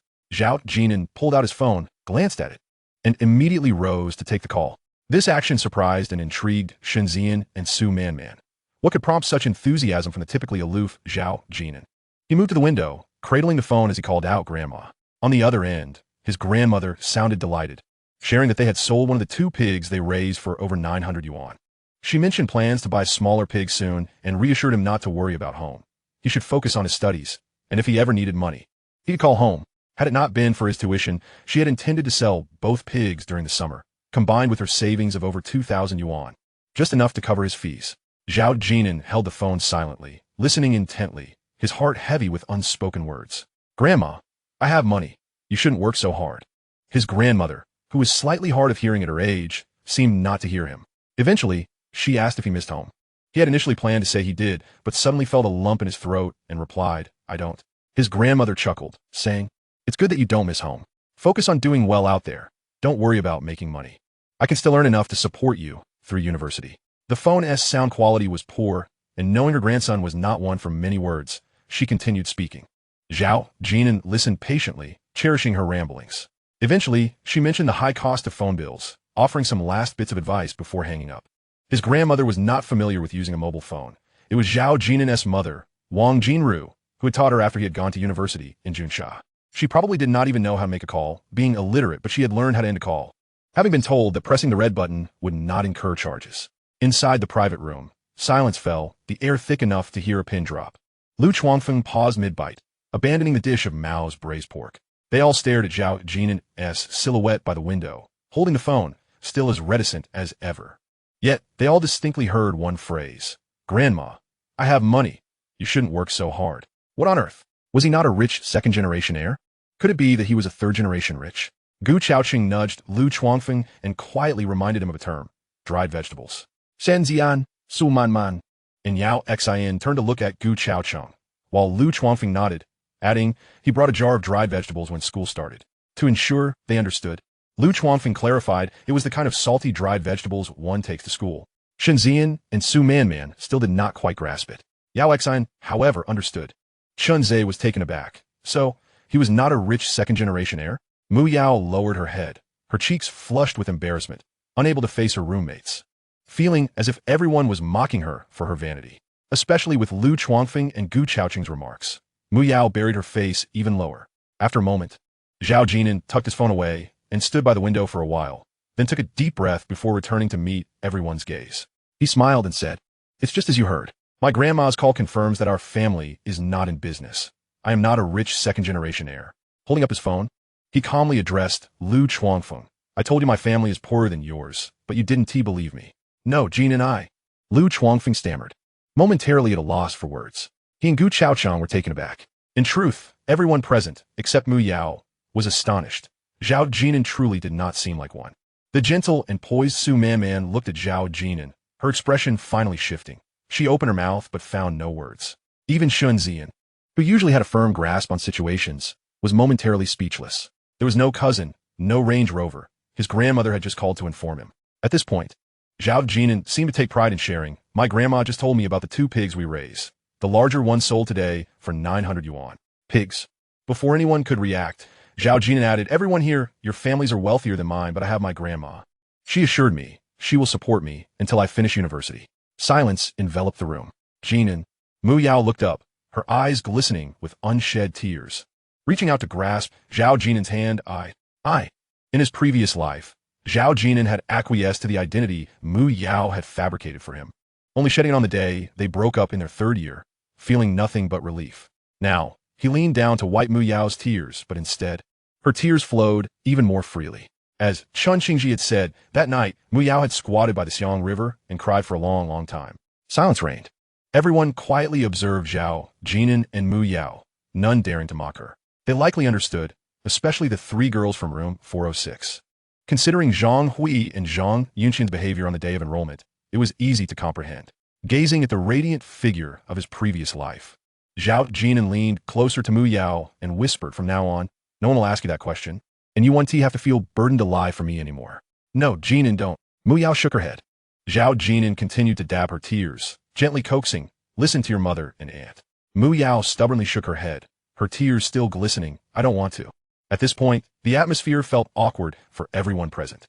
Zhao Jin'an withdrew his hand, discreetly placing 200 yuan beneath a cup, smiling at the 3 girls before departing. After Zhao Jin'an left, everyone noticed that 200 yuan pressed under the cup, each having a different reaction. Lu Chuanfeng opened his mouth. "Wasn't it over 400? Why did Jin'an alone put down 200? Yao Xin, seemingly having produced 200 yuan at some point, placed it under a bowl and cheerfully said, "You all take your time. I'm heading back to the dorm." "Yao Xin," Shenzhen called out.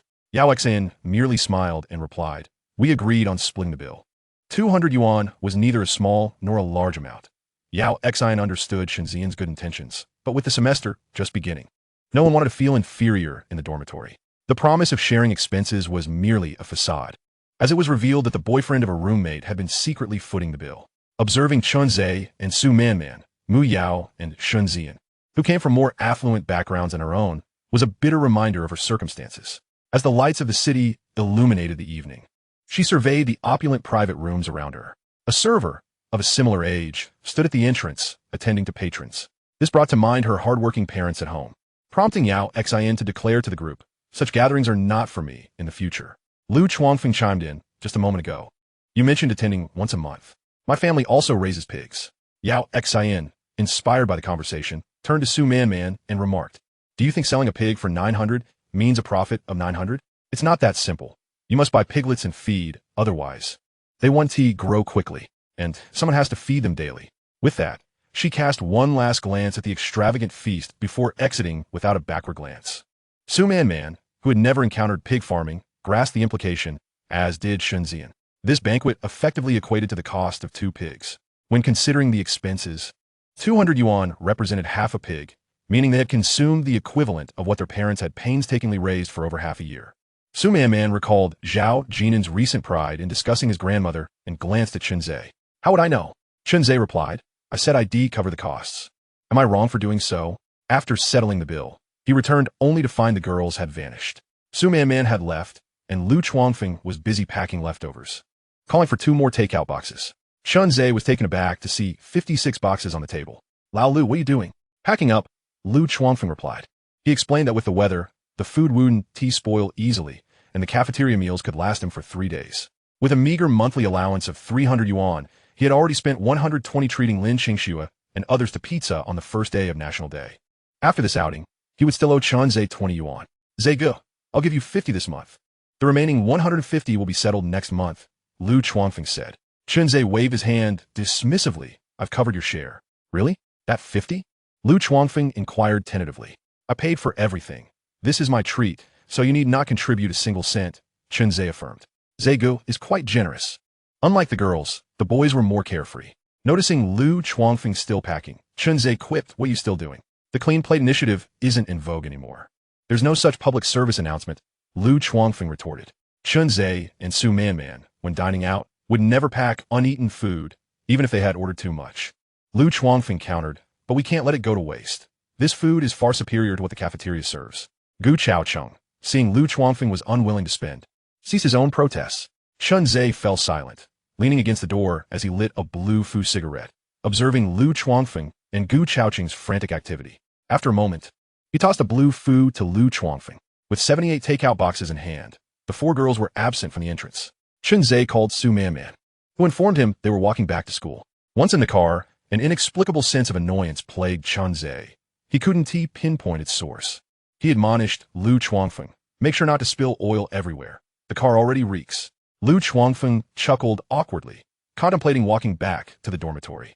Gu Chaocheng in the back seat shared this sentiment, glancing out the window before posing question, how much monthly allowance do you think Jin'an has? The car fell silent for a moment. Lu Chuanfeng ventured, 200? He recalled Zhao Jin'an stating he received only 300. And if he claimed to be poorer than that, it must be less than 300. Chunzei expressed disbelief. 200? Is that enough for cafeteria meals? It suffices. Lu Chuanfeng replied. Haven't you noticed Jin'an only orders 2 dishes each time? Gu Chaocheng, perplexed, continued, but how does he afford a laptop? He smokes too. Even if it's the cheaper brand, he must spend some money each month. Silence enveloped the vehicle once more. Suddenly, Lu Chuanfeng had a revelation. He must be planning a graduation banquet. Lao Gu, didn't you have one after getting into normal university? My family collected 20,000 in gifts. Both Chunzei and Gu Chaocheng nodded in agreement. Zegu, can you stop for a moment? Lu Chuanfeng pointed to a small convenience store. Chunzei raised an eyebrow. Are you finally buying some decent cigarettes? No, I need to buy laundry detergent. Lu Chuanfeng replied sheepishly. Well, Jin'an is in worse straits than I am. I can't keep using his detergent. Damn, you gotta be kidding me. Even Gu Chaocheng was taken aback by such shamelessness. Yet, Lu Chuanfeng felt a flicker of joy. Wasn't Zhao Jin'an surrounded by admirers? With his boyish looks, one would assume he was well off. Only to discover he was struggling more than himself. Lu Chuanfeng couldn't help but share the news at the supermarket. Messaging Lin Qingxue. Zhao Jin'an is not a rich kid. Lin Qingxue responded with 3 question marks. Meanwhile, Shunzian and Su Man caught up with Yao ex-fiancée. Mu Yao lingered behind, walking in silence. The 3 paused to wait for her, without any mockery directed at her. Unexpectedly, it was Yao ex-fiancée who broke the silence, earnestly stating to Mu Yao, you shouldn't have lied to us. It's no wonder Zhao Jin'an chose to break up with you. Mu Yao looked up, her eyes brimming with tears. I didn't lie. The breakup occurred before. Nearly all our high school classmates are aware. But you've done similar things before. Yao seemed cao de sapi. Mu Yao fell silent. Recalling the day she visited Zhao Jin'an's home during summer break, grappling with doubts as she ascended the hill, remembering the words spoken by her parents, aunt, and uncle at the hotel regarding Zhao Jin'an. Mu Yao, I don't intend to target you. Your relationship with Zhao Jin'an is none of my business. Yao Xian said sincerely. I'm merely trying to empathize. If my future boyfriend were to disdain me for my family's circumstances, regardless of his other merits, I would not choose to be with him. She glanced at Shunzian and Su Man, adding, you wouldn't understand. Why wouldn't we understand? Su Man looked at Mu Yao, remaining silent. She couldn't comprehend why Mu Yao would fabricate such a lie. Was she envious of her? Envious of Chunzei coming to pick her up?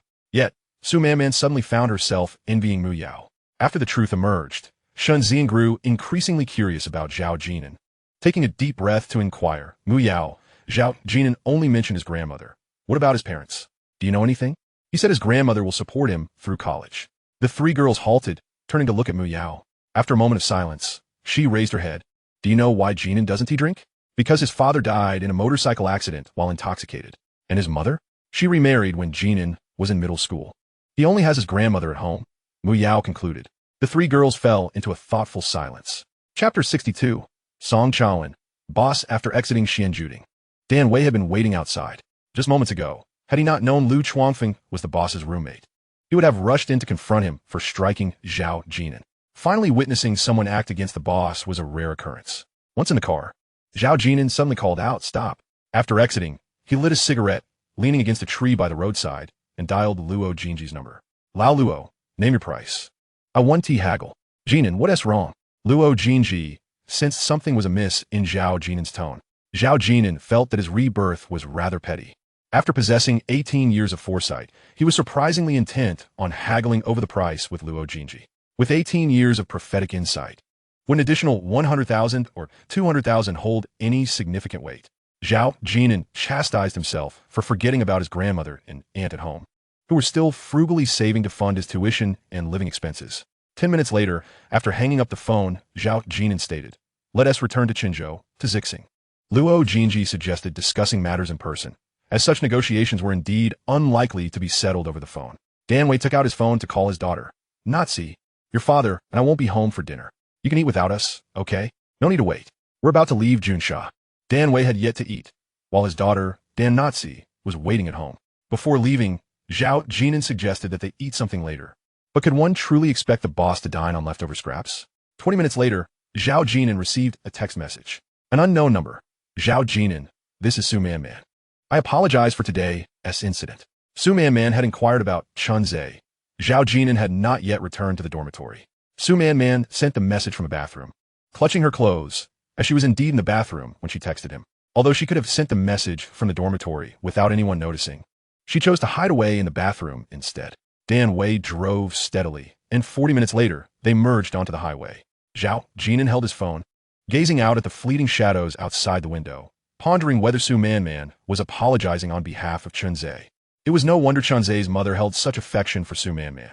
This woman truly embodied the qualities of a supportive spouse. In his previous life, Zhao Jin'an had never envied Chunze until that night at the bar when he met Su Man Man. To be candid, Zhao Jin'an felt a twinge of envy for Chunze, who had a wife of such caliber. In his past life, Chunze's business success was likely attributed in no small part to Su Man Man. Given Chunze's disposition, it was probable that Su Man Man had to clean up after him. Addressing any oversights, he recalled a time when Chunze, having indulged in some drinks, proclaimed, "I, Chunze, enjoy occasional escapades, but no woman out there, no matter how beautiful, could ever replace my wife." Wang Weitao nudged Zhao Jin'an's knee and remarked, "Zegu, you should count your blessings. You've already won at life." It was the third year after their university graduation when Wang Weitao was on a business trip to Junsha, and several classmates were gathering for a late-night snack. By that time, Chunze had already been married to Su Man Man for 2.5 years. Zhao Jin'an dozed off in the back seat, and by the time they reached Qinzhou, it was 2:30 in the morning. Dan Wei, mindful of the time, had driven cautiously and called out as they entered the city, "Boss?" Zhao Jin'an opened his eyes, pointing to a still-operating KFC, saying, "You should grab something to eat." "It's all right, I'm not hungry," Dan Wei replied. "No rush, all expenses are on me." Zhao Jin'an stepped out of the car, inhaling the air of Qinzhou, glancing at the time without calling Luo Jinji. Dan Wei emerged, munching on a hamburger, and took a moment to smoke outside. The drive from Qinzhou to Zixing would take another 40 minutes, so Zhao Jin'an asked Dan Wei to take a detour. At an intersection, Zhao Jin'an called out again, "Stop." He gestured ahead, saying, "Go a bit further." Dan Wei glanced around. Several barbecue stalls were set up at the intersection. The ground was a mess, with vendors packing up benches and folding tables, preparing to close for the night. Dan Wei asked, "Boss, do you want some barbecue? I can hop out and get it for you." "No, thank you," Zhao Jin'an replied, leaning back in the rear seat, observing a man named Song Chaoan who was tidying up. Song Chaoan operated a barbecue stall every night, complete with several folding tables and more than a dozen red factory stools, as long as it wasn't raining. He typically set up around 9 or 10 in the evening and packed up around 3 in the morning. Tonight seemed to be a decent business night. as Song Chaoan bantered with a neighboring vendor. Old Lee, how much did you make tonight? I saw you at a table ordering a lot. 78 people. And we only went through 3 cases of beer. Ugh, beer doesn't tea profit. They're just bringing it from the corner shop, Old Lee replied. You seem to be doing well tonight. Handling it all alone must be tough. Song Chaoan chuckled. The weather's nice now, but come winter, hardly anyone comes out. Zhao Jin'an rolled down the window, just enough to eavesdrop on their conversation. Old Lee continued. Old Song, didn't you say your son got into normal university? Another vendor chimed in, laughing heartily. Old Song, you'll be living the good life now. 2 daughters and a son. Your eldest has started working, and your son has been accepted to such a prestigious university. Old Song, you've struck gold. Old Lee added. Song Chaoan awkwardly replied. He doesn't even acknowledge me. Laughter erupted between the two, and Zhao Jin'an recalled receiving his admission letter from normal university. Song Chaoan had mentioned it to the vendors nearby, regardless of the circumstances. There was a sense of superiority in the air. In Xiangnan province, education was highly valued, and being accepted into a reputable university was a matter of great pride. That day, Old Lee had confronted Song Chaoan, saying, You didn't support him through school. You never raised him. Why should his acceptance into university concern you? Song Chaoan retorted, but he is still a university student, a 211 undergraduate. Song Wanha had only completed 2 years of vocational school after finishing junior high, and upon graduation, she found work at a pharmacy, allegedly earning a decent salary, though lacking benefits. Old Song, there's a reason he doesn't recognize you. You should consider how much red envelope money you've given him for his education, one vendor joked. Seriously, Old Song, being so stingy, do you expect him to acknowledge you? You didn't raise him. As they continued to pack up, they teased Song Chaoan. He opened his mouth, contemplating the 500 he had not mentioned, wondering if he had indeed given too little that day. Boss, Danwei glanced at the rearview mirror, perplexed by Zhao Jin'an's interest in the banter. Just then, the 3 vendors noticed the Audi A6 parked by the roadside. Song Chaoan called out, Boss, would you like some barbecue? We're about to close. He hoped to secure a sale, thinking that such a pristine Audi might lead to a larger order. Song Chaoan took a few steps toward the car, peering inside. Boss, what would you like? You can order, and I'll grill it and bring it to you. Boss. Danwei turned to look at Zhao Jin'an in the back seat. Wait. Zhao Jin'an rolled up all the windows, contemplating whether Duan Xiaoping had come to assist Song Chaoan in closing the stall. In his previous life, during the winter break of his sophomore year, Zhao Jin'an had visited Zixing and quietly observed from a distance. At 10:30, Duan Xiaoping had been there, helping Song Jiayue. He had approached them, merely watching. Song Jiayue sat on a stool, her tiny hand clutching a skewer of barbecue. She hadn't eaten, perhaps tired of it or because it had grown cold in the winter. A small stove flickered nearby. Song Chaoan was in charge of grilling, while Duan Xiaoping handled orders, payments, and cleaning up tables. Now, Song Jiayue was still too young, and given the late hour, Duan Xiaoping must have been home tending to their child. Noticing no response, and with the windows tightly shut, Song Chaoan returned to finish packing up. Inside the car, Zhao Jin'an leaned back, his expression inscrutable, his focus solely on Duan Xiaoping. After a while, Song Chaoan finished tidying, shouldering the tables and benches alone as he walked away. Zhao Jin'an checked the time. It was 3:35 a.m. Let's go. Chapter 63, arriving at Zixing at 4:30 in the morning. Zhao Jin'an glanced at the time and said, We're here. This is the place. You can rest in the car. Danwei had many questions, but he understood his role as the driver. There were things he should not inquire about. The Audi A6 was parked by the roadside, beneath the office building. Glancing at the white Land Rover at the entrance of the apartment, Zhao Jin'an realized that Luo Jinji was resting in the office above. In October, the air bore the remnants of summer's warmth while hinting at the early onset of deep autumn. As autumn's essence thickened, Zhao Jin'an stepped out of the car, tightened his coat, and lifted his gaze to the 3rd floor, pulling out a cigarette to light.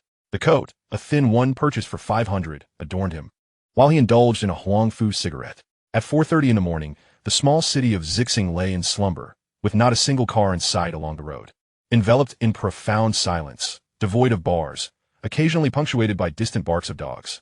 Duan Xiaoping had married from Zhao family village to Chenzhou, where bars existed. Watching his boss smoke outside, Danwei felt an air of desolation about him, sensing an impenetrable barrier around him, despite the smiles he wore for everyone. As if weary from the day's toil and ready to surrender to sleep. In a daze, he caught the sound of an argument, awakening to find a throng gathered around him. Glancing at the time, it was 7:45. Straining to listen, he discerned it was his boss's voice. Quickly, Danwei exited the vehicle, pushing through the crowd towards the source of the commotion on the 3rd floor. Who are you? He was intercepted by several men at the stairwell. Hu Chun and a few delivery personnel blocked the entrance. "My boss is inside," Dan Wei exclaimed as he shoved past them. With a thud, Hu Chun collided with the wall, rubbing his back and grumbling. "What's your hurry?" He asked, negotiating with our boss. Confused, Hu Chun had arrived at work only to overhear his boss embroiled in a dispute, initially thinking it was a security issue, and rushed upstairs with his colleagues, only to discover it was that university student. Dan Wei stood resolutely at the front, fixated on Hu Chun and his companions, feeling reassured only when he heard a woman's voice emanating from the office. "Damn!" Hu Chun cursed, recognizing this individual was not to be trifled with. "Your boss is a man. What are you afraid of? Is he not your boss?" As he spoke, Hu Chen's face morphed into shock. "Did you hire a bodyguard who resembles a college student? Zhao Jin'an, is your heart too dark?" Amidst the clamor of items being smashed, Zhao Jin'an's voice remained unruffled. 67. "You can set the price. I won't haggle." "All right then, let's settle on 100 million. A hush fell over the room. Inside the office, Luo Jinji's shirt rose and fell with her furious breaths, nearly bursting a button. Casting aside her high heels, she fixed her gaze on Zhao Jin'an and declared, 67 means 67 million. Are you ready to pay?" Zhao Jin'an dismissed her claim, asserting, "Your company is worth a maximum of 6 million. I'll value it at 10 million. Luo Jinji flung the documents aside, retorting, "You say that as if it's gospel." As a seasoned accountant, Zhao Jin'an calmly replied, "I assessed it based on your company's fixed assets. I have visited the water plant." Luo Jinji countered, "I have Dongjiang impression as well." Zhao Jin'an remarked, "Your brand has no premium." Luo Jinji's buttons threatened to burst. It was disheartening to hear her years of hard work dismissed as worthless. Yet she suppressed her anger. "You're only interested in my water extraction permit." Zhao Jin'an nodded. 49. "Let's consider it at 8 million. Zhao Jin'an shook his head. 67. "The company value is mine to determine." Luo Jinji rolled her eyes. 51 is also your call. Ms. Luo, without financing, your company will never grow. You've been in Junsha for a month, right? Has anyone recognized your Dongjiang impression? I can seek financing elsewhere. I'm not relying on you. Zhao Jin'an replied. Can you secure better terms with others?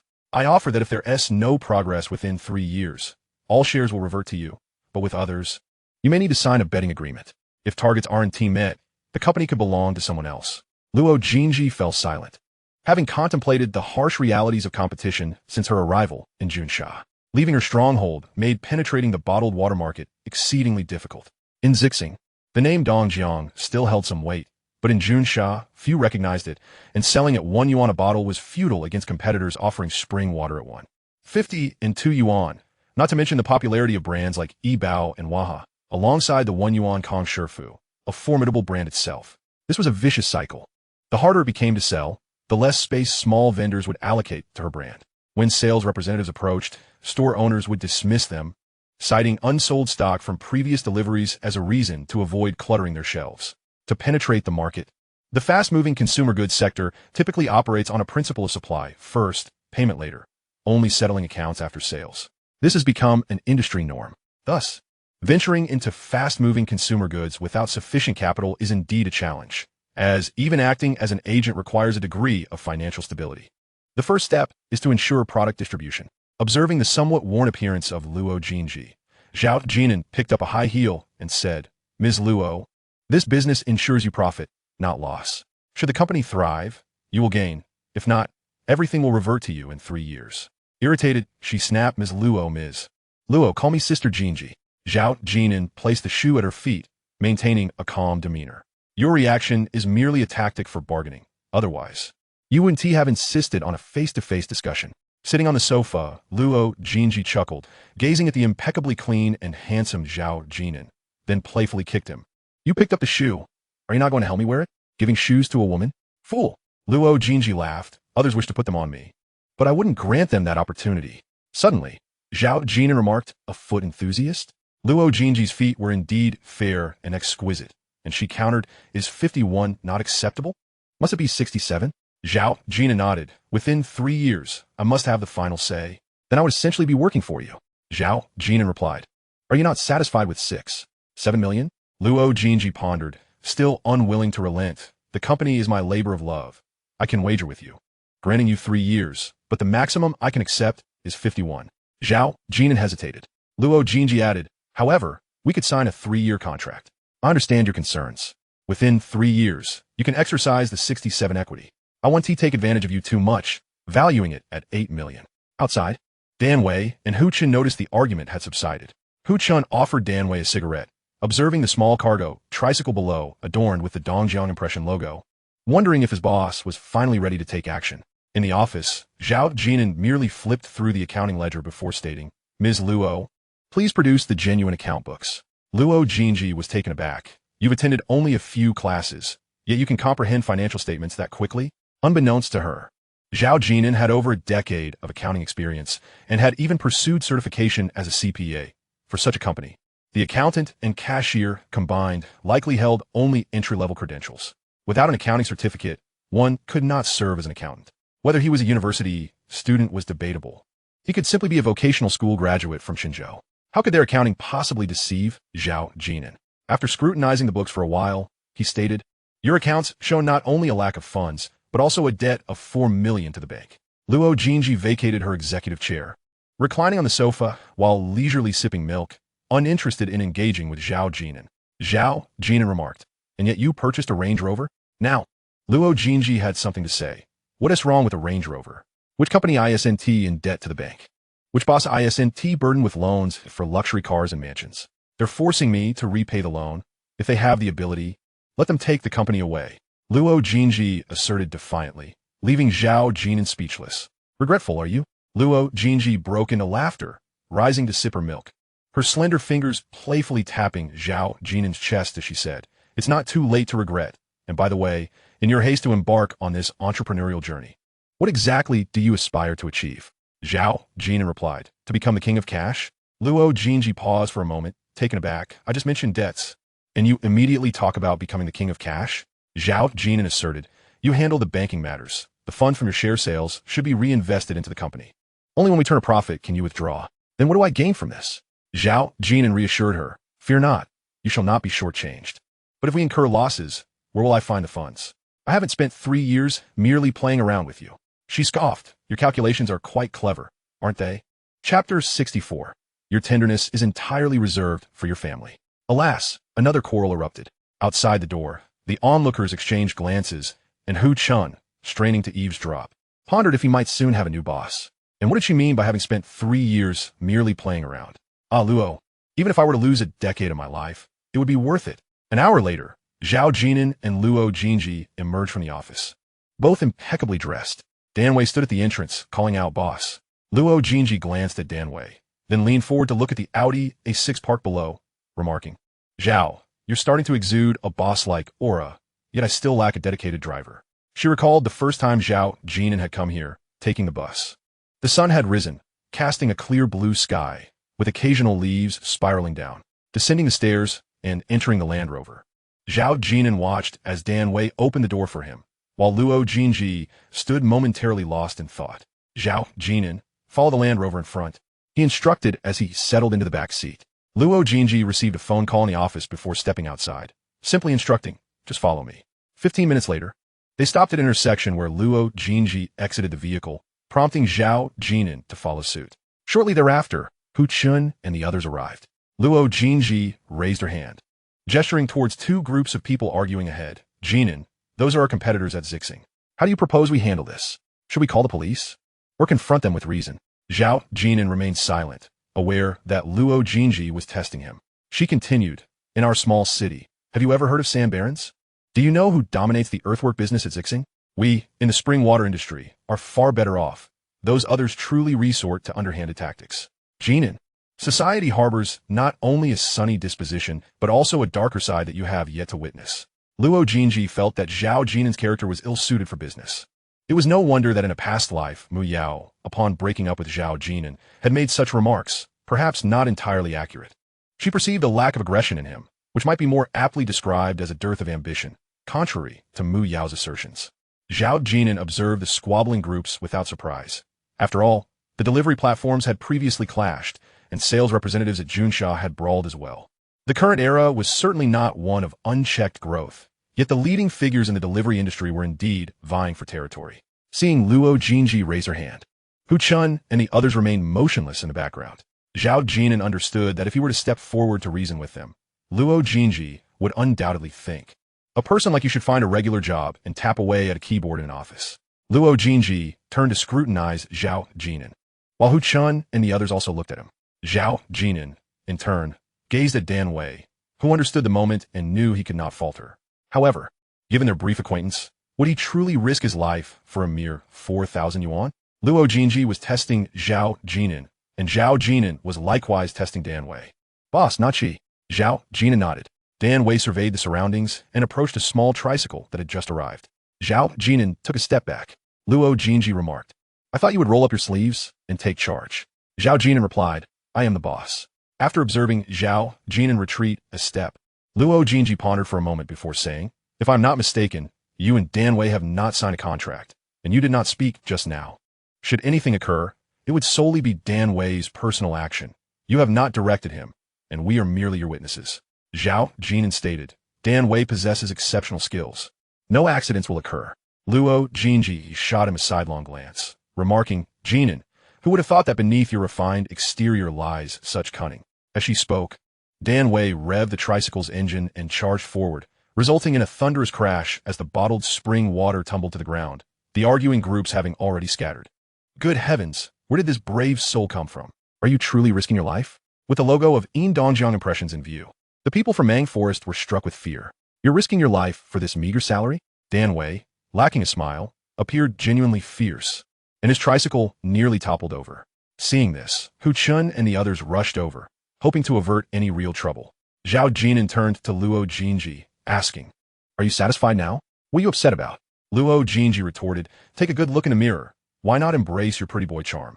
Zhao Jin'an was equally perplexed by his own irritation. Was it a denial of his past life, a release of emotions from witnessing Song Chaoan, or a recollection of Mu Yao's critique upon their breakup? The traffic police arrived, and fortunately, no injuries were reported. Dan Wei claimed he had mistakenly stepped on the accelerator. Yet the people from Mang Forest refused to let the matter go. Zhao Jin'an inquired, Sister Jinji, you wouldn't happen to have no connections at Zixing, would you? So now you call me Sister Jinji? Luo Jinji replied, taking out her phone to make a few calls. Dan Wei returned in the afternoon after settling some damages. Such incidents can escalate or diminish, ranging from traffic accidents to deliberate assaults. Zhao Jin'an ordered a few dishes at a restaurant downstairs, and Dan Wei asked, Boss, are they satisfied? Zhao Jin'an initially intended to say something, but Dan Wei continued, Boss, I calculated the timing. They fled before I crashed, and by the way, I only have Nachi as my daughter. I just called her, and she said she trusts you. A daughter as slave? Zhao Jin'an teased. Dan Wei chuckled, his demeanor somewhat earnest. For my daughter, I am willing to do anything. Zhao Jin'an had initially planned to give Dan Wei some money, concluding their association amicably. Yet, realizing that no one was foolish, he feared Dan Wei might hold a grudge. Thus, he remained cautious. After dining with Dan Wei, they visited the water factory in the afternoon, accompanied by Luo Jinji and Hu Chun. During their time there, Lu Chuangfeng called to inquire about Zhao Jin'an's whereabouts. Shenxian must have learned from Lu Chuangfeng that Zhao Jin'an had vanished after leaving Xianjuding and had not returned to the dormitory all night. She too had sent Zhao Jin'an a message. Shenxian and Su Man were astute, refraining from mentioning any financial assistance in the form of the 200 yuan. Upon exiting the scenic area, Zhao Jin'an checked the time and dialed Wang Jinru's number. The call connected swiftly. Aunt, has Xiao Yueqian finished school? In Zhao Village. Wang Jinru exchanged a few words before handing the phone to Zhao Yueqian, who sat on a low stool at the entrance, excitedly shouting, Brother, hold the phone steady. Wang Jinru offered one last reminder before hurriedly departing. Where did Grandma and Mom go? Zhao Yueqian replied, Grandma has taken another piglet, and Mom went to help her feed it. And what about you? Brother, I'm doing my homework. Zhao Yueqian lacked a proper study or desk. Zhao Jin'an had also sat on that low stool by the entrance after school, using the available light to complete his homework. Did you cry on your first day of school? No. Zhao Yueqian is quite understanding. Perhaps fearing her brother's ridicule, she refrains from admitting her tears. Suddenly, cradling her phone, she inquires, Brother, when will you return home? Zhao Jin'an falls silent for a moment before responding, I will be home shortly. Unexpectedly, Zhao Yueqian leaps for joy, shouting to her grandmother and mother, who are feeding pigs not far away, Grandma, Mom, Brother says he will be home soon.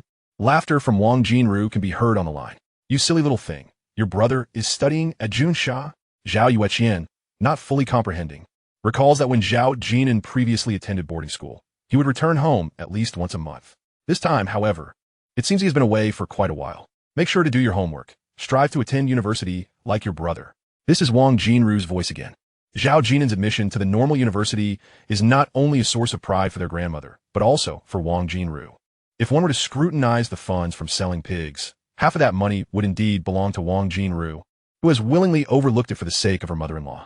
Half an hour later, a white Land Rover and a black Audi A6 descend the slope from the fork in the road. Jin'an, which house is yours? In the passenger seat, Zhao Jin'an puts away his phone as Luo Jinji drives her Land Rover. Yin Xiaolan has seen this vehicle before. She informed their grandmother that Jin'an was seeking summer employment. On that day, their grandmother asked no questions and simply prepared extra dishes that her grandsons love. Is the boss from here? Following closely behind, Dan Wei had always assumed Zhao Jin'an came from a well-off family. Observing the 2 large bags of McDonald's in the passenger seat, which Zhao Jin'an had just instructed to purchase, Hu Chun in the back seat felt a tinge of curiosity. He no longer underestimated Zhao Jin'an. Though he appeared gentle and refined, he could be quite ruthless when necessary. Glancing at the driver, Dan Wei, Hu Chun remembered overhearing Luo Jinji's comments earlier. Zhao Jin'an could easily sell Dan Wei out, leaving him entirely blameless. Indeed, those who are more educated can often be more callous. In Zhao Village, only the village chief possesses a second-hand Toyota, so the arrival of 2 such vehicles sparked curiosity among the villagers. Who could be visiting? Those who had finished dinner were already outside, bowls in hand, peering out with eager expressions to see where the cars were headed. Luo Jinji chuckled. Jin'an, do you consider this a triumphant return? Just as they passed Zhao Bolan's home, Zhao Jin'an glanced over and remarked, not quite yet.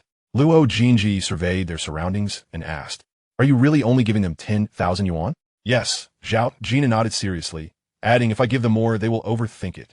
And grandma won't sleep well at night. Luo Jinji observed Zhao Jin'an for a while, then playfully inquired, so who will I give this 10,000 yuan to? Your grandmother or your aunt? Or shall we split it evenly? By the way, are we going to visit your mother's family? Zhao Jin'an replied, focus on driving. Don't veer off the road. Luo Jinji tucked her hair back, gazing ahead. After a moment of silence, she said, Jin'an, the tenderness you display while speaking with your sister is reserved solely for your family. Chapter 65. This is a right of a mother. They are headed to Zhao Guohua's home. After a brief delay, the 2 vehicles finally made their way up the slope. The onlookers grew even more curious. They spoke of Uncle Zhao Guohua's house, not Zhao Guoqing's, and certainly not Zhao Jin'an's. Who has arrived? Hearing the commotion outside, Wang Jinru stepped out of the kitchen. Zhao Yueqian remained seated at the door, sharpening her pencil, while Yin Xiaolan crouched beside her, teaching her how to complete her homework. Upon seeing the 2 vehicles in the front yard, Wang Jinru and Yin Xiaolan exchanged bewildered glances. Had they come to the wrong place? The family did not have any affluent relatives. Little Yueqian, your brother is back. Zhao Jin'an emerged from the passenger seat and turned to Wang Jinru at the kitchen door. Cheerfully calling it, Wang Jinru stood frozen, her expression clearly one of excitement. On this seemingly ordinary evening, her nephew had suddenly returned. Brother. Zhao Yueqian was the first to exclaim, rushing toward Zhao Jin'an, insisting, I told you, brother will be home soon. Zhao Jin'an lifted Zhao Yueqian into his arms and kissed her cheek, then turned to smile at the stunned Yin Xiaolan at the doorway, greeting her with sister-in-law. Yin Xiaolan instinctively tightened her grip on her pants, her heart racing. She had thought she would have to wait until the winter break to see Zhao Jin'an. Counting down the days in her mind, he seemed to have grown even more handsome. Their grandmother, slightly hard of hearing, emerged from the kitchen only upon hearing Zhao Yueqian's call. Grandma. Zhao Jin'an hastened towards her, still holding Zhao Yueqian. His voice muffled as he embraced her, an uncommon gesture of affection. Zhao Yueqian continued to boast, Grandma, you and Mom didn't believe me. Their grandmother gazed at her grandson for a while, her face radiating warmth as she remarked, you haven't lost weight. At that moment, Luo Jinji, Dan Wei, and Hu Chun also exited the vehicle. The 3 observed the 2-story small house, its exterior lacking tiles. Luo Jinji was the first to exclaim, Grandma. Jin'an. Wang Jinru was filled with questions, and so were their grandmother and Yin Xiaolan. Wang Jinru's immediate thought was, has Zhao Jin'an found a wealthy girlfriend? She was indeed attractive, though slightly older than Jin'an. Could such a luxurious car truly be a gift of 500,000 yuan? Yin Xiaolan, sensing a hint of rivalry, scrutinized Luo Jinji, who concealed her intentions well. At 31, despite her efforts to appear youthful, she was clearly several years older than Zhao Jin'an. She had come as instructed by Zhao Jin'an.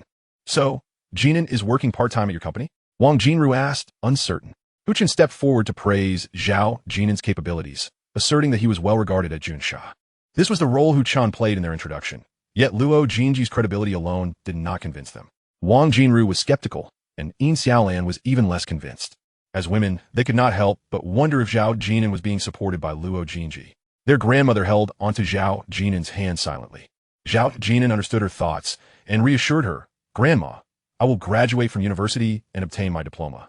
You've worked so hard," she finally conceded, realizing the family's financial situation. "Grandma, my salary is quite substantial," Zhao Jin'an declared. Luo Jinji rolled her eyes, producing a bundle of crisp bills and ostentatiously displaying them to their grandmother and Wang Jinru. "How much is this?" Wang Jinru's eyes lit up, wondering about the sum. 10,000, with bonuses, Luo Jinji replied with a smile. "That's too much money. I will save it for you," Zhao Jin'an stammered. "You just started university," Wang Jinru exclaimed, speaking candidly. Zhao Jin'an nodded, affirming, "All right. Jin'an, remember, no backing out." "Agreed." Zhao Jin'an was aware of Wang Jinru's subtle intentions. Wang Jinru was wary of Duan Xiaoping. It would be more accurate to say she harbored a hint of jealousy. If Zhao Jin'an dared to entrust the money to Duan Xiaoping for safekeeping instead of to Wang Jinru, the latter would undoubtedly create a scene, seeking out her grandmother or confronting Duan Xiaoping. She might even travel to Chun City to cause a ruckus with Duan Xiaoping and Song Chaoan, exclaiming, "Is it easy for me to manage this household?" In the presence of onlookers, Wang Jinru accepted the money from Luo Jinji, while Yin Xiaolan smiled faintly and remained silent. Hu Chun and Shan Wei observed, questioning, "Aunt is in charge of the finances? What about grandma? And there's also a mother, who surely has more claim than an aunt." Instead of pocketing the money, Wang Jinru turned to her grandmother, as if seeking approval. The grandmother, a woman of great wisdom, replied, "Then you shall help Jinan safeguard it." Upon hearing her grandmother's consent, a radiant smile blossomed on Wang Jinru's face. This was a mother's prerogative. She was indeed the head of the family. Over the years, Zhao Guohua's earnings had been under Wang Jinru's management, along with various household expenses and social obligations. Now, with Zhao Jin'an earning money, it was hers to oversee as well. 10,000 yuan was indeed a substantial sum. Zhao Guohua's monthly salary occasionally exceeded 1,000, but often just reached 1,000, with several mouths to feed, including children in school, leaving little to spare. The greatest concern was when someone in the village or her natal family hosted a banquet. If Wang Jinru were not a meticulous woman, the household would undoubtedly face greater challenges. After years of companionship, both Wang Jinru and Zhao Jin'an were well aware of each other's character. Despite her loquaciousness, Wang Jinru would never embezzle Zhao Jin'an's money. Wang Jinru proudly declared, "Jin'an, and we'll keep this for you until you marry." Zhao Jin'an replied, "Aunt, I will earn money. Feel free to spend it." He retrieved 2 large bags of McDonald's from the passenger seat of the Audi A6. Suddenly recalling something, he said to Wang Jinru, "Aunt, please do not spread this around the village. I know, Aunt is not foolish. It's best to keep wealth discreet, right?" "Indeed. Rest assured, Aunt may not have received formal education, but she is astute. Aunt, I will be taking an entrance exam for university." Wang Jinru whispered a few words in Zhao Jinan's ear, and he nodded, settling down at the door with Zhao Yueqian in his arms, offering a hamburger to Yin Xiaolan. "Jinan, I'm grown. Let Yueqian have it." Having purchased plenty, he insisted, "You should eat one." Yin Xiaolan accepted the hamburger, while Zhao Yueqian squeezed ketchup for her. The little girl even offered some to Luo Jinji, who smiled and replied, "Yueqian, you eat." Luo Jinji genuinely had no appetite for such fare, considering it junk food. "Jinan, you returned without notifying us in advance. We haven't bought much in the way of groceries." In Wang Jinru's mind, Luo Jinji and Hu Chan were Zhao Jinan's superiors. The grandmother had already entered the kitchen, determined to prepare several dishes for the evening. Luo Jinji exchanged polite words with Hu Chan, while Shan Wei headed to the vegetable patch to gather chestnuts while there was still some light. "Yueqian, eat less. You'll need to have dinner later." Yin Xiaolan sat beside Zhao Jin'an at the entrance, with Zhao Yueqian nestled in his arms, finishing a hamburger before seizing a chicken leg. To an unsuspecting observer, they would appear to be a family of 3. Zhao Jin'an had made the effort to return home, yet Yin Xiaolan did not assist in the kitchen. Suddenly, a thick stack of cash appeared in his hand. "Jinan, shoo, it is wise to keep some money on hand." Yin Xiaolan looked up, and Zhao Jin'an urged quickly, "Put it away." Yin Xiaolan suddenly grasped Zhao Jin'an's pant leg, her head bowed, avoiding his gaze, while Zhao Yueqian leaned against him, making it difficult to see her from the side. The aroma of cooking wafted from the kitchen. Yin Xiaolan was dressed in simple rural attire, at just 23 years old. She wore trousers tailored by a local seamstress. Zhao Jin'an did not question Zhao Wei, nor did he evade Yin Xiaolan's grip. She held on tightly, as if reluctant to let him leave.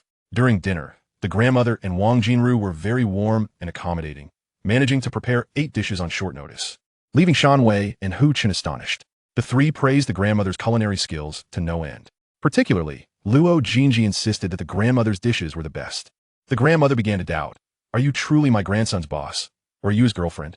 Yin Xiaolan served rice while gazing at Zhao Yueqian, as if she had become part of this family. When no one was watching, the grandmother pulled Zhao Jin'an aside and said, "You should keep the money you earn for yourself." She did not complete her thought, omitting mention of Duan Xioping.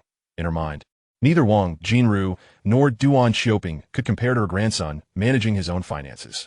Zhao Jin'an took a trip to the bedroom, which was tidy, indicating someone had cleaned. He pushed open the door to the adjacent room and noted that Yin Xiaolan often slept there. Luo Jinji leaned against the railing, speaking softly, "Jinan, are you not considering spending some money to renovate the house?" Zhao Jin'an replied, "Never mind, it can stay as it is." After pondering for a moment, Luo Jinji nodded, realizing that it either needed to be demolished and rebuilt or retained its current form for some significance. After a while, Luo Jinji spoke with the grandmother for a few moments before departing with Hu Chun, while Shan Wei drove to a hotel in the city.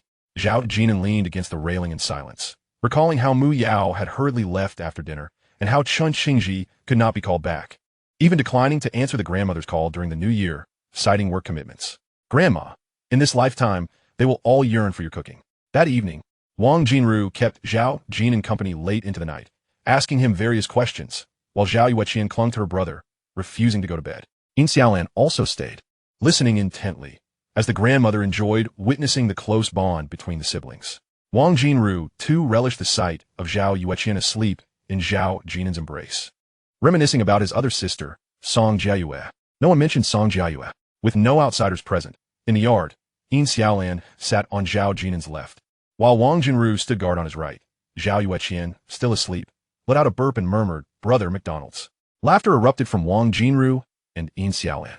It was not until 10:30 p.m. that Wang Jinru carried Zhao Yueqian home, and Yin Xiaolan reluctantly returned to her own house, as Zhao Jin'an sought to avoid any semblance of impropriety. That night, Yin Xiaolan lay in bed, tossing and turning, unable to sleep, taking out money to count, totaling 2,000. Chapter 66. I give up. The following day, Shan Wei arrived to pick them up. The grandmother had prepared a snakeskin bag filled with yam and chestnuts. Wang Jinru and Yin Xiaolan were also present, while Zhao Yueqian had a little cry. Upon returning to Junsha, Zhao Jin'an immediately immersed himself in work. First heading to the base set up by Luo Jinji in Junsha, located about a kilometer from the South Bus Station. The distance to the university town was too far, requiring an hour's drive, making it inconvenient for work. Zhao Jin'an discovered that the second floor of the house rented by Shan Wei was vacant, prompting him to ask Shan Wei to negotiate a lease with the landlord. Shan Wei rummaged through the second-hand furniture market in Gaoqiao and procured a set of desks and sofas. As soon as San Naki returned from school, she ascended to the second floor to clean and arrange the space, referencing online images to determine what else was needed, sending her father to the second-hand market to purchase additional items. "Naki, you're only in your second year of high school. You're not the boss's secretary," Shan Wei remarked. "Dad, I want to study business management in college," she replied. A couple of days later, Hu Qin arrived and, seeing San Naki hard at work, teased, "Naki, does President Zhao pay you?" San Naki smiled, but remained silent. Zhao Jin'an and Luo Jinji found themselves at odds.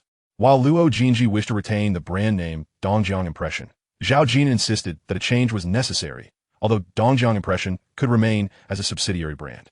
The second priority was the display cabinet, which was of utmost importance. In contemporary small supermarkets, many refrigeration units are purchased at the owner's expense. Zhao Jin'an recalled the cases of Nongfu Spring and Hua, noting that each refrigerator would inevitably display products from the respective brands. He proposed offering them for free, but Luo Jinji deemed the cost too burdensome. She suggested a compromise of selling them at half price. Yet Zhao Jin'an insisted that it would be best to gift 2 units. This disagreement led to a heated argument, with Luo Jinji exclaiming, "Are you still managing to get by? Is there enough money in the account? Do you have any idea how many convenience stores there are in Junsha?" Zhao Jin'an countered that they could find a manufacturer, pay a portion of the deposit up front, and entice them with the prospect of expanding this model nationwide, asserting that with a 30 deposit, there would always be those willing to take a gamble. In a fit of frustration, Luo Jinji remarked, "If you lose this bet, you'll be in my debt for life." However, Zhao Jin'an considered the matter not urgent. He pondered over a name for the mineral water, aiming to break into the market at minimal expense, aware that a lack of funds would preclude extensive advertising. Upon returning to Junsha, Zhao Jin'an maintained a rigorous schedule, leaving early and returning late, which left Lu Chuanfeng and Gu Chaoqing wanting to inquire but hesitant to do so. Shunzai sent a text message to Su Manman, informing her of Zhao Jin'an's return. Shunzin inexplicably felt a sense of relief, as Zhao Jin'an had vanished for 2 days, missing classes during the day and not returning to the dormitory at night. After class one day, instructor Lu Hui unexpectedly entered the classroom. He first called on class leader Wang Xuan to take attendance, then addressed 2 matters: the welcome party for new students and the 70th anniversary celebration of school. The military training in September meant that many universities scheduled their welcome parties for October and November, and this year's event coincided with the anniversary celebration, so they would be combined. Lu Hui emphasized the importance of submitting 2 performances, underscoring that participation was key. With over 20 colleges in the university, the music and art colleges would take center stage, while other faculties would play a secondary role. As the students began to rise to leave, Lu Hui instructed them to wait, mentioning one final important matter: the financial aid for impoverished students. At the podium, Lu Hui announced, the school offers annual subsidies of 802,000 yuan for impoverished students. Those who qualify should first report to the class leader and the youth league committee for record keeping, and then submit paper documentation for review before the funds can be dispersed. At that moment, someone timidly raised their hand to inquire, "Teacher, what documentation is required?" Lu Hui responded that they should first obtain a stamp hardship certificate from their village committee. Realizing the crowd was too large, he allowed other students to leave, retaining only class leader Wang Xuan, youth league secretary Lin Qingxue, and after some thought, also keeping deputy class leader Lu Chuanfeng behind. Zhao Jin'an had no intention of competing for the financial aid slot and planned to exit, but unexpectedly, Lu Hui flipped through the student records and called out, "Zhao Jin'an, wait a moment." In truth, even if Lu Hui had remained silent, Lu Chuanfeng was about to speak up. Instantly, all attention turned to Zhao Jin'an. Aside from a few in the know, the rest were taken aback. What was happening? Wasn't Zhao Jin'an related to a cousin who drove a Land Rover? They had seen her just a few days prior. Wang Weitao was equally surprised, having intended to accompany Zhao Jin'an to the cafeteria. Zhao Jin'an smiled reassuringly, saying, "It's nothing." Wang Weitao then patted Zhao Jin'an on the shoulder, stating, "I'll wait for you outside." Zhao Jin'an found this amusing. In his previous life, Wang Weitao had frequently insisted on treating him to meals in the cafeteria, whether by rushing to swipe his card or by adding extra dishes to the order. With only about 10 people remaining in the classroom, Zhao Jin'an noticed a familiar face, Tang Xiaoqing, who had remained seated in the front row, offering him a shy smile. Zhao Jin'an reciprocated with a smile in her direction. Lu Hui, initially sympathetic towards Zhao Jin'an, saw his absence from classes for 2 consecutive days, and his impression of him diminished significantly. With your family background, how can you not focus on your studies? In the corridor, Chunzei busily typed messages on his phone, likely updating Su Manman about the situation, confirming that Zhao Jin'an had indeed stayed behind. Wang Weitao and Gu Chaoqing waited for Zhao Jin'an and Lu Chuanfeng. Wang Xuan approached and closed the door. In 2006, there was no tiered national scholarship system established, nor had the National Inspirational Scholarship been created, which was officially instituted in 2007. However, similar financial aid programs existed, albeit with lower amounts, generally 800 to 2,000 yuan annually, distributed at the school's discretion and requiring hardship verification. Moreover, simply obtaining a hardship certificate from the village committee did not guarantee assistance. The review process was convoluted, with limited slots available, meaning not everyone qualified. In essence, it became a contest of whose circumstances were more dire. In his previous life, Zhao Jin'an had attempted to secure this impoverished scholarship, but was stymied by the documentation requirements. He had approached Lu Hui in hopes of leniency, only to be told that there was no alternative. It was simply the process. Ultimately, the school's youth league committee and the college committee would review applications and decide who would receive aid. Whether Lu Hui had intervened on his behalf with the college committee remained uncertain, as Zhao Jin'an had visited them twice. The first time, the office staff merely instructed him to leave his materials there. The second time, they expressed regret, yet delivered a lengthy, bureaucratic response about the limited availability of funds. When he inquired about next year, hoping for a slot then, the committee staff offered no guarantees, only vague, evasive reassurances. Did Zhao Jin'an meet the criteria? Undoubtedly. His father had passed away, his mother had remarried, and he lived solely with his elderly grandmother. He was even more deserving than some students who had received financial aid. Zhao Jin'an vividly remembered the disdainful expression of one man named Ming Hui, a middle-aged individual sporting a prominent beer belly. It wasn't he that he harbored intense hatred.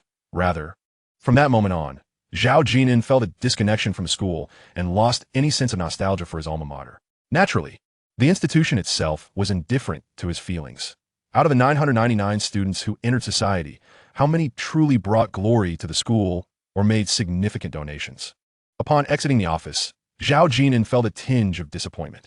When he confided in Mu Yao about the situation, she unexpectedly urged him to give up and advised against pursuing the college committee any further.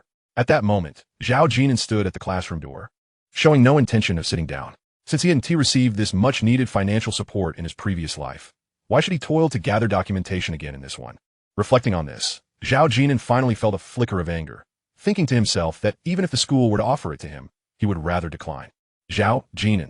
The slight irritation he felt was misinterpreted by Lin Qingxue, who assumed he was merely embarrassed in her presence, thinking, is it all out in the open now? Are you afraid I might discover you are a financially struggling student? Jin'an, sit down, Lu Chuangfeng urged, patting the chair beside him.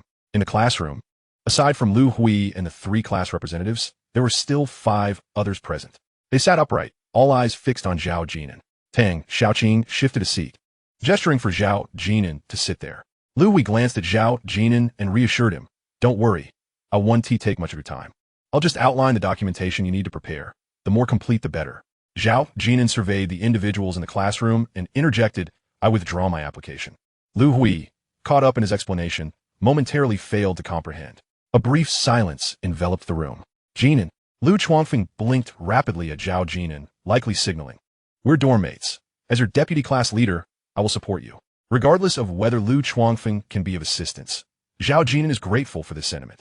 Lu Hui cautioned, Zhao Jin'an, there are at most 2,000 available in a year. Without providing supporting documents, you stand no chance. Zhao Jin'an met Lu Hui's gaze squarely and replied, I have the means. You should reserve it for those who truly need it. You? What do you mean by you? Lu Hui hesitated, unable to grasp the implication of Zhao Jin'an's words. Moreover, Zhao Jin'an's expression seemed to have shifted slightly from that during military training. Chapter 67. It is my honor to be liked by you. I do not look down upon her. After leaving the cafeteria, Zhao Jin'an proceeded to the office, refraining from calling Shanwei. Transforming a household is a simple matter. Money. Upon returning to Junsha, Zhao Jin'an immediately contacted Wang Jinru, informing her that the weather had changed and that she would take Zhao Yueqian shopping for some nice clothes, suggesting they not save anything for his potential bride. The following day, Wang Jinru took Zhao Yueqian out shopping, accompanied by Yin Xiaolan, and even mentioned purchasing an expensive pair of old Beijing cloth shoes for their grandmother. Hesitating to disclose the price, the situation remains the same. With newfound leisure, Shanwei began cooking for his daughter, who was in her sophomore year of high school, and their finances had become somewhat more comfortable, with a spread of 4 dishes and a soup on the dining table, featuring both meat and vegetables. This was in stark contrast to Zhao Jin'an's first visit to his home, where the table had only 2 dishes of leftover food, dark as ink. Shanwei noted that Hu Chun had dined there that evening. The second floor housed the office, where Shanwei and Hu Chun worked as colleagues. Hu Chun had brought a plethora of beverages, with the company offering 7 varieties of juice. Shanwei remarked that he and Shan Naki could hardly finish all the drinks. The office on the second floor was stacked with boxes, and Zhao Jin'an picked up a bottle of kiwi juice, inquiring, how does it taste? Shanwei scratched his head and replied, it's good. Being a product of his own company, how could Shanwei claim otherwise? Zhao Jin'an smiled and glanced over at Shan Naki. Brother Jin'an. Shan Naki stood at 162 centimeters, sporting a student hairstyle. Zhao Jin'an found this young lady rather intelligent. Resembling a think tank for her father, Shanwei was very receptive to his daughter's opinions. Aren't you in your second year? Don't you have evening classes? Today is Friday. It's a self-study period, Zhao Jin'an acknowledged. Then do share your thoughts. Shan Naki understood that Zhao Jin'an's inquiry transcended the question of whether it tasted good or not. After some contemplation, she said, Brother Jin'an, the bottle is too large, and the green packaging isn't appealing. It looks unrefreshing and unattractive. Manager who mentioned it's priced at 6.5 yuan a bottle, but I would never purchase it. The bottle is neither too big nor too small. It's inconvenient for one person to finish, and it's insufficient for a group. It will be better to buy a large bottle of cola or Sprite for 7 yuan. Nasty. Shanwei shot a disapproving glance at his daughter. How can you speak so about our company's product? Yet Zhao Jin'an interjected, Nasky is correct. The target demographic for this juice is poorly defined. Even for rural banquets, such colors are unappealing. It's neither large nor small, and yet priced rather high. At times, Zhao Jin'an found it perplexing that Luo Jinji This woman always sought unconventional paths, producing peculiar items. Not that kiwi juice was inherently flawed, but such products required sophisticated packaging. Adopting a high-end approach with elegantly designed small bottles that emphasized beauty and wellness.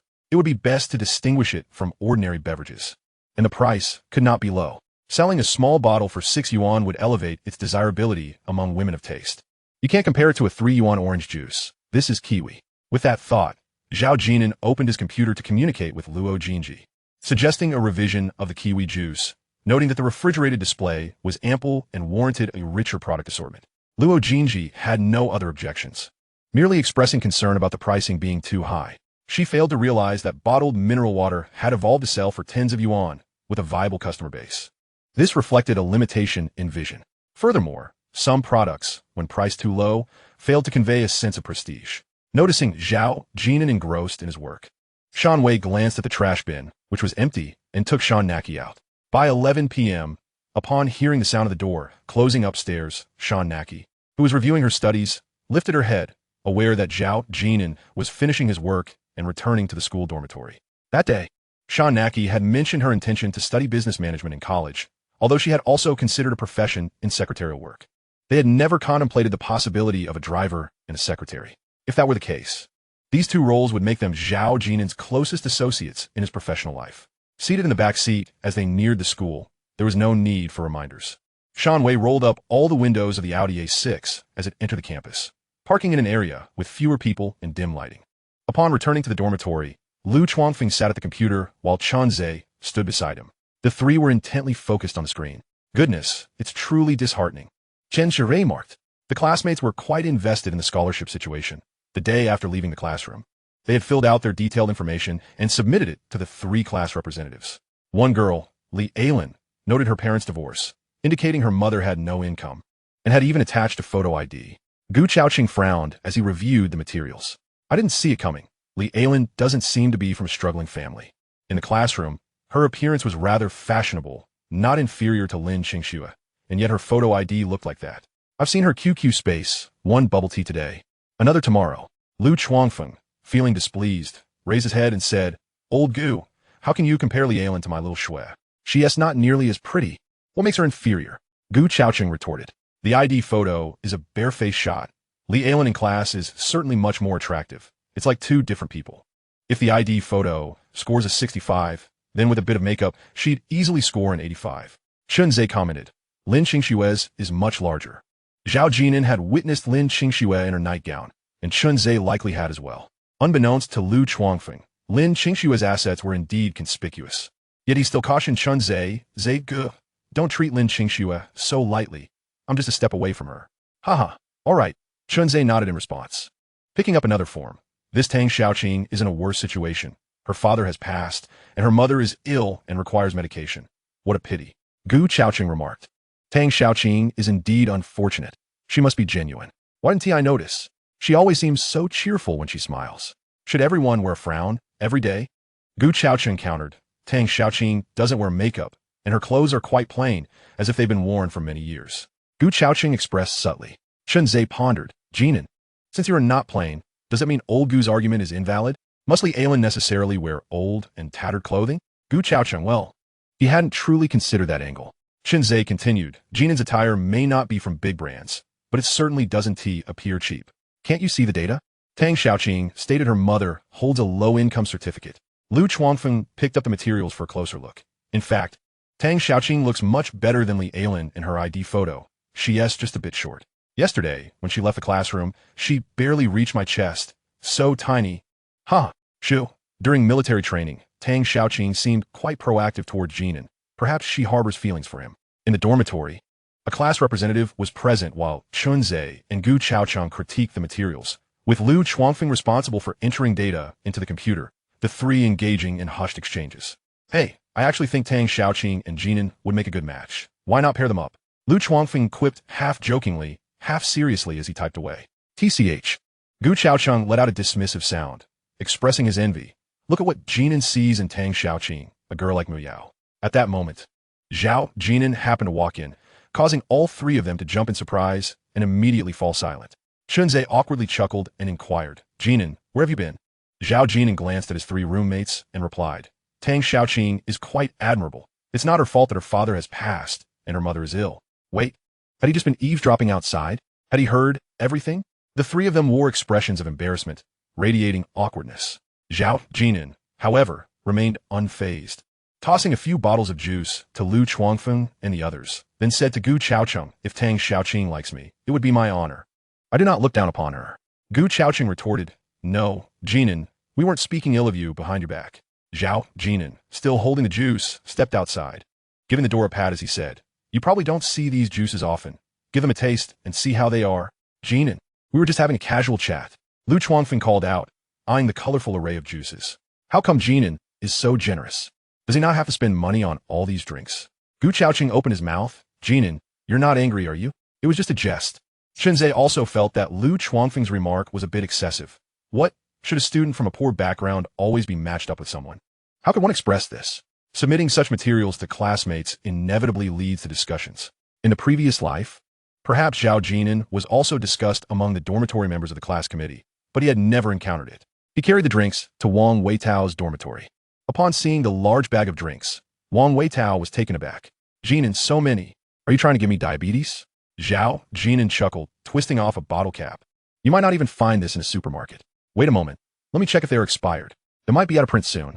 Keep the bottles as collectibles. Zhao Jin'an then tossed some drinks to Wang Weitao's three roommates and even dispensed a cigarette. They held the drinks, glancing at the cigarettes in their hands, astonished. He really is a poor student? Wang Weitao nudged Zhao Jin'an, whispering, Jin'an, what has gotten into you? Do you spend money like this? You needn't worry about me. Zhao Jin'an pushed Wang Weitao back. Wang Weitao turned and said, tomorrow, I'll treat you to a meal. Upon returning to the dormitory, Chun Zhe and Gu Chaocheng dispersed. Lu Chuangfeng held a form and said, Jin'an, why don't you fill one out too? Zhao Jin'an replied, I truly have enough money. It's unnecessary. Hey, fill out a form. I'll help you. Lu Chuangfeng insisted, displaying his camaraderie. Chun Zhe scoffed, what can you?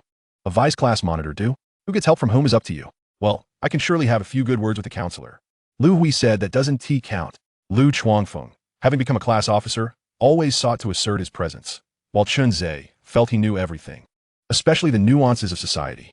That night, Chun Zhe and Lu Chuangfeng held their phones aloft, the screens glowing brightly.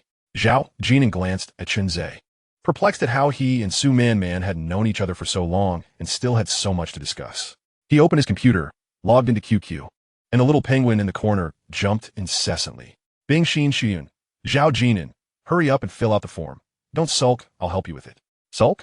Zhao Jin'an found this puzzling and opened Lin Xingshue's chat window. Lin Xingxue was intelligent, not the type to be all looks and no brains, but the dynamic had shifted. She used to please Zhao Jin'an in hopes of his favor. Now her tone had changed. Tang Xiaoqing, Zhao Jin'an. The counselor said my financial aid application should be approved. Smiley face. Zhao Jin'an pondered for a moment before replying with two words, congratulations.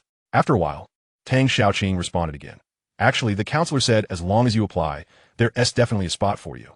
If I get it, we can split it in half. Smiley face. Tang Xiaoqing seemed to enjoy adding a smiley face to each of her messages. She was unaware of the events of the previous life, during which Zhao Jin'an had never paid much attention to this petite girl standing at only 152 centimeters. Zhao Jin'an replied, thank you, but it's truly unnecessary. He thought for a moment and added a smiley face as well. Tang Xiaoqing did not respond further. Zhao Jin'an continued clicking the little penguin in the corner, intrigued by this person. Man Tang Tung. Zhao Jin'an, hello, I'm Su Man. I heard from Chun Zhe that you brought dried vegetables again. I've never tried them. Could I sample some? Upon seeing this message, Zhao Jin'an recalled the night at the bar in his previous life, where Su Man had been polite and courteous, explicitly mentioning Chun Zhe in her message. Zhao Jin'an replied, sure, the next day after class. Chun Zhe and the others went to the cafeteria first, while Zhao Jin'an returned to the dormitory to fetch the dried vegetables. Opening the cupboard, he thought for a moment and also grabbed a bag of chestnuts. When Zhao Jin'an arrived at the cafeteria, Chun Zhe had already ordered the dishes and was seated next to Su Man, who sat up straight and smiled. Nodding, Zhao Jin'an, hello. Zhao Jin'an smiled back and nodded. Hello. Lu Chuangfeng chimed in boisterously, Jin'an, you've locked these chestnuts up so well. Finally willing to share them? These things are sold outside. They're not expensive. Zhao Jin'an said as he handed the chestnuts to Su Man. These are for you. My grandmother grows them. Su Man was a bit surprised as she stood to receive the chestnuts, thanking him. Lu Chuangfeng exclaimed. So I'm just a clown here? He glanced at Chun Zhe and Gu Chaocheng, who had no particularly special reaction, then looked at Su Man, who was also very gracious and natural. Chun Zhe remarked, Jin'an, I'll cover the cost. The cafeteria isn't expensive. Zhao Jin'an took out 2 jars of dried vegetables, 1 jar dried fish, and a jar of spicy meat powder, sitting down across from them and saying, the dried fish is something I caught in the river during the summer vacation. And the spicy meat powder is a specialty from my hometown. You can catch fish? Su Man expressed her curiosity, as if she had discovered something intriguing. Gu Chaocheng said, I can catch fish too. Everyone from my area can. Su Man replied, I really want to visit your place. Chun Zhe, being a commendable boyfriend, twisted off the bottle cap and said, That's easy. We can drive there during holidays. Lao Gu is not far either. Just a bit farther from Lao Lu's place. Lu Chuangfeng added, We should go to your place in the winter to see the snow. You guys in the south don't get snow. In the summer, we'll visit Jin'an and Lao Gu's side. Gu Chaocheng scratched his head, Zhe Gu. You are the only one with a girlfriend. The rest of us are all single. Su Man fell silent, picking up her chopsticks to taste the dried fish, commenting, It's a bit spicy, but it tastes great. As she spoke, she picked up another bite. Chun Zhe also took a bite and said, The flavor is indeed good. It seems your previous meals aren't too shabby. He had assumed Zhao Jin'an's family was the type struggling to make ends meet. From this perspective, having fish and meat, and jars filled with oil, seemed quite adequate. Chun Zhe and Su Man's imaginations were shaped by reports of impoverished mountain areas, where tuition fees were unaffordable. Houses were dark and dreary. Rain fell from the sky while the inside leaked, and meat was a rarity throughout the year. Transformations was currently airing on Mango TV, also making its debut, and Su Man had even watched a few episodes. While watching, she would imagine that Chun Zhe was from the city, while Zhao Jin'an was from the mountainous region. Only Lu Chuangfeng, being from the northeast, didn't eat spicy food much. He said, Zhe Gu, you only have a single meal. We eat like this for a week, 3 meals a day consisting of these 2 dishes. And that is still considered good. I used to have 1 can of meat and 1 can of preserved vegetables. Moreover, when the weather is hot, we use less oil to prevent it from going rancid. Gu Chaocheng merely sampled a bit, hardly touching his chopsticks. He nodded in agreement, saying, Zhe Gu, you and Su Man are merely tasting this.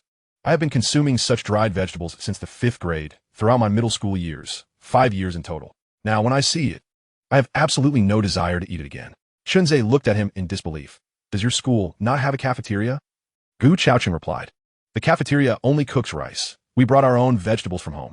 Does the school cafeteria not sell vegetables? Su Man remained relatively composed, but was also curious. Chun Zhe remarked, A cafeteria wouldn't neglect business, would it? Our school has a small convenience store, and unless you have some connection with the school administration, you wouldn't be able to operate it. They do sell. Gu Chaocheng retorted, It's just that not many people buy. Everyone is rather short on pocket money. Not everyone is like you. At our school, a small serving of vegetables costs 20 cents. With that same 20 cents, one could buy an ice pop.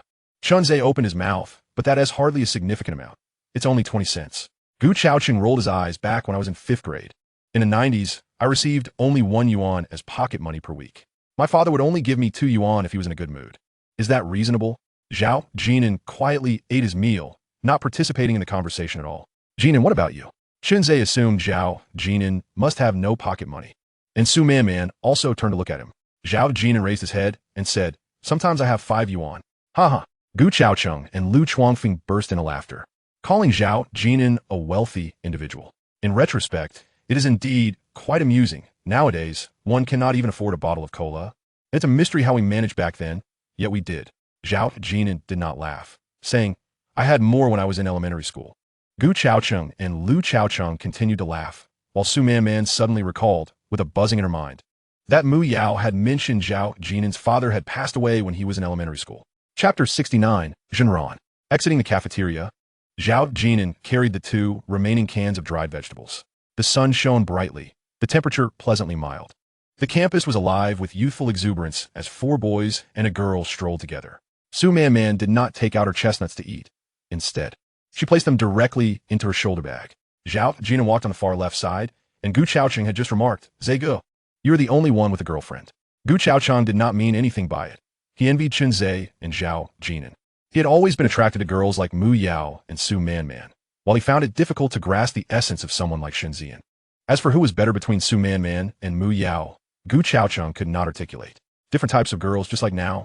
Su Man walked quietly beside Qinsha, without holding hands, yet it was evident that she was Chun Zhe's girlfriend. Had it been Mu Yao, she would undoubtedly be holding Zhao Jin'an's hand. College relationships often manifested in such ways. Some even cling to their boyfriend's arms or drape themselves over them. Lu Chuangfeng extended 2 fingers towards Chun Zhe, mimicking a gesture of requesting a cigarette, while disdainfully questioning why Chun Zhe wasn't using a more prestigious brand. Enraged, Chun Zhe attempted to reclaim his cigarette, only to have Lu Chuangfeng snatch his betel nut instead. With space opening up between them, Su Man glanced at the quiet Zhao Jin'an and said, "Zhao Jin'an, thank you for your chestnuts." Zhao Jin'an smiled at Su Man. They continued their playful banter. Passing a fruit stall, Su Man said, "Wait a moment," and pulled out money to buy 5 slices of watermelon. She inserted chopsticks into them, the kind that cost 2 yuan a slice out of season. Lu Chuangfeng, holding the watermelon, sincerely exclaimed, "Su Man, you are truly wonderful." It was not merely the watermelon that was commendable, but rather Su Man's initiative in purchasing it. He noticed a pattern. When Shun Xian, Su Man, and other girls were out with boys, they often took the initiative to pay, creating a relaxed atmosphere. In contrast, spending time with Lin Qingxue felt burdensome, constantly worrying about whether his wallet was sufficiently full. It wasn't he solely about the pizza. When girls willingly treated, indifferent to the amount, it left a profound impression on the boys. Lu Chuangfeng wasn't naive. He recognized that Mu Yao had a bit of disdain for him, and Chun Zhe could be somewhat domineering, but Su Man was genuinely kind. Chun Zhe remarked that the dorm was filled with odd characters. Su Man had often commented about Chun Zhe, emphasizing that they were his roommates for 4 years of college. As they walked along, Li Lu caught up from behind. Everyone halted, turning around. Man, Li Lu, Su Man, and Chun Zhe had been classmates in high school. And Su Man had heard from Chun Zhe that Li Lu had taken a liking to Zhao Jin'an since the beginning of the semester. "Zhao Jin'an, I sent you a message. Why didn't you reply?" The expression on Zhao Jin'an's face was quite expressive as he picked up his phone to take a glance. Uncertain how to respond to Li Lu glanced at Su Man and Chun Zhe, summoning her courage to say, "Zhao Jin'an, I like you." "Jin'an, impressive." Gu Chaocheng and Lu Chuangfeng gave a thumbs up, grinning mischievously, while Chun Zhe laughed. It was quite a feat for a girl to pursue a boy, regardless of her appearance. Zhao Jin'an smiled and replied, "Li Lu, thank you, but I am not looking to date." Such a response was hardly surprising. Leaving aside Li Lu's unremarkable looks, as Gu Chaocheng would put it, Zhao Jin'an's girlfriend would typically be someone like Mu Yao. However, Li Lu stared at Zhao Jin'an, asking, "Why? Huh?" This was somewhat inappropriate. If others had gently declined, why must one insist on knowing why they were not liked? The atmosphere turned awkward. Zhao Jin'an calmly replied to Li Lu, "There is no reason. I simply do not wish to date." Li Lu's 2 roommates arrived, pulling her slightly, but Li Lu continued to gaze at Zhao Jin'an, a mix of grievance and questioning in her eyes. "Zhao Jin'an, you just..." Li Lu did not finish her sentence, but everyone present understood. Su Man frowned slightly. Zhao Jin'an nodded to everyone and said, "I'll take my leave now. I'm heading back to school." Su Man glanced at Li Lu, said a brief word to Chun Zhe, and turned to leave. What gives him the right? Li Lu seemed somewhat aggrieved, and Chun Zhe found it difficult to voice anything, while Lu Chuangfeng chuckled, teasing, "Li Lu, are you implying that Jin'an is a poor student? Are you feeling inadequate? If so, do you want to go with Su Man to see Jin'an's ex-girlfriend?" On the way back to the dormitory, Su Man walked slowly by herself, having eaten the salty dried vegetables and listened to their conversations, as if she had been introduced to an entirely new world. Su Man had grown up in a well-off family, doted on by her parents, while Chun Zhe's mother treated her like a daughter. In a way, it felt as though she could see the end point of her life, while Zhao Jin'an's world brimmed with novelty. As for Li Lu, Su Man did not take her heart, nor did Zhao Jin'an dwell on it, just like how she regarded Lu Chuangfeng's tendency to take advantage of little things. Su Man felt indifferent, and Zhao Jin'an thought it was merely a matter of a few coins. Luo Jinji arrived at the office, pointing to the aluminum sign hanging at the entrance, asking, "Zhao, has the company changed its name?" Jinran.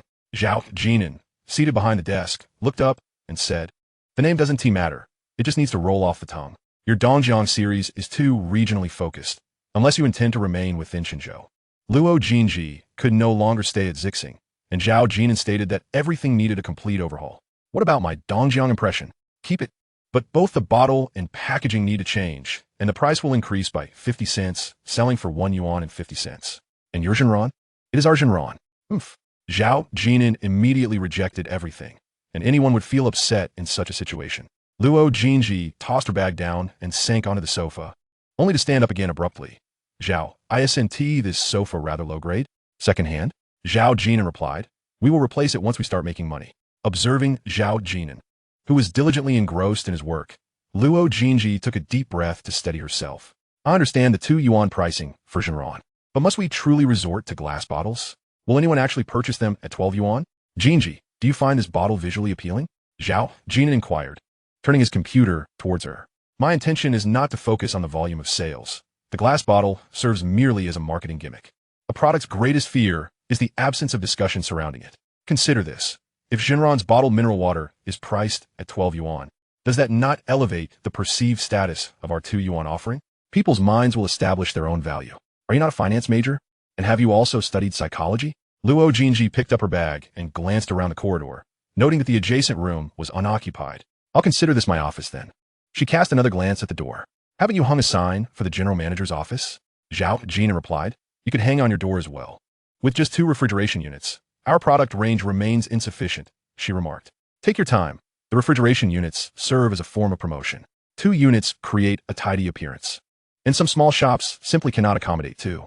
As she observed Zhao Jin'an's methodical demeanor, Luo Jinji broached the subject of potential tax reductions for student entrepreneurs, uncertain if their circumstances qualified.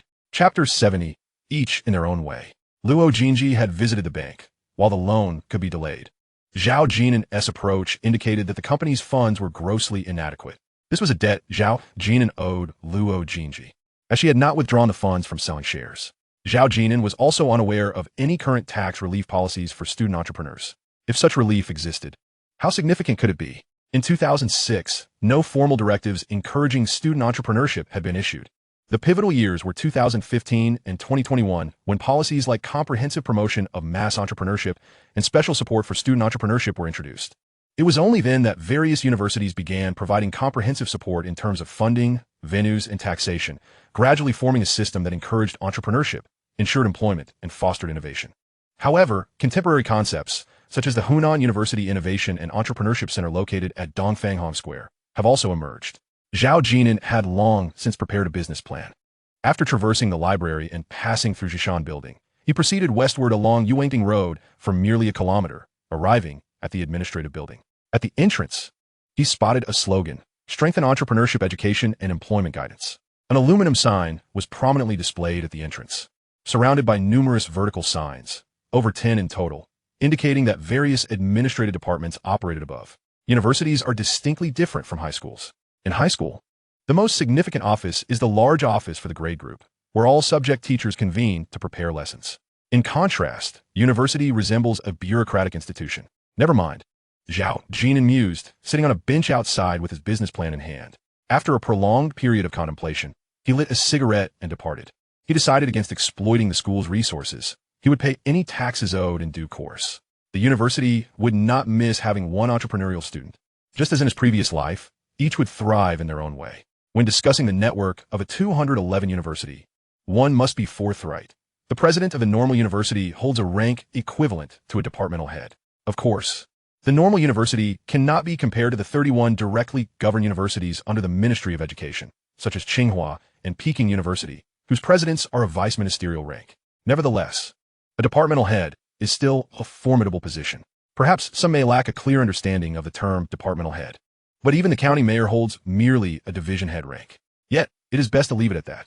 Luo Jinji returned to Zixing, for the Zixing market still held potential profits that could not be forsaken. The water plant was also located in Zixing, and she had numerous matters to attend to that evening when she closed the door and addressed Zhao Jin'an. Jin'an, I hope you treat me differently than you do with Dan Wei. Hu Chun interacted with Zhao Jin'an solely in a work context, while becoming closer with Dan Wei. He did not wish to become the second Dan Wei. Zhao Jin'an was busy every day, believing the school anniversary held no relevance to him. However, 3 days prior to the anniversary, class leader Wang Xuan approached Zhao Jin'an, handing him a volunteer badge and mentioning that volunteers receive meal allowances and a daily stipend of 20 yuan. Wang Xuan was looking out for Zhao Jin'an. Lu Chuangfeng also secured a spot, explaining that volunteering primarily involved maintaining order. The advantages of class leaders became evident here. Lu Chuangfeng and Lin Qingxue were both volunteers tasked with maintaining order at the sports arena. Zhao Jin'an was assigned to a designated hotel outside the campus, responsible for welcoming alumni attending the anniversary. This meant he needed to return to the hotel before the evening's cultural performance concluded. Initially hesitant to accept, he reconsidered, thinking it would be beneficial to meet some of the distinguished alumni from the normal university. As for the cultural performance, he had witnessed it in his previous life, with its theme centered on praise and gratitude. In the 2 days leading up to the anniversary, the Junsha University town, though lacking walls, had security checkpoints at all entrances and exits. Suddenly, an influx of luxury cars appeared on campus as distinguished seniors returned. Upon returning, Chunze shed his clothes and headed for the shower while remarking, "The best is undoubtedly BBA. I haven't seen a Rolls-Royce or Bentley yet."